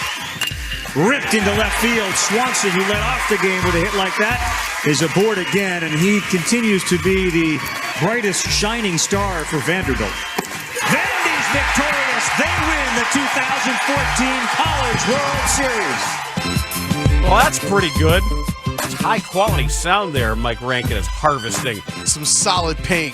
To bring in our next guest, the head baseball coach of the Vanderbilt Commodores, Tim Corbin. He's on Twitter at Tim Corbin. He's with us on the Score Hotline presented by Circa Resort and Casino in Las Vegas, home of the world's largest sports book. Hey, Tim, how are you? Good, Dan. How you doing? Good. What do the Cubs have in Dansby Swanson as they bring him in here to solidify their infield at this stage of his career? What do they have? Well, they got a smart player, very durable player, and very reliable player. I think that's the one thing when you look at Dansby's career, whether it be at Vanderbilt or moving past Vanderbilt to a major league status. I think it's just someone who's going to stay on the field and someone that is going to be there. And I think that matters. But I think being there both physically and mentally is probably paramount, and he's certainly a smart kid. I think if Dansby Swanson was a football player, he'd play for Bill Belichick in the New England Patriots. He'd be a guy that is reliable on the field, smart guy, not going to make mistakes, and be a winning player, and that's exactly what he is. When did you start to recognize those traits in him? I think when he got on campus. I mean, I remember right about now, his freshman year, before we left for Christmas break, he sat down with me and we talked about his fall, and he told me, and sometimes when you hear this noise come from someone's mouth, you don't know whether to believe him or not. But he said he wanted to be the best player that I've ever coached. And, I look back and, he was. He's one of those kids that is special in a lot of different ways. He's got great leadership abilities. He spends a lot of time with other people, whether it be in a locker room situation or whether it be outside. He's just going to make the environment better. And I say environment, you see what he's like on the field from a player standpoint, but there's also clubhouse capabilities too. And that's why I always thought he'd probably stay in Atlanta forever. I just felt like they probably could see that, could feel that. He's going to help those younger kids. But when Carter Hawkins, who's a former Vanderbilt player of mine too, your GM decided to sign him, I could see why. This guy, especially right now with your organization, he's got a great chance to impact it and help those young players. And Horner being a middle infielder too, a college guy as well, I think that's going to be a nice fit for your organization and your team. Yeah, but he's a Stanford guy. I don't know how you feel about that program, but I don't know if that counts as much as some of the Vandy guys do. Yeah, good program, smart kid. When it comes to the expectations, that's really my concern about his maturity and his ability to deal with what I think are going to be outsized expectations because of the money, because of this shortstop environment. I don't look at him as like a superstar player. I think he's very solid, like you said, but Cub fans get a shiny new toy and they want, it's unspectacular to know that he's solidified your team and he's going to be reliable. It's hard to cheer for reliable. How do you think he's going to handle being a big, expensive name in a big city?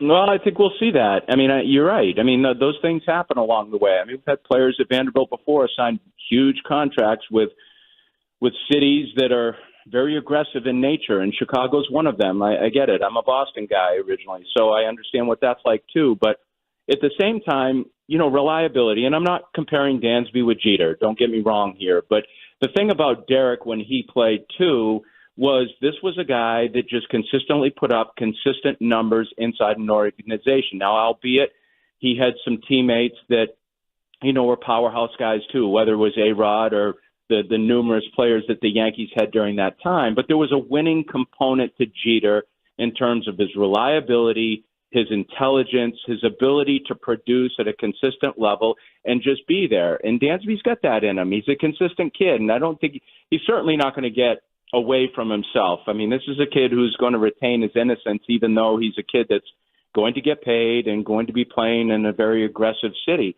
But at the same time, he's going to be there for one reason. That's to win ball games. And I don't think everyone goes into that situation from a team standpoint, a team perspective, like, I'm going in here to do one thing, and that's just win baseball games. And that kid's built that way, and he's wired that way. Tim, I'd love to know, even beyond just what Dansby's role in this will be, but what you think as a coach, knowing that the Major League game is going away from shifting, on what effect or impact you think that'll have, and how do you think Dansby will fit into that? Well, he's a good athlete. I mean, you're talking about he was a quality basketball player as a kid, which, kind of speaks to his spatial awareness abilities, his ability to he's got great savvy for the game. He's got a great understanding for the game. He's got a good acumen, which makes him a special base runner too. But I think from a defensive standpoint, he's usually in the right place at the right time. But even if he's not in the right place, he's got those abilities, whether it's shiftiness with his feet, his ability just to create good angles to the baseball. He's got plenty of arm. This is a kid who can play that position and play it every day. There's not a lot of guys, and you talked about the shortstops, but even these free agent shortstops that you just spoke to, they're not all going to stay at the shortstop position. Sometimes they get big enough where they start to put on some weight, they lose range. Dansby's not built that way. He's a good athlete, and he's one of those kids that I think is going to stick at that position for a long period of time. Keeps himself in shape. He does the right things away from the field. I just think it's all adds up to a kid that is going to be able to play that position and play it well. We are talking with Tim Corbin, the head baseball coach for the Vanderbilt Commodores, Wentz, Dansby Swanson, and many, many, many others. I want to ask you about Noah Schultz, because you recruited him, you got a commit out of him to play for Vanderbilt, and then the White Sox selected him in the first round, 26th overall. What did you see that made you want him, and what do the White Sox have in him? Well, I just think size. You saw projection. I mean, he was a kid that hadn't pitched a lot, but yet at the same time, there was some athleticism to him. I mean, he's more from if you see the body and you just spoke to him, it's more basketballish than baseballish, especially being left-handed pitcher. You don't see a lot of guys his size, and Randy Johnson, and then who? It's like there's just not a lot of guys that are built like Randy Johnson or Noah Schultz. Now, what he becomes, who knows? I mean, it's tough for a high school kid to sign and last through a system and then get to the big leagues. But he certainly has athleticism. He's a smart kid. He's more of a short armor than a Randy Johnson. But there's some arm strength to him, and there's a pretty good break and pitch too. So what he becomes, I don't know. We certainly wanted him here because we felt like we could develop the mind and the body, but that's no longer. So we'll see what happens. Dan and I have been having this kind of long-term conversation about youth sports and kind of where they go. You've mentioned in talking about both of your players, basketball body type, Dansby actually being a basketball player. You're one of the most successful college coaches in the country. Do you want players that only specialize in baseball, or do you want guys that have gone out and actually done other sports? Like athletic kids, like guys that can decompress at certain points of the year, because I think this is just my thought, and it may not matter to anyone, but as far as what I've seen with kids in general, the kids that have a chance to play, that are available, that stay on the field, that grow in the game of baseball, are guys that have played other team sports. And baseball is basically an individual sport played as a team. You think about it, when you're on the mound, you're playing by yourself. When you're in the batter's box, you're playing by yourself. And when you're fielding the ball, you're basically playing by yourself. And you say, well, that happens in every other sport too. Baseball's a little bit different that way, but I think the wiring of a team sport athlete is different than just a guy that plays baseball all the time. And you can see it. It's pretty easy to see. And I think just their acumen for what's going on around them, and I use Dansby as an example because you think about a point guard in basketball where they're trying to move the ball down the court. They're not staring at the people around them before they pass the ball or put the ball up in the air.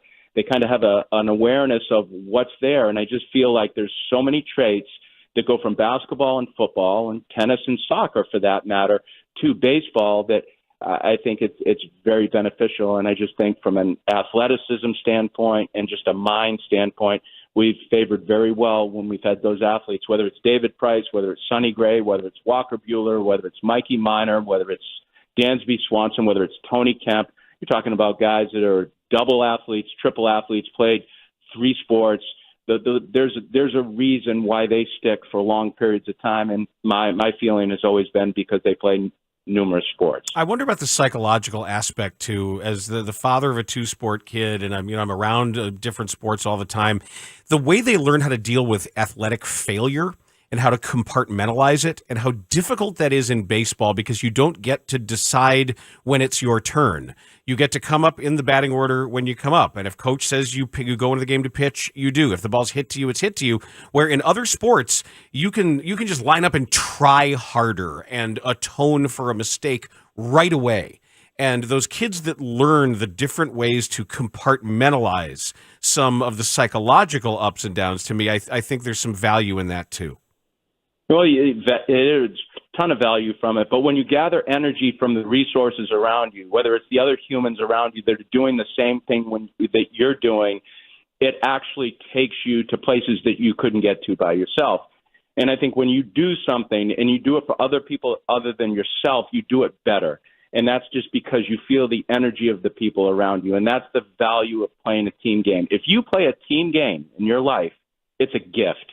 You think about how many people in this world have never been parts of team. And once you're part of a team and once you feel other people doing something with you, it's an amazing gift. And it just elevates your abilities in so many different ways, whether they're mental or physical. And, I started this talk about Dansby being a team guy, and that's who he is. And I think the elevation piece of him is his ability to do that inside of an environment. That's why I think you got a really good one. I know that we're asking you a lot of big picture questions. It's great, which is stuff, great, which is the type of stuff that we love. I want to play this for the Bulls. Yeah, no doubt about it. But considering your background with Team USA, I got another big picture question for you. Mm-hmm. Why is it that it seems like, and maybe it's not the reality, it seems like the other international teams are playing with more joy than the American players are? Can we ever get to a level where we're seemingly having as much fun as the other teams are? Yeah, it's called adults. It's called parents. We put a lot of pressure on kids. When we allow kids to do things and we release the opportunity to them, you're going to see more smiling.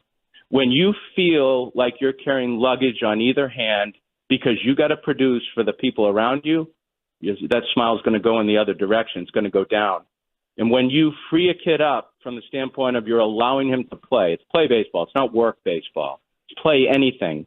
And you think about kids around the world that don't have the resources that we have. Well, they also don't have parents that are following up on every little damn thing that they're doing either.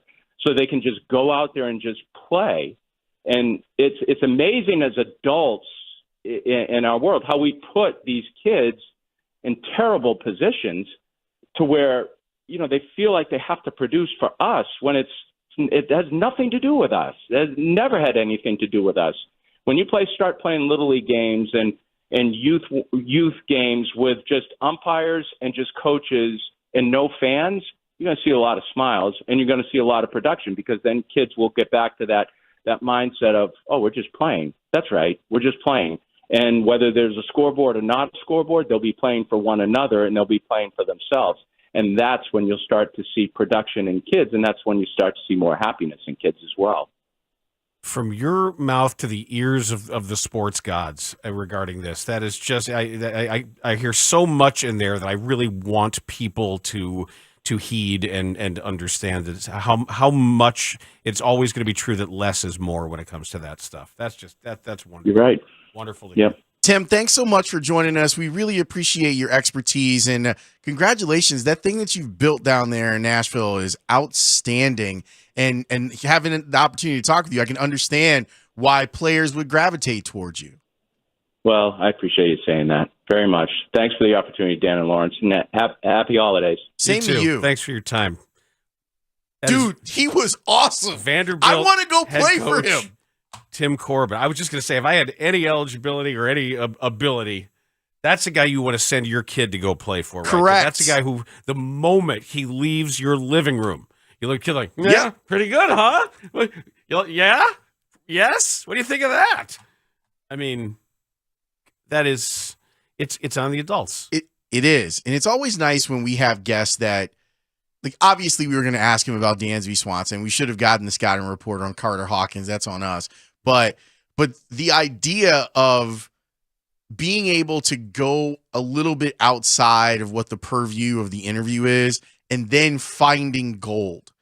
I love that. There is thematic statement stuff. And when he said baseball is an individual game that masquerades as a team game, that's fundamental to the statistical revolution, fundamental to it, to understanding how baseball can be measured and how players can be measured differently than in other sports, which leads us to the discussion of Dansby Swanson. And it leads us to, coincidentally, the Fangraphs Cubs Zips projections are out that include Dansby Swanson. And I'll tell you this, they're reason to get excited. Really? Yeah.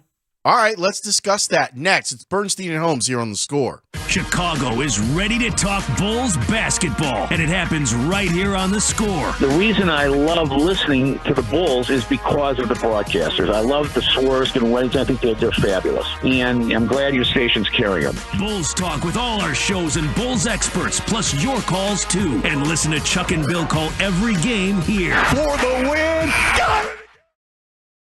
The last few years, we were always playing for that last game of the season, playing to win the last game, be in the playoffs, and win it all. Now, over these last few months, I mean, the focus has shifted, but it's still on winning. You know, you still have to come into the ballpark every single day, and that's what we're trying to keep around here is that winning culture. You know, the focus is obviously these young guys, they're trying to develop themselves and learn their place in the big leagues, but as a group and as a whole, we're coming into the ballpark every day.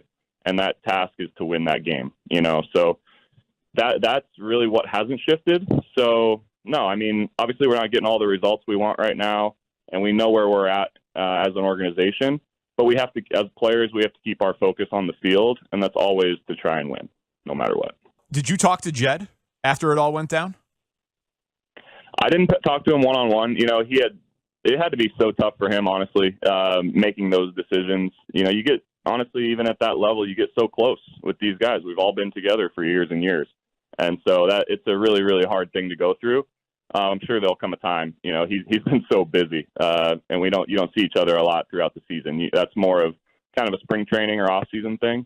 So I'm sure there'll come a time where we'll be able to, you know, sit down and kind of go through everything that happened, but he knows that that's not a concern of mine. I have complete trust in everything. I love being here, and I like focusing on my job and really the product on the field and these young guys that we have around us.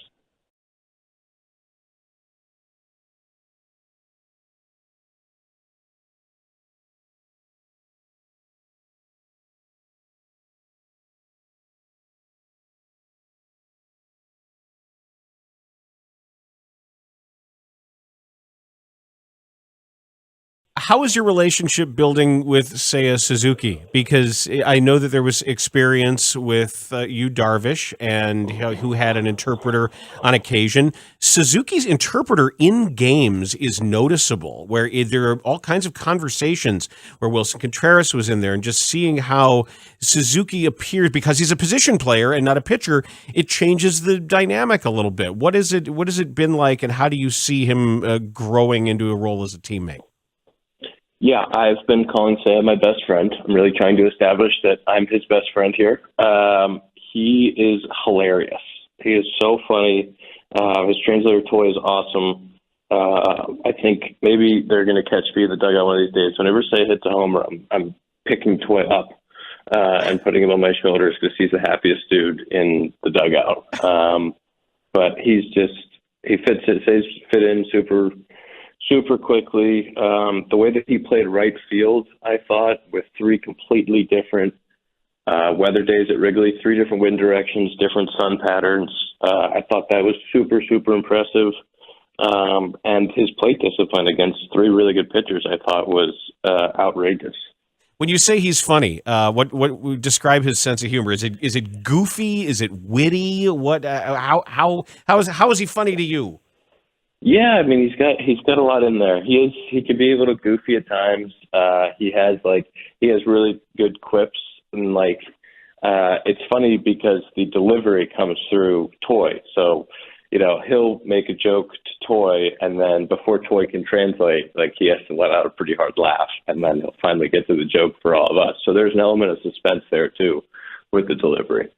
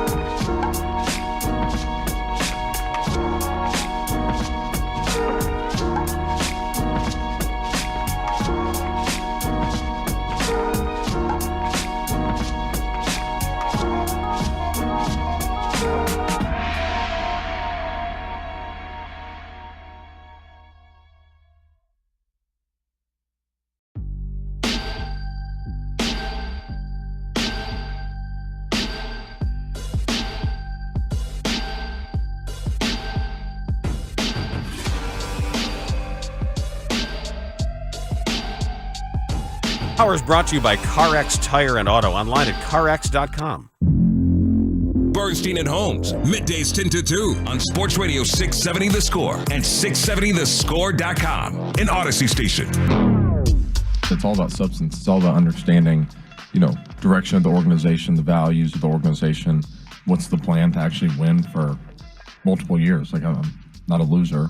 Don't consider myself a loser and never will be, and so how do those two things line up towards how things get done? Like I said, what's the end game? And if it's not consistently, winning a World Series every year, then it's not something I want to be a part of. You sound like organization first. Winning first. And that sounds real. That's not a put on. He's got a little Manly in him, Dansby Swanson. Same area, right? Kennesaw, Georgia. Not far. You know what his dad's name is, though, right? What? What would be the name of a Southern gentleman who has a son named Dansby? Well, my son's name is Dansby. That must mean my name is. His name is Cooter. My name is Cooter. My given name. Somebody read this, that Dansby Swanson, it's not the all Dickens team with Mansfield, Rotto, and Arlington Hambright. It's the all F. Scott Fitzgerald team. The Dansby Swanson would be someone at one of Gatsby's parties. Right? They're over there. Buchanan's over there talking with Dansby Swanson. Right? Dansby Swanson has made it to the soiree tonight. Mm-hmm. Oh, yeah, there's a little Manly in there. And here's what you got to know about him. He's a good player. He isn't a star. And I hope you as a Cub fan understand that he's got immense value to the Cubs. because he's a really good shortstop. He does a lot of things. And just like his college coach told you, I'm still not over that interview, by the way. I'm going to want to go back and listen to some of that stuff. I actually think that portion in where we got into the non-Dansby stuff, we should actually bring back. Maybe Friday's show. That's great. That is so fundamental, important, good sports thoughts. Really good sports thoughts on a lot of big picture stuff. But it's not exciting to go watch someone who's solid. I mean, he's just not. He's not spectacular. He's not great. He's probably about a 4-win player, a 3 to 4 win player, and for the Cubs to have that at shortstop, what that means to the value of other guys is huge. Don't get me wrong. It's a big, significant signing. But his game and who he is isn't something that you're like, oh, I'm paying my money to go there and watch him today. You want to root for him. You want him as part of your team. Now, the projections are out on Zips, and this is Dan Zimborski's algorithm that he runs for Fangraphs.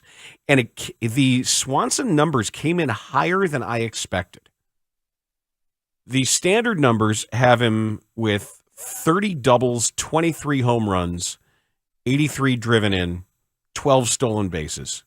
Even more exciting are the advanced numbers. Okay. Slash line of 259, 323, 436. It's a 106 OPS plus, but because of his defense, which has got very strong projections, he has got a 4.5 WAR. Okay. That's middle of the range. If you want full range, I do. For near age offensive comps, the floor saying if he hits the 20th percentile WAR, they've got him as a 3.1 WAR player. That's if he's bad.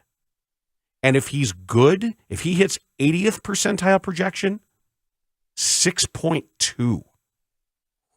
That's sexy. That's MVP candidate.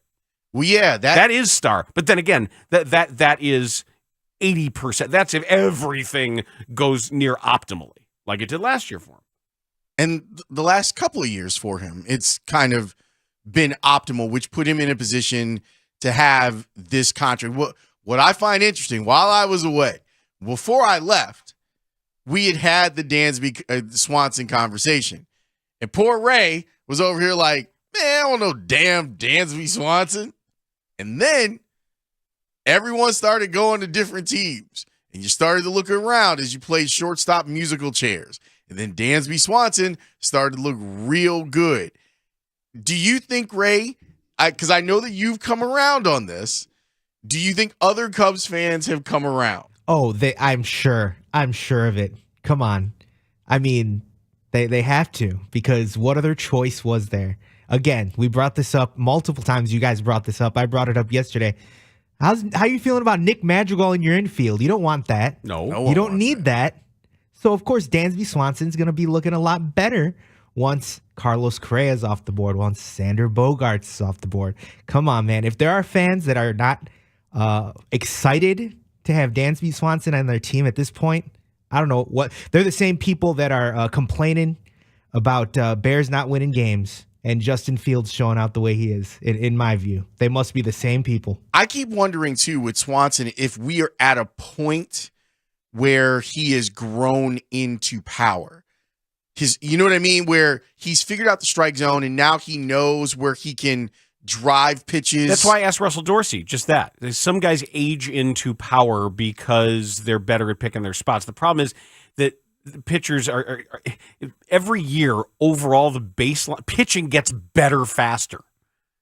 It's just so damn good. There's just so much absolute filth out there that it just makes it difficult even when you get your pitch now. Guys mistake hitters aren't going to survive. As you look through the Cubs 2023 Zips, is encourage the word that we should be looking at? Yeah, well, let me here's the editorial from Zimborski. Okay. When you look at Chicago's offense, you see a lot of the parts of a 90-win team, but not all of the parts. It's sort of like a birthday cake that's been frosted, but it lacks any decoration. It's edible, but it really isn't exciting, quite yet. He said first base and third base are decidedly meh-minus positions. He said, I feel for poor Matt Mervis. He keeps projecting for fewer plate appearances than a much worse projected starter. Incidentally, I'm only about 80% sure that Matt Mervis isn't actually Matt Merton with a dye job in cosmetic surgery trying to get his service time in. He said, I would like to see the Cubs add at least one first base DH option before the season starts. Someone like Michael Conforto. Unfortunately, the options there are dwindling.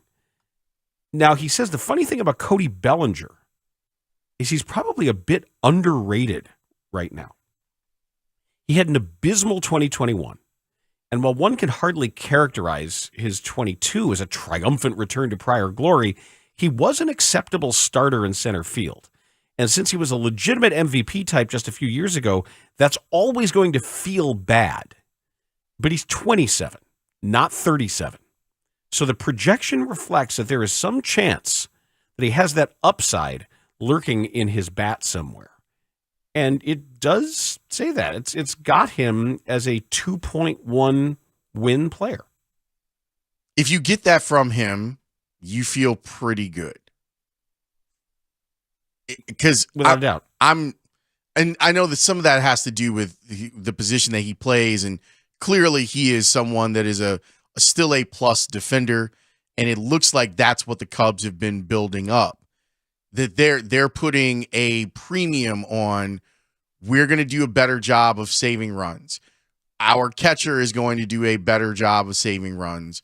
We now have a shortstop playing second base and another premier shortstop playing shortstop and a premier defensive center fielder. Maybe the best defensive outfield. Maybe. Although Cleveland. That Cleveland. Cleveland. Baltimore. But that's how you do it. That's how you get good fast. Yeah, Baltimore too.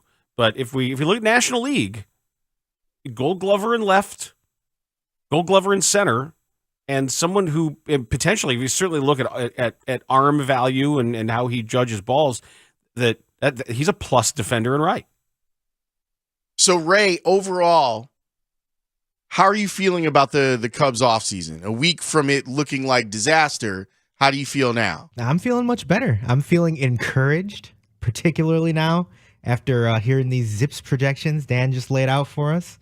I'm feeling very encouraged and positive that we're actually going to have a competitive Cubs team this season, much more competitive than it's been.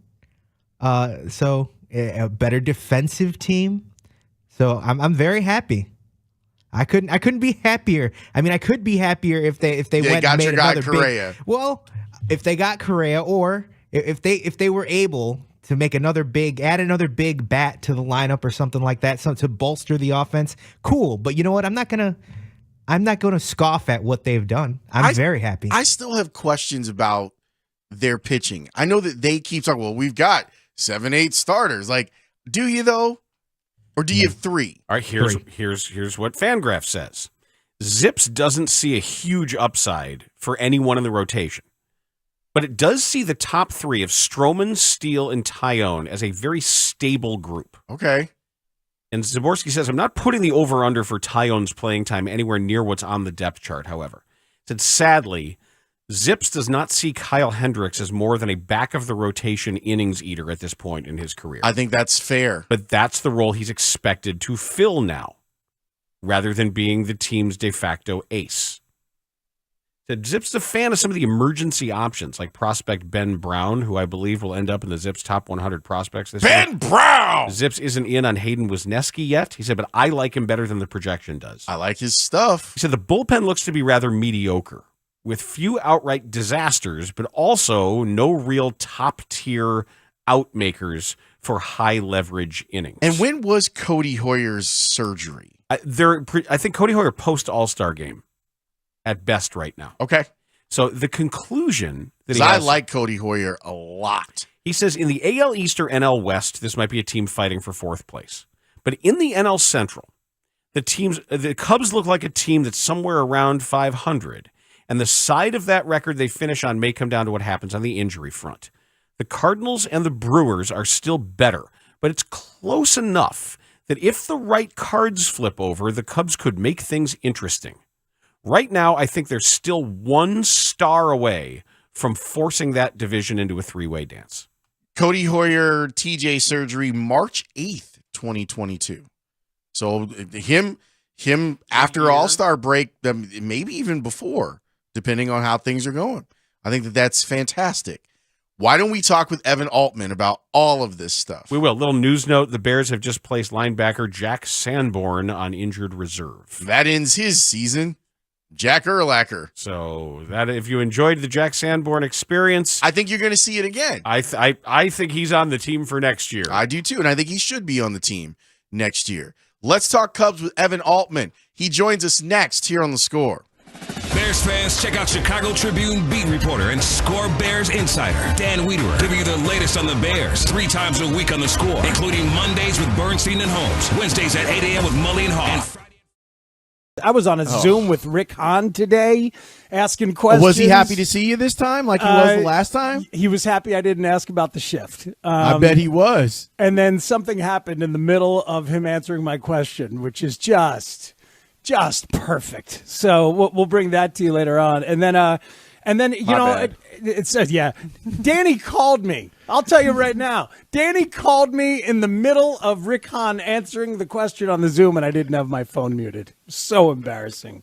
I should have said, Rick, you know who that is. I'm sorry, man. Let me just hang up on it, as you that would. would have just been great. It would have perfect. It would have given you a sound bite that you could play forever and ever, or a like we could have got the screen grab of the look on his face when you tell him it's Parkins. Rick, it's Parkins. Should I get it? I should have. Rick, it's Danny. I'm sorry about that. I was mortified. I was mortified that I was grandpa on the Zoom call. I didn't have my phone muted, and then later on, when it came time for a follow-up, somehow like I had been automatically muted. And so Daryl Van Schouwen started to ask questions. He saw that I wanted to, and he had to say, "Oh, go ahead, Speaks," and I had to unmute and then say, "Thank you, Daryl." Like I screwed up the Dutchman, the continuity and the flow of the Rick Hahn Zoom by being grandpa. It's a terrible feeling. Well, that's why you're not a ball writer. You're a talk show host. That's right. You got to take it seriously. You messed up the sanctity of a Leori Garcia Zoom. How dare you? How dare you? This stuff is serious. This is the problem every once in a while when you're a multi-level baseball individual at times, as I am. So like I got myself in there. Baseball. Well, you know what I mean. Like, I'm not a beat guy. Is that what Tony La Russa said? Multi-level baseball. What I mean is like I dip my toe in various waters. That's all I'm trying to say. So like I'm an outsider. Zoom. I'm not a multi-level baseball individual. You're a talk show host. Okay, but talk show host. But sometimes I'm a play-by-play guy, That's as true. you know. That's true.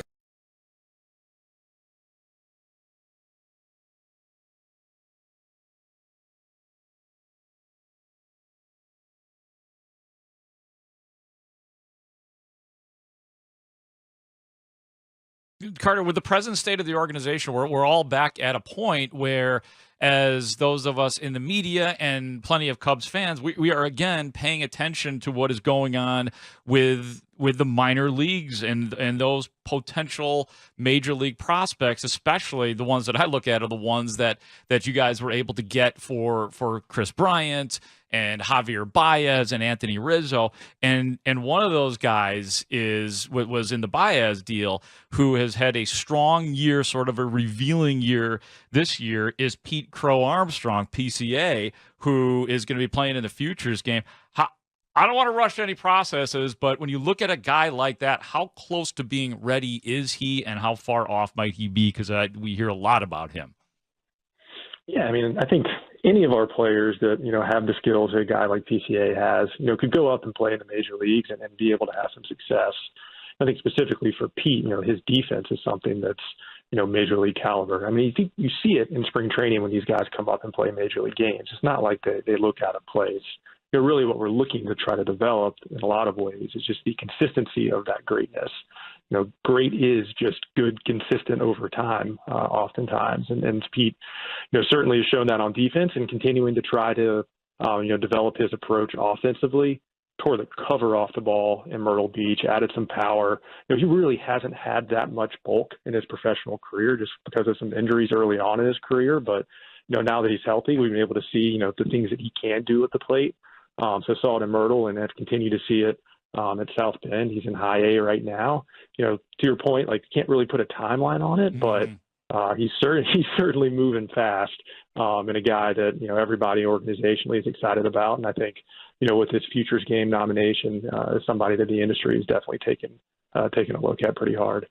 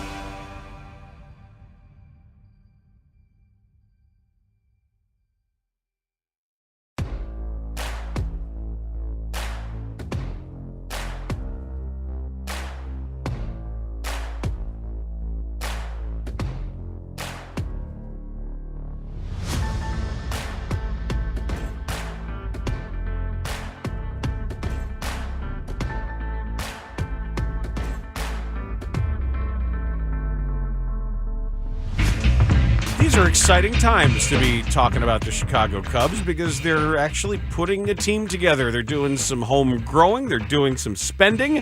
So let's talk about it with Evan Altman, the editor-in-chief for CubsInsider.com. He's on Twitter at @DEvanAltman, and he joins us on the Score Hotline, brought to you by Circa Resort and Casino in Las Vegas, home of the world's largest sports book. He's also on Twitch, twitch.tv. All right. See, look at that. He's got the background all set up, everything. Twitch.tv/Chicago670 The Score. Hey, Evan, how are you? I'm good. It's much. Lawrence always makes fun of me for being like the harbinger of doom when I appear. So it's nice to be on after the Cubs have done something well versus, before. I think I would have ruined everybody's weekend.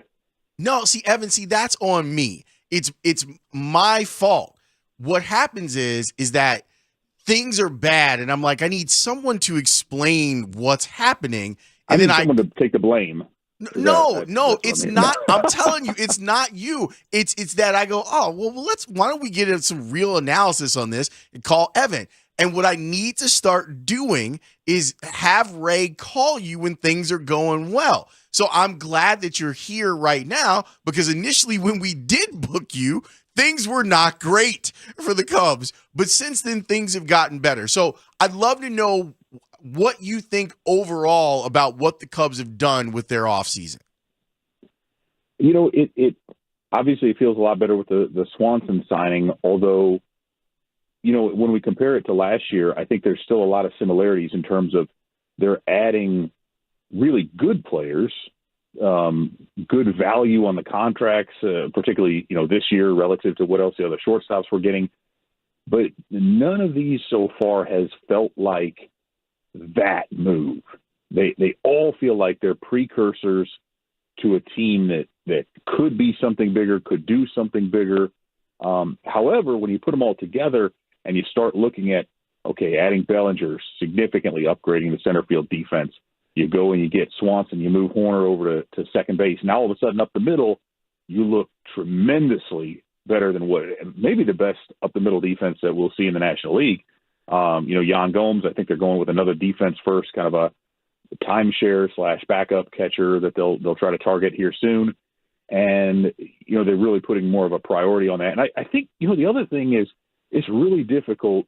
I know that in the era of metrics and all the different analysis we have, that we want to get to all these, all the numbers, but I think it's impossible to dismiss.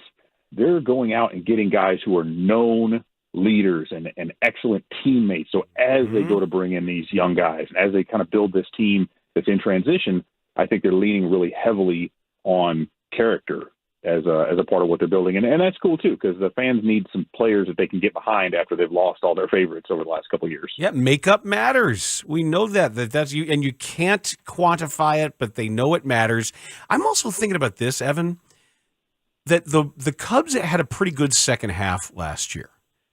And the first half of this year, they may be able to control the acceleration of the development of this team. Because for the first time, they may be able to earn some deadline acquisitions. Depending on how this division falls and the way this happens, that if they start to overachieve and guys start to be playing at the high ends of their ranges and they're healthy, they could make a really convincing case to add at the deadline, can't they? Yeah, I think they absolutely can. And when you assume they're probably going to make another couple of moves here, right? Round out the roster a little bit, first base DH type, maybe they upgrade it at third. Maybe there's an option with Michael Conforto as kind of an extra outfielder. But what it would take in the past is you had to look at it and say, okay, if these guys all do well, this will be an okay team. And I think what you're looking at now is a decent team, maybe around 500, but if you get the Seiya Suzuki bounce that they think they'll get, if Cody Bellinger kind of recovers to, even if it's just 2020 levels, if you have a solid pitching staff that can stay, they don't even really need to stay healthy or go deep. They've got enough depth there that if they can eat up those innings, now all of a sudden you're looking at gaining a couple extra games here and there in a weak division. So yeah, I think they're set up. This to me feels a lot like the 2015 team, and not what they ended up being. I don't want to say that they're going to win 97 games and go to the NLCS, but nobody expected that team to do as well as it did. A lot of it was just, hey, we added John Lester. There's some young guys coming up, got some veteran pieces, and then everything broke the right way that season and the next. This feels kind of like they're going into it with that same, fairly low expectations and trying to bring in those guys that, if they do really well, things can pop. But, and they've left themselves, at least at this point, plenty of money that they could go make those acquisitions, which is something that we used to see from them when they were more competitive. Okay, so that's something that I did want to talk to you about, because Dan and I were having this discussion on Friday before some of the news started to percolate on what they were going to be able to do. How do you feel about what seemingly was kind of this public back and forth between the business side and the baseball side on, well, we're spending our money. We're trying to figure out where the money is. Like, oh, we gave you all the money that you need. Go out and spend it. How did you see all of that playing out? Oof, that was definitely an interesting one because it sort of felt like I'm trying. It was almost like, and now that we're around the holidays, and I know these families maybe that maybe you got mom and dad in separate spots. Maybe there's a divorce situation, and it's like, dad's getting you a really cool present, and then knowing that it's better than what mom's going to get, and so then the kid gets disappointed. That's what it felt like, because I don't think it was a surprise that it came not long after we knew Cubs convention was coming back. And the Ricketts family was going to have a panel at Cubs convention. And I don't think ownership wanted to have to face fans with them being able to say, well, why aren't you spending money? Why aren't you trying to improve the club? I think it was very targeted. I don't know as much that it felt a little bit like Crane Kenny, hopped on a bus and tried to run Jed Hoyer over at the corner. because that put Hoyer in a really, really tough spot. It painted him into a corner that he had to get out of because, again, once those shortstops started going by the wayside, and I'll commend him on this. A lot of people thought Swanson was the fourth choice out of all those. Whether that's true or not, Hoyer was effectively down to 2 strikes when it came to adding that big free agent. And he was fouling off a couple pitches, so he came through with a big hit on getting Swanson in there. But, boy, that just coming out publicly and saying that was such a change from what they've said in the past when they've all been very conservative in the message that they've been putting out there. So I was a little surprised by that. But, again, in light of what we heard about season ticket sales and the ratings for Marquee, and, again, with Cubs Convention, I think that was a targeted message to try to maybe quell a little bit of the worst of the kind of rabble from the fans. Or maybe it's upward too. Maybe that is also for ownership, trying to loosen it up a little bit and send that. I think it can work in both directions. You can say, hey, this is when you send the message that you're competing, that we have the resources. That I think that resonates multiply to say let's go do this and compete, because I don't know how long a fan base with all the headwinds that you describe economically locally for them, that they would be able to be what they want without actually showing a more increasingly finicky, demanding fan base that there's a reason to be here for it. Yeah, I mean, the fans absolutely want, when you're talking about an experience, right? If you're going to sell the fact that it's different here, and that was their slogan, it's also very expensive here. And fans don't want to show up to the ballpark and shell out hundreds of dollars on average, right? Some of the highest prices in baseball, to then see a team, a product that is not commensurate with what they feel like they're giving to it. So I think, again, 2016, you can say it spoiled people. To me, I just think it recalibrated expectations that, people now expect. If you're going to make all the changes to Wrigley, if you're going to do all these things, well, then, you got to be, if you want to compete with the big boys on the financial stage, you've got to show people that you want to win. And that doesn't just go for players, but that's a big part of it too. It's a message to free agents. Nobody wants to come sign with a team that's just saying, oh, we're going to be smart with our money. We're not overpaying you. Come on. Are you kidding? Go get overpaid somewhere else. And then Carlos Correa and Xander Bogaerts will say, well, thank you very much. We will go take way more money than anybody expected. And I think the Cubs could find themselves in trouble if they put out a reputation, right, that they're not willing to pay some of those high rates for players. So, again, they went a long way toward maybe changing that a little bit with the Swanson deal. I want to ask you about 2 prospects. One clearly moving up, one kind of moving down. What if people told you about where Pete Crow Armstrong is at in his development, and what happened to Miguel Amaya? Yeah. So let's go with the last one first. So, Amaya was one of those guys. And of course, the Cubs have, unfortunately, there's several guys in the system right now who have just been beset by injuries. Amaya, it's one of those where between the Tommy John, and then he came back from that, and then he had the issue. I think he dislocated his finger, and then he came back from that, and then he had the Lisfranc break in his foot. The troublesome part there is, more so I think than any other position, other than maybe pitcher, to be a catcher and one whose receiving skills, game calling skills, players have raved about that with Amaya. I talked with Scott Efros a couple years ago when he was going through his transition to sidearm and was pitching in the Arizona Fall League. He didn't really even know his own repertoire yet, right? Because he changed his whole mechanics. And he said Miguel Amaya almost knew him better than he knew himself, and was such a great teammate and catcher for him to be able to help him with that transition. The problem is that Amaya can't stay healthy, and he wasn't even doing any catching because of the elbow reconstruction. Then he missed the end of the season with Tennessee. He didn't play in the Arizona Fall League. So we're talking about a guy who over the last few seasons, 2020 season was canceled, really has gotten very few at-bats, very few innings behind the plate. So that's going to be tough for him to come back from. I think he, starts out again in AAA. We'll see what happens. Future's still bright. He's still very young. But on the Pete Crow Armstrong side, I mean, I've heard nothing but rave reviews across the board, whether it's his makeup, you listen to him talk, and the way that he sees the game. I think what I don't care if he doesn't hit very well at all. He's a Gold Glove caliber center fielder. I think he can come in today and make that happen, or in April, and start out that way. They want to get him a little more seasoning. Obviously, young guy, right? Wasn't a college player, so not too many years. He missed most of his first pro season as well with the shoulder issue. But that is a guy who, when you look at his talent, is so heavily based in superior body control.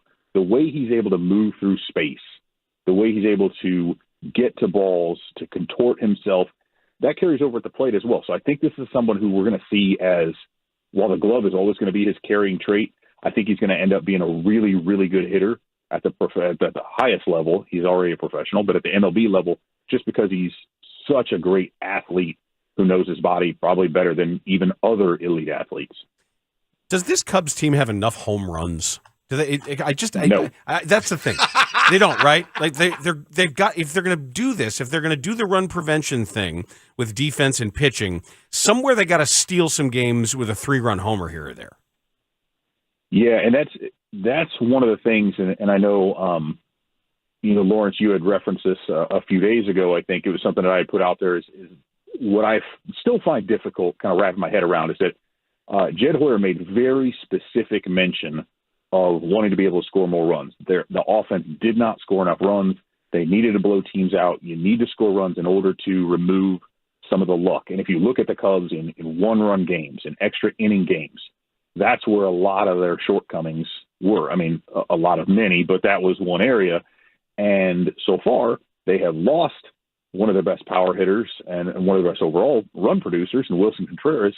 And all they've really added so far, Dansby Swanson is fine, but his career high, 116 WRC plus, not a huge run producer. 25, 26 homers, that's great. That's a little bit of an upgrade, but that's at best a wash with Contreras, and then you're kind of hoping on Cody Bellinger. I'm a huge believer in Matt Mervis. I think he'll be coming up, and I think he will mash for them, as his nickname indicates. Certainly an upgrade there, but you expect that from a corner position. So that's it's better than what they had, but that's only because they had almost no power from first base. Ian Happ, not a huge power hitter. Suzuki could improve, and then you got a question mark at third base. So all four of those major power positions need an upgrade in terms of how many home runs they get. So I don't know where it comes from. I do think they're going to try to seek that out again, as I mentioned some of those names that they're maybe still looking at. But even then, I think they're going to have to lean more heavily on that improved defense than what you'd really like to see otherwise. And now the most important question for Evan. The one that keeps coming up inside of any conversation about the Cubs. What will they do with Nick Madrigal? Oh, well, the first, and I have to put this out there because it's a deep enough cut that I think you guys will enjoy this before I actually answer this, is I want to see, she referenced Dansby Swanson's dad, I want to see Swanson's dad in a picture with Marcus Stroman and Matt Mervis. We'll see if you guys can figure that out. On the Nick Madrigal side of things, I don't know. I feel like he's going to have to get moved. I don't see how he helps you as a bench player because of his hit tool. It's not like a pinch hit guy. He's someone who has to be in the lineup pretty much every day to be able to utilize that, because he's not coming in there to hit your home run. He's not a base stealer. And once they finalize the Swanson and the Smiley deals, they're over the 40-man roster. They're either going to have to DFA some guys or trade them. I could see them maybe packaging together one of a number of those kind of infield types they've got with Mastroboni and McKinstry, and maybe try to make a move there. But I don't know where Madrigal fits in. He's so limited positionally. And again, his skill set is such that it doesn't lend itself to just being a bench guy. That is the correct answer. All right, so the Cooter Swanson thing. Stroman went to Duke and Mervis went to Duke. Is that the connection? Yes. Cooter and the Duke boys. Oh, Duke's a hazard, baby. There we go. Yeah. Okay. Now, I didn't even get it. I thought maybe he went to Duke. I knew it was a Dukes of Hazzard reference. I just couldn't put it together in my head. See, I didn't. I'm sitting there thinking, wait a second. it. Dansby Swanson's father went to Duke? I didn't know that. Yeah, so there's your awful dad joke for the day. I apologize for your subsequent ratings. Evan, does he have a real name? Because everything I see says Cooter. I think he does. Dansby's real name is James, so I don't know if Probably. It's probably James. He's probably James Dansby Swanson the third, and then Dansby is James Dansby Swanson the fourth. Yeah, well, his LinkedIn page says there's got to be a Beauregard in there somewhere, though, right? His LinkedIn page says Cooter. Yeah, we were talking about like Gordon Beckham. Isn't he James? He's James Gordon Beckham the third. The father is James Gordon Beckham Jr., the former South Carolina quarterback who married the South Carolina cheerleader. Yeah, that's like Southern sports royalty there. But yeah. So no, but Cooter did not go to Duke. He went to Troy University and majored in mathematics. Graduated in 1970. Majored in mathematics. Yeah. All right. Let's get Cooter on the show. I gotta find out that name. Yeah, I went to college with a bunch of those guys who were named Trey and Kip, and their names were all like Bingham Albright something the sixth. Isn't that Trey Wingo? Isn't he Harold Wingo the third or something Trey like that? means the third. Right. Yeah.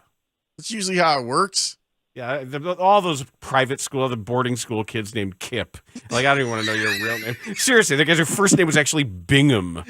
Fine, whatever. Evan, on a tobacco plantation. Thank you so much for being on the show with us today, sir. No problem. My apologies for the direction this thing took. Don't apologize. Not on this show. Never On apologize. this, not this show. Never. That's exactly the direction we want it to be taken in. Absolutely. Well, good. Glad. I'm glad I could be the penny that knocked your train off the rails. That's exactly what you are, sir. That is Evan Altman. He is the editor-in-chief for CubsInsider.com.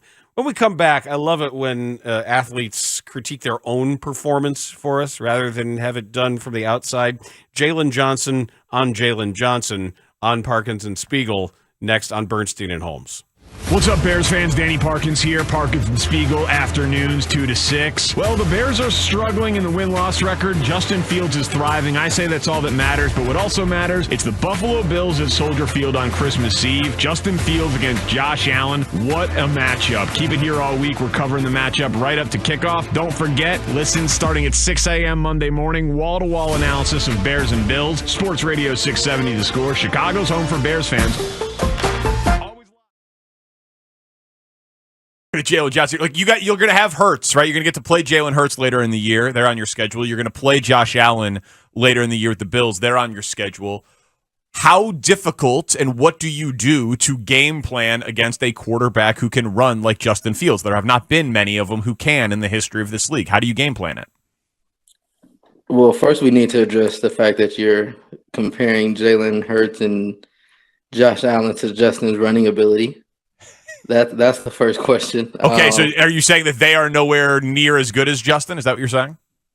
Running the ball, creating havoc, and scrambling. I don't think that's a question. Now they definitely do some really good things. They're definitely two really good quarterbacks, especially in Josh Allen. But if we're talking about just strictly running quarterback, I think there's probably only one other quarterback in this league that can do what Justin does, if not better. And I feel like that's Lamar Jackson. But anybody else, I feel like there's definitely some levels to it. But like I said, those other guys are still definitely good quarterbacks, just not comparing to Justin in that aspect.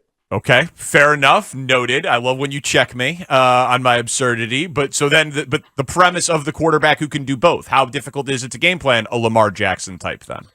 Now that's difficult. Of course, you can't have too many situations where everybody's back is to the quarterback. I mean, when he runs, it's not like it's just going to be a quick scramble and then he's just getting out of bounds. Like, nah, it can turn from, just break the pocket to now, like you've seen Justin 60-yard touchdown. You can see those type of guys take it the distance. So, I mean, there's definitely some times where you got to put it into the defense where there's somebody spying him, there's some zone, there's different things that you have to account for. You can't just not account for him and play 10 on 11. You definitely got to count him dang near as a running back and a real running threat.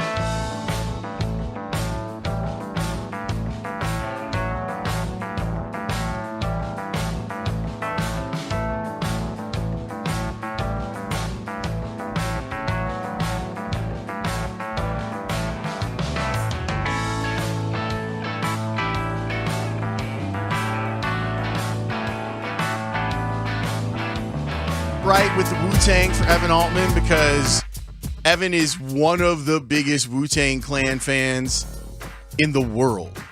Like, he's been to multiple concerts of the entire group and individuals inside of the group, which is amazing because he lives in the middle of nowhere in Indiana. So nothing wrong with throwing a little bit of this out there too. Enjoy yourself. And also, because I am a reporter, raised and trained, I was able to track down the real name of Cooter Swanson. What? And it's Malcolm. It is not Dansby Sr. It is Cooter is actually Malcolm legally. Okay. And he has a degree in mathematics, From right? Troy University, yes. See, we find out stuff here. You want to know stuff, we find it out. Kicking the mathematics out here, which we like to see. Dan, we're going to have a larger discussion about this coming up at 1:00 when it comes to football, but I do think that Sunday's game allowed for there to be a disconnect between people who maybe watch the game versus people who are just looking at the end result and the box score of it. And one of the evaluations that I made, you made, I think everyone pretty much was like, who was good on Sunday was Jalen Johnson. But then you go and look and you go, well, wait a minute. A.J. Brown did have 180 yards on 9 catches, 16 targets, though. Like that's not a great percentage of target conversion. He just did the most with the catches that he had. Jalen Johnson had 3 passes broken up. There's another play that ended up being an interception for Kyler Gordon. Look, I thought that he played well, but I was curious about what he thought, like the player perspective, looking at the statistics and the productivity of A.J. Brown. So it's one of the things that Parkins and Spiegel asked him about. Well, I mean, we didn't have meetings. We had a day off today. If you let me tell the story, I mean, I'm gonna give myself an A. And like, honestly, I feel like it's one of those things where it's like their assignment was to go in here. We're going to play single high, and Jalen, you have to make plays. Like, you're by yourself on him. So it's like knowing that. I mean, going against Jalen Hurts, A.J. Brown on an island, like, and it's not like, okay, just play off. Like, no, I'm getting in the guy's face, and I feel like there was never a time where I wasn't in his hip pocket. So I feel like, for me, I got the balls out that I felt like I had a true opportunity to get out, making PBUs. I mean, on some deep balls that were overthrown. I mean, I thought that was due to good coverage. So I mean, I thought really, I mean, he's going to catch them too. I mean, he just got paid a lot of money, so I mean, he's not no scrub guy to where you're not going to stop him from catching a ball. But I feel like at the end of the day, I feel like at corner it's about competing and limiting production. I feel like if you take away the 2 deep balls, I feel like that's 100 yards by itself. I think it was 70 yards, the long one, and then another one was about 25 or 28, 30 yards, let's just say. That's 100 yards by itself. So it's like outside of those 2 catches, I feel like outside of that, there's not too much after that. But I mean, for me, I was able to sleep really good at night, knowing that I competed, knowing I made plays, and I played the style of ball that I like to play on an island, challenging, bump and run, being in guys' hip pockets, and that's something I take pride in doing. So I mean, if you ask me, I'm gonna give myself an A. I'm not gonna be perfect, especially not against those 2 guys, and I mean, in a sense, playing monkey in the middle. Like, nah, like, they're gonna catch the ball too. I mean, they get paid. They're 13-1 for a reason. So I mean, given the circumstances, I'm gonna give myself an A. That was outstanding. That's top notch. And the segment with Jalen Johnson and Parkins and Spiegel has been a home run every single week that they've done it. I love that he isn't like beating himself up. He understands he's being legitimate and real about all of this. And I love that he's not beating himself up. And he's saying, look, yeah, do you know what they asked me to do? They asked me to track that dude around for 60 minutes, and I was able to do that and to make plays and to break up the ball. I'm glad he didn't come on the air all mealy mouth and, we got to do better. And I'm glad he's like, no, I did good. Give myself an A. I would give myself, because and watching the game, I gave him an A. That's the difference. Step for step in A.J. Brown's hip pocket. all day. Even on the completions, his coverage on those completions was good. That's what you get. When you watch the game instead of read the box score, you can have a more informed opinion. And it also speaks to Jalen Hurts' ability and deep ball accuracy. Because I thought he made some really special throws to dropping it in the bucket to A.J. Brown. Interesting, he's got the AC joint injury now, and there's talk that he might not play on Sunday, but we'll see. Travis Gibson, it was that play when he threw him down. Yes, and then did the robot. He didn't do the robot, but he might as well have done the robot. But yeah, man, I'm glad that he saw it the way that I saw it. That I saw it watching Jalen Johnson, like, that dude is playing his ass off. He is balling out against one of the best receivers in the world. And he's not backing down from the challenge. He is in his hip pocket and running step for step with him. And you don't have to be fake humble for me. Like, you played well. He said the things that A.J. Brown did well too. You can say, yeah, man, I balled. I am a little disappointed, though, given the opportunity for a Money in the Middle reference, that he didn't take us up on it. He has no idea who that is. Really? Dan. Jalen Johnson's, 24 years old? He has no idea who Moni Love is. Okay. I just thought instead of a monkey in the middle, you could be Money in the middle. Where that at? In the middle. He has no idea who that is. Okay. He should, but I guarantee you he doesn't. I also have figured out that while we now know that Cooter Swanson's real name is Malcolm, Dansby Swanson is named after his mother. Dansby is his mother's maiden name. She is a collegiate sports Hall of Famer at Troy University. Oh, so they met at Troy. And she was, and it says in her bio from Troy that she was one of the first ever dual sport women athletes. Nice. What were her sports? She was a tennis player. Solid. That makes sense. And a basketball player. So you see that dual, that multi-sport athlete thing? She was the number one singles player, number one doubles player. She won the small college championship in 1977, and she defeated a male opponent playing as a substitute for Watford University. That's hysterical. And averaged 12.4 points per game, despite being only 5'2". Mom's out here giving people buckets. Yep. Yeah, Cooter was in math class. Yeah. So, yeah, she's the jock and he's the nerd. Mm-hmm. Yeah. Pretty much. And then and that's a Southern tradition, by the way, of using the mom's maiden name as a first name, or as often as a woman's middle name is your mom's maiden name. That's very, very white Southern thing. Yeah, I see people do that in other communities too. I haven't. I've only seen it in you've only seen it in white waspy communities in the South. Yeah, not necessarily. Yeah, just Southern white affluent communities. It was a thing that you did.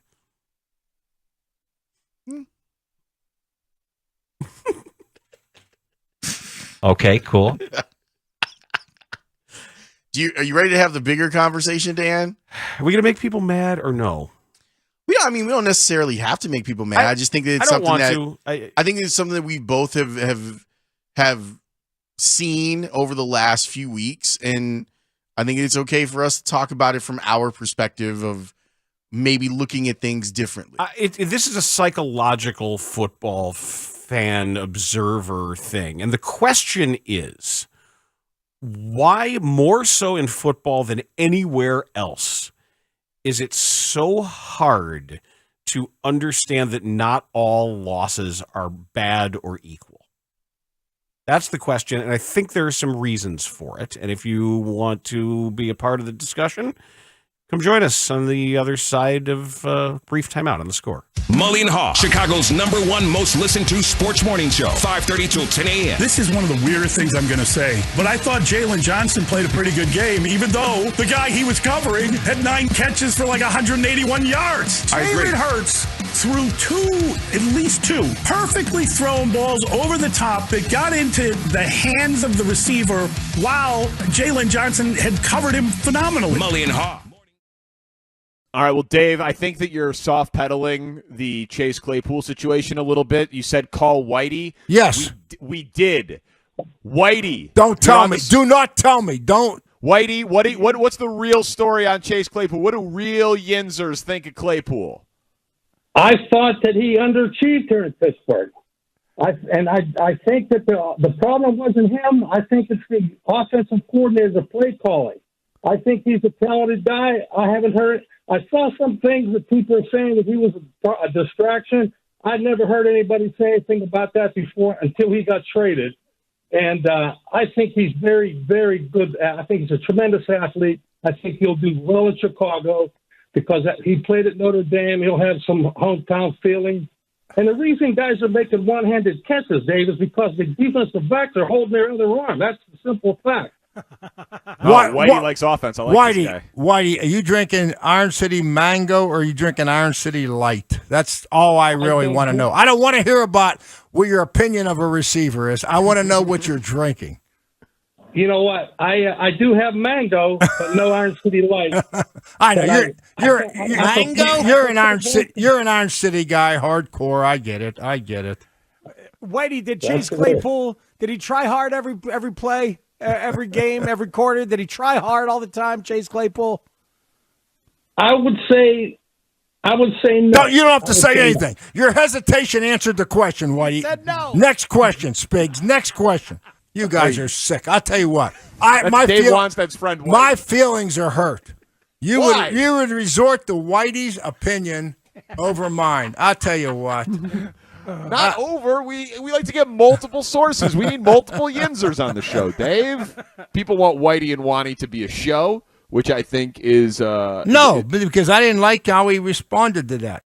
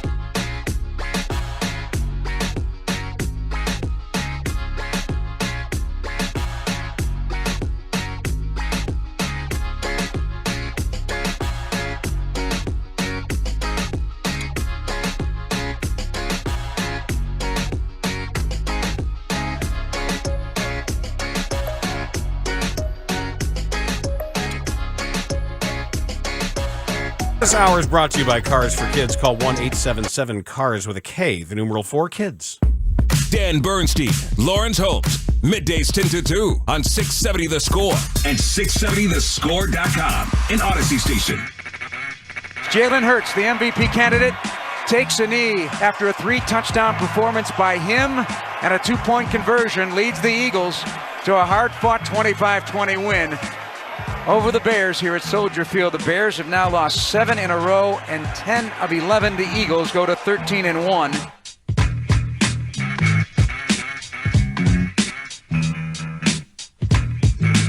That is Jeff Joniak, the voice of Bears football on our sister station, WBBM News Radio 780 and 105.9. Ray, did you come up with a... Yes, I did, and I forget the conversation that It was about Cooter. Yeah, that's right. Cooter has his... The mathematician.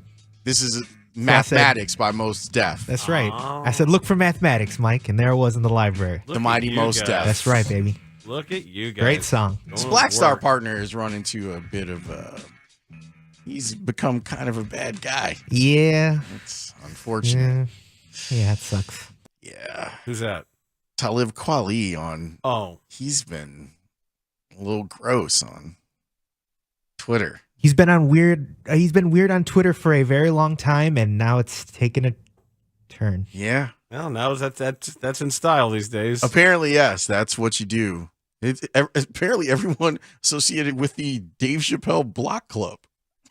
What's going on with that? I don't know what's going on. Come on. It's a weird thing. It's happening. Anyway, you were saying, Dan. Yeah, I'm just saying that for football is the idea of wins and losses in football as opposed to other sports. There's just something about that winning is makes everything good and right and righteous, and losing is awful and wrong. And it's for some reason, and this Bears campaign has been a study in the psychology of football and the meaning of wins and losses. And for those of us who sort of understood what the Bears are doing, and it isn't that we've had a very difficult time with any in-between discussion where it's like, you're rooting for them to lose. You want them to lose. That's not right.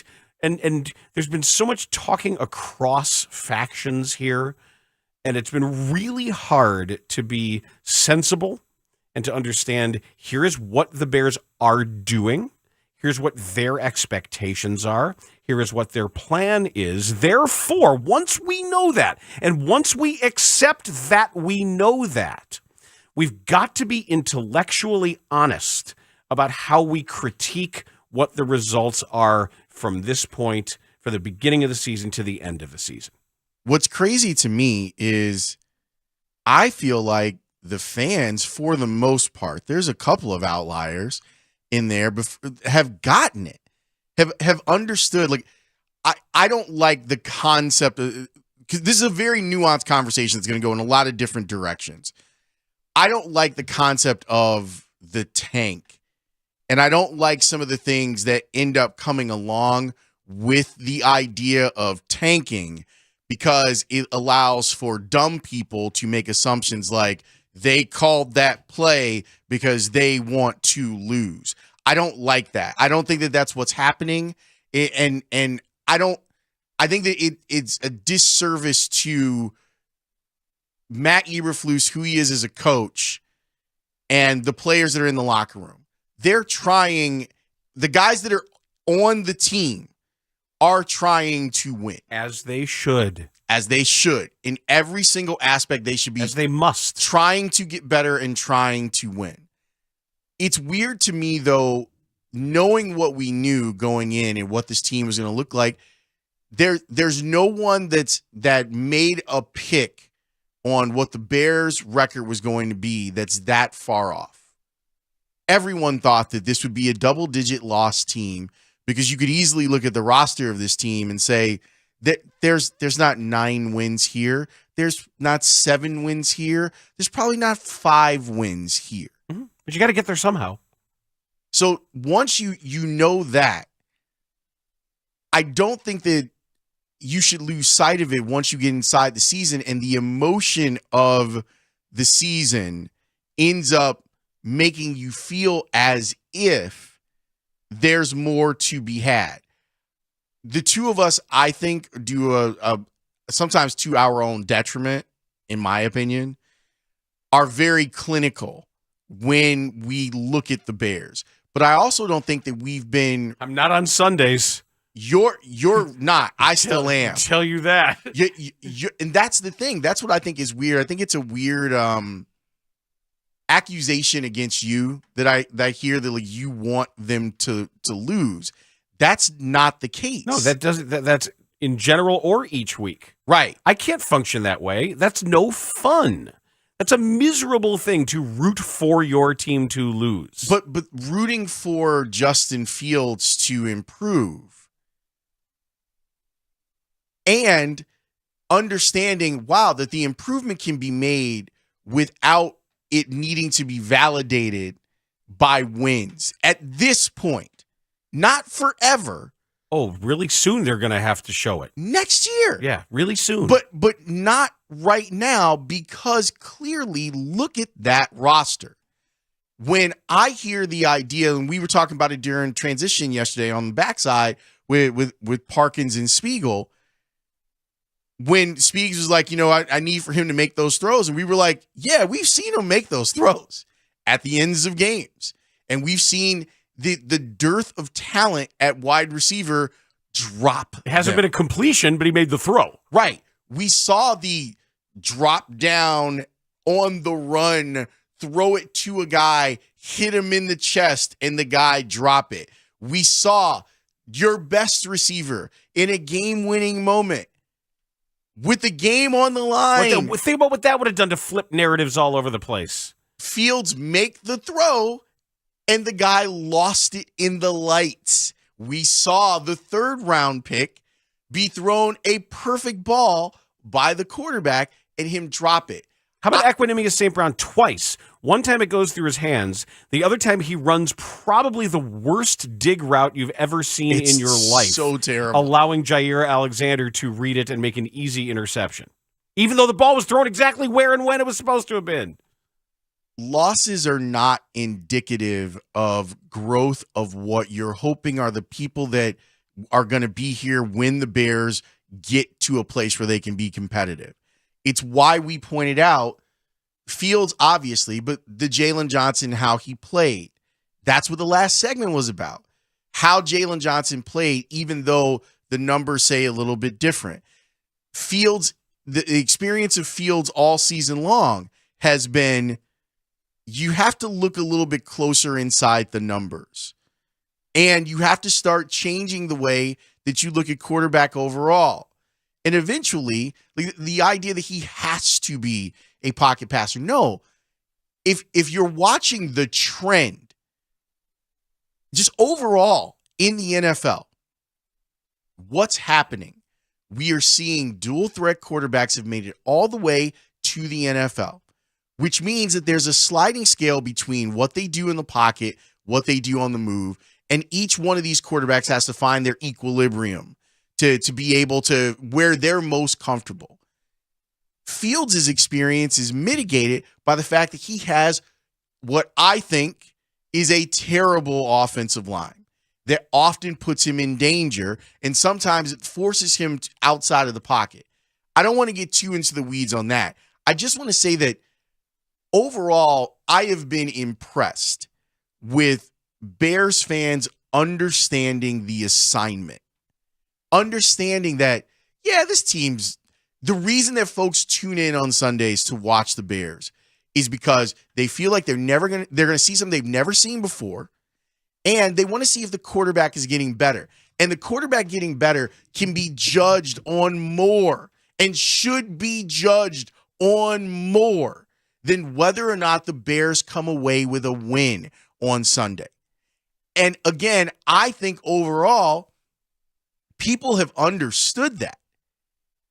I don't understand why they're the concept of needing to learn how to win. I understand it to a point. But this isn't a team that is capable of winning these games for reasons that we illustrated. No, but it's also, if you really drill down and start cross-examining the learning how to win argument, it crumbles like a house of cards. When you start asking what it means, it all devolves into sort of this gossamer coach speak that falls apart in your hands. They're even learning how to win. Teams win when they're good. They're not good because they win. What's crazy is that as the season has gone on and the adjustments have been made, and this is where I think you should give Matt Eberflus and Luke Getsy a lot of credit, the way that Matt Eberflus now talks about Justin Fields has changed. He used the term franchise quarterback in talking about Justin Fields. This is a change that's happened slowly in 3 months because the evaluation process for the guys that are in the building goes beyond winning.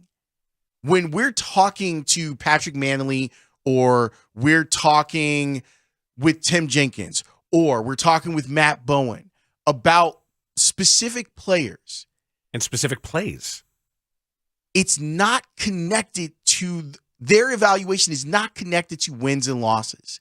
Their evaluation is connected to what did this player do on this play, and is there a line through what it is that they've done all year that lets you know what this player is capable of, and were they willing to get to that point? Part of this is football.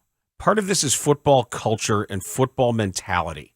And for people who are around the game and or people who are at the facility a lot, the routine, the idea of everything's good. It's all about the win that week and everything you do. And I understand. We're trying to be 1-0 every week. And I understand that. I know all those psychological tricks, whether you're dividing the season into quarters, however you're doing it, about what defines winning and how everything's good and the meals taste better and all that. But that's also a construct. That's also this NFL thing about it's only one game each week. You don't say, it's not like, 162 baseball games. Good teams can lose 6 in a row. Bad teams can win 6 in a row. That's baked in. You know that. And obviously, there are some people who like to ride the highs and lows of a baseball season, but that's insane. And I do. Just like it can be in other baseball. That's why White Sox have seasons. driven me crazy. Well, but you know better than to do that. It's hard to do it in football because every week is the apocalypse. Every week is a validation of your preparation, a validation of who you are. And it isn't necessarily the case. Not for a team that has made the decision to go into a season not doing everything it can do to maximize every opportunity to win games. All what they're trying to do is build a foundation build a foundation for sustained success. They want to be the Chiefs. Yes. And I think that it's also okay to look at the job in a small sample on Ryan Poles and go, has he done a good enough job? And the answer to that is probably, I don't know, leaning towards no when it comes to the way that this team was constructed. Some of that is by design. Some of it has not been by design. It's okay to look at the Velus Jones drafting and go, that was probably a huge mistake. It's okay to look at the Chase Claypool thing and go, I don't know about this at all, and still be able to go.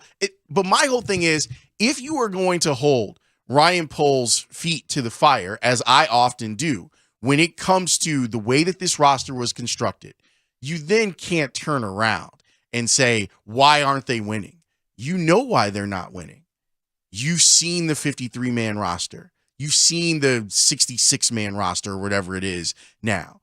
You've seen the games. You've seen the moments where you look at Justin Fields and go, oh my God, I can't believe that he made that play. Well, why can't you believe that he made that play? Well, his offensive line is really terrible, and that guy almost tackled him, but he was able to get away from Hassan Reddick and then run down the field 40 yards. I've never seen anything like that. That play can be evaluated without you having to worry about whether or not they won or lost. You know what you saw? You saw an NFL quarterback run away from defensive backs at a rate that only 2 other guys in the history of the league have been able to do. So then, of course, we go down the rabbit hole of, well, what have those guys done? And it's a kind of a backhanded compliment to Fields, which is probably why he was saying, I don't want to be a guy that runs for 1,000 yards every year, along with not wanting to get the injuries that go along with sometimes having to run for 1,000 yards in a year. Every one of these evaluations, there's no coach that when they break down the tape is looking at the players and go, we didn't win. Therefore, my evaluation of player on what they accomplished on this particular play, this set of downs, this quarter, this half, this game is invalid because we lost the game. Can I ask you a question? Did Aaron Donald forget how to win? No. He learned how to win. You sure? Are you sure that that's why the Rams are bad now? Because maybe Aaron Donald, one of the best defensive tackles to ever, just all of a sudden he woke up and wait a second, I forgot how to win. Did Tom Brady stop learning how to win? The winningest quarterback of all time. He's not winning this year. He forgot. Is it because he forgot? He just forgot. He learned and then he forgot. I'm okay with using that argument for a team that has expectations. I'm also okay with rephrasing it better. Yes. And you can say, I would like this team to have positive experience in tough late game situations and be able for a coach to build on that positively. Yeah, and I think that all of that stuff, if you want, you can add it up and say that the experiences are important. But I look at the end of the Washington game and I go, it was a bad game. And Fields, it was one of the worst. He played one of the worst halves that he's played. And then in the second half, they had an opportunity to win the game. And he made enough plays to put them in position to win. The play at the end didn't win the game, but it wasn't because the quarterback had messed up. And he learned from that, and the whole team ended up learning from a loss. They probably got more out of that particular loss. Like, we could make that argument, Dan. Now that we worked through it as a show, we could make the argument that had the Bears won the Washington game, we wouldn't even see this. Because they wouldn't have been forced to look at themselves truthfully and look at the quarterback and go, we're not doing all the things that we need to do to maximize who he is. In that particular case, learning how to win may have lost the war for winning that battle. That's Lawrence Holmes. I'm Dan Bernstein. When we come back, as we talk about Justin Fields, there's another name in context now that needs to be brought up in a way that hasn't been up until the last 3, 4, 5 weeks here. I love it. If you haven't been paying attention, there is a quarterback thing going on with Justin Fields and another guy right now, and it's a good thing. We'll discuss next on The Score. The Parkins and Spiegel Show, afternoons on The Score. Coming up at 2 o'clock, it's Parkins and Spiegel on The Score. We've got Adam Sandler tickets to give away. Dave Wanstead will be in studio at 4 o'clock, our favorite thing all week. You know there will be Bears thought experiments and disgruntled fan bases. Everyone who I'm going to call out here by name, I consider them friends. So I believe that they all can take it. Okay? Okay. Adam Haugh. They have to learn how to win. David Haugh. He wrote about experiencing winning being an important part of quarterback development. I'm not sure I could call Patrick Finley a friend, but I respect him. I think he does very good work. Careful, Bears Twitter gets mad when you point out that winning is better than losing. Dan Wiederer. Eventually, they have to take a step in the direction of where they can win a game through the air late. So my question for all of these Bears writers is, have you lost your mind? Do you watch football And not just the Bears, because, yes, it was a bad pick six. Yes, in the micro, it was a bad loss to a bad team who they, by the way, weren't that much better than. But there is no evidence that suggests you have to learn how to win in order to one day be a winner. There's no evidence that suggests that. Peyton Manning was 3-13 as a rookie. He was 500 through his first 4 years in the NFL. Guy went to 4 Super Bowls with 4 different coaches, has a couple of rings. Troy Aikman was 1-15 at the beginning, won 3 Super Bowls. Justin Fields has made 20 starts. The team sucks. They are terrible around him. The season is a massive, overwhelming success already. So this idea that lost Sunday was anything more than a lost Sunday is so ridiculous and not founded by any. The only quarterbacks who come into the NFL right away and win at the beginning are quarterbacks on good teams. Like Russell Wilson 2012 with the Seahawks. Ben They have the Legion of Roethlisberger Boom. with the Steelers. Yeah, they Pat Mahomes, he inherits an 11-win team. Joe Flacco. And people now holding him to the standard of, well, you got to win the games late. Right now,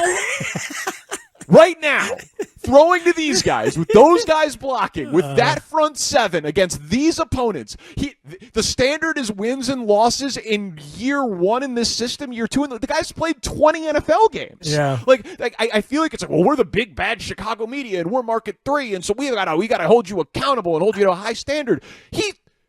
A+. I'm out of here, but I just remember how much that 2018 season really taught Mitch Trubisky and the Bears how to win. These takes had to get off. Yeah. Danny had to get them off.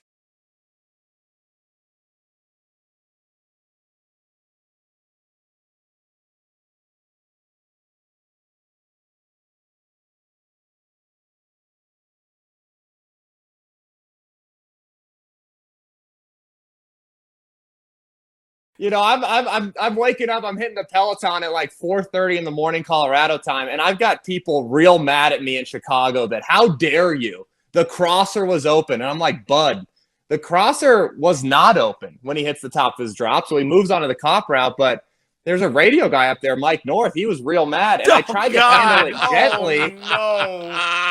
I tried to handle it gently because, listen, the first thing in his bio was he was born in 1952. And if my grandpappy's on Twitter roasting somebody, I hope they handle him gently. And I tried to. He got real mad about it. Dan, I'm going to make this bigger than it is, but also I feel like it's completely accurate. That is the universe harmonizing with itself. What just happened was, I think, the evolution of this radio station. We're not the only show that has a tape guy because we have a better sense of all of the things that are connected to a quarterback's performance. And the listener has a desire to go to that level to now really know why, what, how. Yes. And so for those two things to meet on social media, where our tape guy is getting screamed at on Twitter because from the guy who used to host in this he's a running back. And he called him grandpappy too. Like that part of it. Yes. Like somebody give Papa his tea and tell him it's nap time. That is someone isolate that part and send it to Terry. Because I would love to know I would love for him to react to that. And the 708 texter who immediately snapped into action by saying, does Tim Jennings ever try eating jardinera off his shoes? That was an amazing moment in score history.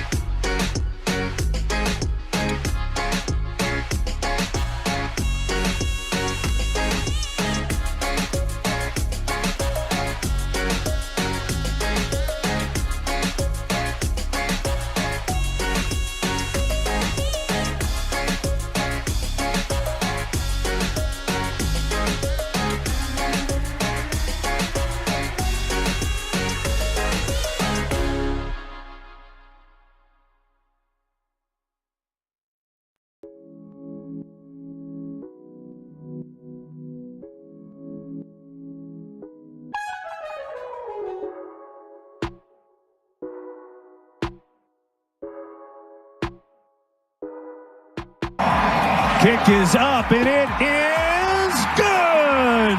Let's go to overtime. 3rd and 4. Blitz coming. Prescott throws backwards and intercepted. Jenkins has another one. Racing down the sidelines. Rayshon Jenkins is going to win it.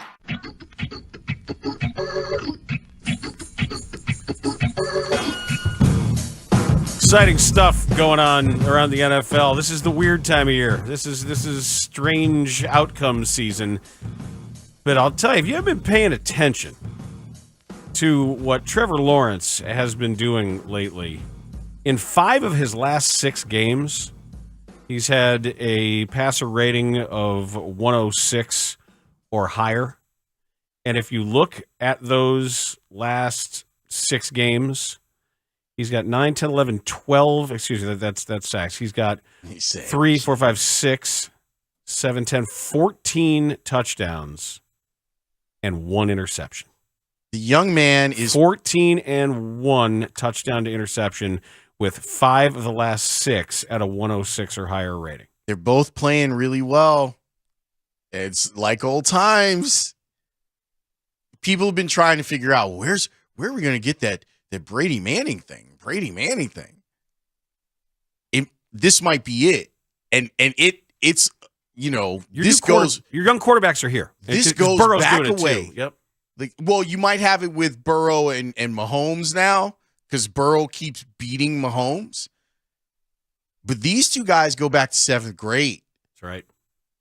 And shout out to Ray because he brought it up when we were talking about this in our meeting. The parallels between the two guys, you're going to a place where, things are not good. Obviously, if you're being drafted number 1 overall in Trevor Lawrence's case, and then you have something odd happen where he knew he was going to play in his rookie year, but you look at the two coaches and you go, were the coaches that each of these guys had as a rookie detrimental to their development? Massively so. I will never say on his worst day, Matt Nagy is never, ever, isn't even in the conversation for the awfulness of Urban Meyer. The pathological toxicity. That dude is Little NFL news, Urban Meyer, what a piece of crap. Thank you, Les. Psychopath. Nagy might be a bad coach and have his myopia when it comes to his vision and how to do that. He might be stubborn and myopic and dogmatic and all those things. But he's not a sociopath like Urban Meyer is. And absolutely they were both hurt by that. They both have had to take time to undo some things, to unlearn some things and allow themselves to be open to new instruction. How about that? That both of them in year 2 had to do unlearning. And then you get to see the talent come out. Trevor Lawrence in the second half of that game against the Cowboys on Sunday, oh my God, was he out here making plays. With his legs too, by the way. Because I know people don't want to paint him as if come on. It's the same thing. Are you kidding? Yes, because people want him to be a thing. They want him to be an avatar, Dan, instead of looking at the player and the guy that he actually is. Yeah, I don't think he's what you think he is in a lot of ways. And if you've read anything about him, he's not. Anyway, you have both of these guys basically having to overcome their coaches from their rookie year. And then finding a coach that is looking to maximize what it is that you do as a player. And now we're starting to see their talent come back to the surface. I wonder, because I was never a Zach Wilson guy, and I'm glad that Zach had some success last week. He was reinserted into the starting lineup. I think he threw 3 touchdowns last week. I wonder, both Trevor Lawrence and Justin Fields are kind of products of the quarterback factory. They have a lot of million personal quarterbacks, coaches. Yeah. But they also have this other level athleticism that I think ends up being the difference in a lot of cases when it comes to looking at a quarterback that is just a function of I know all of this stuff. And there's this big story that's been circulating on social about this kid. Ray, Mike, do you guys know the young man's name who's 12 years old and has a mustache? You know, I saw there was a program that had multiple players who looked older than 12 years old. Well, this guy is like apparently legit 12 years old, but he's like 5'11" and 200 pounds. This is the New York Post. Jeremiah Johnson, a 12-year-old running back from Fort Worth, Texas. I saw this. And so people are like, well, he's going to be the next star. Now, it's really possible that this kid just matured faster than others. And when others catch up to him, he's not going to look or be as special. This kid looks like a grown-ass man. This is the first time I'm seeing this dude. Yeah. What? You guys haven't seen him? That kid's 12? He's 12, Dan. No. Well, there's pictures of him when he was 10, and he was like a big boy and kind of sprouting. It's become like the thing going on social, on TikTok right now. No, that kid is not 12. Yes, he is. No, he's not. What? Have the folks on Twitch gotten to look at him yet? What? Yes. Hell no. That young man is 12. Jeremiah Johnson. No. Look him up. No. 12-year-old football player. No. Mustache. No. Dan, he's 12. No, he's not. All right, so Dan. He's got tattoos. Well, I thought that the tattoo pic, someone had put like the tattoos on him. But again, maybe he walks into a tattoo parlor and they don't even card him. Dan, if this kid showed up at Jason's 12-year-old travel baseball, would you just take Jason off the field? Be like, no, thank you. We're not doing that. I thought that when I saw Alex Brown's kid. Oh, yeah, but Tony, like, he takes a little bit more after his mom than his dad. Like, but that's a big, strong kid. But this, come on. Now, I'll say this. As a 12-year-old, I also had a mustache, but I did not look like a grown-ass man like this kid. I just looked like a little short kid with a mustache that probably looked weird. Mike Rankin? Says you still do. Exactly. Yeah, I believe it. I believe it. No. This is somebody's selling you something. This is like Drew Brees getting struck by lightning. I saw a photo. This guy works for PointsBet. Of Johnson next to three of his teammates, and one other of his teammates looked older than 12 years old. So something's going on there. This texter is right. He does look like a young Cordell Patterson. A little bit. Or an old Cordell. A little bit of... No, because like even the hairline a little bit is like, look, maybe he is hyper maturing, and I worry that kid, like, you're the man right now, and then you're going to get to freshman A, and it's going to be dudes that are like you, and you're going to be like, oh, bleep. Well, it's also it goes beyond sports too. When that kid shows up at his friend's house to go play, like if they just want to sit in base and play video games, and somebody comes over like, What's that guy doing here? Get that. What's that grown man doing? No, seriously. The stories that he used to tell me stories about that. Chuck Nevitt, the former one-time Chicago Bull, Detroit Pistons, 7'5", and he was so tall, so young that parents would ask him to leave, and because they didn't want this creepy man around their kids, and he was just with his like second grade friends and third grade friends, and. There's this guy who's 6 feet tall, whatever he was. They would, who are you and what are you doing? And they're like, oh, that's Chuck. He's in class with us. Like, why is he in class with you? They thought he'd been held back multiple years and he had a mental problem or something. And he's just 12, right? And he's 12 years old and allegedly 5'11", 198 pounds, 200 pounds. Yep. Hey man, it happens. So yeah, let's stay on that at some point and talk about it further. Our guy, Shams Charania. Shout out to Shams. I saw Shams at the Bulls game last week. It was good to catch up with him. Darnell Mayberry wrote a piece for The Athletic. Shams wrote this about that. Inside the Chicago Bulls, concerning dynamics, the franchise and Zach LaVine not seeing eye to eye. You think? And the organization's effort to manage the on-court disconnect with LaVine and DeMar. Shams and Darnell wrote that for The Athletic. That's weird. I feel like two talk show hosts here in Chicago were having that very same conversation. Maybe you've earlier today. And maybe if you're a listener to the Organizations Win Championships podcast on Odyssey, you've heard a season's worth of speculation in that regard too. I love that Darnell and Shams are on it. Darnell asks, he's so good at asking questions in press conferences, and everyone's trying to get the answers on this Bulls organization, and no one in the organization is going to say anything. So if you have a subscription to The Athletic, you should check out Shams and Darnell's piece. If you don't, you should get one. And I know that Dan and I will spend some time discussing it on tomorrow's show. When we come back, we got a treat for you, an audio treat for you. Not audio too, MC Lights Brothers, but an audio treat. We'll share that with you next here on The Score. Tomorrow, it's Layla Wednesday, where Layla Rahimi joins the Bernstein at Home show to unleash all her Chicago sports thoughts. The Cubs did not set the market. Where are the places where if you do see improvement from Justin Fields, the passer, where are you seeing it? He's more decisive with the ball.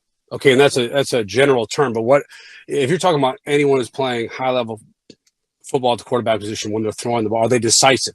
Do they see it and cut it loose? I used that term earlier in this year when I was talking to you guys. I think it was after the Washington game, and it was after the Green Bay game. There was plays and there was throws to be made in that tape where I felt like Justin did not cut it loose as a thrower. What I mean by that is he saw it and he just didn't take it. Okay, now you're seeing him take those throws. Again, more of them, they're much more defined for him now. That's fine. That's what you want. Aaron Rodgers in Green Bay had one of the most defined passing games in the NFL. That is part of pro passing in this league in terms of how you counter defensive coverages.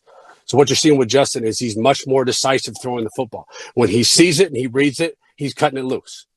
He's throwing with velocity. He's throwing with touch. He's throwing to the third level of the field. And again, I'm with you, Lawrence. It doesn't matter in terms of the amount of volume you're throwing with because of what they do in the run game. It's executing those opportunities when you have them as a passer. And I think it's also this. You don't want to force anything, right? Because I've heard it too all week. Well, he needs to do this in the pocket. Why? Why does he? Take the player you're coaching right now. That's what you have to do as a coach. If you're not doing that, get out of coaching. Because you have to look at the player you have right now, where he's at in terms of his development. Okay, let's cater to that development right now. It's not where he's going to be in week 17. It's not where he's going to be 2 years from now. Because I have to coach the kid this weekend, right? I have to put him in a position to produce this weekend. So let's build the pass game around where he is right now as a thrower. And that's the best thing the Bears have done the last couple of weeks, especially inside the red zone. We talked about it last week in using Cole Kmet, right? Use the tight end. Use the play action passing game. Get him to the edge. Get him to the perimeter. That's where he's at his best right now.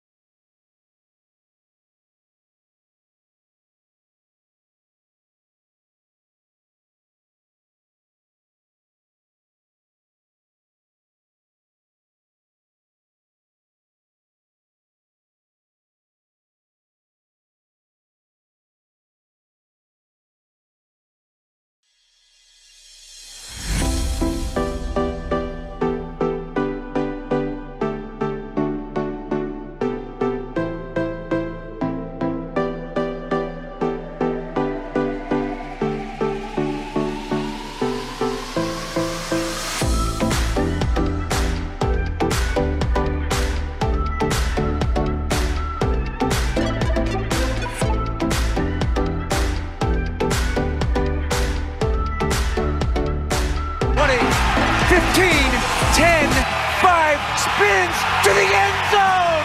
That's the best run of the year. In a year of so many, Justin Fields went 48. Ruling on the field is that the quarterback Crazy stepped yards. out of bounds at the 9-yard line. Stepped The out of result bounds of the at the play 9. is a first down, Chicago. We'll take it. Damn it. I was jumping around doing laps around the island in the kitchen. I was just like, look at that, look at what he just did. Oh my God. Okay, House of Pain. I was. Oh my God. It was amazing. But it was a fun exchange, by the way. And Mark Grody, who has just been killing it in his Bears reports that you hear on these airwaves. Anytime I hear he's coming up, I stay in the car and I make sure that I listen to because they take their time with him and they're informative and they're funny and there's all sorts of things. So he told a little story about the exchange that he had with Fields, and you can give it a listen.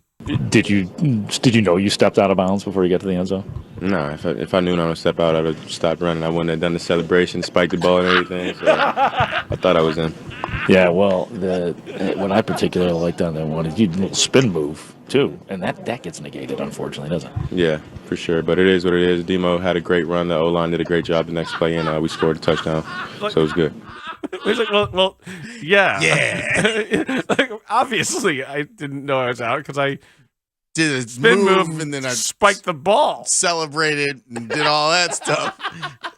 And Mark's like, you know what? Yeah, you're right. Yeah, that's valid. But Groats is a really good sport about stuff like that. So yes, it was funny. I guess you're right. So you mentioned this story that just came out. Shams Charania and Darnell Mayberry.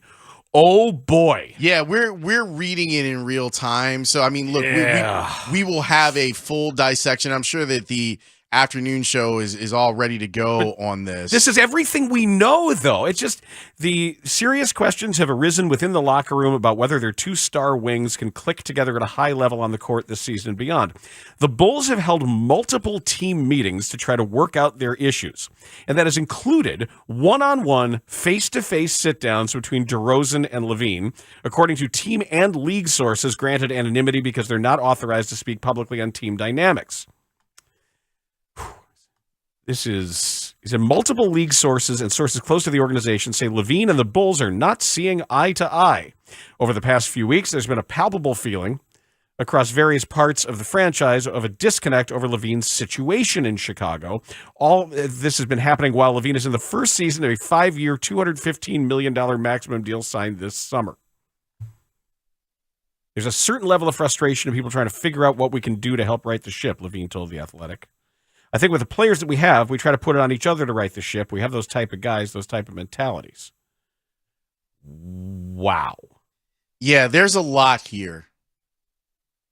There's a lot here that makes you think that something is going to happen with this roster. Levine rebuked the notion that the weight of expectations from his max deal has impacted him. Come on, son. See, you can tell the parts of this that Shams wrote and the parts of this. Darnell is 10 times the writer Shams is. Shams is a great reporter, not a great writer. Darnell is both. Come on, son. It hasn't weighed on anything for me, Levine said. I don't understand how that gets put into context. Just because you sign a deal, it's supposed to be added weight to it. I think there's added weight each time you step on the court. If you don't perform, you don't play the right way, but everybody's open to their own opinion. I've been improving each and every day. I've been coming off an injury. If you're losing, you don't see that. Obviously, it's frustrating. No, again, back to our previous discussion. Physically, I've seen it, even in these losses. It's frustrating when you're losing and these other narratives are coming out. It's not coming from us. It's coming from outside sources. Well, it would seem that is coming from inside the house, Zach. It's fine. Let's take a break. Let's keep dissecting this. Yeah. Parkins and Spiegel will have their say about it next here on The Score. The Parkins and Spiegel Show on your ride home. Afternoons 2 to 6 on The Score. Bears corner Jalen Johnson. It seems like it's been a good year for you. I've gotten better. I've grown, whether it's been off the field, on the field, dealing and battling with adversity, dealing and battling with injuries and different injuries and things like that, having other guys hurt. Danny Parkins, Matt Spiegel. Afternoons 2 to 6. The way they're playing, it doesn't remind me so much of the Boylan Bulls as it reminds me of the 3 Alphas year. That's what the way they're playing right now reminds me a little bit of that Butler, D-Wade, Rondo experience. Yes. The tone of this reminds me of that. Things would be better if you were getting what you wanted from Patrick Williams. Like they would, but that's kind of where the Bulls are at, where you have to go, well, if they had Lonzo. Well, if Patrick Williams took that next step in his development. Well, once Zach gets healthy.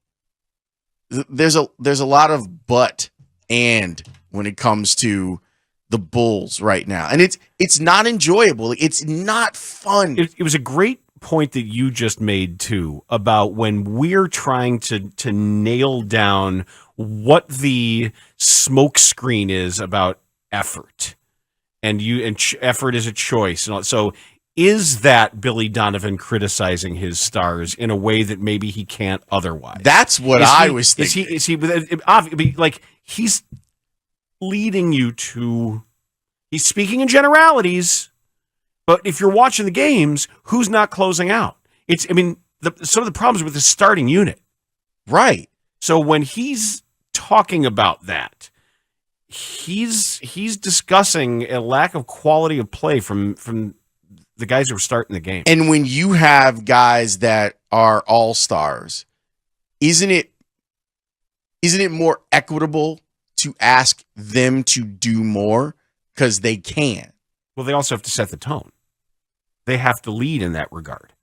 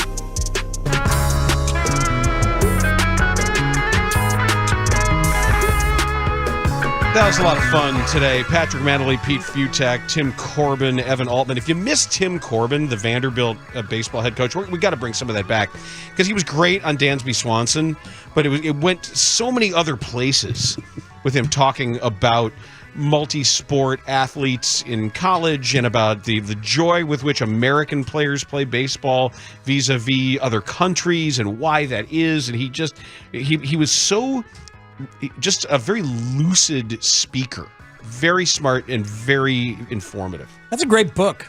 That's a great idea because that is a freaking juggernaut, incredibly well represented in the big leagues these days. Oh, indeed. We also thank Ray Diaz, Mike Rankin, and it was Tyler Buterbaugh. Buterbaugh. Why does everyone have a hard time saying his name? You want to say Butterball. You want to? Buterbaugh. I mean, I want to say Butterball. I've talked about this with Tyler. And then sometimes he leans into it. You just want to say Butterball because you like saying Butterball. It's nothing to do with him. Well, he leaned into it because of wasn't Pat Hughes having problems trying to figure out his name at one point? I don't know. There's a good drop that you guys have for Buterbaugh. Yeah, that's solid. Well, and Tyler, like in the tweet announcing his engagement like 6 months ago or something, you said better as a Butterball. So like he leaned into it himself. Well, as long as he's okay with it. I think he is. Parkins and Spiegel are here. And let me just say, we were just reading some excerpts and some of the key quotes from this Athletic article about everything that's obviously going on with the Bulls. This is like the title of this article should just be "The Bulls." It's over. Well, this is like the release of the for like the January 6th commission. Guess what we found out? Oh, you don't say. Really? Okay. Well, thanks for all that. That's the equivalent here. Like the obvious is, but is at what least we're seeing. But they're aware of it and they've been working on it. Like the multiple team meetings. They're like, hey, we suck. Let's suck less. Winners let's talk win, about losers it. meet. Yeah, These guys are meeting a lot. But here's the problem. Nothing about that. Nothing about who has the ball where and who and it's your turn and my turn has anything to do with trying on defense. That is so that's all. It's all fine and good that they're trying to work out their differences. As far as defense goes, it doesn't excuse any of it. It doesn't explain any of it. If you don't want to play defense, you're just a bitch. I'm sorry. I will disagree to this degree on it, Dan.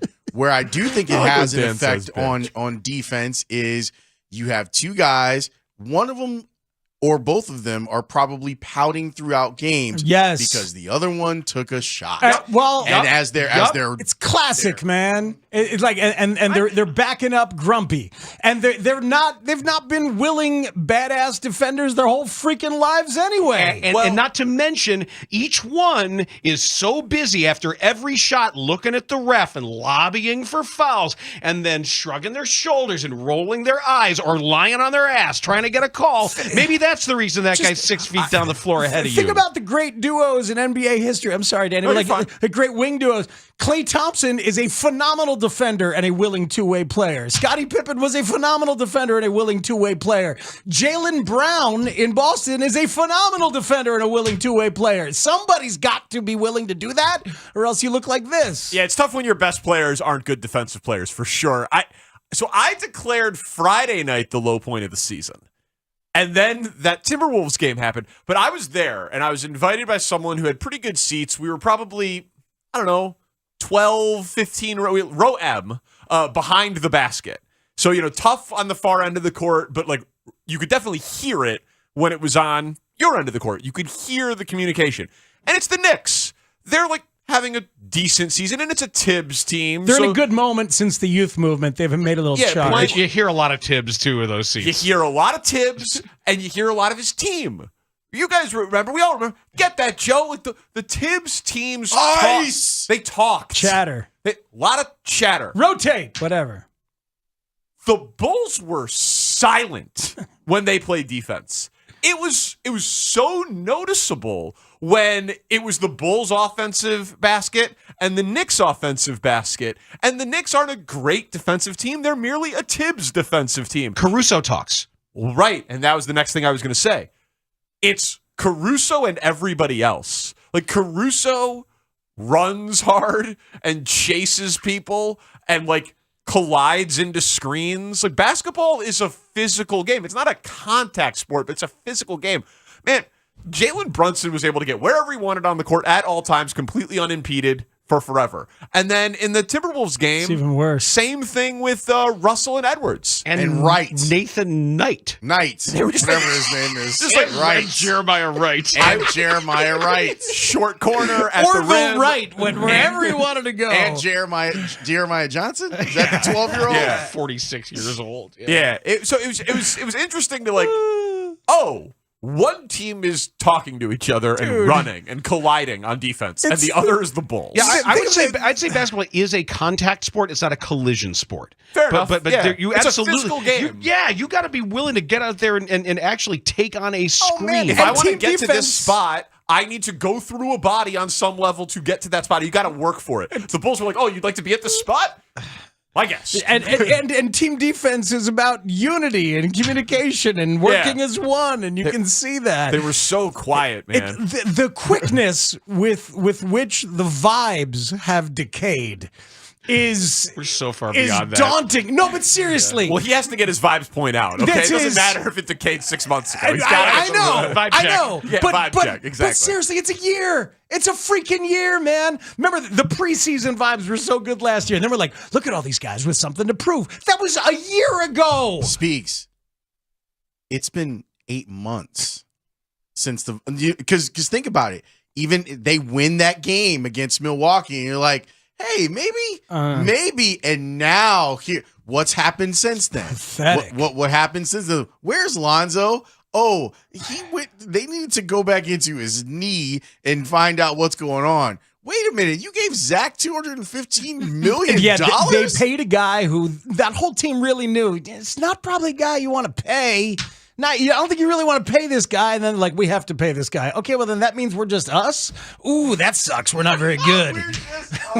All we are is us. This is not going Wednesdays to work. on NBC. We're just us. And we're not good. So let's go ahead and Ready, break. Yeah.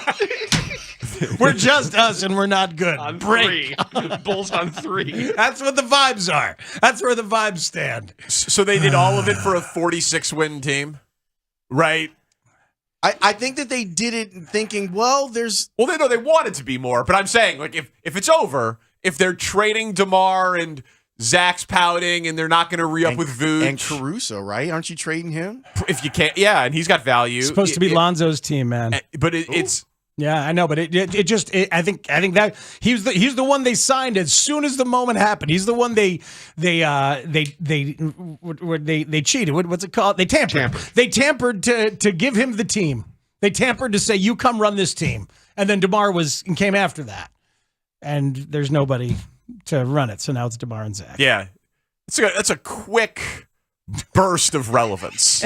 I mean, like, Wendell Carter's gone, this first-round pick's gone, you're going to trade these assets. Lonzo might not ever come back, and Patrick Williams might not ever be like a starting caliber two-way player, and it's gonna all have been for one 46-win season. And does AK get to build another team then? Yeah. Danny, I mean, they gave the last guy 18 years. They're going to give this guy. they're going to give this guy 6. But he lived in Reinsdorf's vacation house. He did. Danny, you and I both like looking at some of the like bigger picture stuff when it comes to this. Yeah. I'm curious what you make of, like, if we go back a week, it's there's Woj on the TV talking about the Bulls. Now here's Shams writing about the Bulls' dysfunction. Where do you think that puts us when the two preeminent like NBA people are like, you know what? This is real bad. What's going on here? It's over, man. Like that. I wasn't even like joking. I think it means game over, man. I think it's just over. DeMar is a Laker. Right? I think it's just they're gonna sell it off for parts. They're doing the desperate team thing. They're leaking like, yo, we know this is. The media requested to talk to management. They said no. Multiple times. Yeah, and they said no.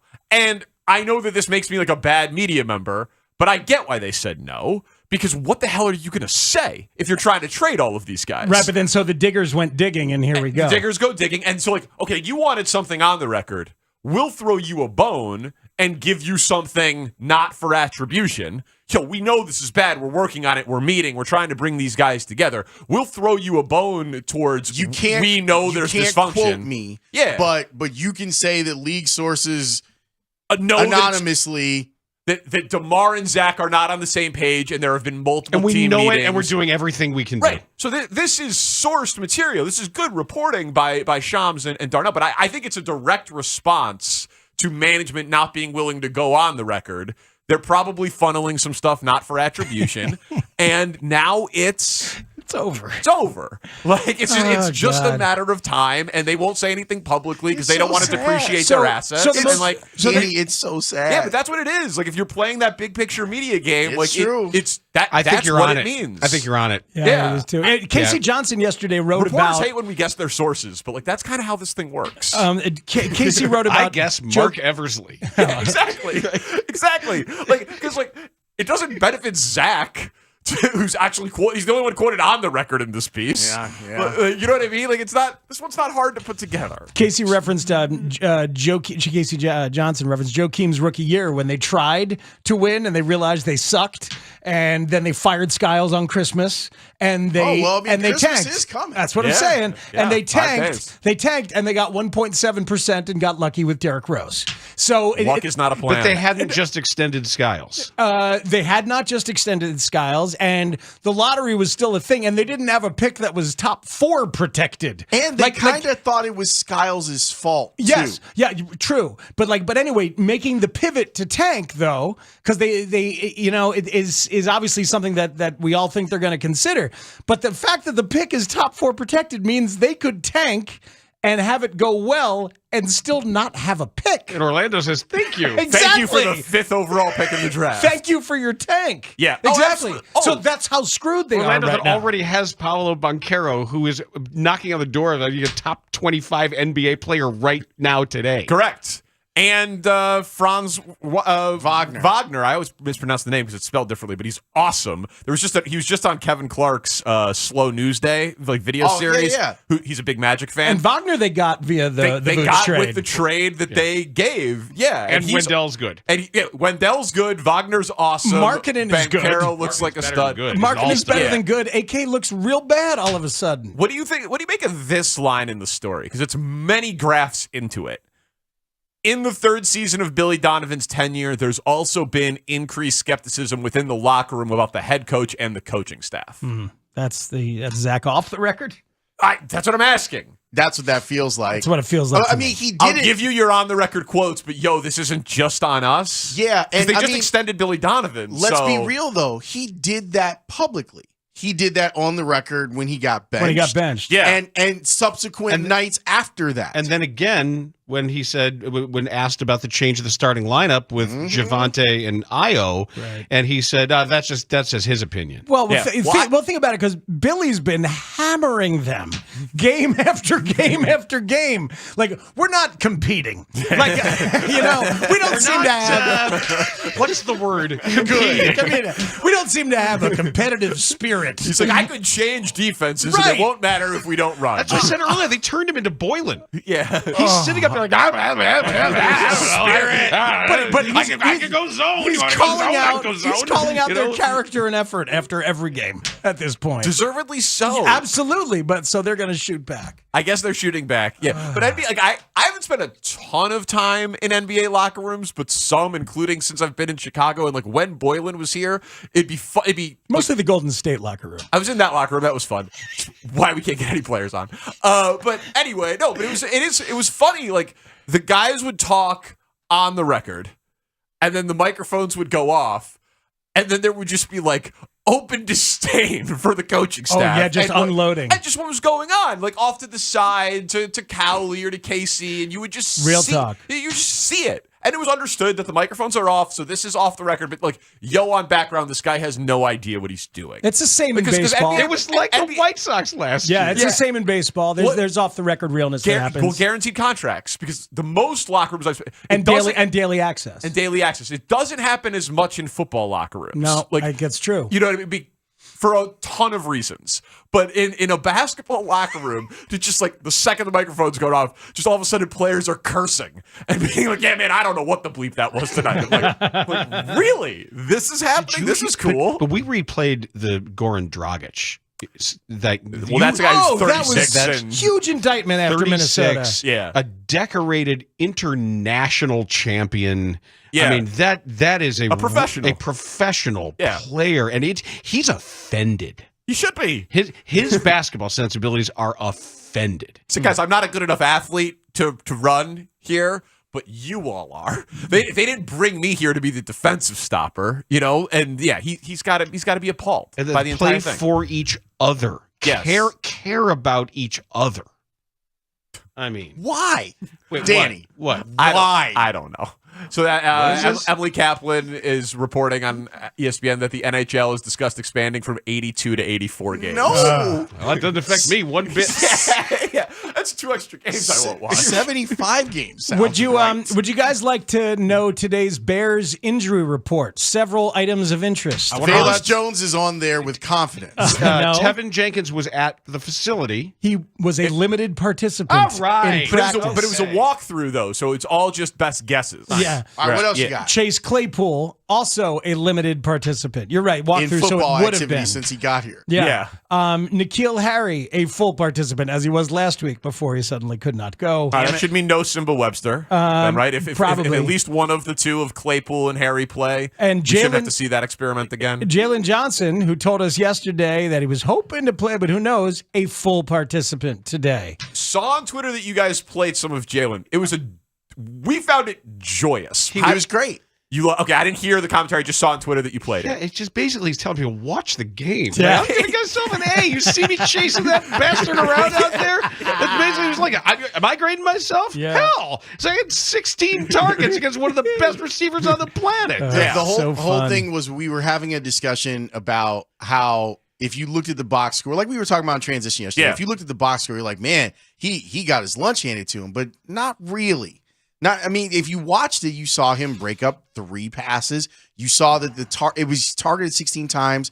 He comes down with 9 catches. They were big plays, but they get paid too. Right. Perfect throws. He wasn't chasing and flailing and out of position and not looking back at the ball and Correct. getting mossed. Like sometimes good offense beats good defense. And so he admitted to us, first time he's been asked as a Bear to follow one wide receiver, or at least with this regime. From one side to the other. Travel, they call it. Yeah, to He travel. didn't do slot. Didn't do side slot. to side. Right. So now, if it's a different wide receiver with a different kind of skill set, somebody who's not as big and strong as A.J. Brown, because Jalen was saying he played up in his face, press coverage, up there in his grill the entire time, as opposed to any cushion. Stephon Diggs, different kind of receiver, different kind of skill set. Would they still do it with Stephon Diggs? All these guys are different. Amon-Ra St. Brown, you brought up. Amon-Ra St. different Brown different challenges. has the 8th fastest next-gen time of any player this year. You play up in his grill like you did A.J. Brown, you might get run by. And then Jefferson is the best Everything. route runner in football, probably. So it's a really, I hope he plays, because it's a really interesting, like, he's probably trying to get like a $100 million contract offer, but he doesn't have the interception numbers. Pay that man his money. But if you're the regime, use Pay him. these games to figure out if you really got a guy. You have Revis Island? Do you have a possible island here? I don't know if you have Revis Island, but I know that you Find have. out. I think that your back four is stable right now. And you do not want to mess with the stability at what I think is the hardest position of the back four to find. You've got a lead corner. Boundary corner. Yep. Don't mess with that. Pay that man his money and go find him some help. And I think it's important to bring back what you said. And this was critical after we played that sound. Don't give me fake football humility when you believe otherwise. Like the realness of it, he could so easily have said, I know I have to improve and I can't. 100%. And we lost the game. And I know because we lost, nobody played well and I can't give up yards like that. And he didn't. Yeah, he's a truth teller. I like him. I was saying how that's good drafting. That's been a home run for you guys for the show as a segment. Yeah, an absolute home run. You know what? Yeah, You know what I likened thank you. it We to loved is the our growing relationship with him, like you guys and Ian Happ. Like you actually get to know somebody and get to go next level with somebody. He's and gonna it's been join us tomorrow. Yeah, isn't he? that's Yep. awesome. Yeah. That's awesome. Yeah, It's fun when it works. So we've all been a part of When it many doesn't. when it doesn't. A very different personality type, though, because Of course. with Ian, Very different. part of what builds up the relationship is being with him through his really difficult times. Yep. When he was questioning everything that he did, and he still came on and talked about it. nothing was going right, and he still talked about it and talked about his process and his mentality, and then to see him emerge from that was just it was just really gratifying for everybody involved, for him to have to be a Gold Glover and an All-Star after going down to the minors and questioning everything he was doing. Yeah, Jalen Johnson, not one who has crises of confidence. and guess what? To play that position at this level, you have to be that way. Right, it's an asset. Absolutely. So today's show, we're going to address what I think might be the Bears straw man of the day.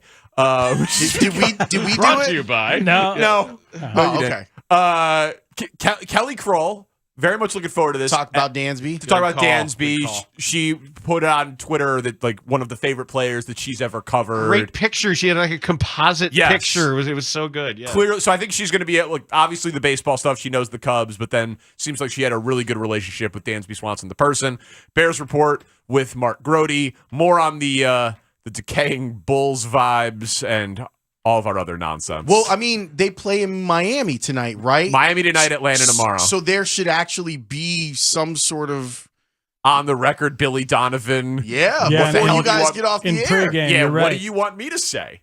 Yeah, but what is poor Billy Donovan going to say? That's where I we mean. landed today. Like, Yeah. we didn't even play Billy Donovan sound because he's been saying all the stuff and none of it matters. Yeah, but and again, what is AK gonna say? Like, I know we want to hear from him for our purposes. I feel like it totally defeats his own purposes to speak. I don't know if it. I don't know, Danny, if it defeats his purpose, especially since everyone around the league is following Woj and Shams, and they know what the dynamic already is. I don't know if it. I do think that it would be nice for there at least to be the facade of accountability at that level of the basketball The facade of accountability. Yeah, I'm just saying. So like, if we Bulls agree of on the front end, 2022. it's a facade. I that can't is- get that excited about That's it. the next Tom Clancy novel right there. The facade of accountability. Yeah, yeah. I think there's a really good chance we don't hear from them until there's a trade. Like I think they speak after. And if that comes at the deadline and we have to wait till February, you're just gonna have a very angry, extra angry Joe Cowley. Let me just say. That's redundant. And finally, a Lonzo Ball update. Oh, Yeah. I have nothing Yeah, but that's not happening respect for the ball player that DeMar DeRozan is, and it's time to trade him. That's where we are. Yep. Yeah. What trash, man. Yeah. All right, gentlemen, that's the show. Studs in for both Shane and Tanny. So his open will kick us off. Parkins and Spiegel on the score. This is Jim Rome with an Odyssey Sports Minute sponsored by Big Green Egg. Shop online for free home delivery at biggreenegg.com. Mike White is ruled out, and the Jets will go with Zach Wilson on the short week at quarterback. I've got no issue with Robert Saleh throwing in with Zach. My issue with him now is throwing shade at the rest of us for not doing the same. We are not the ones who didn't give him more time. That was you. I'm Jim Rome. Douglas is a real Prevagen user and paid testimonialist. My name is Douglas. I'm 79 and I live in. So Scottie Pippen sat next to me in the like he sat on the step just so he could stretch his legs down, and he was enjoying himself in the booth. A lot of times guys are just kind of in and out, and Sure. they don't really they do the stretch and they're nice and they're great, but they want to get back. They go to their handlers and they get out of the stadium, or they go back to their suite. Scotty probably already also felt safe. Like you guys weren't asking for autographs. Exactly. We were not fawning all over him. We were trying to act like we're cool. It's just Scottie Pippen. Yeah. We just had Vince Vaughn in here, whatever, no big deal. So Pippen he's sitting right next to me. We're just kind of small talking a little bit. And I never covered Scottie Pippen nor the 90s Bulls. I wasn't here then. So I still am a little fanboy when it comes to Scottie Pippen. It's Scottie freaking Pippen. And you're you, and you I'm me. enjoy expressing that stuff, which is a very endearing thing, And frankly. so I actually did a Chris Farley with him without trying to do a Chris Farley, because I literally said to him, I go, just trying to think of stuff stuff to say because what was on my mind was the first title against the Lakers where the Bulls lose game 1. And then the second game, they made a change. And I said to Scottie Pippen, I go, do you remember? I'm serious. Like, do you remember when Phil Jackson decided to put you on Magic Johnson? This is the greatest response. He looks up at me. Yeah. He's got the big, huge Scottie Pippen smile. Yeah. And he just goes, oh, yeah. And I was like, yes! Mark, do you have some trivia? Oh, I'm sorry, I'm talking to Scottie Pippen right now. It was so great. That's so good. And then there was no more discussion of it, but he appreciated it so much. He's like, oh, yeah. That's what's got to be one of the great moments of his basketball life. Absolutely. Taking that assignment and nailing that assignment. It led to the rest of his career. It was one of the great adjustments in NBA history. You know what? Let's put our best defensive player on Magic freaking Johnson, and it worked. Remember when Scottie would then go on to John Stockton in future years in those finals? Yes. Oh, yeah. Oh, yeah. Remember when he made an organic popcorn? Scottie? Nope. Yeah, that was the last item. Really? After the whiskey. Oh, yeah. No, didn't know that. I don't remember the popcorn. Thought this was the Yes and show. Remember when he refused to go in because the last shot wasn't about him? Oh, and he hung up on the score? Yeah. We were just talking and you're watching the playoffs. What, in your opinion, what's going on with it? That's the best interview question in the history of interviews. Haugh has no idea what's happening in the basketball playoffs. Really general. What's up with these basketball playoffs? In your opinion, what's going on? It's my favorite thing. We were just talking and you're watching the playoffs. What, in your opinion, what's going on with it? I'm not watching the playoffs, but I assume you are. Yeah. What's going on? Can you just talk about the NBA playoffs? Oh, God, it makes me so happy.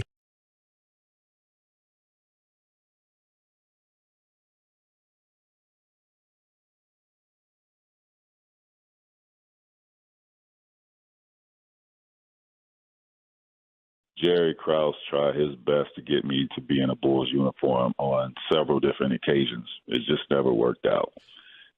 What's the one that you think of first? I mean, we know the one that we think of first because it was legendary, but then there's the others that have come out. So tell us about Jerry trying to get you.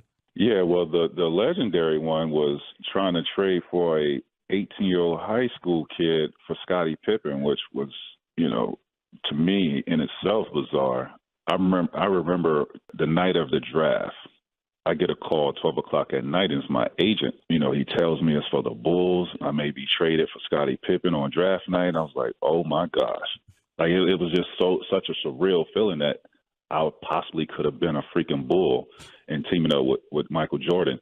But at the time, I thought MJ, when they did nix the trade, I thought it was MJ that did that. But I got close to a reliable source and said it was Jerry Reinsdorf that did it. It's funny, Jerry Reinsdorf came on our radio station after that story made the rounds, and he was like, no, it wasn't MJ.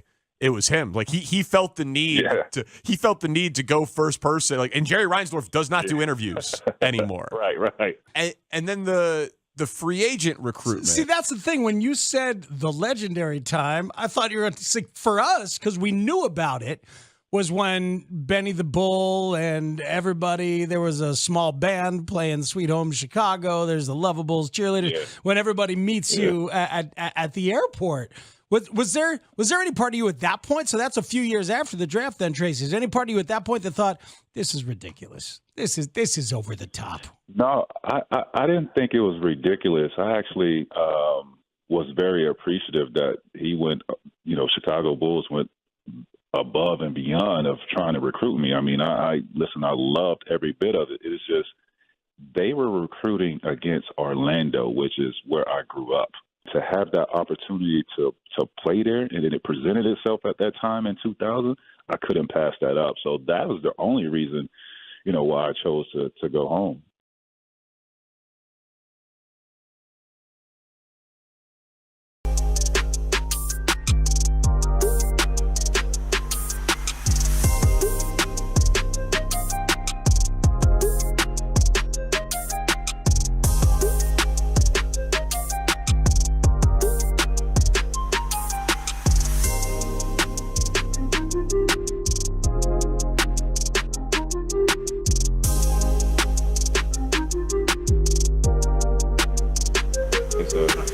thought I was in.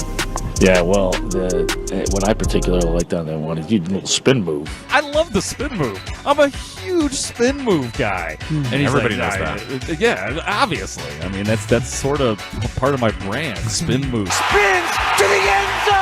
Everyone knows I like the spin move. Yeah. What does that mean? You like the triangle button in Madden? What are you talking about? It's actually circle. It's circle. It's circle. Yeah, triangle's hurdle. Damn, it's been a while. He's got a T-shirt with a circle button. Spin move. It's a nice idea for a Christmas gift for Mark Grody. Yeah. Since he loves the spin move, maybe we can find Big a spin move guy. Yeah. Long time. So strange. Spin move. It feels like no. If I would have known that I stepped out of bounds, I probably would not have spiked the ball and celebrated. Spin move.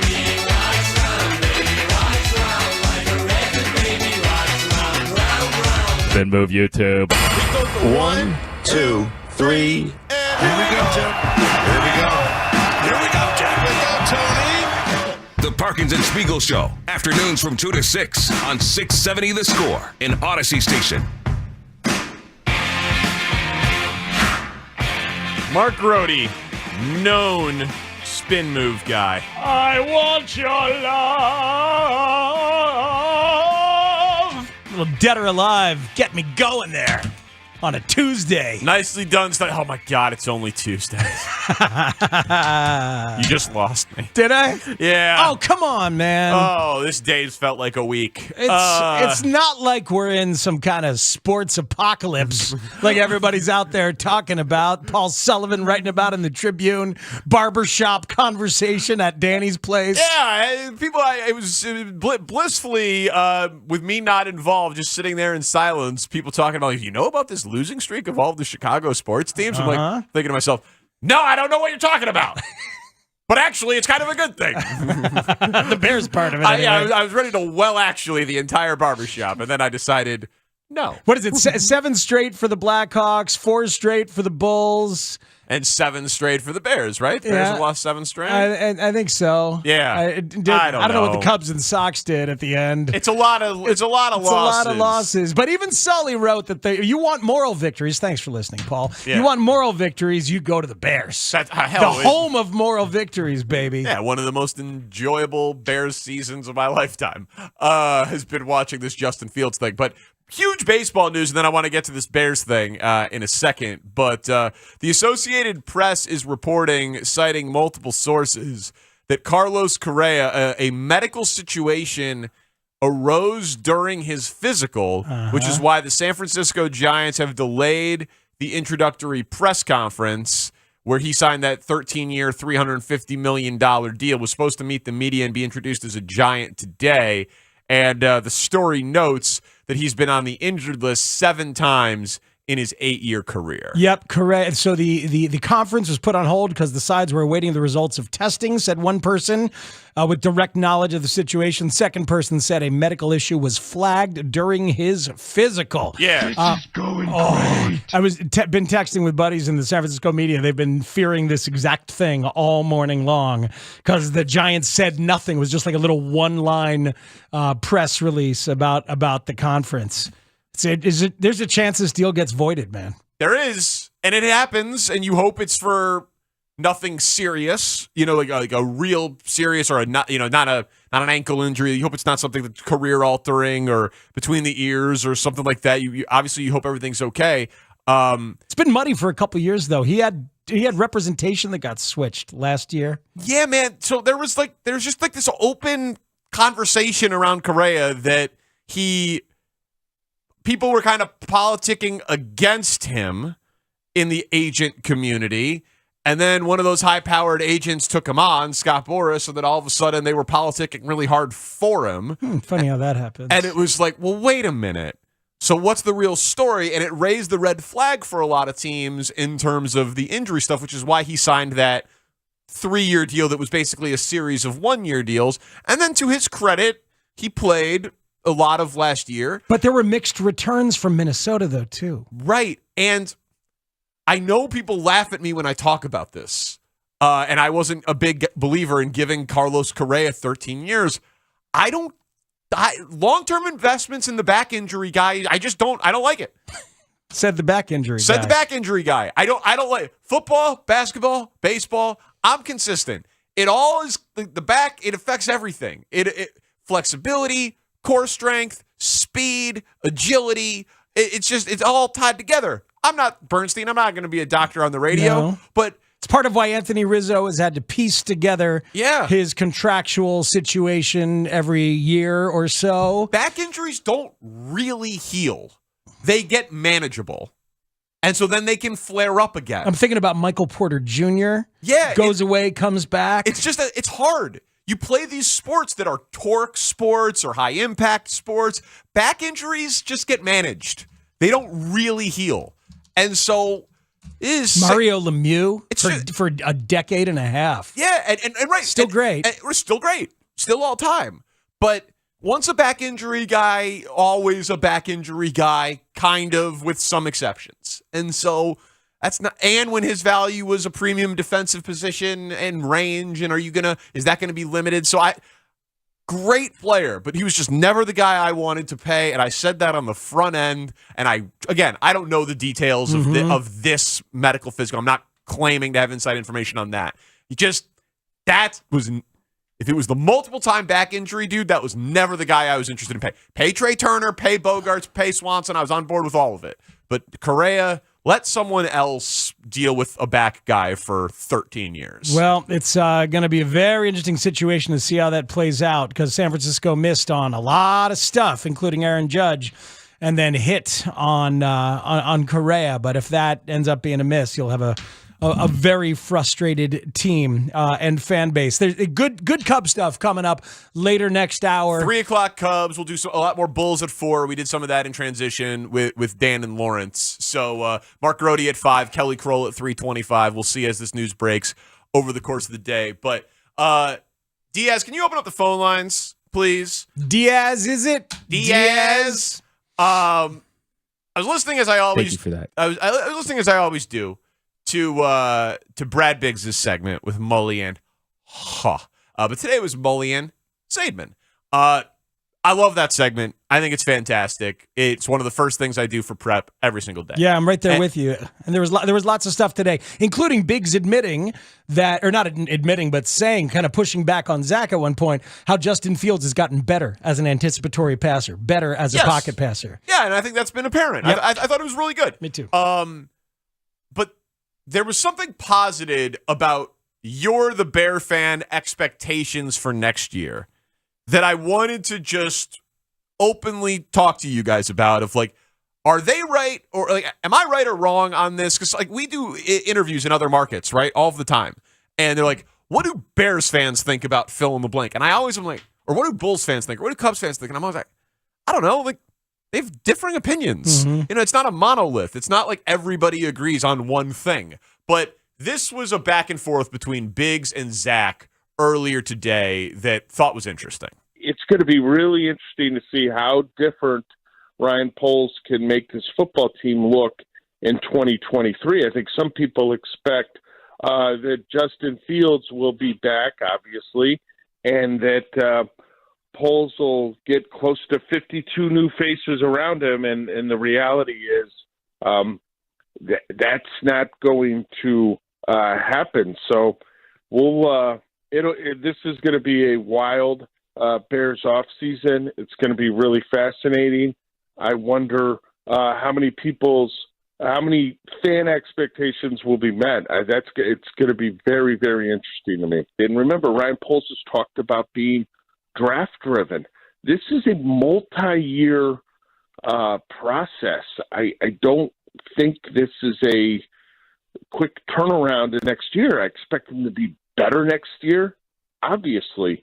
But man, there's a lot of work to do, and I just don't know that you can, even if you have a super high batting average in free agency and the draft, if you can hit close to enough of them in one off season. Yeah, it's really going to be interesting because I think the expectations that certain people in the media and many fans have heading into next season is not going to mesh with the reality of what kind of team the Bears can put on the field. But that's a story for the offseason.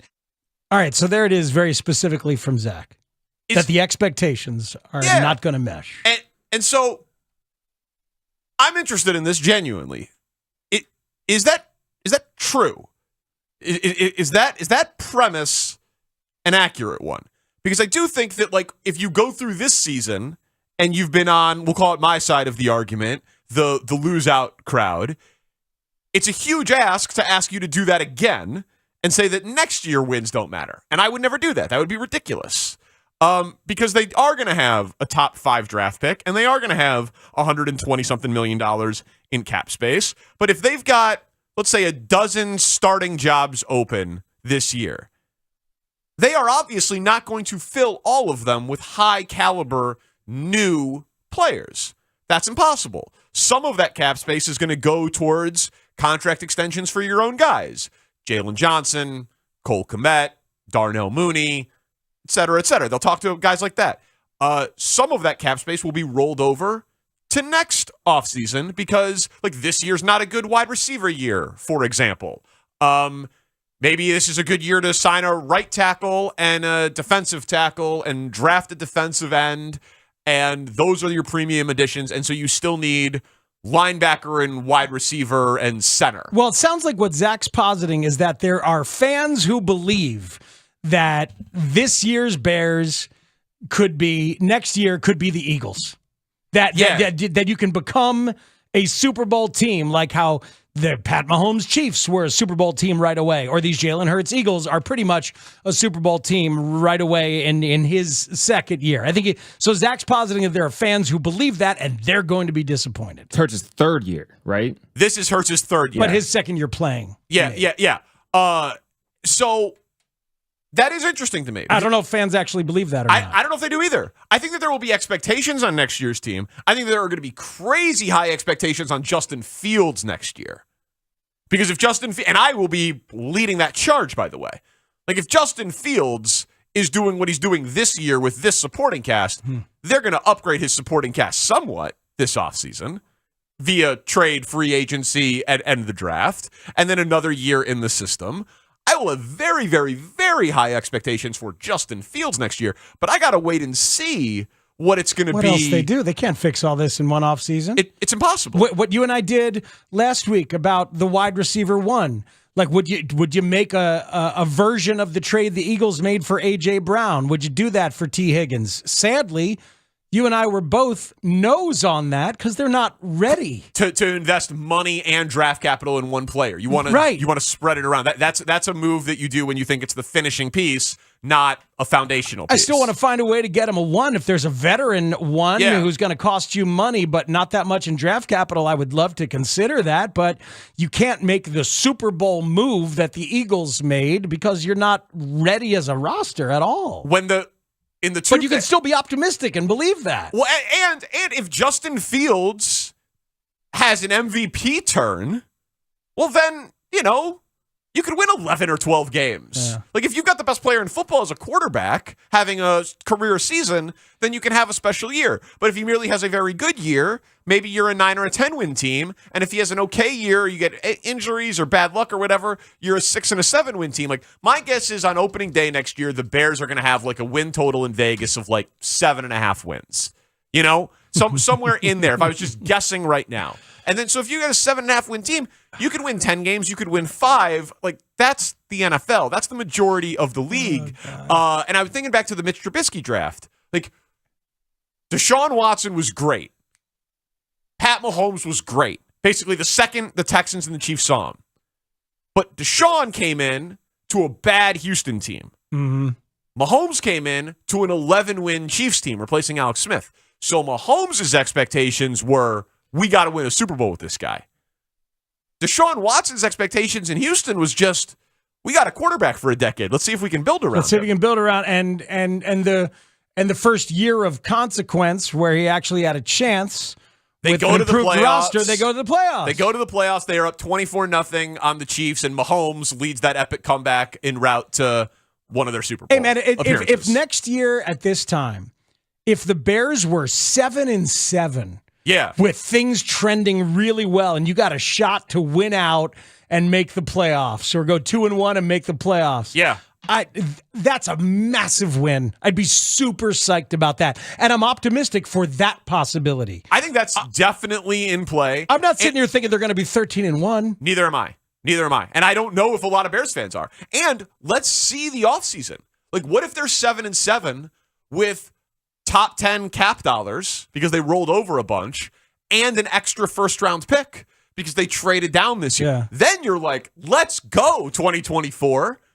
We're building this. You know what I mean? And then 2024 is when you'll start talking about Super Bowl expectations and that sort of thing. So I might be dead ass wrong about this, and Zach and Biggs might be dead ass right. I genuinely don't know. You're an optimist at heart, though. This is why the thing, like, there's a lot of stuff about you and me that's different, and there's a lot of stuff that's the same. It's reminding me very much of I had Tony Maserati from Felger and Maz at the Sports Hub in Boston on the air in 2016, early 2016, because he wrote a column that said basically, can we pump the brakes on Chris Bryant? Okay. It was like 3 months into 2016. Yeah. And he's like, can we pump the brakes on Chris Bryant? It's like, why are we pumping the brakes? It's like, so it's these are I don't takes. want to pump the brakes on Justin Fields' optimism, and this is the wrong show for That's that. what I'm saying. Yeah. That the take from this morning is pump the brakes on your Bears optimism. And you're like, oh no. Oh hell no, thank you. Well, I mean, why should I? We have a quarterback. You can build something. The NFL teams turn it around. Yeah, if you have a franchise quarterback on a rookie deal, the Yes. second pick in the draft and $125 million in cap space, if that isn't the offseason to get excited for, I don't know what the hell we're doing. We're talking to you next on The Score. Mully and Haugh, Chicago's #1 most listened to sports morning show, 5:30 till 10 a.m. This is one of the weirdest things I'm going to say, but I thought Jalen Johnson played a pretty good game, even though the guy he was covering had 9 catches for like 181 yards. I agree. Jalen Hurts threw at least two perfectly thrown balls over the top that got into the hands of the receiver. Wow. The obvious lack of talent at skill positions other than Darnell Mooney and maybe David Montgomery, throw Cole Kmet in there. For better or for worse, you are looking at an offense that is going to be, at least at first, forced to be pretty conservative. Listen to what you just said. Can I just as a pull quote, obvious lack of talent at skill positions. Well, right? yeah. I mean, and you said it because it's true, and and we all know it's true. But think about that. Well, of course they have the obvious lack of talent in skill positions, and that's just a presumption. That's a given that's already baked in. Sounds. I know. Well, it sounds so because, bad. Well, I don't right, want an obvious lack of talent at skill positions. Am I crazy? Yeah. I want talent. I don't want an obvious lack of it. The hell? That's what we've been dealing with all offseason. I mean, we know Darnell Mooney their is entire life. Yeah, he's kind of a #1, and then what? Equinemius St. Brown. Johnny Morris is their all-time leading wide receiver in yards and catches. How do you feel There about Sid you go. Luckman? Yeah. Let me try this. Dan, look at me. Look at me, Dan. Look at me. Okay, Yes. Here's the deal. Look at me. You looking at me? Okay, look at me. So maybe Darnell Mooney takes the next step up. Maybe now that Luke Getsy has Equinemius St. Brown freed from the jaws of Aaron Rodgers. What I did was I made an acronym out of Lord. obvious lack of talent at the skill positions, and now we have to play on the OLATASP principle. Oh, what's the Grody Olatasp? The OLATASP, obvious lack of talent at the skill positions. Usually they keep they take the out of those though, right? It sounds better with the.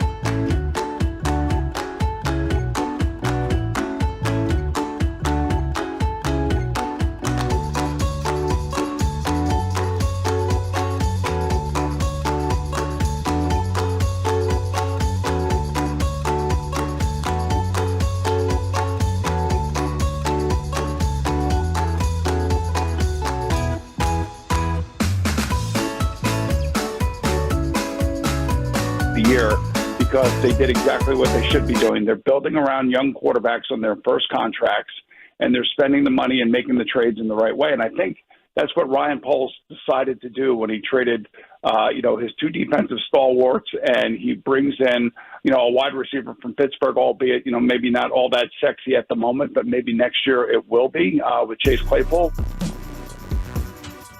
That was Boomer Esiason, who will be with us tomorrow at 3 o'clock talking about this offseason. Basically, honest, open conversation here.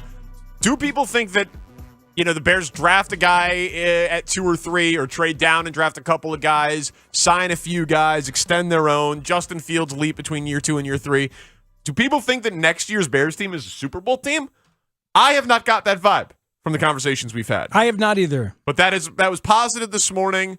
You said, Studs, on the Take the North pod that you've heard that it's been posited that expectations are going to be a little out of whack with this fan base next year. Yeah, I would say that Dan Wiederer specifically has talked about that a few times on the pod. Okay. Similar to what Biggs and Zabin were hinting at and what they said. I say it's very similar to what Dan's been saying. Okay, interesting. I hadn't gotten that impression. I feel like it's a fan base that's like, this team's won 3 games, but I'm excited because they got the quarterback, the cap space, and the draft picks. We got a lot of calls here.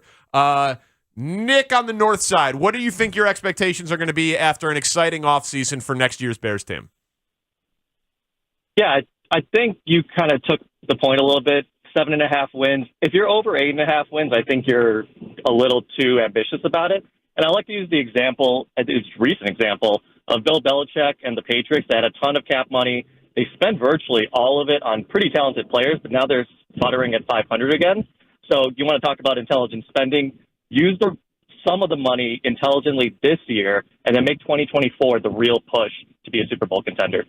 Good call, Nick. Appreciate it. Another Nick in Hawthorne Woods. What do you expect your expectations to be for next year's Bears team? 2 Nicks. Wow. I believe the Bears will be bearing injuries anywhere from 8 and 9 to like 10 and 7. They have a ton of cap space. If they do trade back and get more picks, and Poles hits on at least 50% of them, and I really think that there are going to be a lot of players in the league that are going to want to come and play with Justin Fields. I mean, it reminds me of like 09 Blackhawks when Marion Hossa signed with the team, right? He saw how young that core was, and they started recruiting people who wanted to come to the team and win. Now, granted, their strength of schedule next year is going to be worse too because their record is going to be so terrible this year. So why couldn't they be anywhere from 8 and 9 to 10 and 7 and get a wild card spot? Yeah, we don't know yet what who else all going to finish in last place. That we know that they play. I think it's the AFC West. Like they're in Kansas City next year. So we'll see. Like, right, we don't know who's going to finish last in the NFC South. They got 3 teams at 5 and 9. We got 2 teams at 4 and 10 in the NFC West. So we don't know what the last place schedule is going to look like. And schedules are tough to predict year over year. Oh, for sure. But I will break the news. That's not tough to predict. No, that's not tough to predict. I'll have the schedule before anyone else. But this league the schedules are tough to predict, and playoff teams are tough to predict because there is turnover. There's turnover every year in this league. We've talked about it a million times. Boy, the idea that the quarterback might be a draw for some free agents if things are equal monetarily between one place and another, that's never been true. No, they already have opposing players gushing about it. You bet. I know we're going to get to that eventually in the show, but it's weekly now. Yeah, right. But to a texter's point, Trent Dilfer did say the exact opposite with regarding free agent wide receivers. You got to prove that you're going to throw the ball more if you want receivers to go there. My thing is, I think they're starting to prove that though. Yeah, well, and 9 out of 10 NFL free agents go for the most guaranteed dollars. They're not at the point yet where they're going to get guys who are ring chasing, but you hope that the ring chasers come here in a year or 2 or 3.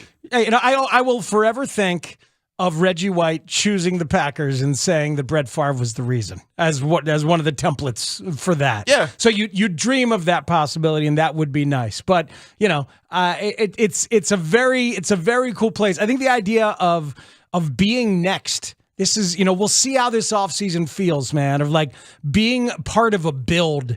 any argument that wants to kill the optimism of feeling part of a build can bite me. It really can. It's so rare that you get that feeling in sports. It is a thing to cherish and love. It's that 2015 Cubs feeling. It's that 2020 White Sox bonus year feeling. Sometimes it's the best you can ever get. So don't let anybody kill that joy. And because it's football, though, I will even say, worst to first happens all the time in terms of like a division. It happens every year. Absolutely. So it's possible that if you have a great offseason, you stay healthy, you have some turnover luck, and the Fields takes another leap, that you are in the playoffs and you win the division. Like that's in the realm of possibility. Oh, for sure. That's just like a standard deviation or two on the high end of where they're going to be. But again, I would expect expectations to be preseason 7 or 8 wins. So that's the thing. How many teams, and we could look at the preseason win totals. I've got it. How many teams were at 7.5 and are looking like they're playoff teams right now? I'm sure there's 2 or 3. Well, so like this year, it wasn't a great, but like the Giants. Giants are 8-5-1. Yeah, so their preseason was 7. The Steelers were 7.5. Commanders were 8. Browns were 8.5. Saints, Raiders. So actually, like in that window, there's quite a few underachieving teams from this year, but like Seahawks were 5.5. Yeah. They're a huge over. Jaguars were 6.5. They're trending hot. Lions were 6.5. They're over already. They're over already. So it happens. It happens. Every single year. It happens. We can squeeze a few more calls. Then we're going to talk about the Cubs offseason around Dansby Swanson before we get to Kelly Kroll in half an hour on Dansby Swanson. It's Parkins and Spiegel on The Score. The Score is Chicago sports. Chicago sports is The Score. Thanks for keeping us the #1 and most listened to sports station in Chicago. Listen on your radio, laptop, mobile device through the Odyssey app. Where one read is all that's called upon for play. And as long as that ends up being the case, hey, Bishop, I'm still on the radio. No, it's all right. He can hang. Paw Patrol. Okay, I'm gonna come turn it on in just a couple of moments. All right. Guy needs another Paw Patrol. Give me like 3 minutes. I'm gonna come turn on more Paw Patrol. Okay. You want to wave to Twitch? Hi, Twitch. Since Bishop is here, I did have I'm gonna come turn it on for you in a moment. Okay. I did have a Bishop right question. And put on some Anderson .Paak too. So here's my Bishop question. How old is he now? 4. 17. How in the world is he riding a 2-wheel? Because Big Ant put up a video of Bishop riding his bike, and I was like, I know that we're all in this time warp because of COVID, but I was like, I think he's 3, maybe 4, and I was so impressed. So he is out there without training wheels at 4 years old. He is, yeah. I am amazed by this. So for me, man, because we I was like almost middle school age when we moved to the burbs, and so the neighborhood we were in when I was Bishop's age and when I was still a little bit older than him, there wasn't an opportunity to ride a bike. So I didn't learn to ride a bike until I was probably like 9 years old or something like that. Once we were in the burbs, like, hey, here's open streets and here's, neighborhoods you're allowed to just be outside doing your thing in. And so, it happened fairly quickly at that age, but I was much older than him before I ever learned to ride a bike. I don't know if either one of my kids can ride a bike. Really? I don't know. Yeah, I guess they're city kids, right? So yeah, that's a difference. That's a difference for us.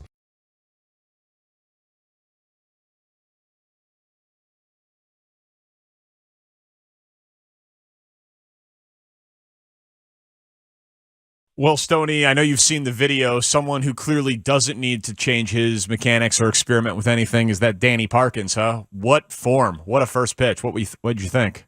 Well, I saw the first pitch, and I was absolutely enthralled with the inability to have any semblance of a delivery. I felt in looking at that video, and I rolled it back a number of times. Shane sent it to me, and I feel that his limitations are limitless. And because of that, I believe he should take some time off and then absolutely retire because it's like a huge embarrassment. But outside of that, I thought everything went well. Oh, the limitations are limitless is gold, sir. I mean, in fairness to Parkins, he didn't bounce it. You've seen some big leaguers bounce it. Oh, believe me, I bounced it. I understand that, but then again, I wasn't trying all that much.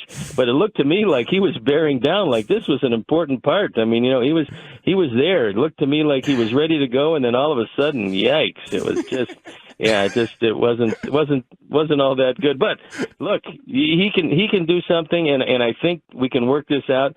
I think 3 or 4 years of intensive practice, he might be able to get it there at 41 miles an hour. You know, you've talked about Rick Dempsey, your catcher, giving you the security. You knew he was going to catch everything. Clark the Cub had a massive glove and was able to make that grab, and then a very generous strike call, I thought, as well from the umpires, Stoney. So no, I think it was exceptional. And let me tell you something. You get out there, and it's really strange because I've been out there a few times doing that.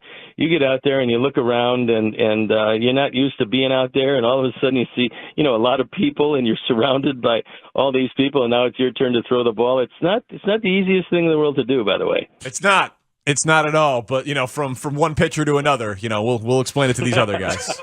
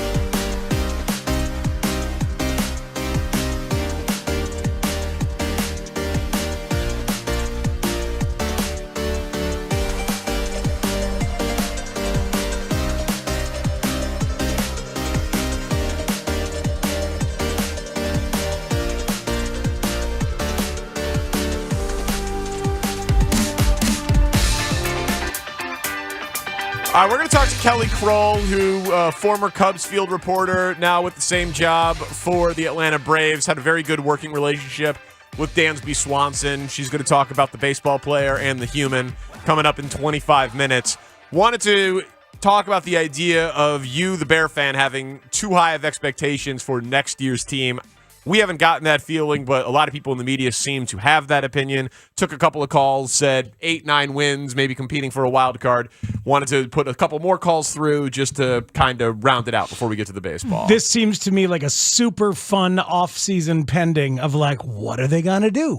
Where do you allocate the resources? What would you do if you were a junior team builder? It's going to be an unbelievably fun Bears offseason. Offensive line, defensive line, wide receiver. What draft pick do you trade down for? Where do you go? Yeah, do you trade down? If you do select between Will Anderson and Jalen Carter, is that decision influenced by which free agent addition you, right? Like if you sign Deron Payne, the defensive tackle in free agency, does that make you more interested in drafting Will Anderson because he's an edge? Sure. Or vice versa, if you draft Jalen Carter, what edge do you look to sign? How about being able to follow the quarterback draft conversation, but not needing one? So right? That's basically porn to me. Right? Never happened. So the idea of all right, which quarterback is going to fly up the ranks and who doesn't deserve it? And is it Will Levis? Yeah. And then which team is going to fall in love with that quarterback and trade you way more than they should to get their version of Mitch Trubisky, and it's not us. Oh, yeah, bring it. It's going to be a great football offseason.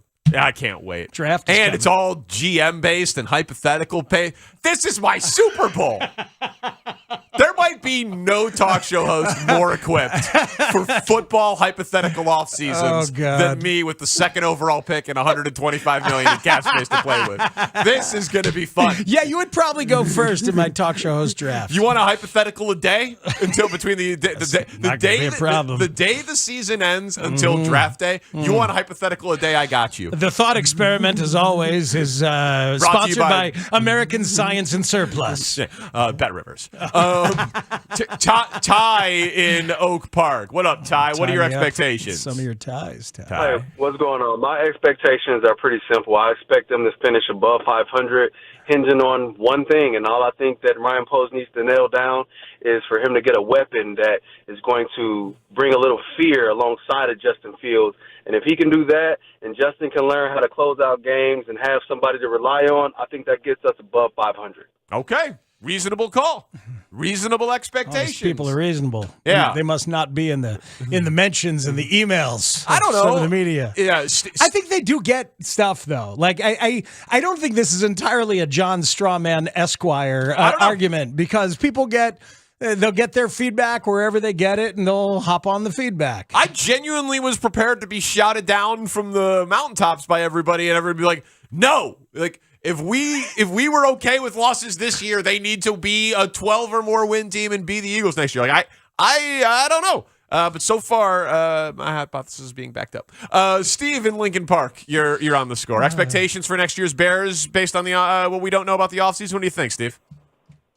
Yeah, I'm thinking 9-8. I view it as there's 8 of our losses. We're in it, into the last drive or so, and if we win half of those, that gives us 7 wins, and maybe we squeak a couple more. But the question is, can we really win those close games or not? And that's often the difference between a good team and a mediocre team. And Nat, quick question: when you talk Dansby Swanson, I'd love to hear the perspective of how do we feel about the Dansby Swanson signing and what money we're paying him versus what we would have paid Javi Baez.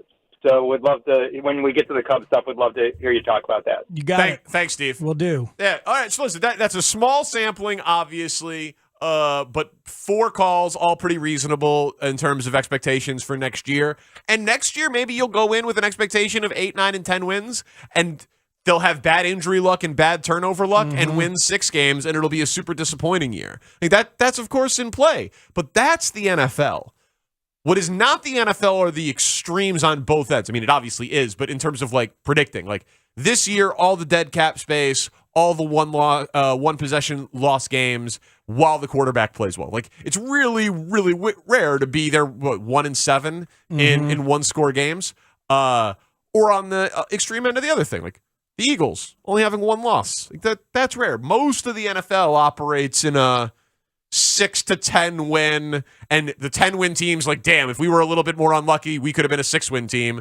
And there are some 6-win teams that if like we were a little bit luckier, we could have been a 9 or a 10-win team. So you can look at the Vikings last year, lost a ton of 1-score games. Now this year they have 11 wins. Yeah, exactly. And their margin of victory and no one thinks they're as good as their record. Everyone, that's a great example. Everyone thought they were way better than their record last year, and everyone thinks they're way worse than their record this year. That's the NFL for 80% of the league. Isn't the margin of victory this year in the NFL like the lowest it has been in decades? Yeah. Because it's just every game is absurdly like close and possible in the fourth quarter. Yeah, it's and again, that's the sport by design, but the Bears have been operating outside of that because they have so little talent on their actual roster right now, which is why it's just funny to me that people are like, yeah, everyone's like, yeah, the Bears have no talent, but next year the Bears are going to be great. I'm like, I don't think people think that. But anyway. It's interesting. Is there a correlation here? Texture says the only media that thinks fans of super high expectations are those that clench their fists at meaningless losses this season. I don't know. You said it, sir or ma'am, not me. I might have been thinking it. Did I say that? I don't remember. Okay, point is this. Baseball. Texter's like, yes, we won a Danny GM offseason. No, listen, that was it's coming. That was rhetorical. Whether you want it or not. It's coming very soon. Oh, dude, it's going to be so fun, to an Odyssey app near you. It's going to be so fun. Oh, I know it is. If you can find it. It'd be a fun playthrough on Madden for a nice little prospect there. Yeah, that's a good point, too. I can convince my wife that I should be playing video games again because it's part of work. And play the 2023 offseason 10, 15 different times. Yeah, you franchise are burying the lead. Are you out on video games entirely? Have they been banished from your house by your wife's decree? I haven't had a system since the PS3. Yeah. Oh, yeah. She hates video games. You have 2 young children. We have 2 young children. You have a lot of sports to watch. She's like, do you really need more screen time and time away from us?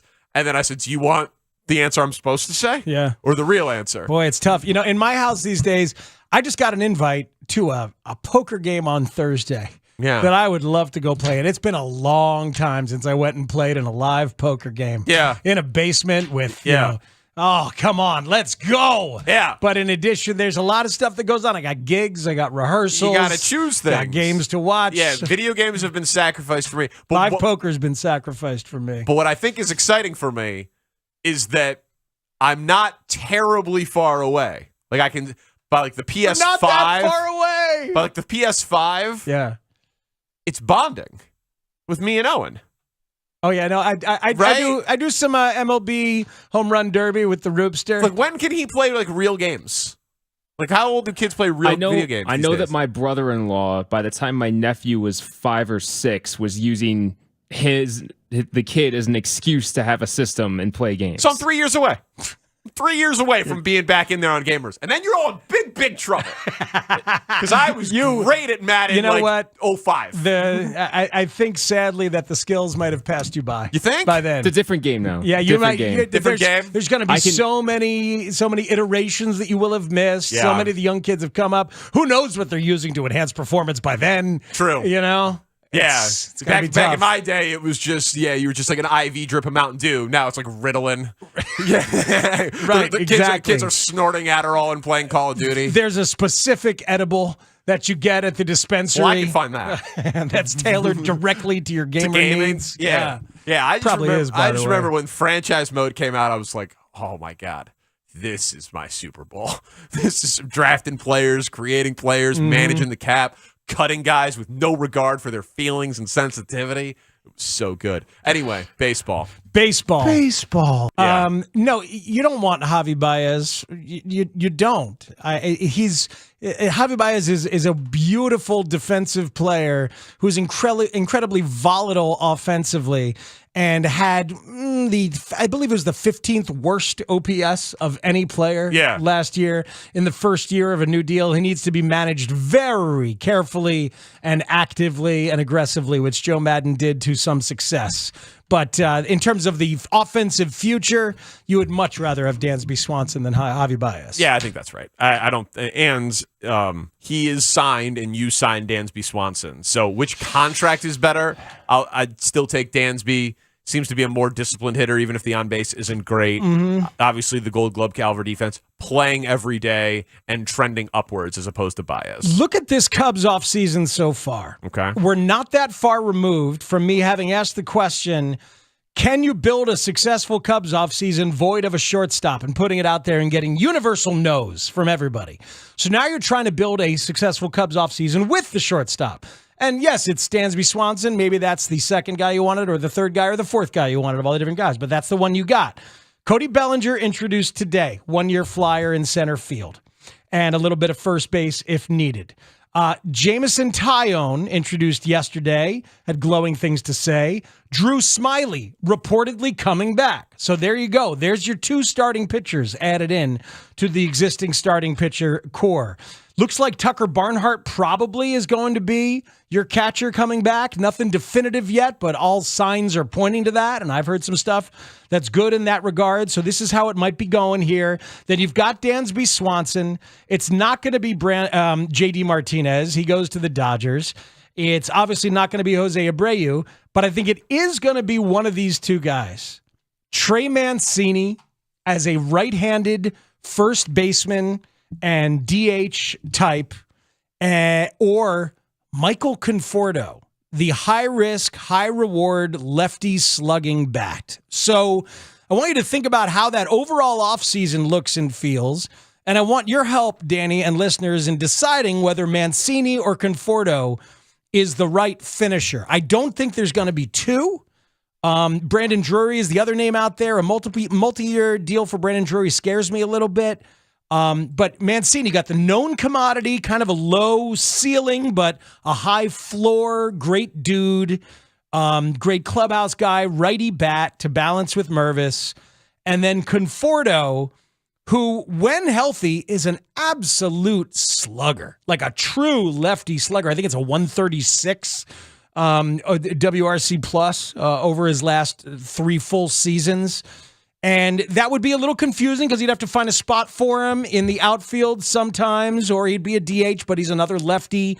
So it's not like you can platoon that with Mervis. It'd probably mean that Patrick Wisdom gets some first base at bats as a righty. Just missed last year. Full miss. Full miss. Full miss. So he wants a 1-year deal with an option at least, like a player option. Yeah. You want to give him a 1-year flyer of a deal.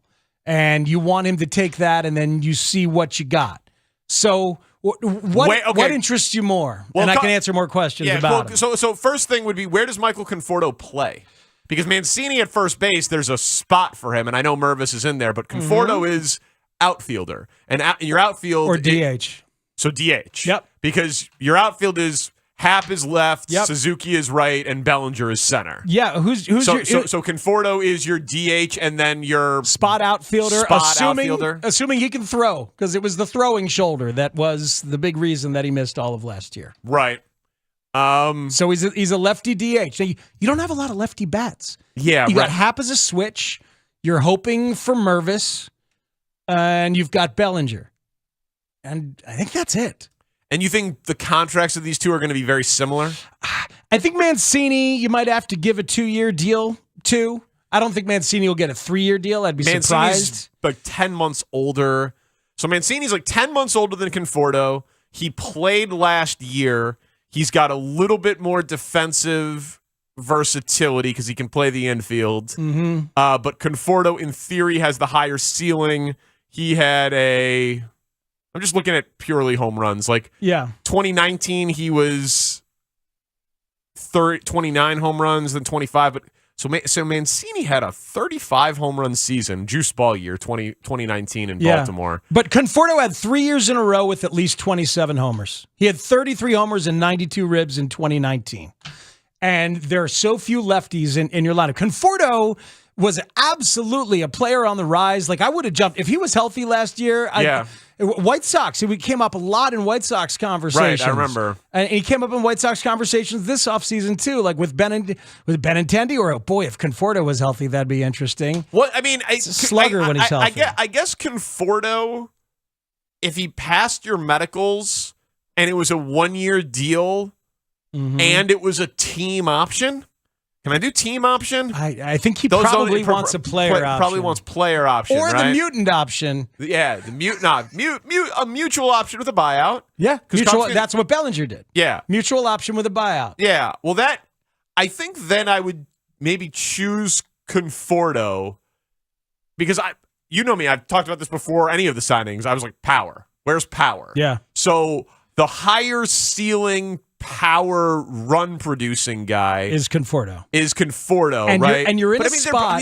Here's the thing. Mancini's career slug is 457. Conforto's career slug is 468. So it's pretty close. That's pretty close. Mancini as a righty is pretty neutral when it comes to the splits. Like he actually hits righties pretty much the same way that he hits lefties. I would like either. You know, honestly, like. It's just money. It's not a long-term deal. It's offensive upside and power upside. Conforto with the lefty and the slightly higher power ceiling probably makes me a little bit more excited for it. How about this? But Mancini's an easier fit. Yeah, Mancini's an easier fit. I think that's well said. So here's the thing. Your spot in your life cycle means that you're hopeful for what this year is as you're building and growing, but you can sooner take a flyer on a guy like Conforto and see if you catch lightning. You know, you can see if you catch something there. Yeah. So you take a flyer on the higher ceiling. On the higher ceiling guy. Yeah. Yeah. No, that would be. I don't think either one of them like stop programming and then it's an overly exciting move.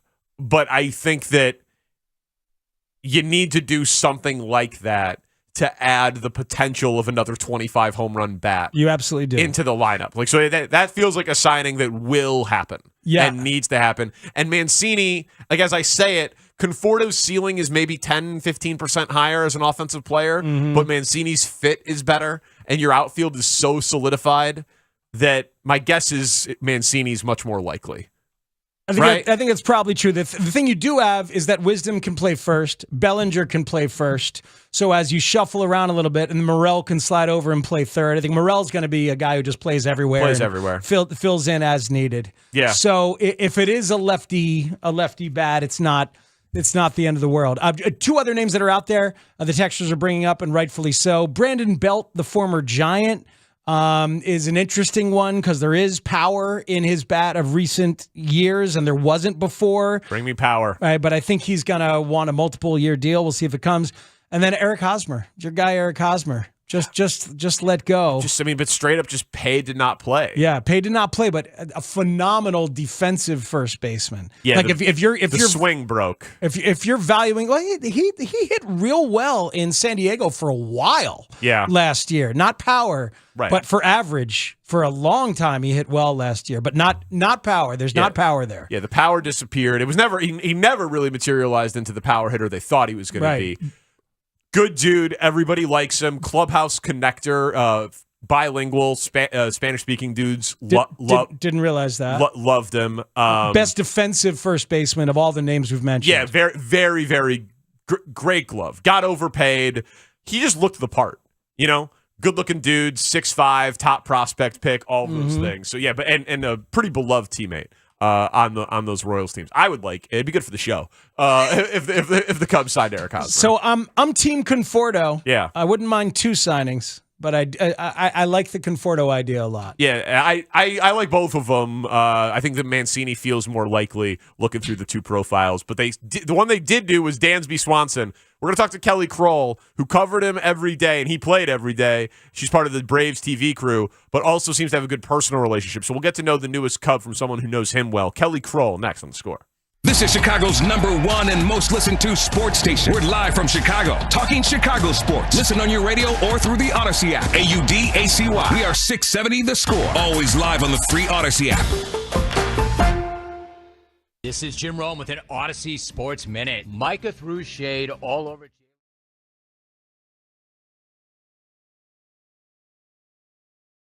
Carter, I think you come into a situation where there's urgency, not only next season, but every season. And there should be. This in Chicago, it's a big market, and people like us are holding Tom Ricketts accountable to behave like a big market team should. So in that context, when you look at the task in this offseason, what's your understanding about how aggressive the Cubs plan to be in free agency?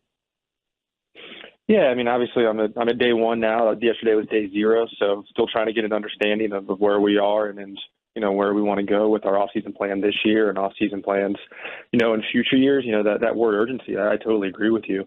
And aggressiveness, I totally agree with you. I think that's something that it was clear to me from day 1 in the process through these interviews is that, people here are aggressive in trying to bring winning baseball to Chicago as often and as quickly as possible. Sometimes those decisions on the surface don't seem that way, but they all have that underlying understanding. Like, this is so that we can win our next World Series as quickly as we can. And I think that we'll think through our free agency process in the same way this offseason. Jeff talked about in his offseason presser about spending intelligently, and I think as painful as that is to hear for fans that want to say we're going to spend unintelligently and spend free willy. It's something that we have to do because we know that those are the decisions that help us to best put ourselves in position to bring those unbelievable moments to Chicago over and over again.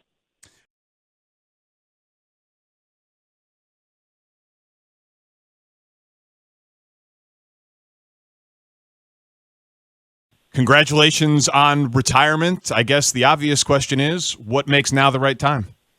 I've known for a while. I think just kind of wanted to get into the off season and sit down and make sure that it was right, and it is, and wanted to get through the holidays as well. So I guess there's no real great time, but this is as good a time as any.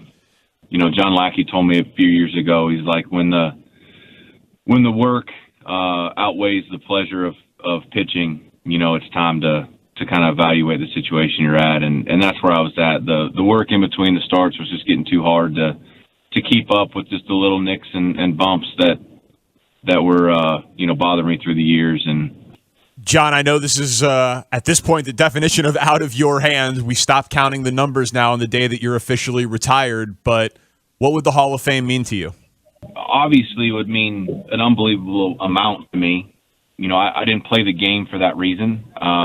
You know, I think that's another reason why, you know, I know it's time. I've never played the game for numbers. I've only played the game to win and contribute. And if I was to continue playing, I would only be playing for myself and padding those stats, and I don't want to do that. The numbers are virtually identical in both places. Would it be a Cubs hat or a Red Sox hat? Hey, you know what's great about that whole deal is they get to pick for you now, so I don't have to pick if that happened. You know, somebody asked me that. It was earlier today, and, you know, that's a hard decision for me personally, just because, you know, both places meant so much to me at different points in my career.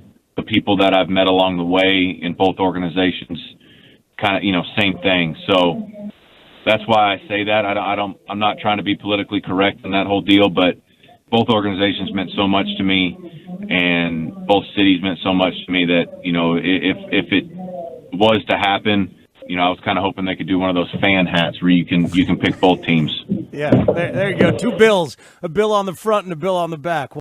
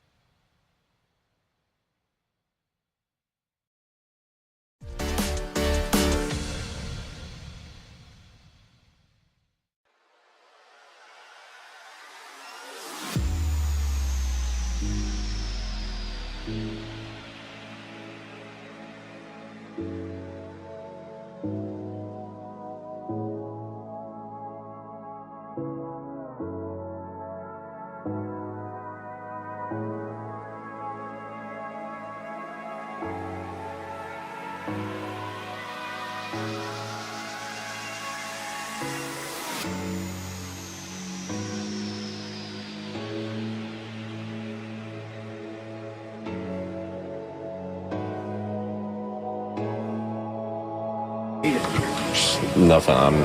It's the last thing on my mind right now. Every loss hurts. Why does this maybe hurt a little bit more than previous years? Losing always sucks. They all hurt. So can't say I've ever been good at dealing with losing, and this time's no different. That's your newest Cub, Dansby Swanson. Signed a 7-year, $177 million deal. Was seen as the fourth of the big four of the shortstops this offseason, though we'll see what happens with Carlos Correa, who reports are there's an issue with his physical in San Francisco that delayed his introductory press conference. But we can all read a Baseball Reference page. We can all talk to people. We can all say, oh, I had this guy on a fantasy team or whatever. But figure let's find a familiar voice who covered him every damn day. And Dansby Swanson did play every damn day. And it's an old friend. Kelly Kroll, formerly Cubs TV, now does the same field reporter and studio host job for Bally Sports down there in Atlanta, covering the Braves. Kelly, kind enough to join us on the Circa Resort and Casino hotline. Circa Resort and Casino in Las Vegas, home of the world's largest sports book. Hey, Kelly, been a long time. How have you been?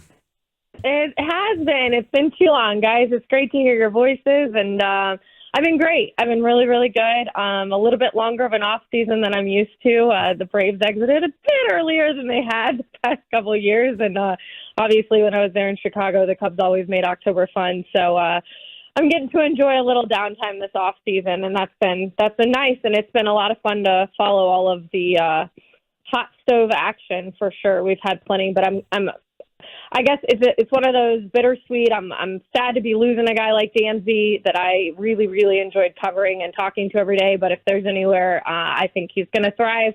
Certainly in Chicago, I think you guys are going to love having him up there. Let me ask big picture first, Kelly. It's such a great organization, such a healthy organization. And Alex Anthopoulos has done an amazing job of locking up the core to all these big deals. Why did they not do so with Dansby? Was he expecting it over the last year or so? And why do you think they did not do that with Dansby Swanson? Yeah, that's a really good question. I think, right, it's so much easier to look in hindsight if they could have done this a year ago when it was on the table for like 140-6. I think they would have. I think they absolutely would have. But then I think this offseason, just seeing what we've seen with the shortstops and where the deals have gone, I think it just got to be too expensive for everything else that they have, one, already done by locking up the core that you're talking about down here. But then two, teams and GMs and owners, they're always looking ahead at what is coming in the next couple of years. And they got a couple big names they got to figure out from a pitching standpoint as well. And so I think it just got to be a little too expensive for them. And I do know from having spoken to Dansby personally, and you guys know, Dansby just got married to Mallory Pugh, who obviously plays for the Red Stars there in Chicago. And going into this offseason, given that a deal hadn't been done with his hometown team, I knew a huge part of this decision, because of the season of life that he's in right now, was going to be a way that he and Mallory could try and see one another more often. I mean, I know all of us in the industry we're in, we don't get to see our significant others as much as we probably would like. But those two, I don't know how they did it in the last year. It would be like once a month they might cross a city that she had just played in, we were just headed to, and that would be like a 24-hour span that they could spend some time together. And that's just not when, you're newlywed. You want to be able to find time for one another, and I think that this is such a great situation. So I knew that was going to play a big, big part in Dansby's decision. And, of course, the deal that the Cubs were able to come up with for him is just from a financial standpoint, there wasn't going to be anybody else who could get close to that. So I think it was a win-win. But yeah, as far as why the Braves didn't, I think it's really just a hindsight. I think looking back, they should have done it, probably wish they would have done it a year ago. And then when it got to the point that it did on the timeline, I just don't think they could kind of justify doing that with everything else they'd already done and still need to do in the next year or two. Kelly Kroll is our guest, formerly Cubs TV, now at the same job down there covering the Braves, talking Dansby Swanson. You clearly like and admire the guy, Kelly. Your social media post when he signed covered some amazing humans, athletes, and Dansby Swanson is right up there. Such a pro, always striving to, quote, be the best version, end quote, of himself, and expected the same from those around him. We will miss you in Atlanta, number 7, but we'll certainly be cheering for you and your continued success. We'll talk about the baseball player in a minute, but why did you like him so much? Yeah, he's just one of those guys, and you two are in clubhouses, locker rooms, et cetera, plenty to understand. There's just some that get it, that it clicks, the human side of things clicks, right? And that's why I made it a point in that post. So often we look at these guys, they're the athlete. We're losing this player. We're losing this athlete. Well, we're losing an exceptional human being as well. And this was a guy that, not that you two would have seen the post way back in like June, where I had my first kidney stone this year, which let me tell you was just a blast. But Dansby is the kind of guy who legitimately checked in and made sure I was doing okay and made sure, he's that kind of guy that the human side of things, when you walk in there, you have a conversation where you talk about your family first. His mother's a huge tennis player. We would talk about stuff like that all the time.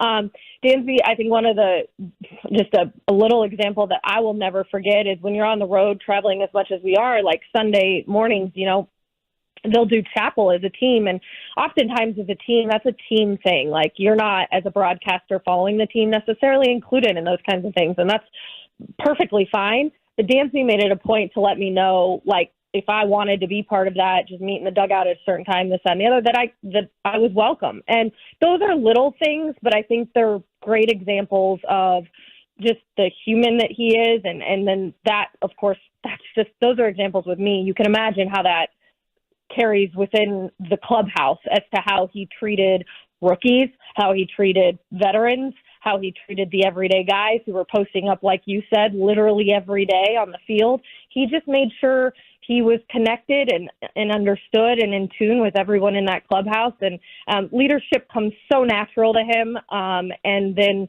to understand that guys are going through so much more than just the ups and downs and ebbs and flows of a season when it comes to their career baseball-wise, but they're going through the birth of their first child, and they're going through plenty of other things, right, from the human aspect. And I think that's why I wanted to convey that in that tweet as best I could, right, and however many characters we get to say that, like, we're not just losing a shortstop and a guy that's from Atlanta and a guy that certainly gave it his all and a champion here.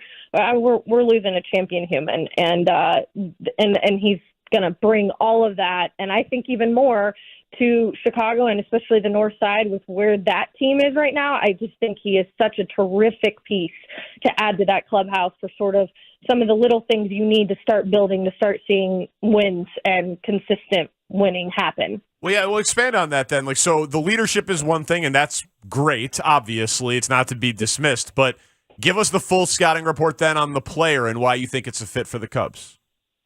Yeah, so, well, first of all, this allows, am I right, guys, for Nico Horner to kind of move over to second, and that's his natural position. Yeah, so I think up the middle, you guys just got real solid because defensively, Dansby, that's the one thing you will see. I mean, you guys mentioned looking at the numbers, you can only tell so much, 7 seasons, like his sample size.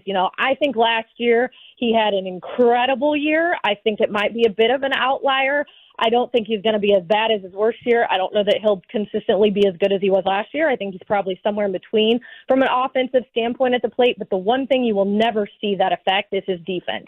He will always be sound defensively, and he really prides himself on kind of being that quarterback of the infield. I know, your center fielder does it out there, but Dansby is the guy who, I like to know that last year when they had the help me out, I'm blanking on the name of the earpiece.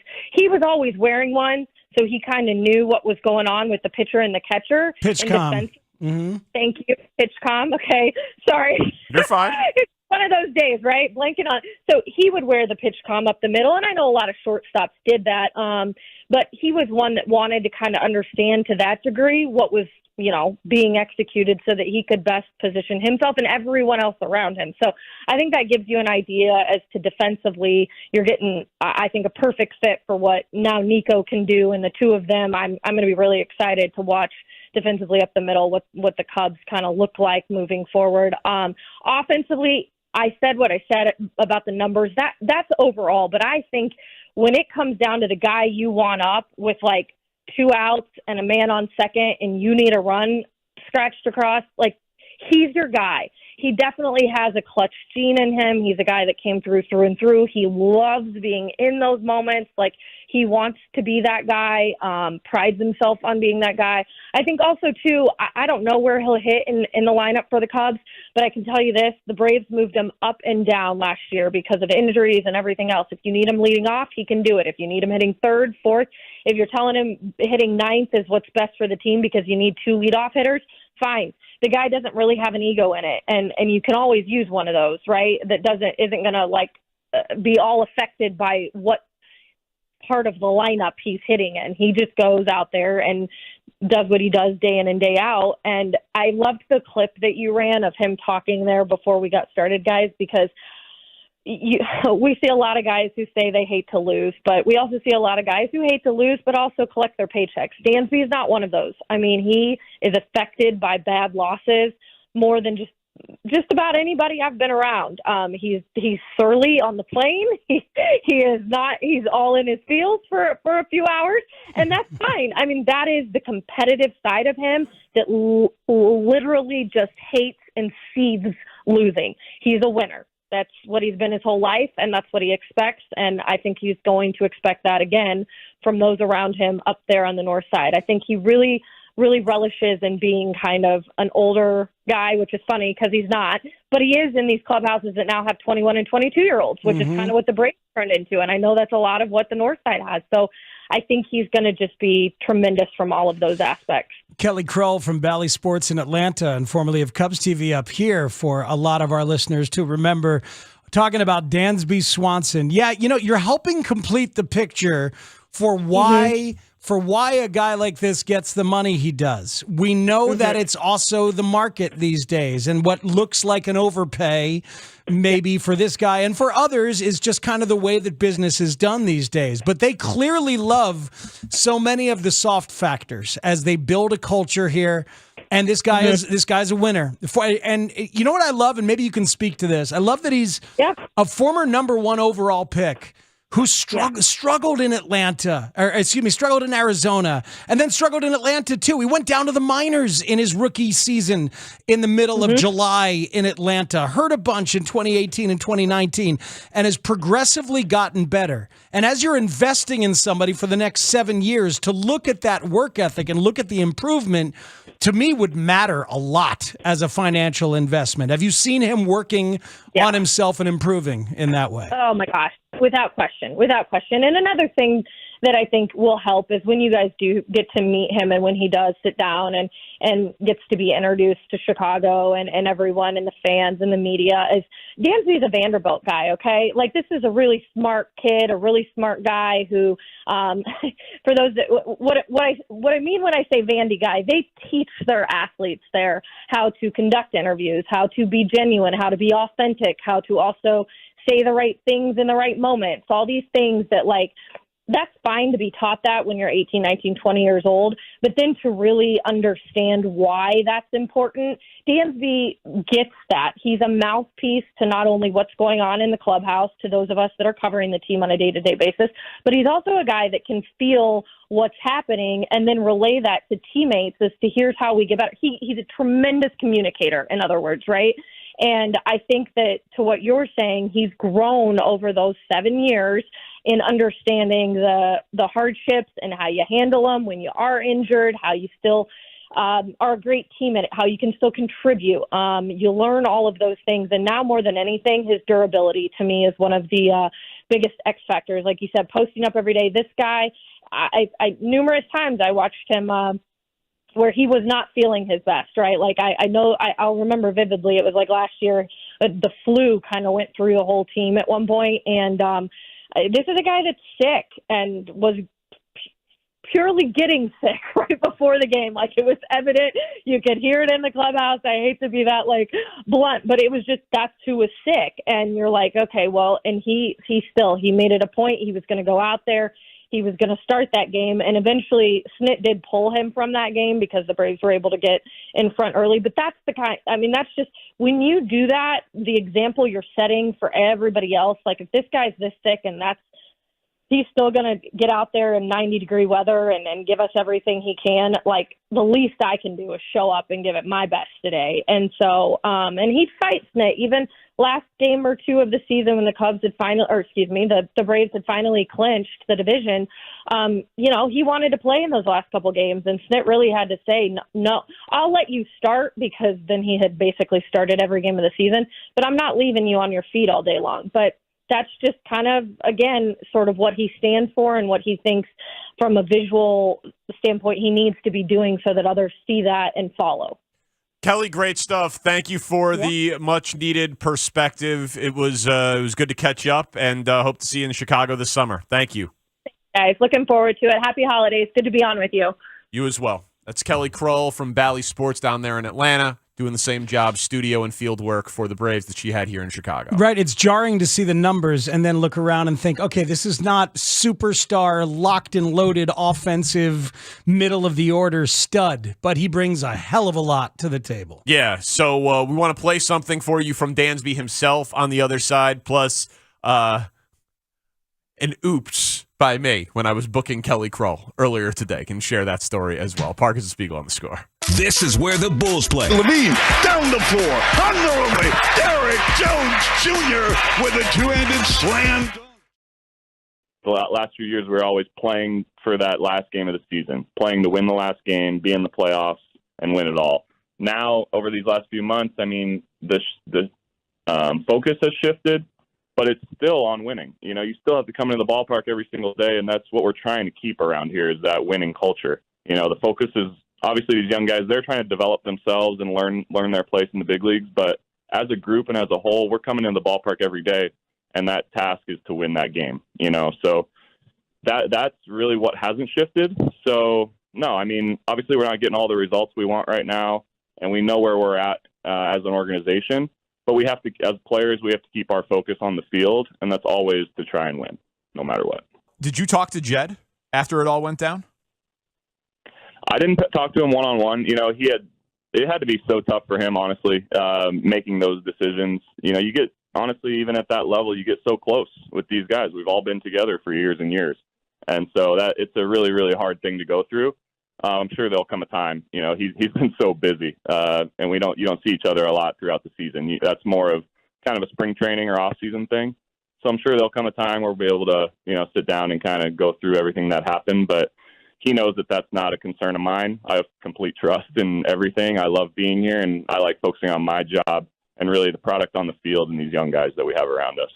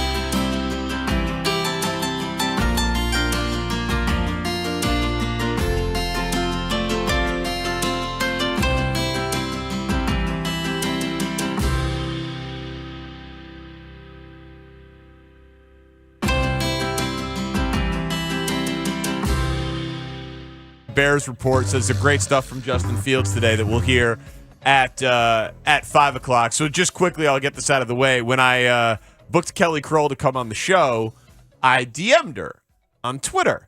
And she was like, yeah, cool. And she sent me the number that would be best to call her at.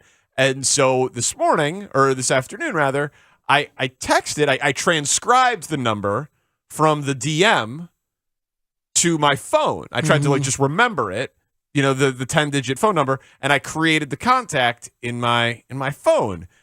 And I then texted, I said, hey, Kelly, it's Danny, just confirming that you're good for 325 CT, ? And I got a response back. CT, not CST. CT, ? And I got a response back that said, no Kelly here, wrong number. And I looked at the DM, and then I looked at the phone. I was like, oh, I wrote in 307, not 317. I transcribed the wrong area code. So put in the correct number, texted Kelly, hey, it's Danny, just confirming 325 CT. She's like, yup, all good. So I got the right Kelly. But then the person who said, no Kelly here, sent me another text that said, when I said, sorry, wrong number, she said, no problem. Good luck with your scan. I'll keep you in my prayers. CT for CAT scan. CT for CAT scan. That person is praying for you. I got a prayer out there. You have bonus prayers coming to you from a wrong number. I got a wrong number prayer coming to me. I love wrong numbers. So now we discussed whether or not you should follow up and tell this person that, oh, no, I'm not getting a scan. So did you ever follow up? I did, because I can't have that on my conscience. You could always use some extra prayers, but I don't know what this person's prayer capacity is. If they're willing to just give out prayers willy-nilly to a random texter. You don't want to be taking up space. I don't want to take up space. If they got family members and who knows what's going on. It's Hanukkah. Yeah. We're in the middle of Hanukkah It's the here. holiday season. Yes. So I was like, listen, I said, okay, thank you for the prayers, but I meant Central Time. We're all good here. And she said, they respond to that? You're saying she. You don't know if it's a she. He or she. Yeah, and Kelly is non-denominational or non-gender specific. Well, and this person's name is not Kelly. Yeah. Again, it's a random number. So I said, oh, okay, thank you for the prayers, but I meant Central Time. We're all good here. Thank you so much. And they said, awesome. I thought that meant CT scan, LOL. Have a good day. Have a good day. Well, you know what? That's what you deserve. You deserve have a good day. It's a peaceable exchange. Yeah. You can take have a good day to the bank. Have a good day is fine. I felt terrible that I had taken this person's prayers. Have a good day. Have a good day is all you deserve. I Danny. agree. I don't need random person's prayers. No. At least right now. I might at some point, but I don't need them right now. No, but it just I mean, I felt bad about the prayers. If you want the random prayers, even if you were in a position to need it, like if you got ill or there was something. Yeah. I mean, even then, frankly, I don't know if you deserve the random prayers. Sean in Charlotte says this Kelly story is proof of Shane's value, which is an excellent text. I don't know. I messed up and I got, but what a genuinely nice person. Yeah. And what if this person had just happened to have been named Kelly? That's what I wonder what would have happened. Then we would have had a. Then I would have called this 307 number. No, they would have shown up at the hospital for Danny's scan. Yeah, exactly. They wouldn't have expected a phone call. Also, Speaks your use of non-denominational name as if it's a religion. Right. It's segued. gender neutral. Yeah, I segued to that. Yeah. Thank you. Thank you, Studs. That's well done. Yeah. All right, well, let's hear the Dansby Swanson. I don't want to derail us too far, but I thought that was it is funny. That was a nice little anecdote. So the Dansby Swanson, by the way, is from October. Yeah. It's just to sort of complete the picture of, and he'll talk at some point. Bellinger talked today. Jamison Tyone talked yesterday. And Swanson will eventually talk as long as his press conference actually happens, unlike Carlos Correa's in San Francisco. Correct. But this is Dansby Swanson talking about what he was going to be looking for this upcoming offseason. It's all about substance. It's all about understanding, direction of the organization, the values of the organization. What's the plan to actually win for multiple years? Like, I'm not a loser. Don't consider myself a loser and never will be, and so how do those two things line up towards how things get done? Like I said, what's the end game? And if it's not consistently, winning a World Series every year, then it's not something I want to be a part of. You sound like organization first. winning first. Right.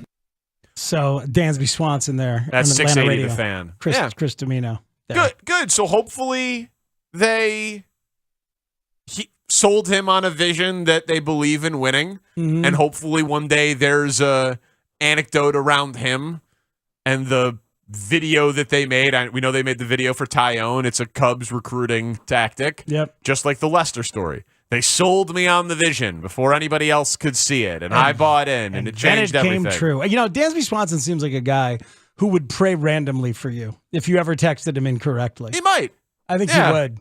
What a nice thing. And Our texters, by the way, are suggesting 815 Lance says you should get a CT scan just to be sure you don't need those prayers. Oh, it's not a terrible idea. Yeah. Do you put CST? Absolutely. You do? Yeah. I usually put, when I book people for like Bears pregame, I usually just put CT or Central. Central or CST. But I mean, if it's 325 CT. Nah, PST, EST. You need the standard. I need the standardization of the time. Yeah. It's I think CT works. Another texter suggests you find out a charity that prayer person believes in and send that charity $50. That's a lovely gesture. That is a lovely that gesture. a man like you could afford to do. I obviously, yeah. Let's be frank about it. Sure. You know, don't pocket watch, but yes, I could afford to do it. I'm just saying, compared to that person, they're offering prayers. You could pay for prayers. I could buy their goodwill.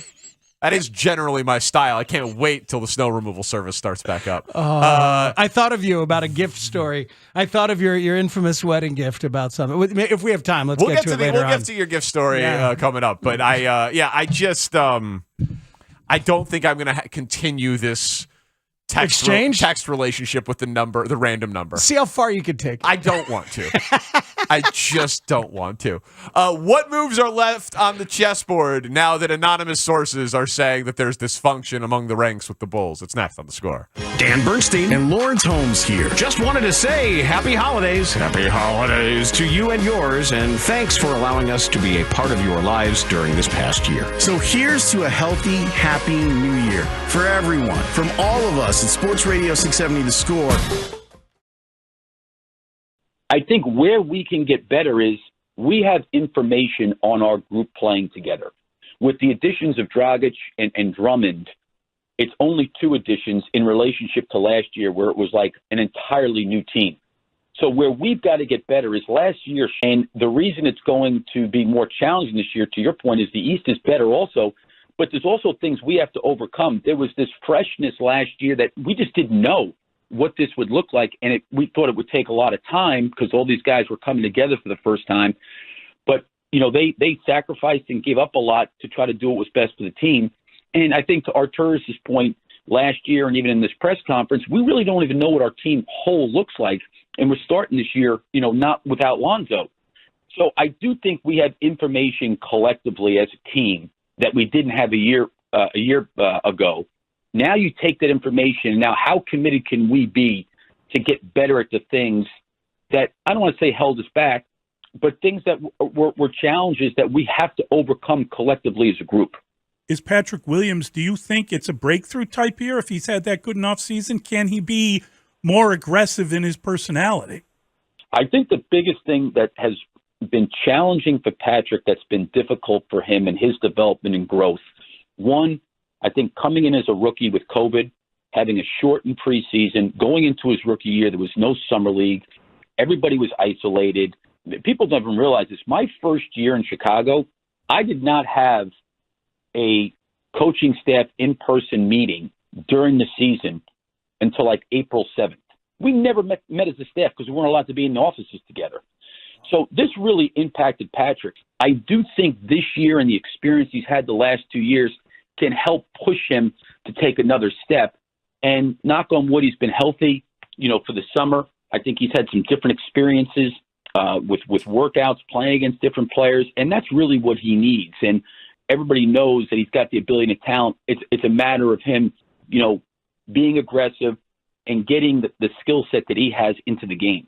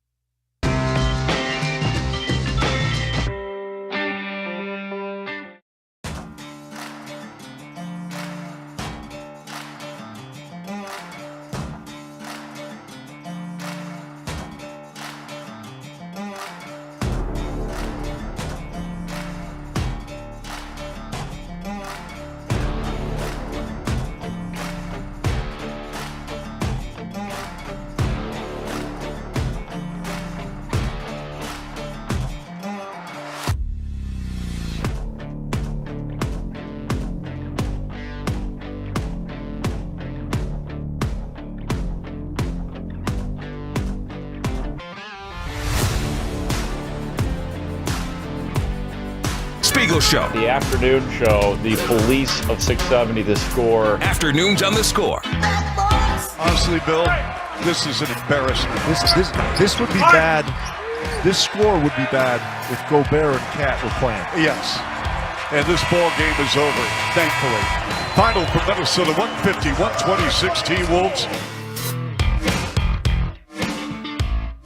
So I called the low point Friday night against the Knicks when they basically got 30-balled and were non-competitive from the second quarter on. And then 48 hours later, they gave up 150 points to the Timberwolves in regulation. Without Rudy Gobert, without Karl Anthony Towns. Yeah. So I was arguably correct on the low point on Friday night. They just soared under the bar that they had set Friday on Sunday. And I think, I'm not good at a lot of things, but I do consider myself to be a fairly media-savvy person. This story from Shams Charania and Darnell Mayberry at The Athletic feels to me, and if anyone hasn't read it, the headline is Bulls' struggles include managing on-court disconnect between Levine and DeRozan, according to sources, multiple team meetings, and then they get Levine on the record today. Feels to me like the beat writers have requested AK and Eversley to go on the record. That happened a few days ago. This is such a disaster.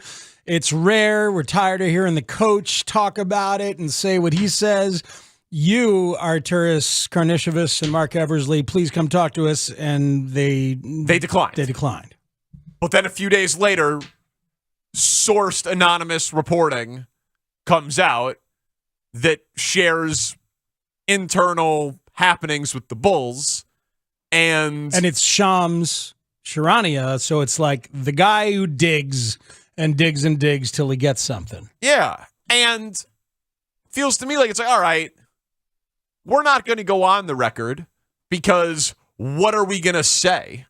Like, yeah, this isn't working. We need to trade these guys because they're dysfunctional and not trying hard. Like, that's going to just submarine their trade value. But, hey, we'll give you I hate it. People use off the record incorrectly. It's not off the record. This is on the record, but not for attribution. Don't quote me, but you can use it. We're doing these team meetings. We know it's not going well. DeRozan and Levine aren't seeing eye to eye. There have been problems. And then they go and they report, and it's a well-reported story with on-the-record quotes from Levine. And all of this amounts to me to basically be like, this is like a last-ditch Hail Mary. Can we publicly shame these dudes a little bit more than Billy Donovan has already in postgame to get them to try to have this click? Oh, wow, it didn't click for a while for the Celtics last year. Then they clicked and ended up winning the East. Maybe we can be that, blah, blah, blah. But this thing's over. It's over. Well, all right. So there's your take and guess as to who is giving this. And when you're talking about the report, as you mentioned, the one-on-one, face-to-face sit-downs between DeRozan and Levine, as well as multiple team meetings. How about this part that's in there as well? Even more, multiple league sources and sources close to the organization say Levine and the Bulls are not seeing eye to eye. Over the past few weeks, there's been a palpable feeling across various parts of the franchise of a disconnect over Levine's situation in Chicago. Is that something that that your media take would say that Bulls brass would like to have out there, that there's disconnect with Zach? I think that they are not happy with Zach LaVine's effort. They're deeply unhappy with his effort. They gave Zach LaVine the full max, and sometimes he plays, sometimes he doesn't play, and when he does play, he doesn't go hard. Yeah, so I think they are very unhappy with the effort that Zach LaVine is giving them a third of the way into year one of his max contract. So a little bit of public shame on Zach, a little bit of pressure there. Hey, man, you're supposed to be the superstar. You're supposed to be our version of Trae Young and Luka Doncic. You're paid identical to them. You're not performing at that level. You're going to be here most likely. They can't even trade him for another month. Like, you got not even legal to trade him for a month after an extension. So they don't have a lot of moves on the chessboard. You're one of a 5-year max guaranteed deal. Yeah. So I just look at this and I think, Vooch is a free agent. Caruso, not a long-term deal. DeMar is what he is. Like, I don't think they can tank to be a true bottom 4 team in the NBA. I don't think it can get that bad. I could be wrong. But I don't think it can get that bad because I think you'd have to trade a bunch of dudes in order to get there. But maybe. And so, like, when are you? But what's the goal, man? Like, if you trade DeMar DeRozan, and you start trying to get like the principal asset in return is unprotected 2027 first round picks. Yeah, what's that really doing for you in the near future at all? It's nothing. Well, they might have to package some things. They have the Portland pick still. One of the assets that they have is that Portland pick, right? And as you mentioned, they have Caruso. But are the Bulls going to package as many things as they can together to get a pick sooner to try to lower the year where you get that unprotected lottery pick? I don't know, but if you are quote unquote tanking, right? If you're tearing it down, I don't feel like you can be giving up draft picks. You need to be acquiring draft picks. Obviously. So you know what I mean? Like, sending the Portland pick away doesn't feel like that feels like an asset of the rebuild. That doesn't feel like an asset to go away. Because I don't think, it could be wrong. To package, yeah. I don't, because if you traded DeMar DeRozan, you're not getting like a good player who's younger. Why would someone do that? You'd be getting a team that wants to add him to try to win now. You wouldn't be giving. It wouldn't be like we're going to give. You'd be trading him to a place that's trying to win like this year or next year's championship. I'm thinking about what your assets are and what you can give, and what you can offer. DeRozan is your best asset in trade right now. What's your second best asset?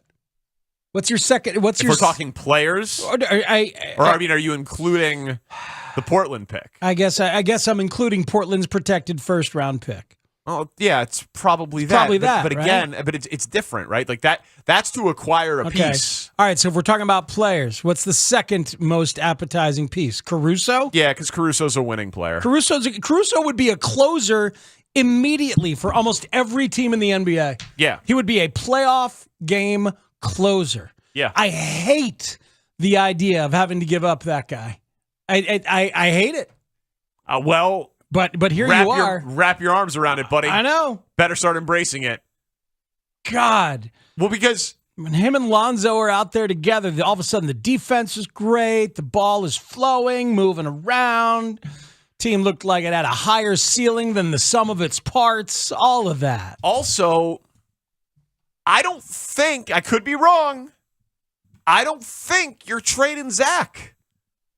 Because even if you think he's the problem and you can't trade until the middle of January, the deadline's only a couple of weeks after that. Yeah, obviously you can work on trades between now and then and you could trade him the first day of it. But talk about selling low. Like, you sign him to a 5-year max and then you trade him 3 months into the deal? Like, if you're going to trade Zach LaVine, don't you want to trade him when he's got 9 30-point games in a row and showing like, oh, yeah, he's flawed, but he's an awesome offensive player? You know what you do? You light a fire under his ass with this stuff to try to get him to play better. Yeah. And then you can maybe do something with it if he does play better. But I think that's, again, like that, you said, why would this be in there? Yeah. I think that's part of it. I mean, they already. So in terms of the moves that you can do, they benched him. Billy flat out called him out before a game and then benched him during the game that he called him out because they didn't like the way they were playing. Right. And have we seen quotes from Miami from anything pregame? It's probably still a little early, right? I haven't seen anything and yet. By the way, are we off at 5:45? In that game at 6? We might be off a little early today. Who knows? Huh. There's no way to know. Now there is a way to know. Oh, there is? 6:15 pregame. 6:15 pregame. Not an Okay. early out. Sorry to break the news to you. That's fine. No, we're willing to work the full show. It just dawned on me that they're on the East Coast. But so we'll maybe get a pregame quote or two in the late 4, early 5 o'clock hour from Billy? As you mentioned, there are quotes in the Athletic article where they clearly, and it's Darnell Mayberry working with Shams, they clearly went to Zach and said, we are reporting this. What do you say? Because it's like Levine gave some quotes when asked about the matter. Yeah. But it's just, it's platitudes. I think everybody goes through ups and downs like every team does. So the story is basically there were multiple meetings. There were meetings with DeMar and Zach, and the locker room's upset with the coaching staff. Well, we didn't even mention that one yet because they said Levine and the Bulls not seeing eye to eye, and then there's this one that yes, there is an issue possibly with Donovan. In the third season of Billy Donovan's tenure, there's also been increased skepticism within the locker room about the head coach and the coaching staff. Skepticism within the locker room. But that's that Zach off the record feels like Zach, not for attribution, right? Like, not off the record. I'm like the only one who's a stickler for that. But yeah, that feels like what's going on here. But I was thinking about it. What a terrible mess. What an absolute disaster. To have it turn this fast, man.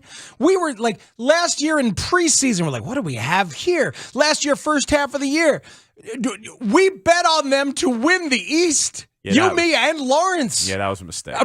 But we all felt it. That was before Lonzo went away. Yes, it was. So that was when we're looking at it like, man, because we saw the collective vibes. We saw everybody had something to prove. DeMar told he's not a winner. Toronto goes out and wins it without him. Right. Zach given up on by the team that drafted him in Minnesota. Vooch sent away as a core piece from Orlando. Like Caruso, not highly recruited and not highly drafted either.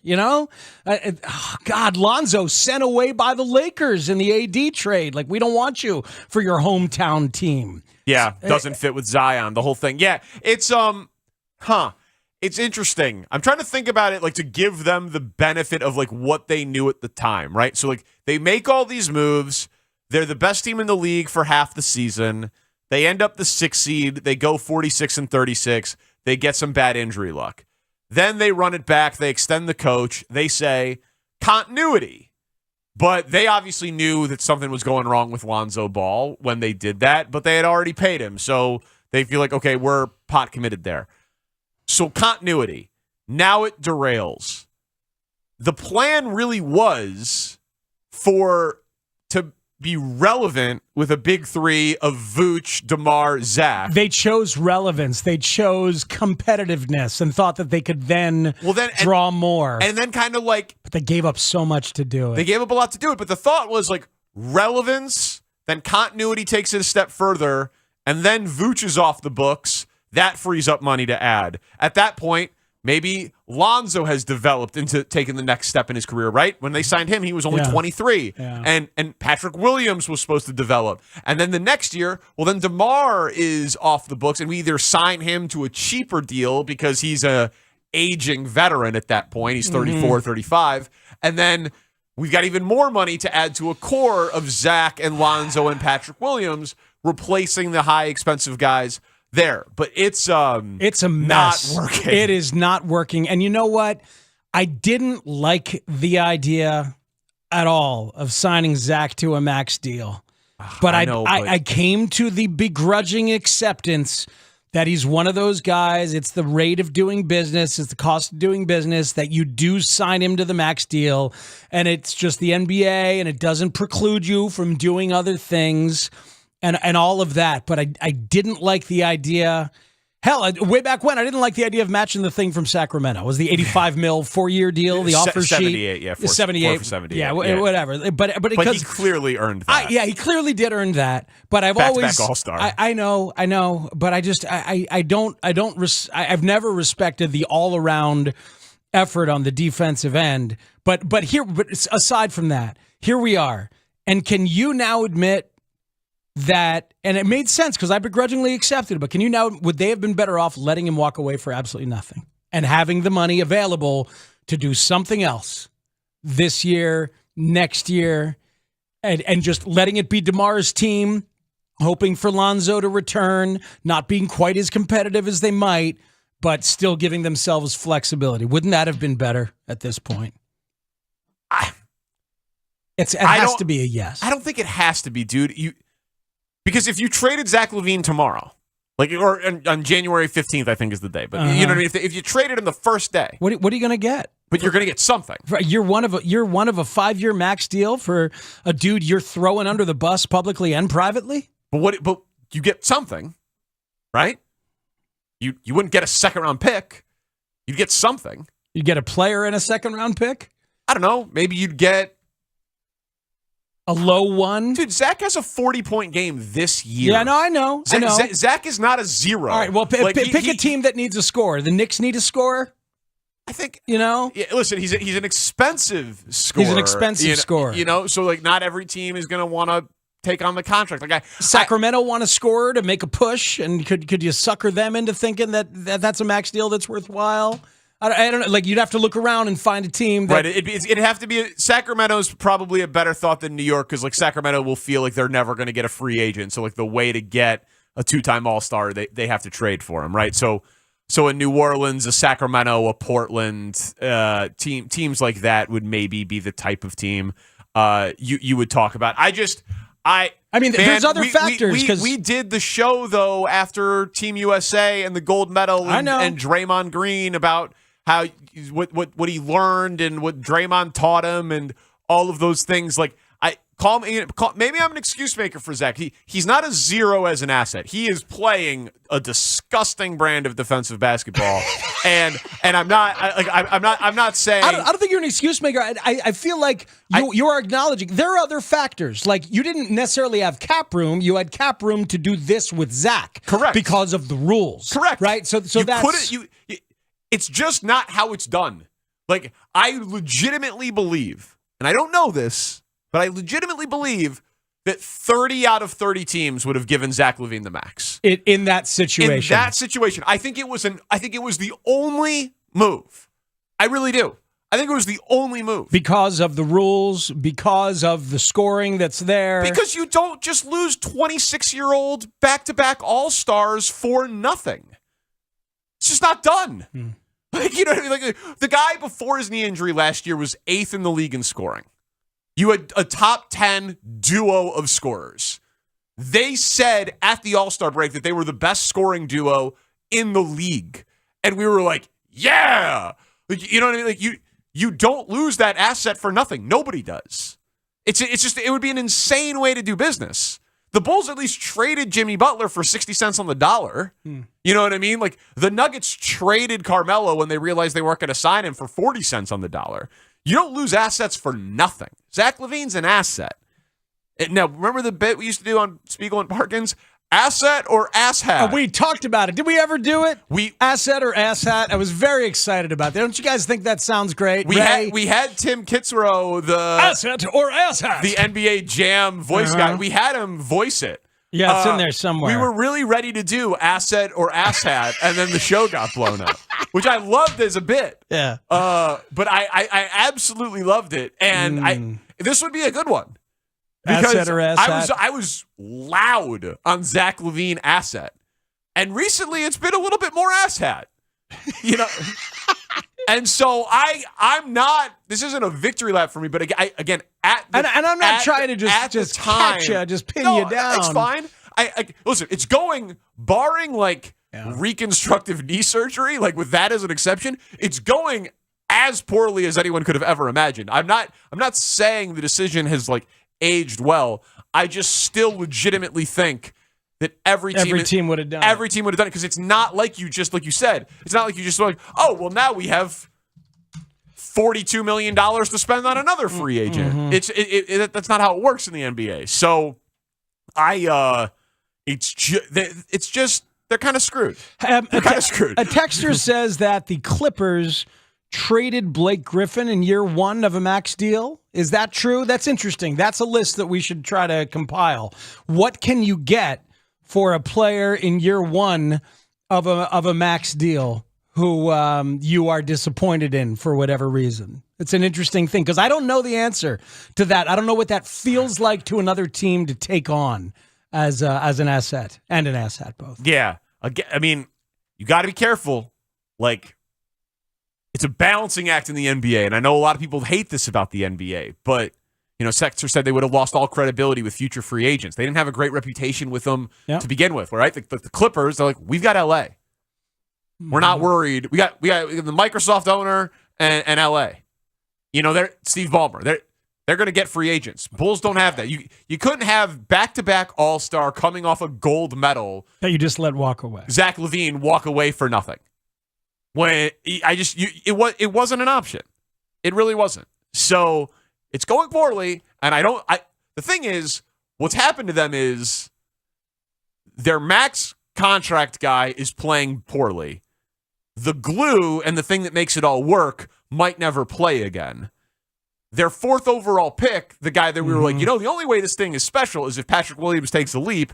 He hasn't taken a leap, and he's arguably plateaued or regressed. DeRozan's a year older, and Vooch still is an awkward fit who is inconsistent. Yeah. So nothing has worked. Might be time for somebody smarter than us in terms of NBA contracts and rules. I know that's hard to believe that they exist. Yeah, no, they out exist. there. They exist. Well, it's somebody to talk about because what it means and what the value is, or at least some research. What would you do? Yeah. What can be done? Mm-hmm. Because I don't think it's a whole heck of a lot. This time in Chicago, sports is getting some attention. We'll get into that. Spiegs has an issue on the home front to bring up. Mark Grody with a Bears report at 5 o'clock. It's Parkins and Spiegel on the Score. Bulls fans, it's Chuck Swirsky and Bill Wennington. This is where the Bulls play. On the runway, dumps it down with a right-handed slam. Get your Bulls talk with Danny Parkins and Matt Spiegel on your way home from work. Afternoons 2 to 6. You just let that dude that helped wreck your season, helped really derail your season, just because he wanted to and showed no remorse, and you didn't even stand in his damn way. Like, I never have advocated for hurting anybody. What Derek Jones Jr. did last game, good hard foul, took a flagrant. Maybe his arm got up a little bit, and he said all the right things. Man, hard foul. These things happen. You're going to be that same team. Your guy, DeMar DeRozan, talking about physicality, playoff toughness. You are damn lucky Norm Van Leer isn't here right now because we would have had to dump him 3 times at least. Norm would be in the hallways kicking stuff. If he saw that happen, he would knock over a chair, a garbage can. I tell you what. What do we always say in baseball? Instead of hitting somebody with a fastball, if you really want to settle it after somebody has a bad flip, go out there and strike the other guy out. The equivalent of this is exactly what didn't happen for the Bulls. Get in his way. They didn't settle it.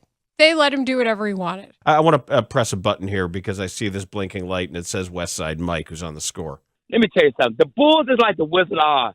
They got no heart. They ain't got no brains. They ain't got no courage. And they're like the pillar at Walmart. So, you telling me you scared of this one guy who could do this and destroy your whole season? Man, that's like hot garbage. I would take a charge. I would do whatever it would take to win the game, but he would not score. Everybody else will get theirs, but he won't get nothing. I'll make sure I intimidate him. Man, he better be lucky it ain't the 80s. That's my assistant coach right there. They got a spot on my bench anytime. Wherever I got a job, that guy's got that. He's on my bench. But he's right about take a charge. Yep. Like, do basketball player things.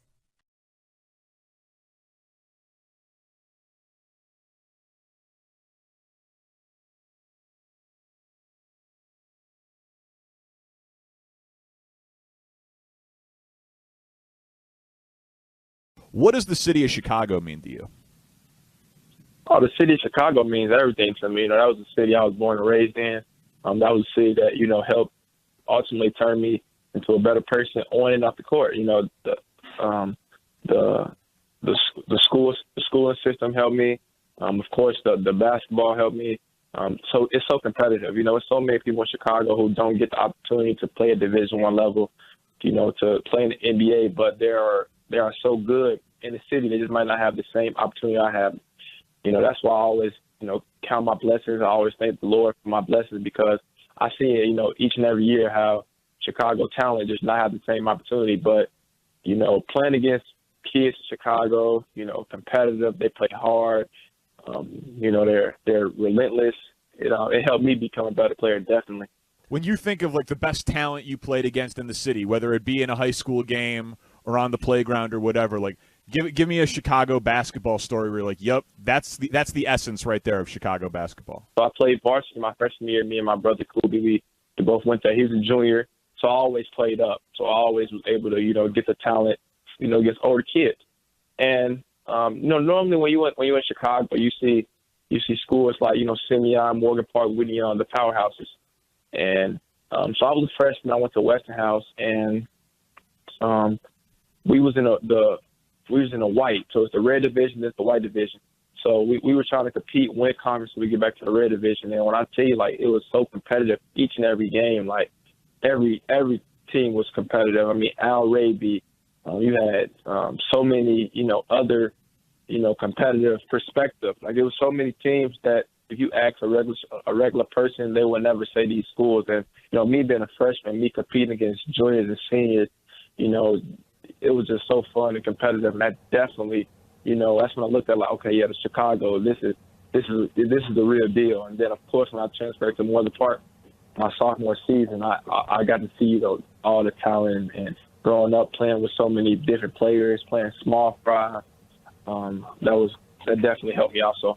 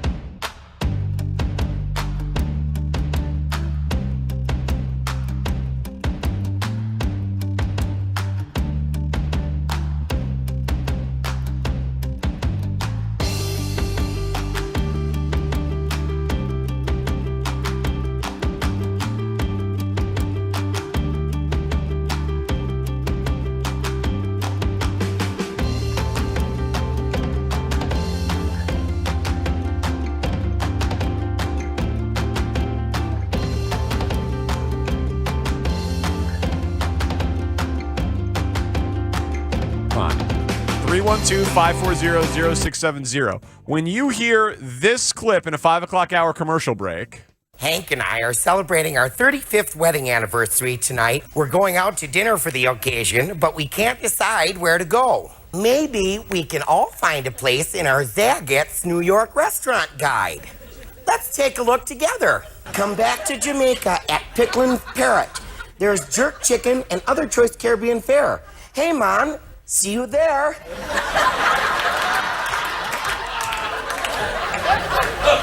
Take me, God, I am ready to meet you.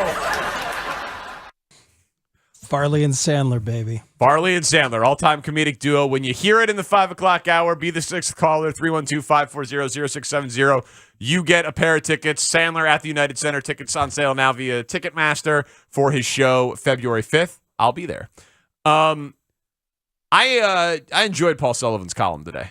18 losses in a row combined by all the teams, and he's trying to figure out who's going to win sooner, Bears, Bulls, Blackhawks. Bulls have what, 3 out of 4 or 3 games in 4 nights all on the road? Yeah, Heat, Hawks, and... Knicks. Okay. Who just took 2 in a row at the United Center. Yeah. I mean, they could win. The Sure Bulls. they could. Yeah, sure they could. Maybe they'll It's react. basketball. They'll react to this athletic article, play like they actually care about each other, Goran Dragic. They seem like the type of team that's just going to play really well at 3 games in 4 nights in, what are the cities? Are they fun for NBA players? South Beach, Atlanta, and New York. Yeah, I'm sure that's going to go well. Did you hear the sell the team chant on Friday night at the United Center that Paul references during I did not the hear Bulls' second loss to the Knicks? I did not hear a sell the team. I heard an MVP chant for Derrick Rose when he got in for the last 3.5 minutes of the game. Only time I cheered. All night long. Yeah, because the first quarter, it was like 31-29 is fine, but you're not like going crazy about anything in the first quarter. What kind of fan are you, man? Not even cheering in a tight game in the first quarter. But then, I got to stand. Derek got in. Got to stand for the last couple minutes of that game. Showed him some love. Yeah, it was beautiful. Apparently a sell the team chant. That's quite something. When you own 2 teams in town and you got to sell the team chant at both places in the same year. That's tough. You're getting it done. Yeah, you are getting it done. It's funny, like ownership, I don't know how much ownership's really the problem for the Bulls. Like, it's just... No, they actually... He did everything that you wanted him to do. He hired a guy and let the guy do his own thing. Yeah. Let him go. Yeah. It's just that the guy made some choices that haven't worked out very well. It's definitely a thing in baseball. It's not as much of a thing in basketball. But, yeah, I was at the barber today, and the guy next to it had clearly read Sully's column or had seen the stat elsewhere. He's like, it's been a long time since there's been a win in town. Maybe because, like, the Blackhawks register 0 on my scale, and the Bulls are definitely depressing in terms of a sports depressing sense. But it just is all so overshadowed by Justin Fields' like euphoria that I'm not even noticing. I like the Bulls thing. Like, I'm still like a genuine Bulls fan, so like I watch the games and get mad and it's dispiriting or whatever. But never seen the Bears with a franchise quarterback this exciting. So like I'll take that any day of the week. Everybody can lose every game as long as Justin Fields is awesome. Wait till mid to late January when he's gone. When Fields is gone from your TV. Oh, but then I get to play Ryan Poles every day on the radio. You get to have off-season thought experiments. Yeah. Not even hypotheticals. I just get to build around Justin Fields. Well, Bulls games will just be filler. And then, and then we got a pitch clock, baby. So baseball's going to be moving. That'll be fun. Should be an interesting spring training for the Cubs with a bunch of new faces, including Dansby Swanson. Yeah. The White Sox will be trying to coach him up over there. Yeah, but the winlessness is not. It's not wearing on you. Not even a little. Not even a little. It's not really wearing on me. I got to be honest. I like stuff. I like when things are interesting. Yeah. Bears are interesting. I find the Bears very, very interesting. Bulls are interesting in the sense that car crashes are interesting. Well, the Bulls are interesting in the sense that they're in a terrible spot. I'm not fully... They're in a complicated, awkward spot. We have more things to figure out before I decree what they should do in this spot. You know what I mean? Yeah. I think, I agree with you. But sell is probably what they should do. And, get 20 cents on the dollar for depreciating assets, right? But you don't have anything that's really going to help accelerate your rebuild. What I'm saying. Very much. You're going down and you're going to stay down for a while. So you lose Vooch for nothing or you get something. I'll take something over nothing. And then you start accumulating a couple of somethings and you can package those together and maybe get something else in return. So it's when we're going to start having to look around and be like, sometimes when you clearly sell off your assets and you willingly go backwards, sometimes you're the Utah Jazz. Sometimes you start winning games. You're like, oh, well, one of those guys we grabbed as actually now he has the space and the freedom to get a lot better, and maybe we'll end up winning a bunch of games. Yeah, no, that's right. Draft lottery night is going to be a tense Bulls night, which sucks because they won 46 games last year, and we're talking like they were going to win 50 and be a playoff team. But like draft lottery night, you know what we're back to? Luck is not a plan. Oh, God. The thing that we railed against Paxson for the last few years. Like, hey, he's like, we fielded a team that was capable of winning a championship. Then we just got unlucky because we paid Derek and then he got hurt. It's like, well, hold on a second. You only fielded the team because you hit on 1.7%. So this year it's going to be like, well, maybe. Yeah, what's the percentage going to be of getting a pick that's not in the top 4? Where it's well, it depends where they finish. Yeah, you know what I mean. It depends what the record is. It depends how bad. It depends how bad this thing gets. How many different tankathon websites can one Chicago fan look at in the same year? Well, how many are you allowed to look at in the same year? I just did 3 spins to get the second pick for the Bulls. All right, there you go. So that's science. 1 in 3 chance. That'd be Scoot, right? It'd be Scoot after Wembanyama. Yeah. Wembanyama. Yeah, that'd be the young, exciting Ja Morant style point guard. Okay, I'd take that. That's a good spin, studs. Let's live in that world. Gonna be doing this a lot in February. Oh, yeah, God. honestly, that's what it's gonna be. It's gonna be like, all right, but man, Wembanyama. Oh, don't even tease me. That'd be so exciting. That'd be the absolute greatest. And that's kind of where we're at right now, man. Yeah. That's kind of where we're at. Justin Fields dominates this Bears report coming up at 5 o'clock. But Spiegs, this isn't good, bad dad. Is this like truthful husband, non-truthful? Like what? Yeah, it's. I had to tell the truth to my wife about a gift, and I need. Yeah, I need dangerous this time of year. Oh boy, that's dangerous this time of year. I need your opinions on whether she was, a terrible gift giver in this situation. Okay, help me out with that. Man, you chose honesty. What a sucker! It's Parkins and Spiegel on the Score. Bears fans, check out Chicago Tribune beat reporter and Score Bears insider Dan Wiederer, giving you the latest on the Bears 3 times a week on the Score, including Mondays with Bernstein and Holmes, Wednesdays at 8 a.m. with Mully and Haugh, and Friday at 4 with Parkins and Spiegel. Yeah, I mean, look, I don't know how much we've learned about Matt Eberflus as a coach to this point, right? I think we all were very encouraged by the buy-in he got. Get a look inside. Talking about the Lee Elia rant yesterday made me so happy. And then I've been in a big JFK wormhole lately. I saw the movie over Christmas break. I saw Oliver Stone's documentary about it on Showtime the other day. And then it brought me back around to thinking about Les and something funny that he did during the virtual Scorehouse. Les, what happened, unfortunately, to President Kennedy in 1963? That was November 22nd, and we don't know if it was Lee Harvey Oswald or a whole big thing there, but he kind of got blown away. And I went to the schoolyard. I was in grade school, and I told everybody what had happened because I was watching Bozo's Circus. And then they said, "You're a liar." And I told the teachers, "Put on the radio, and if I'm not lying, then I get a whole week off without any kind of penalty." And they put it on. Sure enough, it had happened, and then we found out 5 minutes later that he was deceased. Great story, Les. Great story, Les. Dude, I forgot about that. He kind of got blown away.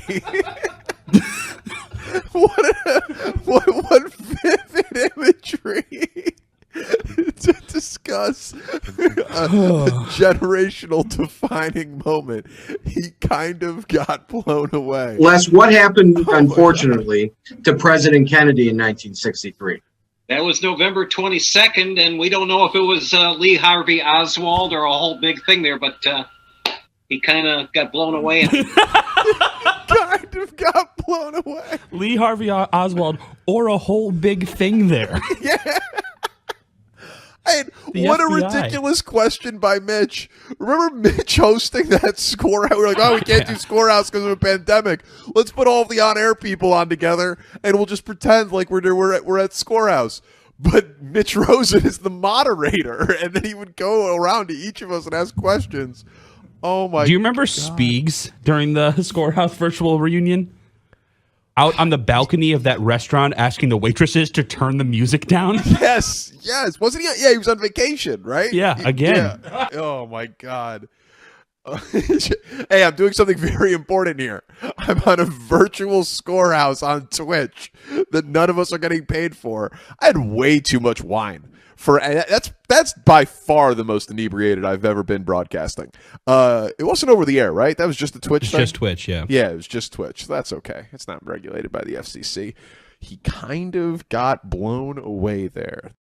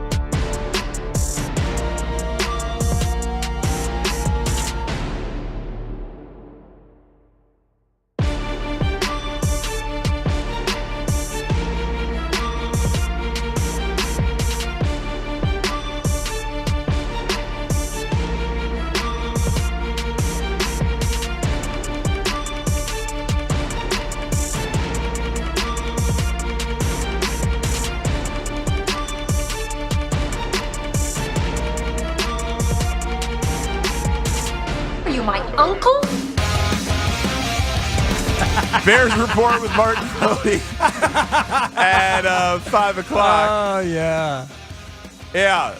Listen, not every gift's going to be a winner. I thought $150 to Joe Stonecrab was a lovely third wedding present in gift certificate. How dare you? Yeah. How dare you, sir? It's a terrible wedding present. For anybody who doesn't know, Danny gave me $150, 3 different $50 Joe's Stonecrab gift certificates to the wedding. So you used to get paid to go on Sports Talk Live. I thought that was lovely. Yeah, so you gave me 3 appearances on Sports Talk Live. Yeah.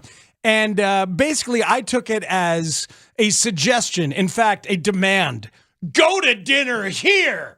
This is what I want you to do. It's not, there were no options for me. It's the only, I'm telling you where to go to dinner. It's a good gift. It's a re-gifted gift certificate. It was a good gift. It was earnings. You stand by that. I earned. It's remarkable. I earned the gift certificate I gave to you. We have a Bulls update, but I do want to hear your story. Do you want the Bulls update? I feel like we should pass it along. Yeah, if we got a Bulls update, absolutely. Joe Cowley.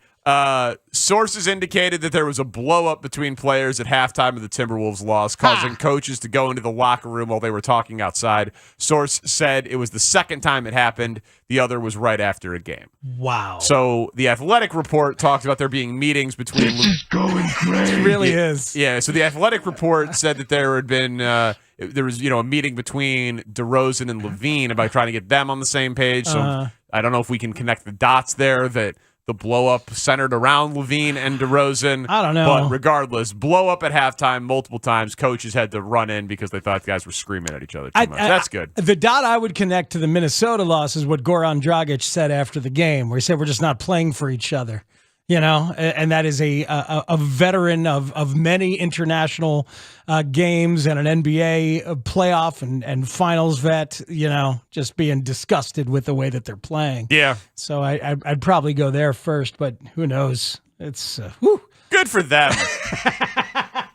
So it's funny. They're not showing energy on the court. But in the locker room, things are they're very upset. Can we argue together here, folks? Yeah. Come on. A lot of energy being shown in the locker room. God, what an absolute mess. That'll make you feel good. Yeah, well. And it's the second time. And you know what's fun now is because Shams and Darnell had the initial report. Yeah.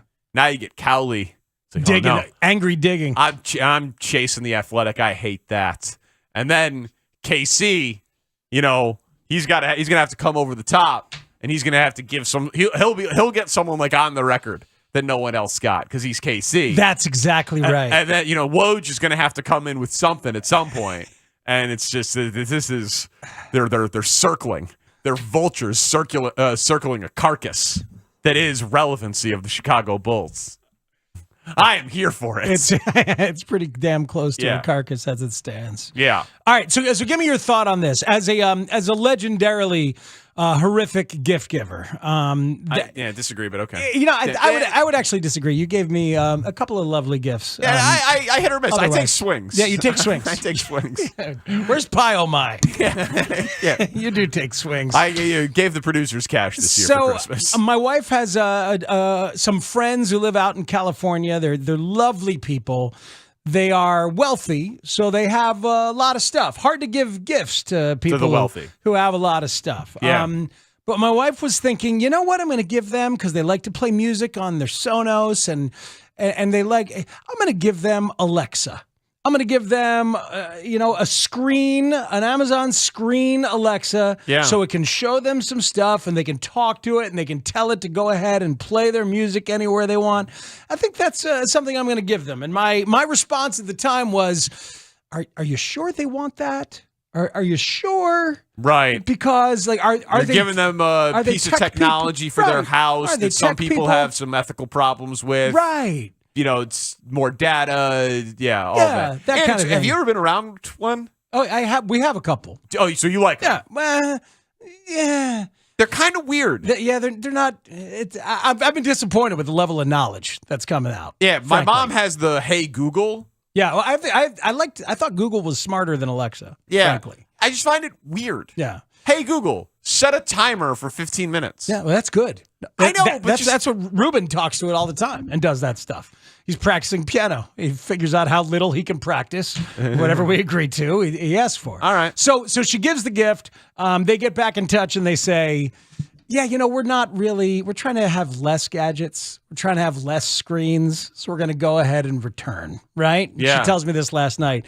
And this is when I unleashed the truth because I had softened it the first time. Yeah. But now this is when I said, and I thought of you because you know what you're giving them is a commitment. You're giving them a relationship. You're telling them you need to figure out how to work this and you need to lock yourself in a relationship for the future with Amazon and this technology. You're demanding a level of involvement. That's not a gift. And she's like, how dare you? And she rolled over in bed and she was angry that is like, why? You didn't say any of this when I brought it up the first time. Well, you should have been more forthright the first time, but you have an interesting thought on gifts where you're like, all gifts are a commitment and you're forcing something on them. Some of them are more flexible than others. Cash fits everybody. You can do whatever you want with cash, but you're still saying spend money. You didn't buy them a tree that was planted in their honor. All right, so if I give you a candle, I'm saying burn this candle. If you give them a candle, you're saying burn this candle. Okay. What do I smell?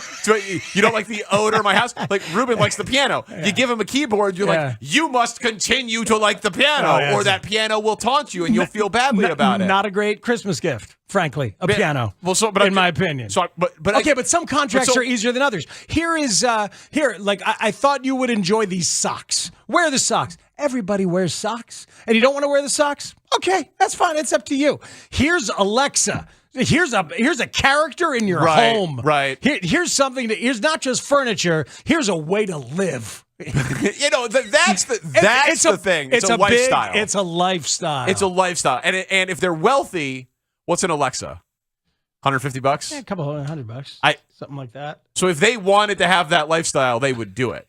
Right. They could have done that themselves. Thoughtful is the key for rich people, or experiences, or like things that now some rich people don't deprive themselves of anything, but there are some rich people that are like, I draw the line at paying for massages or paying for XYZ convenience. So you give them something that they have decided not to do for themselves. Correct. For whatever reason. Whatever mental reason that they need to cross Maybe that. that's what she was thinking. I don't know. So good gift, bad gift.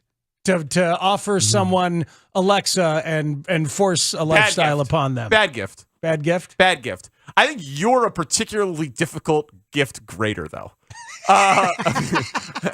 You think? You're a tough gift grader because all gifts are know. telling people to do something. Wear this shirt, wear these socks, go to this restaurant, spend this money, use this piece of technology, whatever the case may be. But Alexa, especially for a rich person, I could see Alexa for someone who is not that wealthy, and it's like a nice piece of technology that, like, I would never pay for this luxury because it's a completely ridiculous thing. Mm-hmm. But if they wanted to be Alexa people, they'd be Alexa people. Yeah, right. Exactly. That's a choice they would have already made. They would have already They made would have it. had the option to already make that choice. Yeah. I think that's exactly what it is. Meanwhile, the Bezos guy's got it figured out. You're buying Alexa from him to then buy stuff from him. It's remarkable. That's a good point. It's like the buttons that they have. You know, like there's a button that you can get and put near your washer when you're out of Tide. You can hit that button and it automatically gets Tide delivered to your house from Amazon. I did not know about that. They'll charge you for the button. You can pay $15 for the button to get. Unbelievably unnecessary. It's like, my God. Yeah. Well, and what an incredible level of laziness to have that. I was just thinking it sounded awesome. Because what if you had that everywhere? See, that's a good gift for Danny. That would be a good gift for Danny. Yeah. Yeah. Oh, at the bottom of like the peanut butter jar, there's just a button.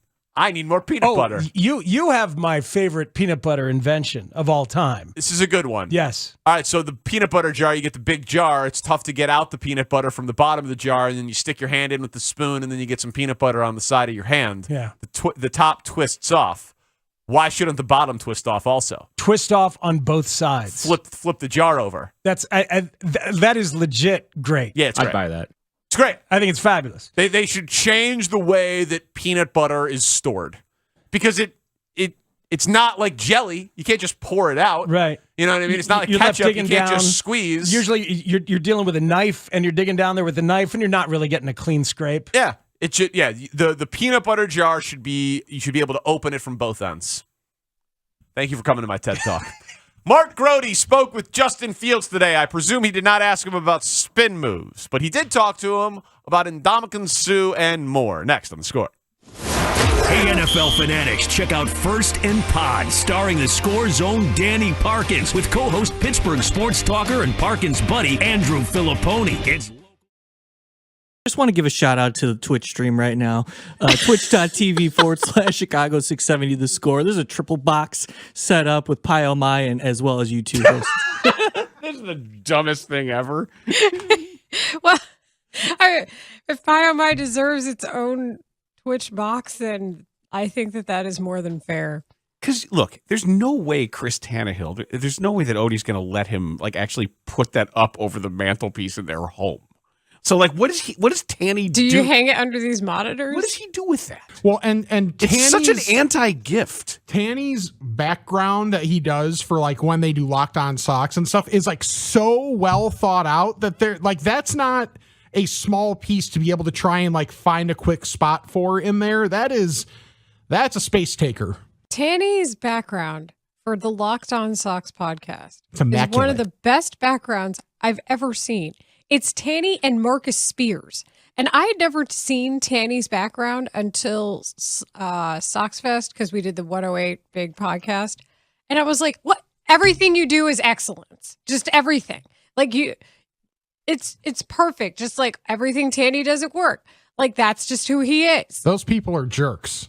Ergo, Tanny's a jerk. Yeah. How dare you not appreciate this pie oh my. Trying to figure out the logical progression here. All people who do X are jerks. Tanny does X. Ergo, Tanny is a jerk. He tries and succeeds. Okay, got it.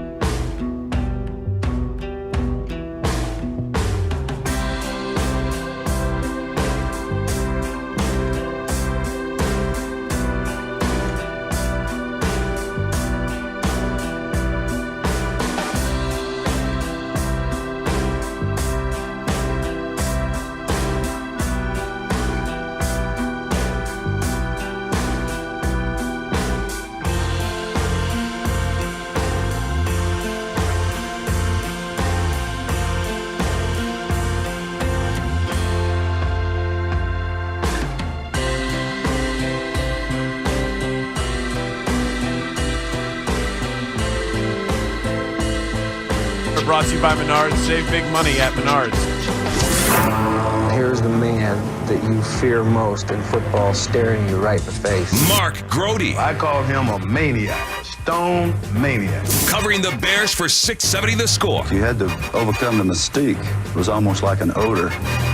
He exuded a kind of a presence. Sideline reporter for Bears Radio, WBBM. His whole damn life was football.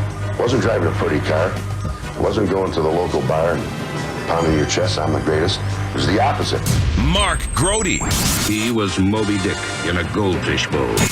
Mark Grody with Parkins and Spiegel on 670 The Score. The reports keep coming on the Bulls. We'll get to Grody in just a second. So we gave you the Joe Cowley report after so it started with Shams Charania and Darnell Mayberry that said there's struggles, there's questions about Billy Donovan, there have been multiple meetings about Zach and the organization not seeing eye to eye, and between Zach and DeMar. Then Cowley said, big blow up at halftime of the Timberwolves game that had the coaches coming in. Second time that it had happened. Casey Johnson now reporting, I can confirm the Joe Cowley tweet that players had strong exchange at halftime of the Timberwolves loss, which drew the coach's attention. Sources said multiple teammates directed frustration at Zach LaVine, and the situation intensified. All right, let that register for a minute. Your guy in year one of his max contract, whose effort we've all seen has been frankly questionable, whether he's played or, when he's been playing, has multiple teammates yelling at him at halftime so loudly that coaches had to go in. Casey added that post-game, Billy Donovan, when asked about some of the on-court exchanges, said players are trying to hold each other accountable. So now it's not just coach, it's teammates going after Zach LaVine, who thinks of himself in a way that does not sit well with his teammates. Wow. So let's talk. Let's talk to Mark Grody about a team with good vibes on a 7-game losing streak. Comparatively, yeah, comparatively, the vibes are great. What up, Grody? What's going on, guys? Man, what a Bulls mess there. Meantime, John Paxson sitting there going, see, it's not so easy, is it, Arturis? Not so easy, is it? Yeah. I thought you had this thing, huh? Yeah, and Arturis doesn't even have to talk to David Schuster on Christmas. Yeah. You sure about that? You never know. I don't know. Never know. And Arturis has about 16 more years to get it right. Yeah, you're right. Yeah, once you're in with the Jerry Reinsdorf team. But let's talk Bears. Let's talk Bears. Indoor workout today because of the cold. They will practice outside tomorrow, getting ready for the ridiculously cold forecast for Saturday, which we will get into in this Bears hit. But it was a Justin Fields day today. And as good as things are right now for Justin Fields, as far as what everybody is saying about him, the public sentiment has not always been positive for him. Was a point in the beginning of the season where I think there were a lot of people who doubted you. I'm wondering if you ever had a moment where you doubted yourself. Nah. I think in that point in time, I think it's just, me adapting to the game, like I said before, just me adapting to it. And then really I've just, always taught myself, like, I'm not going to take somebody's opinions to heart to, where I wouldn't get advice from you. So, no offense to people out there. Everybody's entitled to their own opinion, but if I'm, honestly if I'm not looking to take advice from you, I'm not going to care about your opinion or what you have to say. And I saw a video, I don't know where I saw it, it was on Instagram, to where it was like, if somebody's talking bad about you, this and that, if they were speaking in a different language and you didn't know, what they were saying, like you wouldn't, take it any kind of way. So just kind of, look at it from that perspective, to where, they can say what they want, but I mean, it's really just depends on how you take, what they say. So, I mean, if they're, I don't know Spanish, so if they're, cussing me out in Spanish, saying I'm this, saying I'm that in Spanish, I'm going to, look at them and smile, because I have no idea what they're saying. But, yeah, so I think it just depends on, how you take those opinions and, if they really affect you or not. Did you have to learn that, to take the opinions with a grain of salt? Like, at one point, did you take that stuff? I don't think I took it like that seriously, because, I've always knew what I could do on the field and, my talent and, what I'm capable of. But I think it definitely took me some time to, get to the point to where I am now, to where I just, don't take that into account. That dude continues to sound like a maturing and confident young man, doesn't he? Yeah, it's great. Everything there is great. I mean, it's a funny image. He's like, if you're yelling at me in Spanish, well, I don't speak Spanish, so it wouldn't bother me. Right, but if we had subtitles on it, might. You know what I mean? But I respect it. Like, maybe not even. Yeah, but that's what he's saying, right? Like, you got to get to the point where you don't care about it, and just compare that to got to get the TVs turned off. Just think about the last hope for the franchise at quarterback, and what Justin Fields is saying there. That's a pretty mature kid. It's a pretty mature mindset there. I like that. I think the lesson here is just do not teach him Spanish either. Let's keep him Right. just with the English for. I don't know. Maybe he does know some other languages, but not Spanish at this point. Yeah, no, I think that the playbook is enough. You know, one language of a Yes. playbook is totally fine. Amen. Justin Fields, guys, took a shot in the first quarter of the Philadelphia game from Ndamukong Suh, which was just the latest hit that Fields thought should have been a penalty. I mean, it's just been too many times where I've gotten slid and hit too late, and I don't get any flag. So, I mean, at this point in time, did you not hear me? Or, I didn't have you. I said it's been like just too many times this year where, you know, I felt like I've gotten hit late or something like that, and there's been no flag. So, I mean, I'm gonna be on the refs, like, you know, like just, you know, looking for a call. But, you know, when I think it's a flag, then, you know, I'm gonna, you know, ask the ref. And, you know, on Sunday he said that he didn't think it was a foul. But, yeah, I mean, I'm just gonna, you know, be begging for those calls and just hope that I get, you know, one in the near future. So yeah. Justin, specifically though. I mean, I thought, you know, I don't know. I felt like I was down, and then I just felt a 300-pound guy, you know, coming back. So I'm like, well, pause. But I just you know, just gotta, I don't know. I just gonna ask those refs for those calls. But yeah. Got to work them. You got to. That's just the way it's done. Got to be vocal and got to work them. It's too bad, but that's what he's got to do. Right, and that shows you too, Spiegs, that while, you know, he's been terrific this year and has had superstar moments, that maybe he is not universally thought of as, well, he's not. He's not a full-fledged, made man superstar yet where everybody is watching out for you. You know, that's part of probably the next step for Justin Fields. But I will say this. If you guys remember in preseason, there were opponents of the Bears and Justin Fields apologizing to Fields for late hits, saying that they didn't know if he was going to slide or not because he gives the appearance that he is not going to. He has gotten better at that, and I think part of him is thinking, I'm doing everything the right way now, and maybe I wasn't before, and I'm still not getting the calls. Yeah, and, you know, I mean, I remember a few weeks back now, I mean, it was probably over a month ago when Wiederer did the look, and he's gotten calls. It's a weird thing, right? Like it feels like he doesn't get calls because we remember the ones he doesn't get, and the ones that he gets, we're like, well, of course, they finally called one on him. And he also runs more than basically anyone. So there's going to be more opportunities for calls. So I don't think it's as egregious as people make it out to be, but when you factor in the reputation that Fields should be establishing, and the reputation that Suh definitely has as a dirty player, that's one, you know, Bears fans watch Suh with the Lions for so long. Like, that's one that just people are going to remember and is going to stick out for people. Yeah, and because of the way the referees in the NFL protects quarterbacks. And I think Justin Fields is saying, hey, where's mine in all of this? But I think that's something he eventually will get and will eventually earn, which does bring me to the running aspect of Justin Fields' game, which has been the most spectacular part about the Bears this year. He has run out of necessity, but he has become an expert at it. Talk about improving in the passing game and stuff like that, but you mentioned even at Ohio State you weren't running as much as you are now. Have you seen yourself improve as a runner just from the start of the season as well? Yeah, and I think you know, I've definitely improved as a runner, and I think just, you know, myself as a person is just, or myself as a player, it's just adaptation. So of course I've had to run a little bit more this year, so I think, you know, my body's adapted to that, and of course it's gotten better at running. So you know, just trying to adapt to the game and, you know, adapt to, you know, what I need to do to help my team win. He's gonna. I loved what he said earlier in the week about, or after the game, about, you know, I don't want to run. I'm not going to run for 1,000 yards every year. I don't. Yeah, no thanks. I don't plan on doing this. He's doing this out of necessity.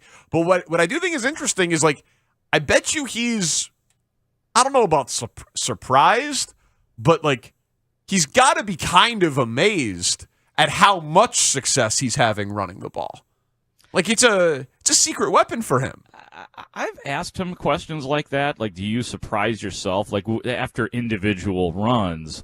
And not really. I think he's a confident dude. I think thinks he knows what he is capable of. I mean, right there, he admitted that he is. I mean, it sounds funny that he is improved at running. You know what I'm saying? Like, just because he is a star at it. But there were times last year, especially early in the year, where I thought he looked like a clumsy runner. Me too, man. He didn't have it. I know. I didn't think. It was crazy. It was crazy. But that take has aged really poorly.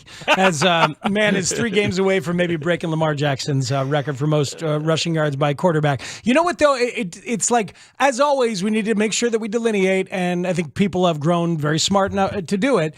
Designed runs versus zone reads, where he just kind of ends up keeping because it's the right thing to do, versus escapes and scrambles that he makes magic with out of nothing. And they're all vastly different elements. Right. Yeah. And Grody, I mean, you're right about the surprise thing and all of that, but I think because he's shown that he is Lamar Jackson, Mike Vick level special, that even if he's like, I don't plan to run for 1,000 yards every year, I hope he's planning to run for 600 or 700 because they'd hell of a weapon. Because they'd be crazy to take it out of the game plan. Yeah. I mean, Jalen Hurts has double-digit rushing touchdowns and like 700 rushing yards. Hey, man, you want the fear of it. That Byron Pringle touchdown where Darius Slay bites hard. Yes. And comes up, and he's like, oh, man, here comes Superman, and then Pringle's wide open. That's the dream. That's what you want when you have a weapon like this. The guy they see this week, Josh Allen. They've been running him less because he's so good as a passer and he's so valuable and expensive now, but wait for the playoffs. Josh Allen's rushing attempts per game is going to go back up again because it's a club he has in his bag. It's not his main weapon anymore, but it's something that he can do. Which brings me to my next Justin Fields cut, and perhaps my favorite Justin Fields cut. It's very short, so be ready. Justin Fields on Josh Allen. Is Josh Allen somebody that you watch film of or study at all? No, not really. That's all he gave it? That's it. No, not really. Not really. That's just Justin being Justin. I didn't even know there was a not really. I just heard it. No, not. That's why I said you got to listen really quickly. Okay. You know? Yeah. So let's hear the whole thing again. Yeah. Okay. Let's hear the entirety of that answer from Justin Fields on Josh Allen again. Is Josh Allen somebody that you watch film of or study at all? No, not really. There's a lot of vocal fry in there. Nah, not really. Yeah, I did like the fry. Not really. Just being honest, that's not somebody he is. Or maybe he does study him, but maybe it's a little bit of gamesmanship. He's not going to say, "Oh yeah, I'm studying the quarterback that we're playing this week." I don't think he does. I don't think he does study him. I don't either. I think that was pretty honest. Yeah, right there. Okay, well, next. Yeah, so that's it. But Justin Fields did give a more thorough answer on the Bills. And if you are a Bears fan, and I know you guys are, you will wince when Fields reminds you of something about the Bills. I mean, they have a great defense. Of course, they've had a great defense, and every time I think of Buffalo, I think of last year preseason when I got my helmet knocked off. But they have great front seven. Safety's are great. Of course, Michael Poyer, he's a great player. Their Mike linebacker, he's also a good player, and their D line, they're a force too, and I think their nickel's been playing pretty good too. So a great challenge for us. Of course we're excited, and we're excited to see what we can do. But yeah, great challenge, and I'm excited. Forgot that play. It was, you know what? It's funny. It was a front side, not a blind side. It was a visual side hit. Yes, with his head turned, which he took again. He took that hit again. Sometimes a quarterback can be so focused down the field that he doesn't see the guy coming right there in his face, and that is just it's an issue sometimes. I like that he remembers. Yeah, and just has it back there, whatever he's using it for, motivation, not to let it happen again, whatever the case may be. It's very common among athletes, but you like that. Crazy part about that is, obviously having been on the sideline for it, I don't know if you guys remember, but he takes that shot and then popped right back up. I mean, he just jumped up So while it looked devastating, it was like, oh no! But he popped right back up after that. But to your point, I am glad that he remembers it as well, and I'm sure Justin Fields will be watching out for that again. A couple from Matt Eberflus, gents. The Bears head coach was, asked about the Bears are seeing some wide receivers and some teams that have built with wide receivers. Here's Flus on that. Matt, whether it's Buffalo going and getting Diggs or A.J. Brown in Philly like you just saw, or Tyreek Hill in Miami, how have you noticed maybe the organizations going and getting that star wide receiver, that elite number one? Has that philosophy changed over the last few years where that's more of an impact that teams want to do for a young quarterback? Yeah, I think it is. But I think if you go back in time, it's always been that way. There's always been the elite receiver, on the outside that has impacted the game. So these guys are the fresh new guys that we have now. And they come in all different sizes, right? All different shapes, all different sizes, all different skill sets. But it's something that you need to have, because they do change the game. They do change the game, man. Yes, they do. I love it. I'm telling you, they got the defensive coach to act as a CEO, but he has a full, honest appreciation of how the NFL works from a quarterback and an offensive perspective. I really do believe he does. Yeah, and I hear that, and I just am thinking about Claypool and Mooney and whether or not they think they have the person or they still need the person. Because the overwhelmingly, all of the evidence is pointing to they still need the person. Yes. That's obvious, but I wonder, they gave up a big draft pick for Claypool, and I wonder what they're going to do this offseason because that guy isn't there in free agency. So that's now the coach, and you always reference Poles saying, remember where I came from, Kansas City. They surrounded Mahomes with weapons, and then they kept drafting weapons. They added Mecole Hardman, added Clyde Edwards-Helaire after they were already the best offense in the league. Those guys didn't necessarily pan out, but Edwards-Helaire was a first-round pick. They drafted Hardman when they didn't know if Tyreek Hill, how long he was going to be suspended for, and all of that. So that was a little bit of insurance on him. But they kept adding weapons and weapons and weapons. So I don't know. Maybe there will be an aggressive wide receiver move, even though it's not the finishing piece, like the A.J. Brown move, just because they think it would be unfair to Fields to not give it to him. All right, so here we go. So Brady leaves Tampa, Mike Evans for a third-round pick and a second-round pick next year.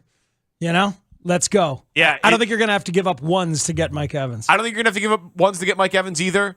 He's 30, so I don't know what their appetite is for that. I wonder if they feel like if they're doing that, they may as well give up more to get a guy who could grow with Fields, like a Higgins or a Judy. But I'd be interested.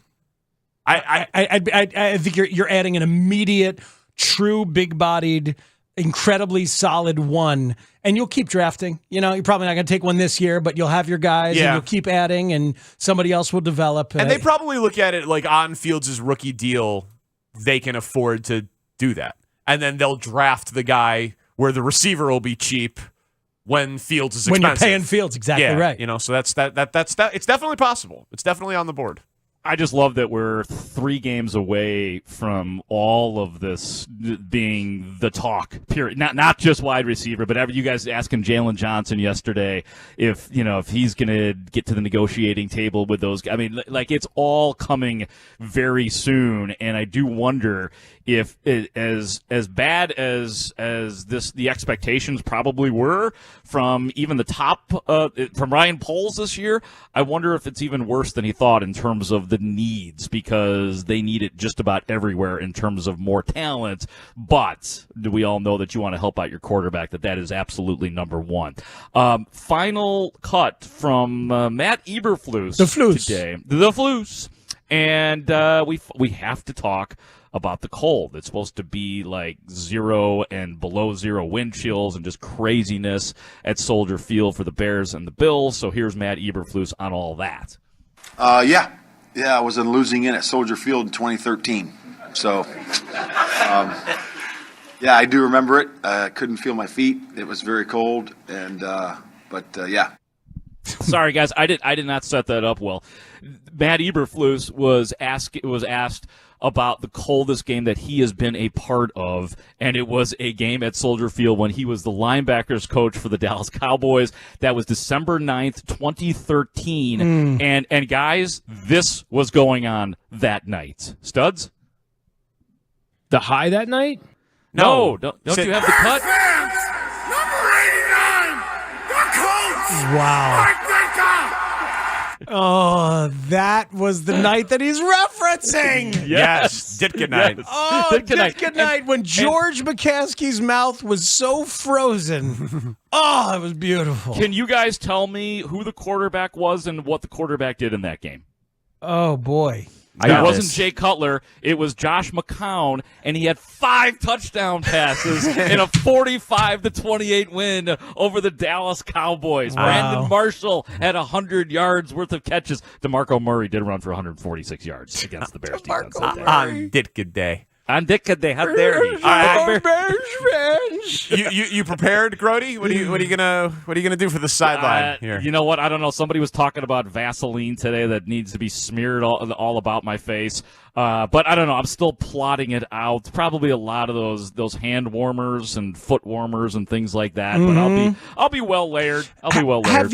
Have you seen these times when they have the warm liquids there for electrolytes, like chicken broth, because it's the same as Gatorade in terms of the property of what it does for the body? Have you seen warm stuff on the sidelines for the players? I have not seen that. I mean, there's warm stuff. I've not seen the soup, but the Bears do have a couple of wonderful nutritionists that are out on the Bears sideline the entire time. I will keep a closer eye and see exactly what they are fed throughout this cold game. Thank you very much. I was listening to our esteemed morning show, Mully and Haugh. And your name came up because Zach Zabin was sitting in, and Zach was talking about what life is like when it's cold on the sidelines.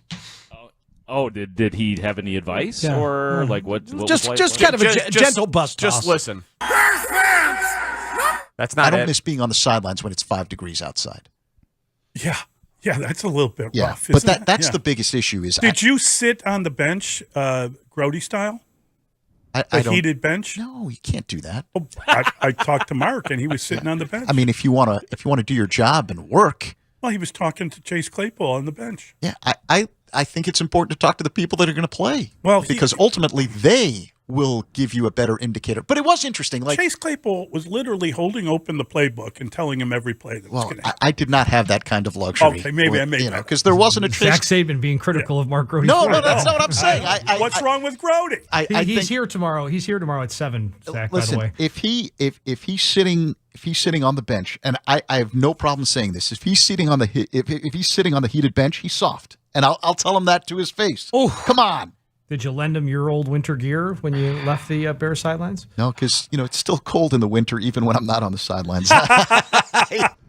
Oh, wow, boy. I do take that. He just called me soft. He did. He did. That's a shot. Yeah, that's direct a shot. And I was sitting there talking to Chase Claypool, and as I was sitting there, then Elijah Hicks, Bears rookie, comes over, sits next to me, takes out 3 tennis balls, starts juggling. So I got a little nugget there. He said I do this juggling because a Cal professor told me my hand-to-eye coordination will get better if I juggle these tennis balls before games. I saw that tweet. That was very cool to see Elijah Hicks juggling. Yeah, and that's what you get when you sit on a heated bench before a Bears game. That's what you get, Zach. Well, call him something.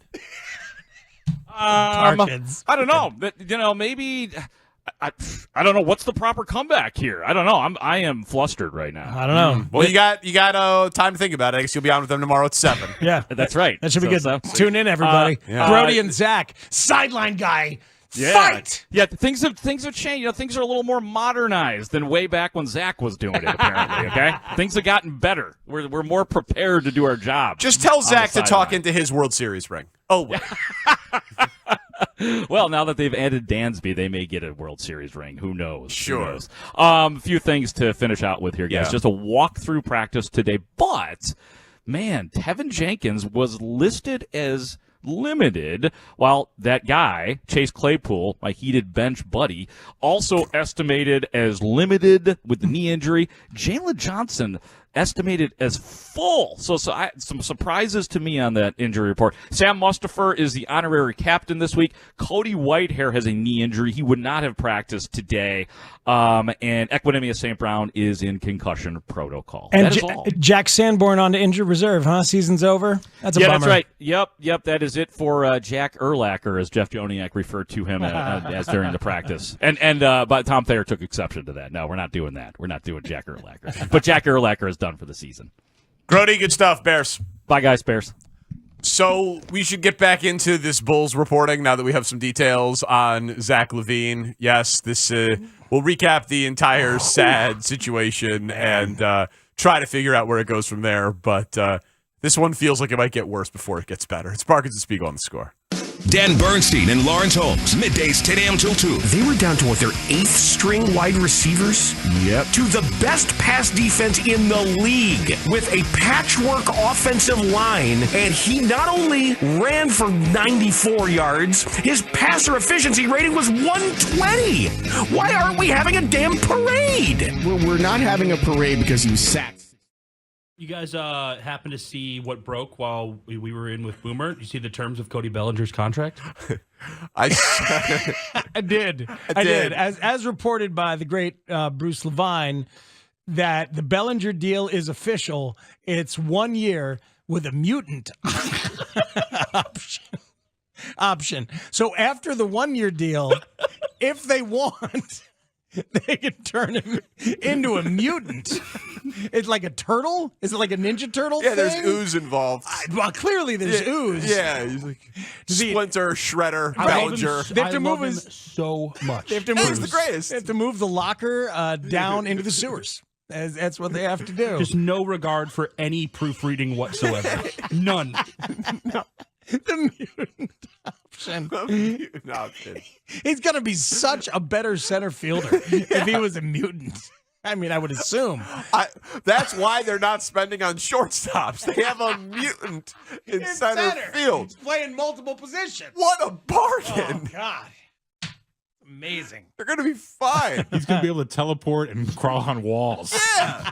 And after year one. The rest of this is Correa. Well, hold on. You guys are assuming that the Cubs are going to exercise that mutant option. Well, wouldn't you? But no. If you put it in there. There's a lot of unknowns there.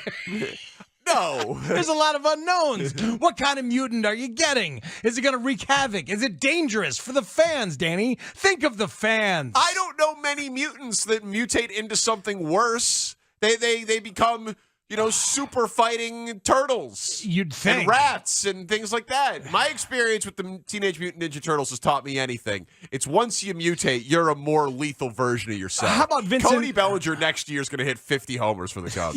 Next year, not this year. That's when the option picks up. This year you get Cody Bellinger. Yeah. Next year you get, Cody Donatello Bellinger. Yeah. Next year. It's when he mutates. That's going to be awesome. It's going to be awesome. I can't wait. Yeah.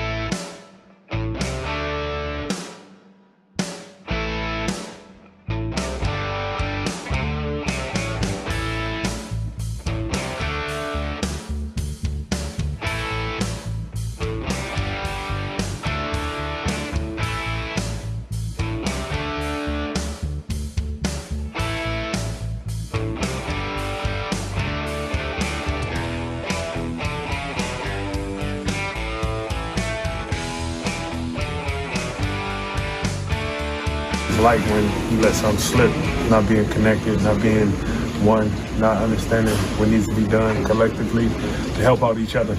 Defensively, obviously we scored well enough points to win a game, but giving up 150 points is beyond embarrassing. And, you know, we got to feel that.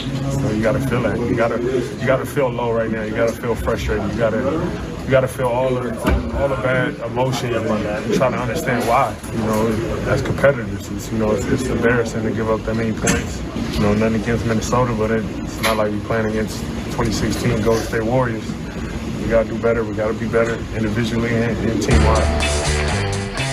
So that's DeMar DeRozan. If you're just joining us, The Athletic had a report that there were multiple meetings and Zach LaVine and the organization not seeing eye to eye, an erosion of trust with the coaching staff, and DeMar and Zach trying to figure out how to get on the same page. Then Cowley reported from the Sun-Times that there was a blow-up at halftime of the Timberwolves game that had the coaches, heading in. Then Casey Johnson can confirm that there was a big blow-up directed at Zach LaVine from multiple players, and yeah, that's where we stand. Can't even trade Zach for a few more weeks. Trade deadline comes like in the second week of February, and they're 11-18, and they got 3 road games in the next 4 days at Miami, at Atlanta, and then an off day, and then at New York.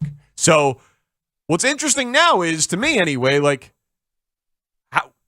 do you got, Zach LaVine? Yeah, they literally can't trade you. Right. Oh, for the month. They literally can't trade you. You've now been benched. You've been called out by your coach before a game. Yeah. You've been benched by your coach during a game. You have been seemingly buried by your front office in a report to a national news digger in The Athletic, and you've now been called out. You've been yelled at by your teammates in the locker room, and those reports have gotten out through the beat writers that your own teammates have been yelling at you, trying to hold you accountable. What do you got? So that, to me, that's now what's interesting. I agree, because all the moves you could make are now made. Yeah, and it's like the big three of Vooch, DeRozan, and Zach, them winning at a high level, I think that dream's over. Just because of how bad this season started, that the fact that there is dysfunction, that Vooch's contract's expiring, that DeMar's got another year, that there's infighting, Lonzo's hurt, right? It's just the league is good and deep. It's just very unlikely that those 3 guys are ever going to win anything meaningful in a Bulls uniform. It's overwhelmingly likely that their peak as a big 3 in Chicago will be last year's 46-win team. So that's done. But what's not done is Zach LaVine. He's a 26-year-old. Did he turn 27? He's 27 now. A 27-year-old back-to-back All-Star in year 1 of a max deal. He is still salvageable. He might not ever become the two-way player that you want him to become, but Zach LaVine getting back to being a top 10 points per game scorer who is an efficient scorer is obviously still possible. He was that the first 40 games of last year. Yeah. So at some point, it's not about money and all-star games, and at this point, it's not even going to be about winning. Dude, come out and drop 50 tonight. Come out and be the best player on the floor. Have some damn pride. Yeah, it's on Zach right now. There is, I think you're right, and there's no Jimmy Butler in this game tonight, so we'll see under the glare of all this news what he can actually get out there and do. I got to say, looking back, and I appreciate the texture pointing it out earlier in the show, the Blake Griffin trade in year 1 of his max contract is really interesting because it's after the Clippers had allowed Chris Paul to engineer his exit and get dealt to Houston, then they still decided to invest in Blake Griffin and realized during the course of that year that they didn't like their team for this year and they didn't like their team for the future. So they traded Blake Griffin to the Pistons, along with a couple other players, Willie Reed and Bryce Johnson. They traded to the Pistons, and they got Avery Bradley, forward Tobias Harris, who ended up obviously being a very good player, center Boban Marjanovic, and a future number 1. That's what they got. Yeah. For year 1 of a 5-time All-Star in Blake Griffin, on a max contract. Zach is a 2-time All-Star, very different player, obviously, different time now as well in the NBA. Yeah. But there is value to be gotten. Yeah, Zach is not a zero. Zach is not a zero. Zach is not a zero, and you're not, just because of his contract doesn't mean that you're going to get, and because of the ugliness of this, there will be a team that will offer you something for Zach. Absolutely. Think about that package. Like, what, 3 young players, Avery Bradley, Tobias Harris in 2018, and a future number 1? It's not that bad when you think about it. No, it's not. I'd have to look more into what Zach was at that time. Detroit, that's why I mentioned teams that aren't signing free agents are the types of teams that you would be thinking about as trade partners for Zach that wouldn't be able to get guys who can score 26 a night, back-to-back All-Stars in free agency because they wouldn't choose Sacramento. That's why Sacramento San Antonio, feels good, yeah. Portland, you know what I mean? Things like that. So those are the types of teams you probably need to think about. But we're weeks away from that even being allowed. Can't trade him right now. Right. So time to go and ball up. But if he balls out, the trade could look even better. Maybe it looks better. But I still think the best path for the Bulls, if there is one for them long term, is for Zach to be worth what they paid him. Because I don't think that they can tear it down and get that bad that fast this year. And your pick is only top 4 protected, and you could just end up trading the 6th overall pick to the Magic and then still tank and still give up the assets. So I wouldn't add. And come the deadline, assuming they haven't won much, I would definitely sell assets, but I still think it's in their best interest to try to salvage something with Zach. It's just really, not him. It's such a bad reflection right now of his character. And I know that the injury is in there, the recovery is in there, but just the way that he's talking about it repeatedly and now being called out from all directions. What a horrible reflection on his character. Like, and it's not like he's a done deal maturing as a human. Like, it's certainly possible that he could look at this and say, oh, wait a minute. Everybody thinks now that I'm just a guy who got paid and just wants to stroll through my life and get these checks and settle for jumpers and not bust my ass on defense and not try to get better. That's what people think of me. What a horrendous moment for his public persona. Like, to come out of the Olympic lesson and Draymond Green trying to talk to him about how to carry yourself like a superstar, how to carry yourself like a max player, like a real all-star, and this is what you show the world. You hope that pride is insulted and there is another level of maturity possible for a man like this. Well, because he has worked at his game and gotten a lot better. He's worked at the offensive facets of his game. That's what I mean. Yeah. He is not just a dunker anymore. No. And his scoring did get very efficient. And the free throw percentage was mid-80s. And he's got a 43 or 44% three-point season on his resume. I mean, I think it was his 2019 season. His 2019-20 season was crazy efficient offensively. Leading up to this max deal. Yeah, no, absolutely.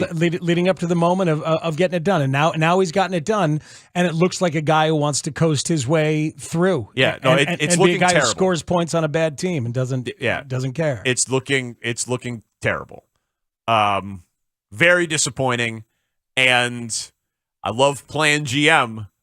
Arturas has to feel like his hands are totally tied. Yeah, what a terrible situation to be in. He's got to feel like I have absolutely no moves left to make right now. I can't trade Zach.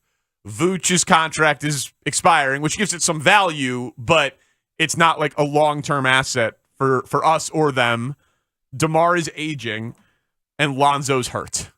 I'm so disappointed in Zach right now. You should be. I mean, and his teammates clearly are. You should be. They clearly are. I love sports for watching the humanity of it, for watching people grow or not, and watching people work on themselves, work on their games, work on everything. Yeah. Or not. Or not. Or not. And we're seeing a big old fat or not right now. Yeah. Whew. Yeah. Tonight's game should be interesting. Remember when Kobe didn't shoot in that game in Phoenix? Like it could.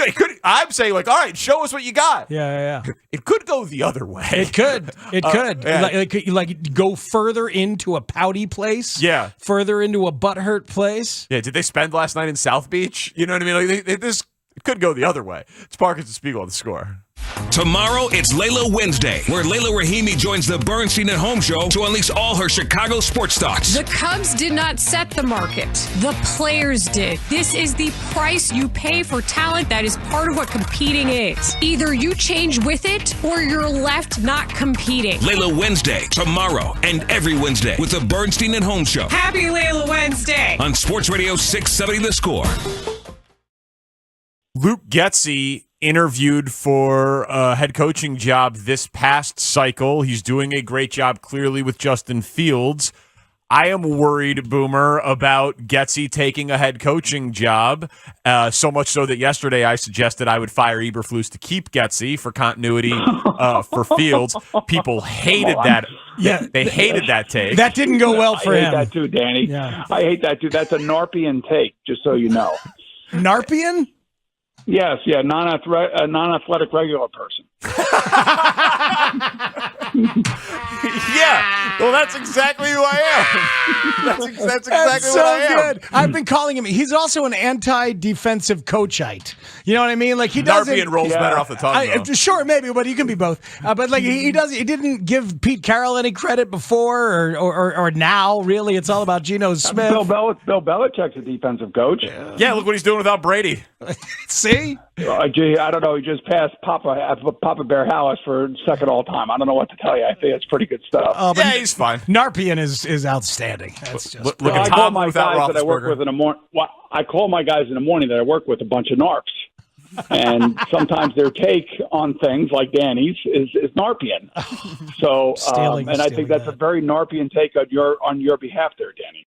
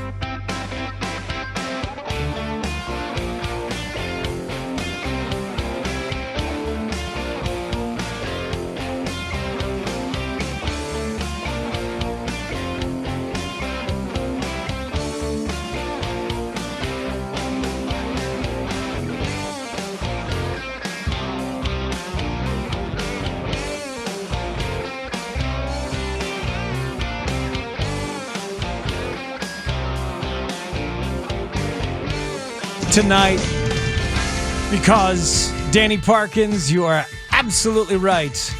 What you got, Zach LaVine? Where is the pride? Called out nationally, privately, publicly, on socials. What you got? Yeah, it's an interesting spot. They can't trade him.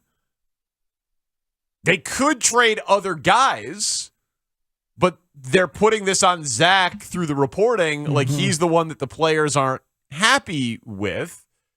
And you don't have the injury thing to fall back on because now he's playing in back-to-backs. Like, I will assume that Zach will play in all 3 of these games for the 3 games in 4 nights. You know, I'll assume that until proven otherwise.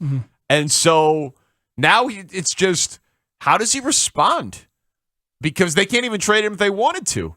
So, but they could in a month. They could in a month. He had the dalliance with San Antonio. Right, was it DeJounte Moore who put up the picture? DeJounte Murray, excuse me. Yeah. He put the photoshopped image of him in a Spurs uniform on there. Zach from the Northwest. There was a little talk about Portland, possibly. But because it's Zach, he signed with Clutch. You know, he's got that LeBron agency behind him. He works out in LA in the offseason. He does some national TV commercials. Like, I think Zach wants bright lights. Now, he doesn't have like a no trade clause or anything. They could trade him to who will take him. God. It gets nefarious quickly. A texter asked this question during the break. Did he get more money because he took the max deal with the Bulls? Is he now hoping to get traded?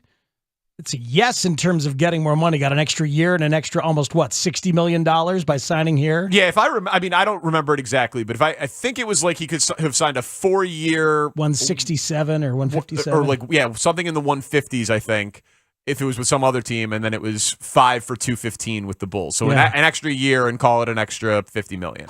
Yeah. And that's a little off, but it was somewhere around there. And so then he doesn't...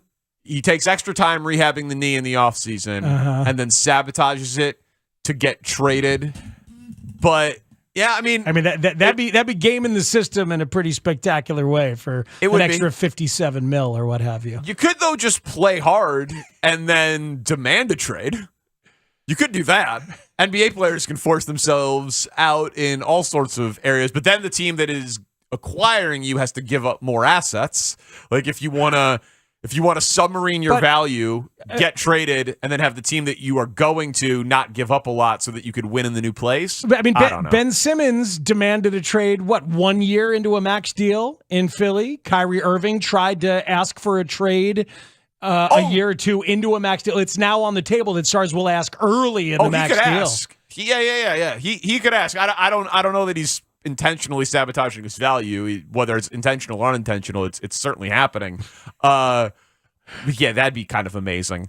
Trade me to LA so I can play with LeBron and AD and be close to my agent, and the Bulls take back Russell Westbrook and the next unprotected first-round pick that you have. So like Russ, who's playing better since he's embraced that role, is coming off the bench. But like you take on Russ's huge contract that is for, only another year, and then so you free up a bunch of money, and then you get draft picks, a draft pick, and they get Zach LaVine. This Bulls season has the potential to devolve into the race for Los Angeles. DeMar versus Zach. Who wants to be a Laker more? Well, the UCLA kid, or the Compton the USC kid. Yeah, the USC kid. Yeah, the one who was born and raised. Yeah, right. DeMar's obviously more LA than Zach, but every NBA player lives and works out in the offseason in 3 places, and LA's one of them. So Zach hangs out in LA a lot in the offseason. But sabotage your own team and your own situation, get dealt to the Lakers. Only the one and only Chicago Bulls. God. Yeah, man. That's fun. That's exciting. Ugh. I don't consider this fun. No, I don't either. Show was fun, though. Show was fun. You're off tomorrow. I'm off tomorrow. It's I'm going to celebrate Hanukkah. It's the traditional third night of Hanukkah. The traditional third night of Hanukkah celebration. Fourth night of Hanukkah. Tomorrow will be the fourth night. It's true. It's true. Well, it's always the biggest one. That's the biggest. Yeah, so Speaks is taking off tomorrow for the 4th night of Hanukkah. I am indeed. Good for you. Thanks. I'm going to see the boy. It's the best time. You should, of course. Yes. It's funny. Latkes. So yeah, I'm solo tomorrow. Just me and Studs. We'll do maybe a national NBA person. To try to maybe I'll text Vinny Goodwill, see if he's got some time for us tomorrow, and see what moves does AK have left on the chessboard now that all of this is out. But thank you to Mark Grody and Kelly Kroll, who was fantastic with some context around Dansby Swanson today. Thank you to Ray Diaz for helping out alongside Adam Stadzinski. Thank you to Connor O'Donnell for the Twitch chat and video stream. Speaks and I back together on Thursday. Then I'm off Friday for the rest of the year. So Thursday is the last show with Speaks and I together in 2022. For Matt Spiegel, I'm Danny Parkins. Bulls basketball, hey, get excited. Woo! Pre-game's coming your way in like 20 minutes. The vibes are non-existent. It's Parkins and Spiegel. This is The Score.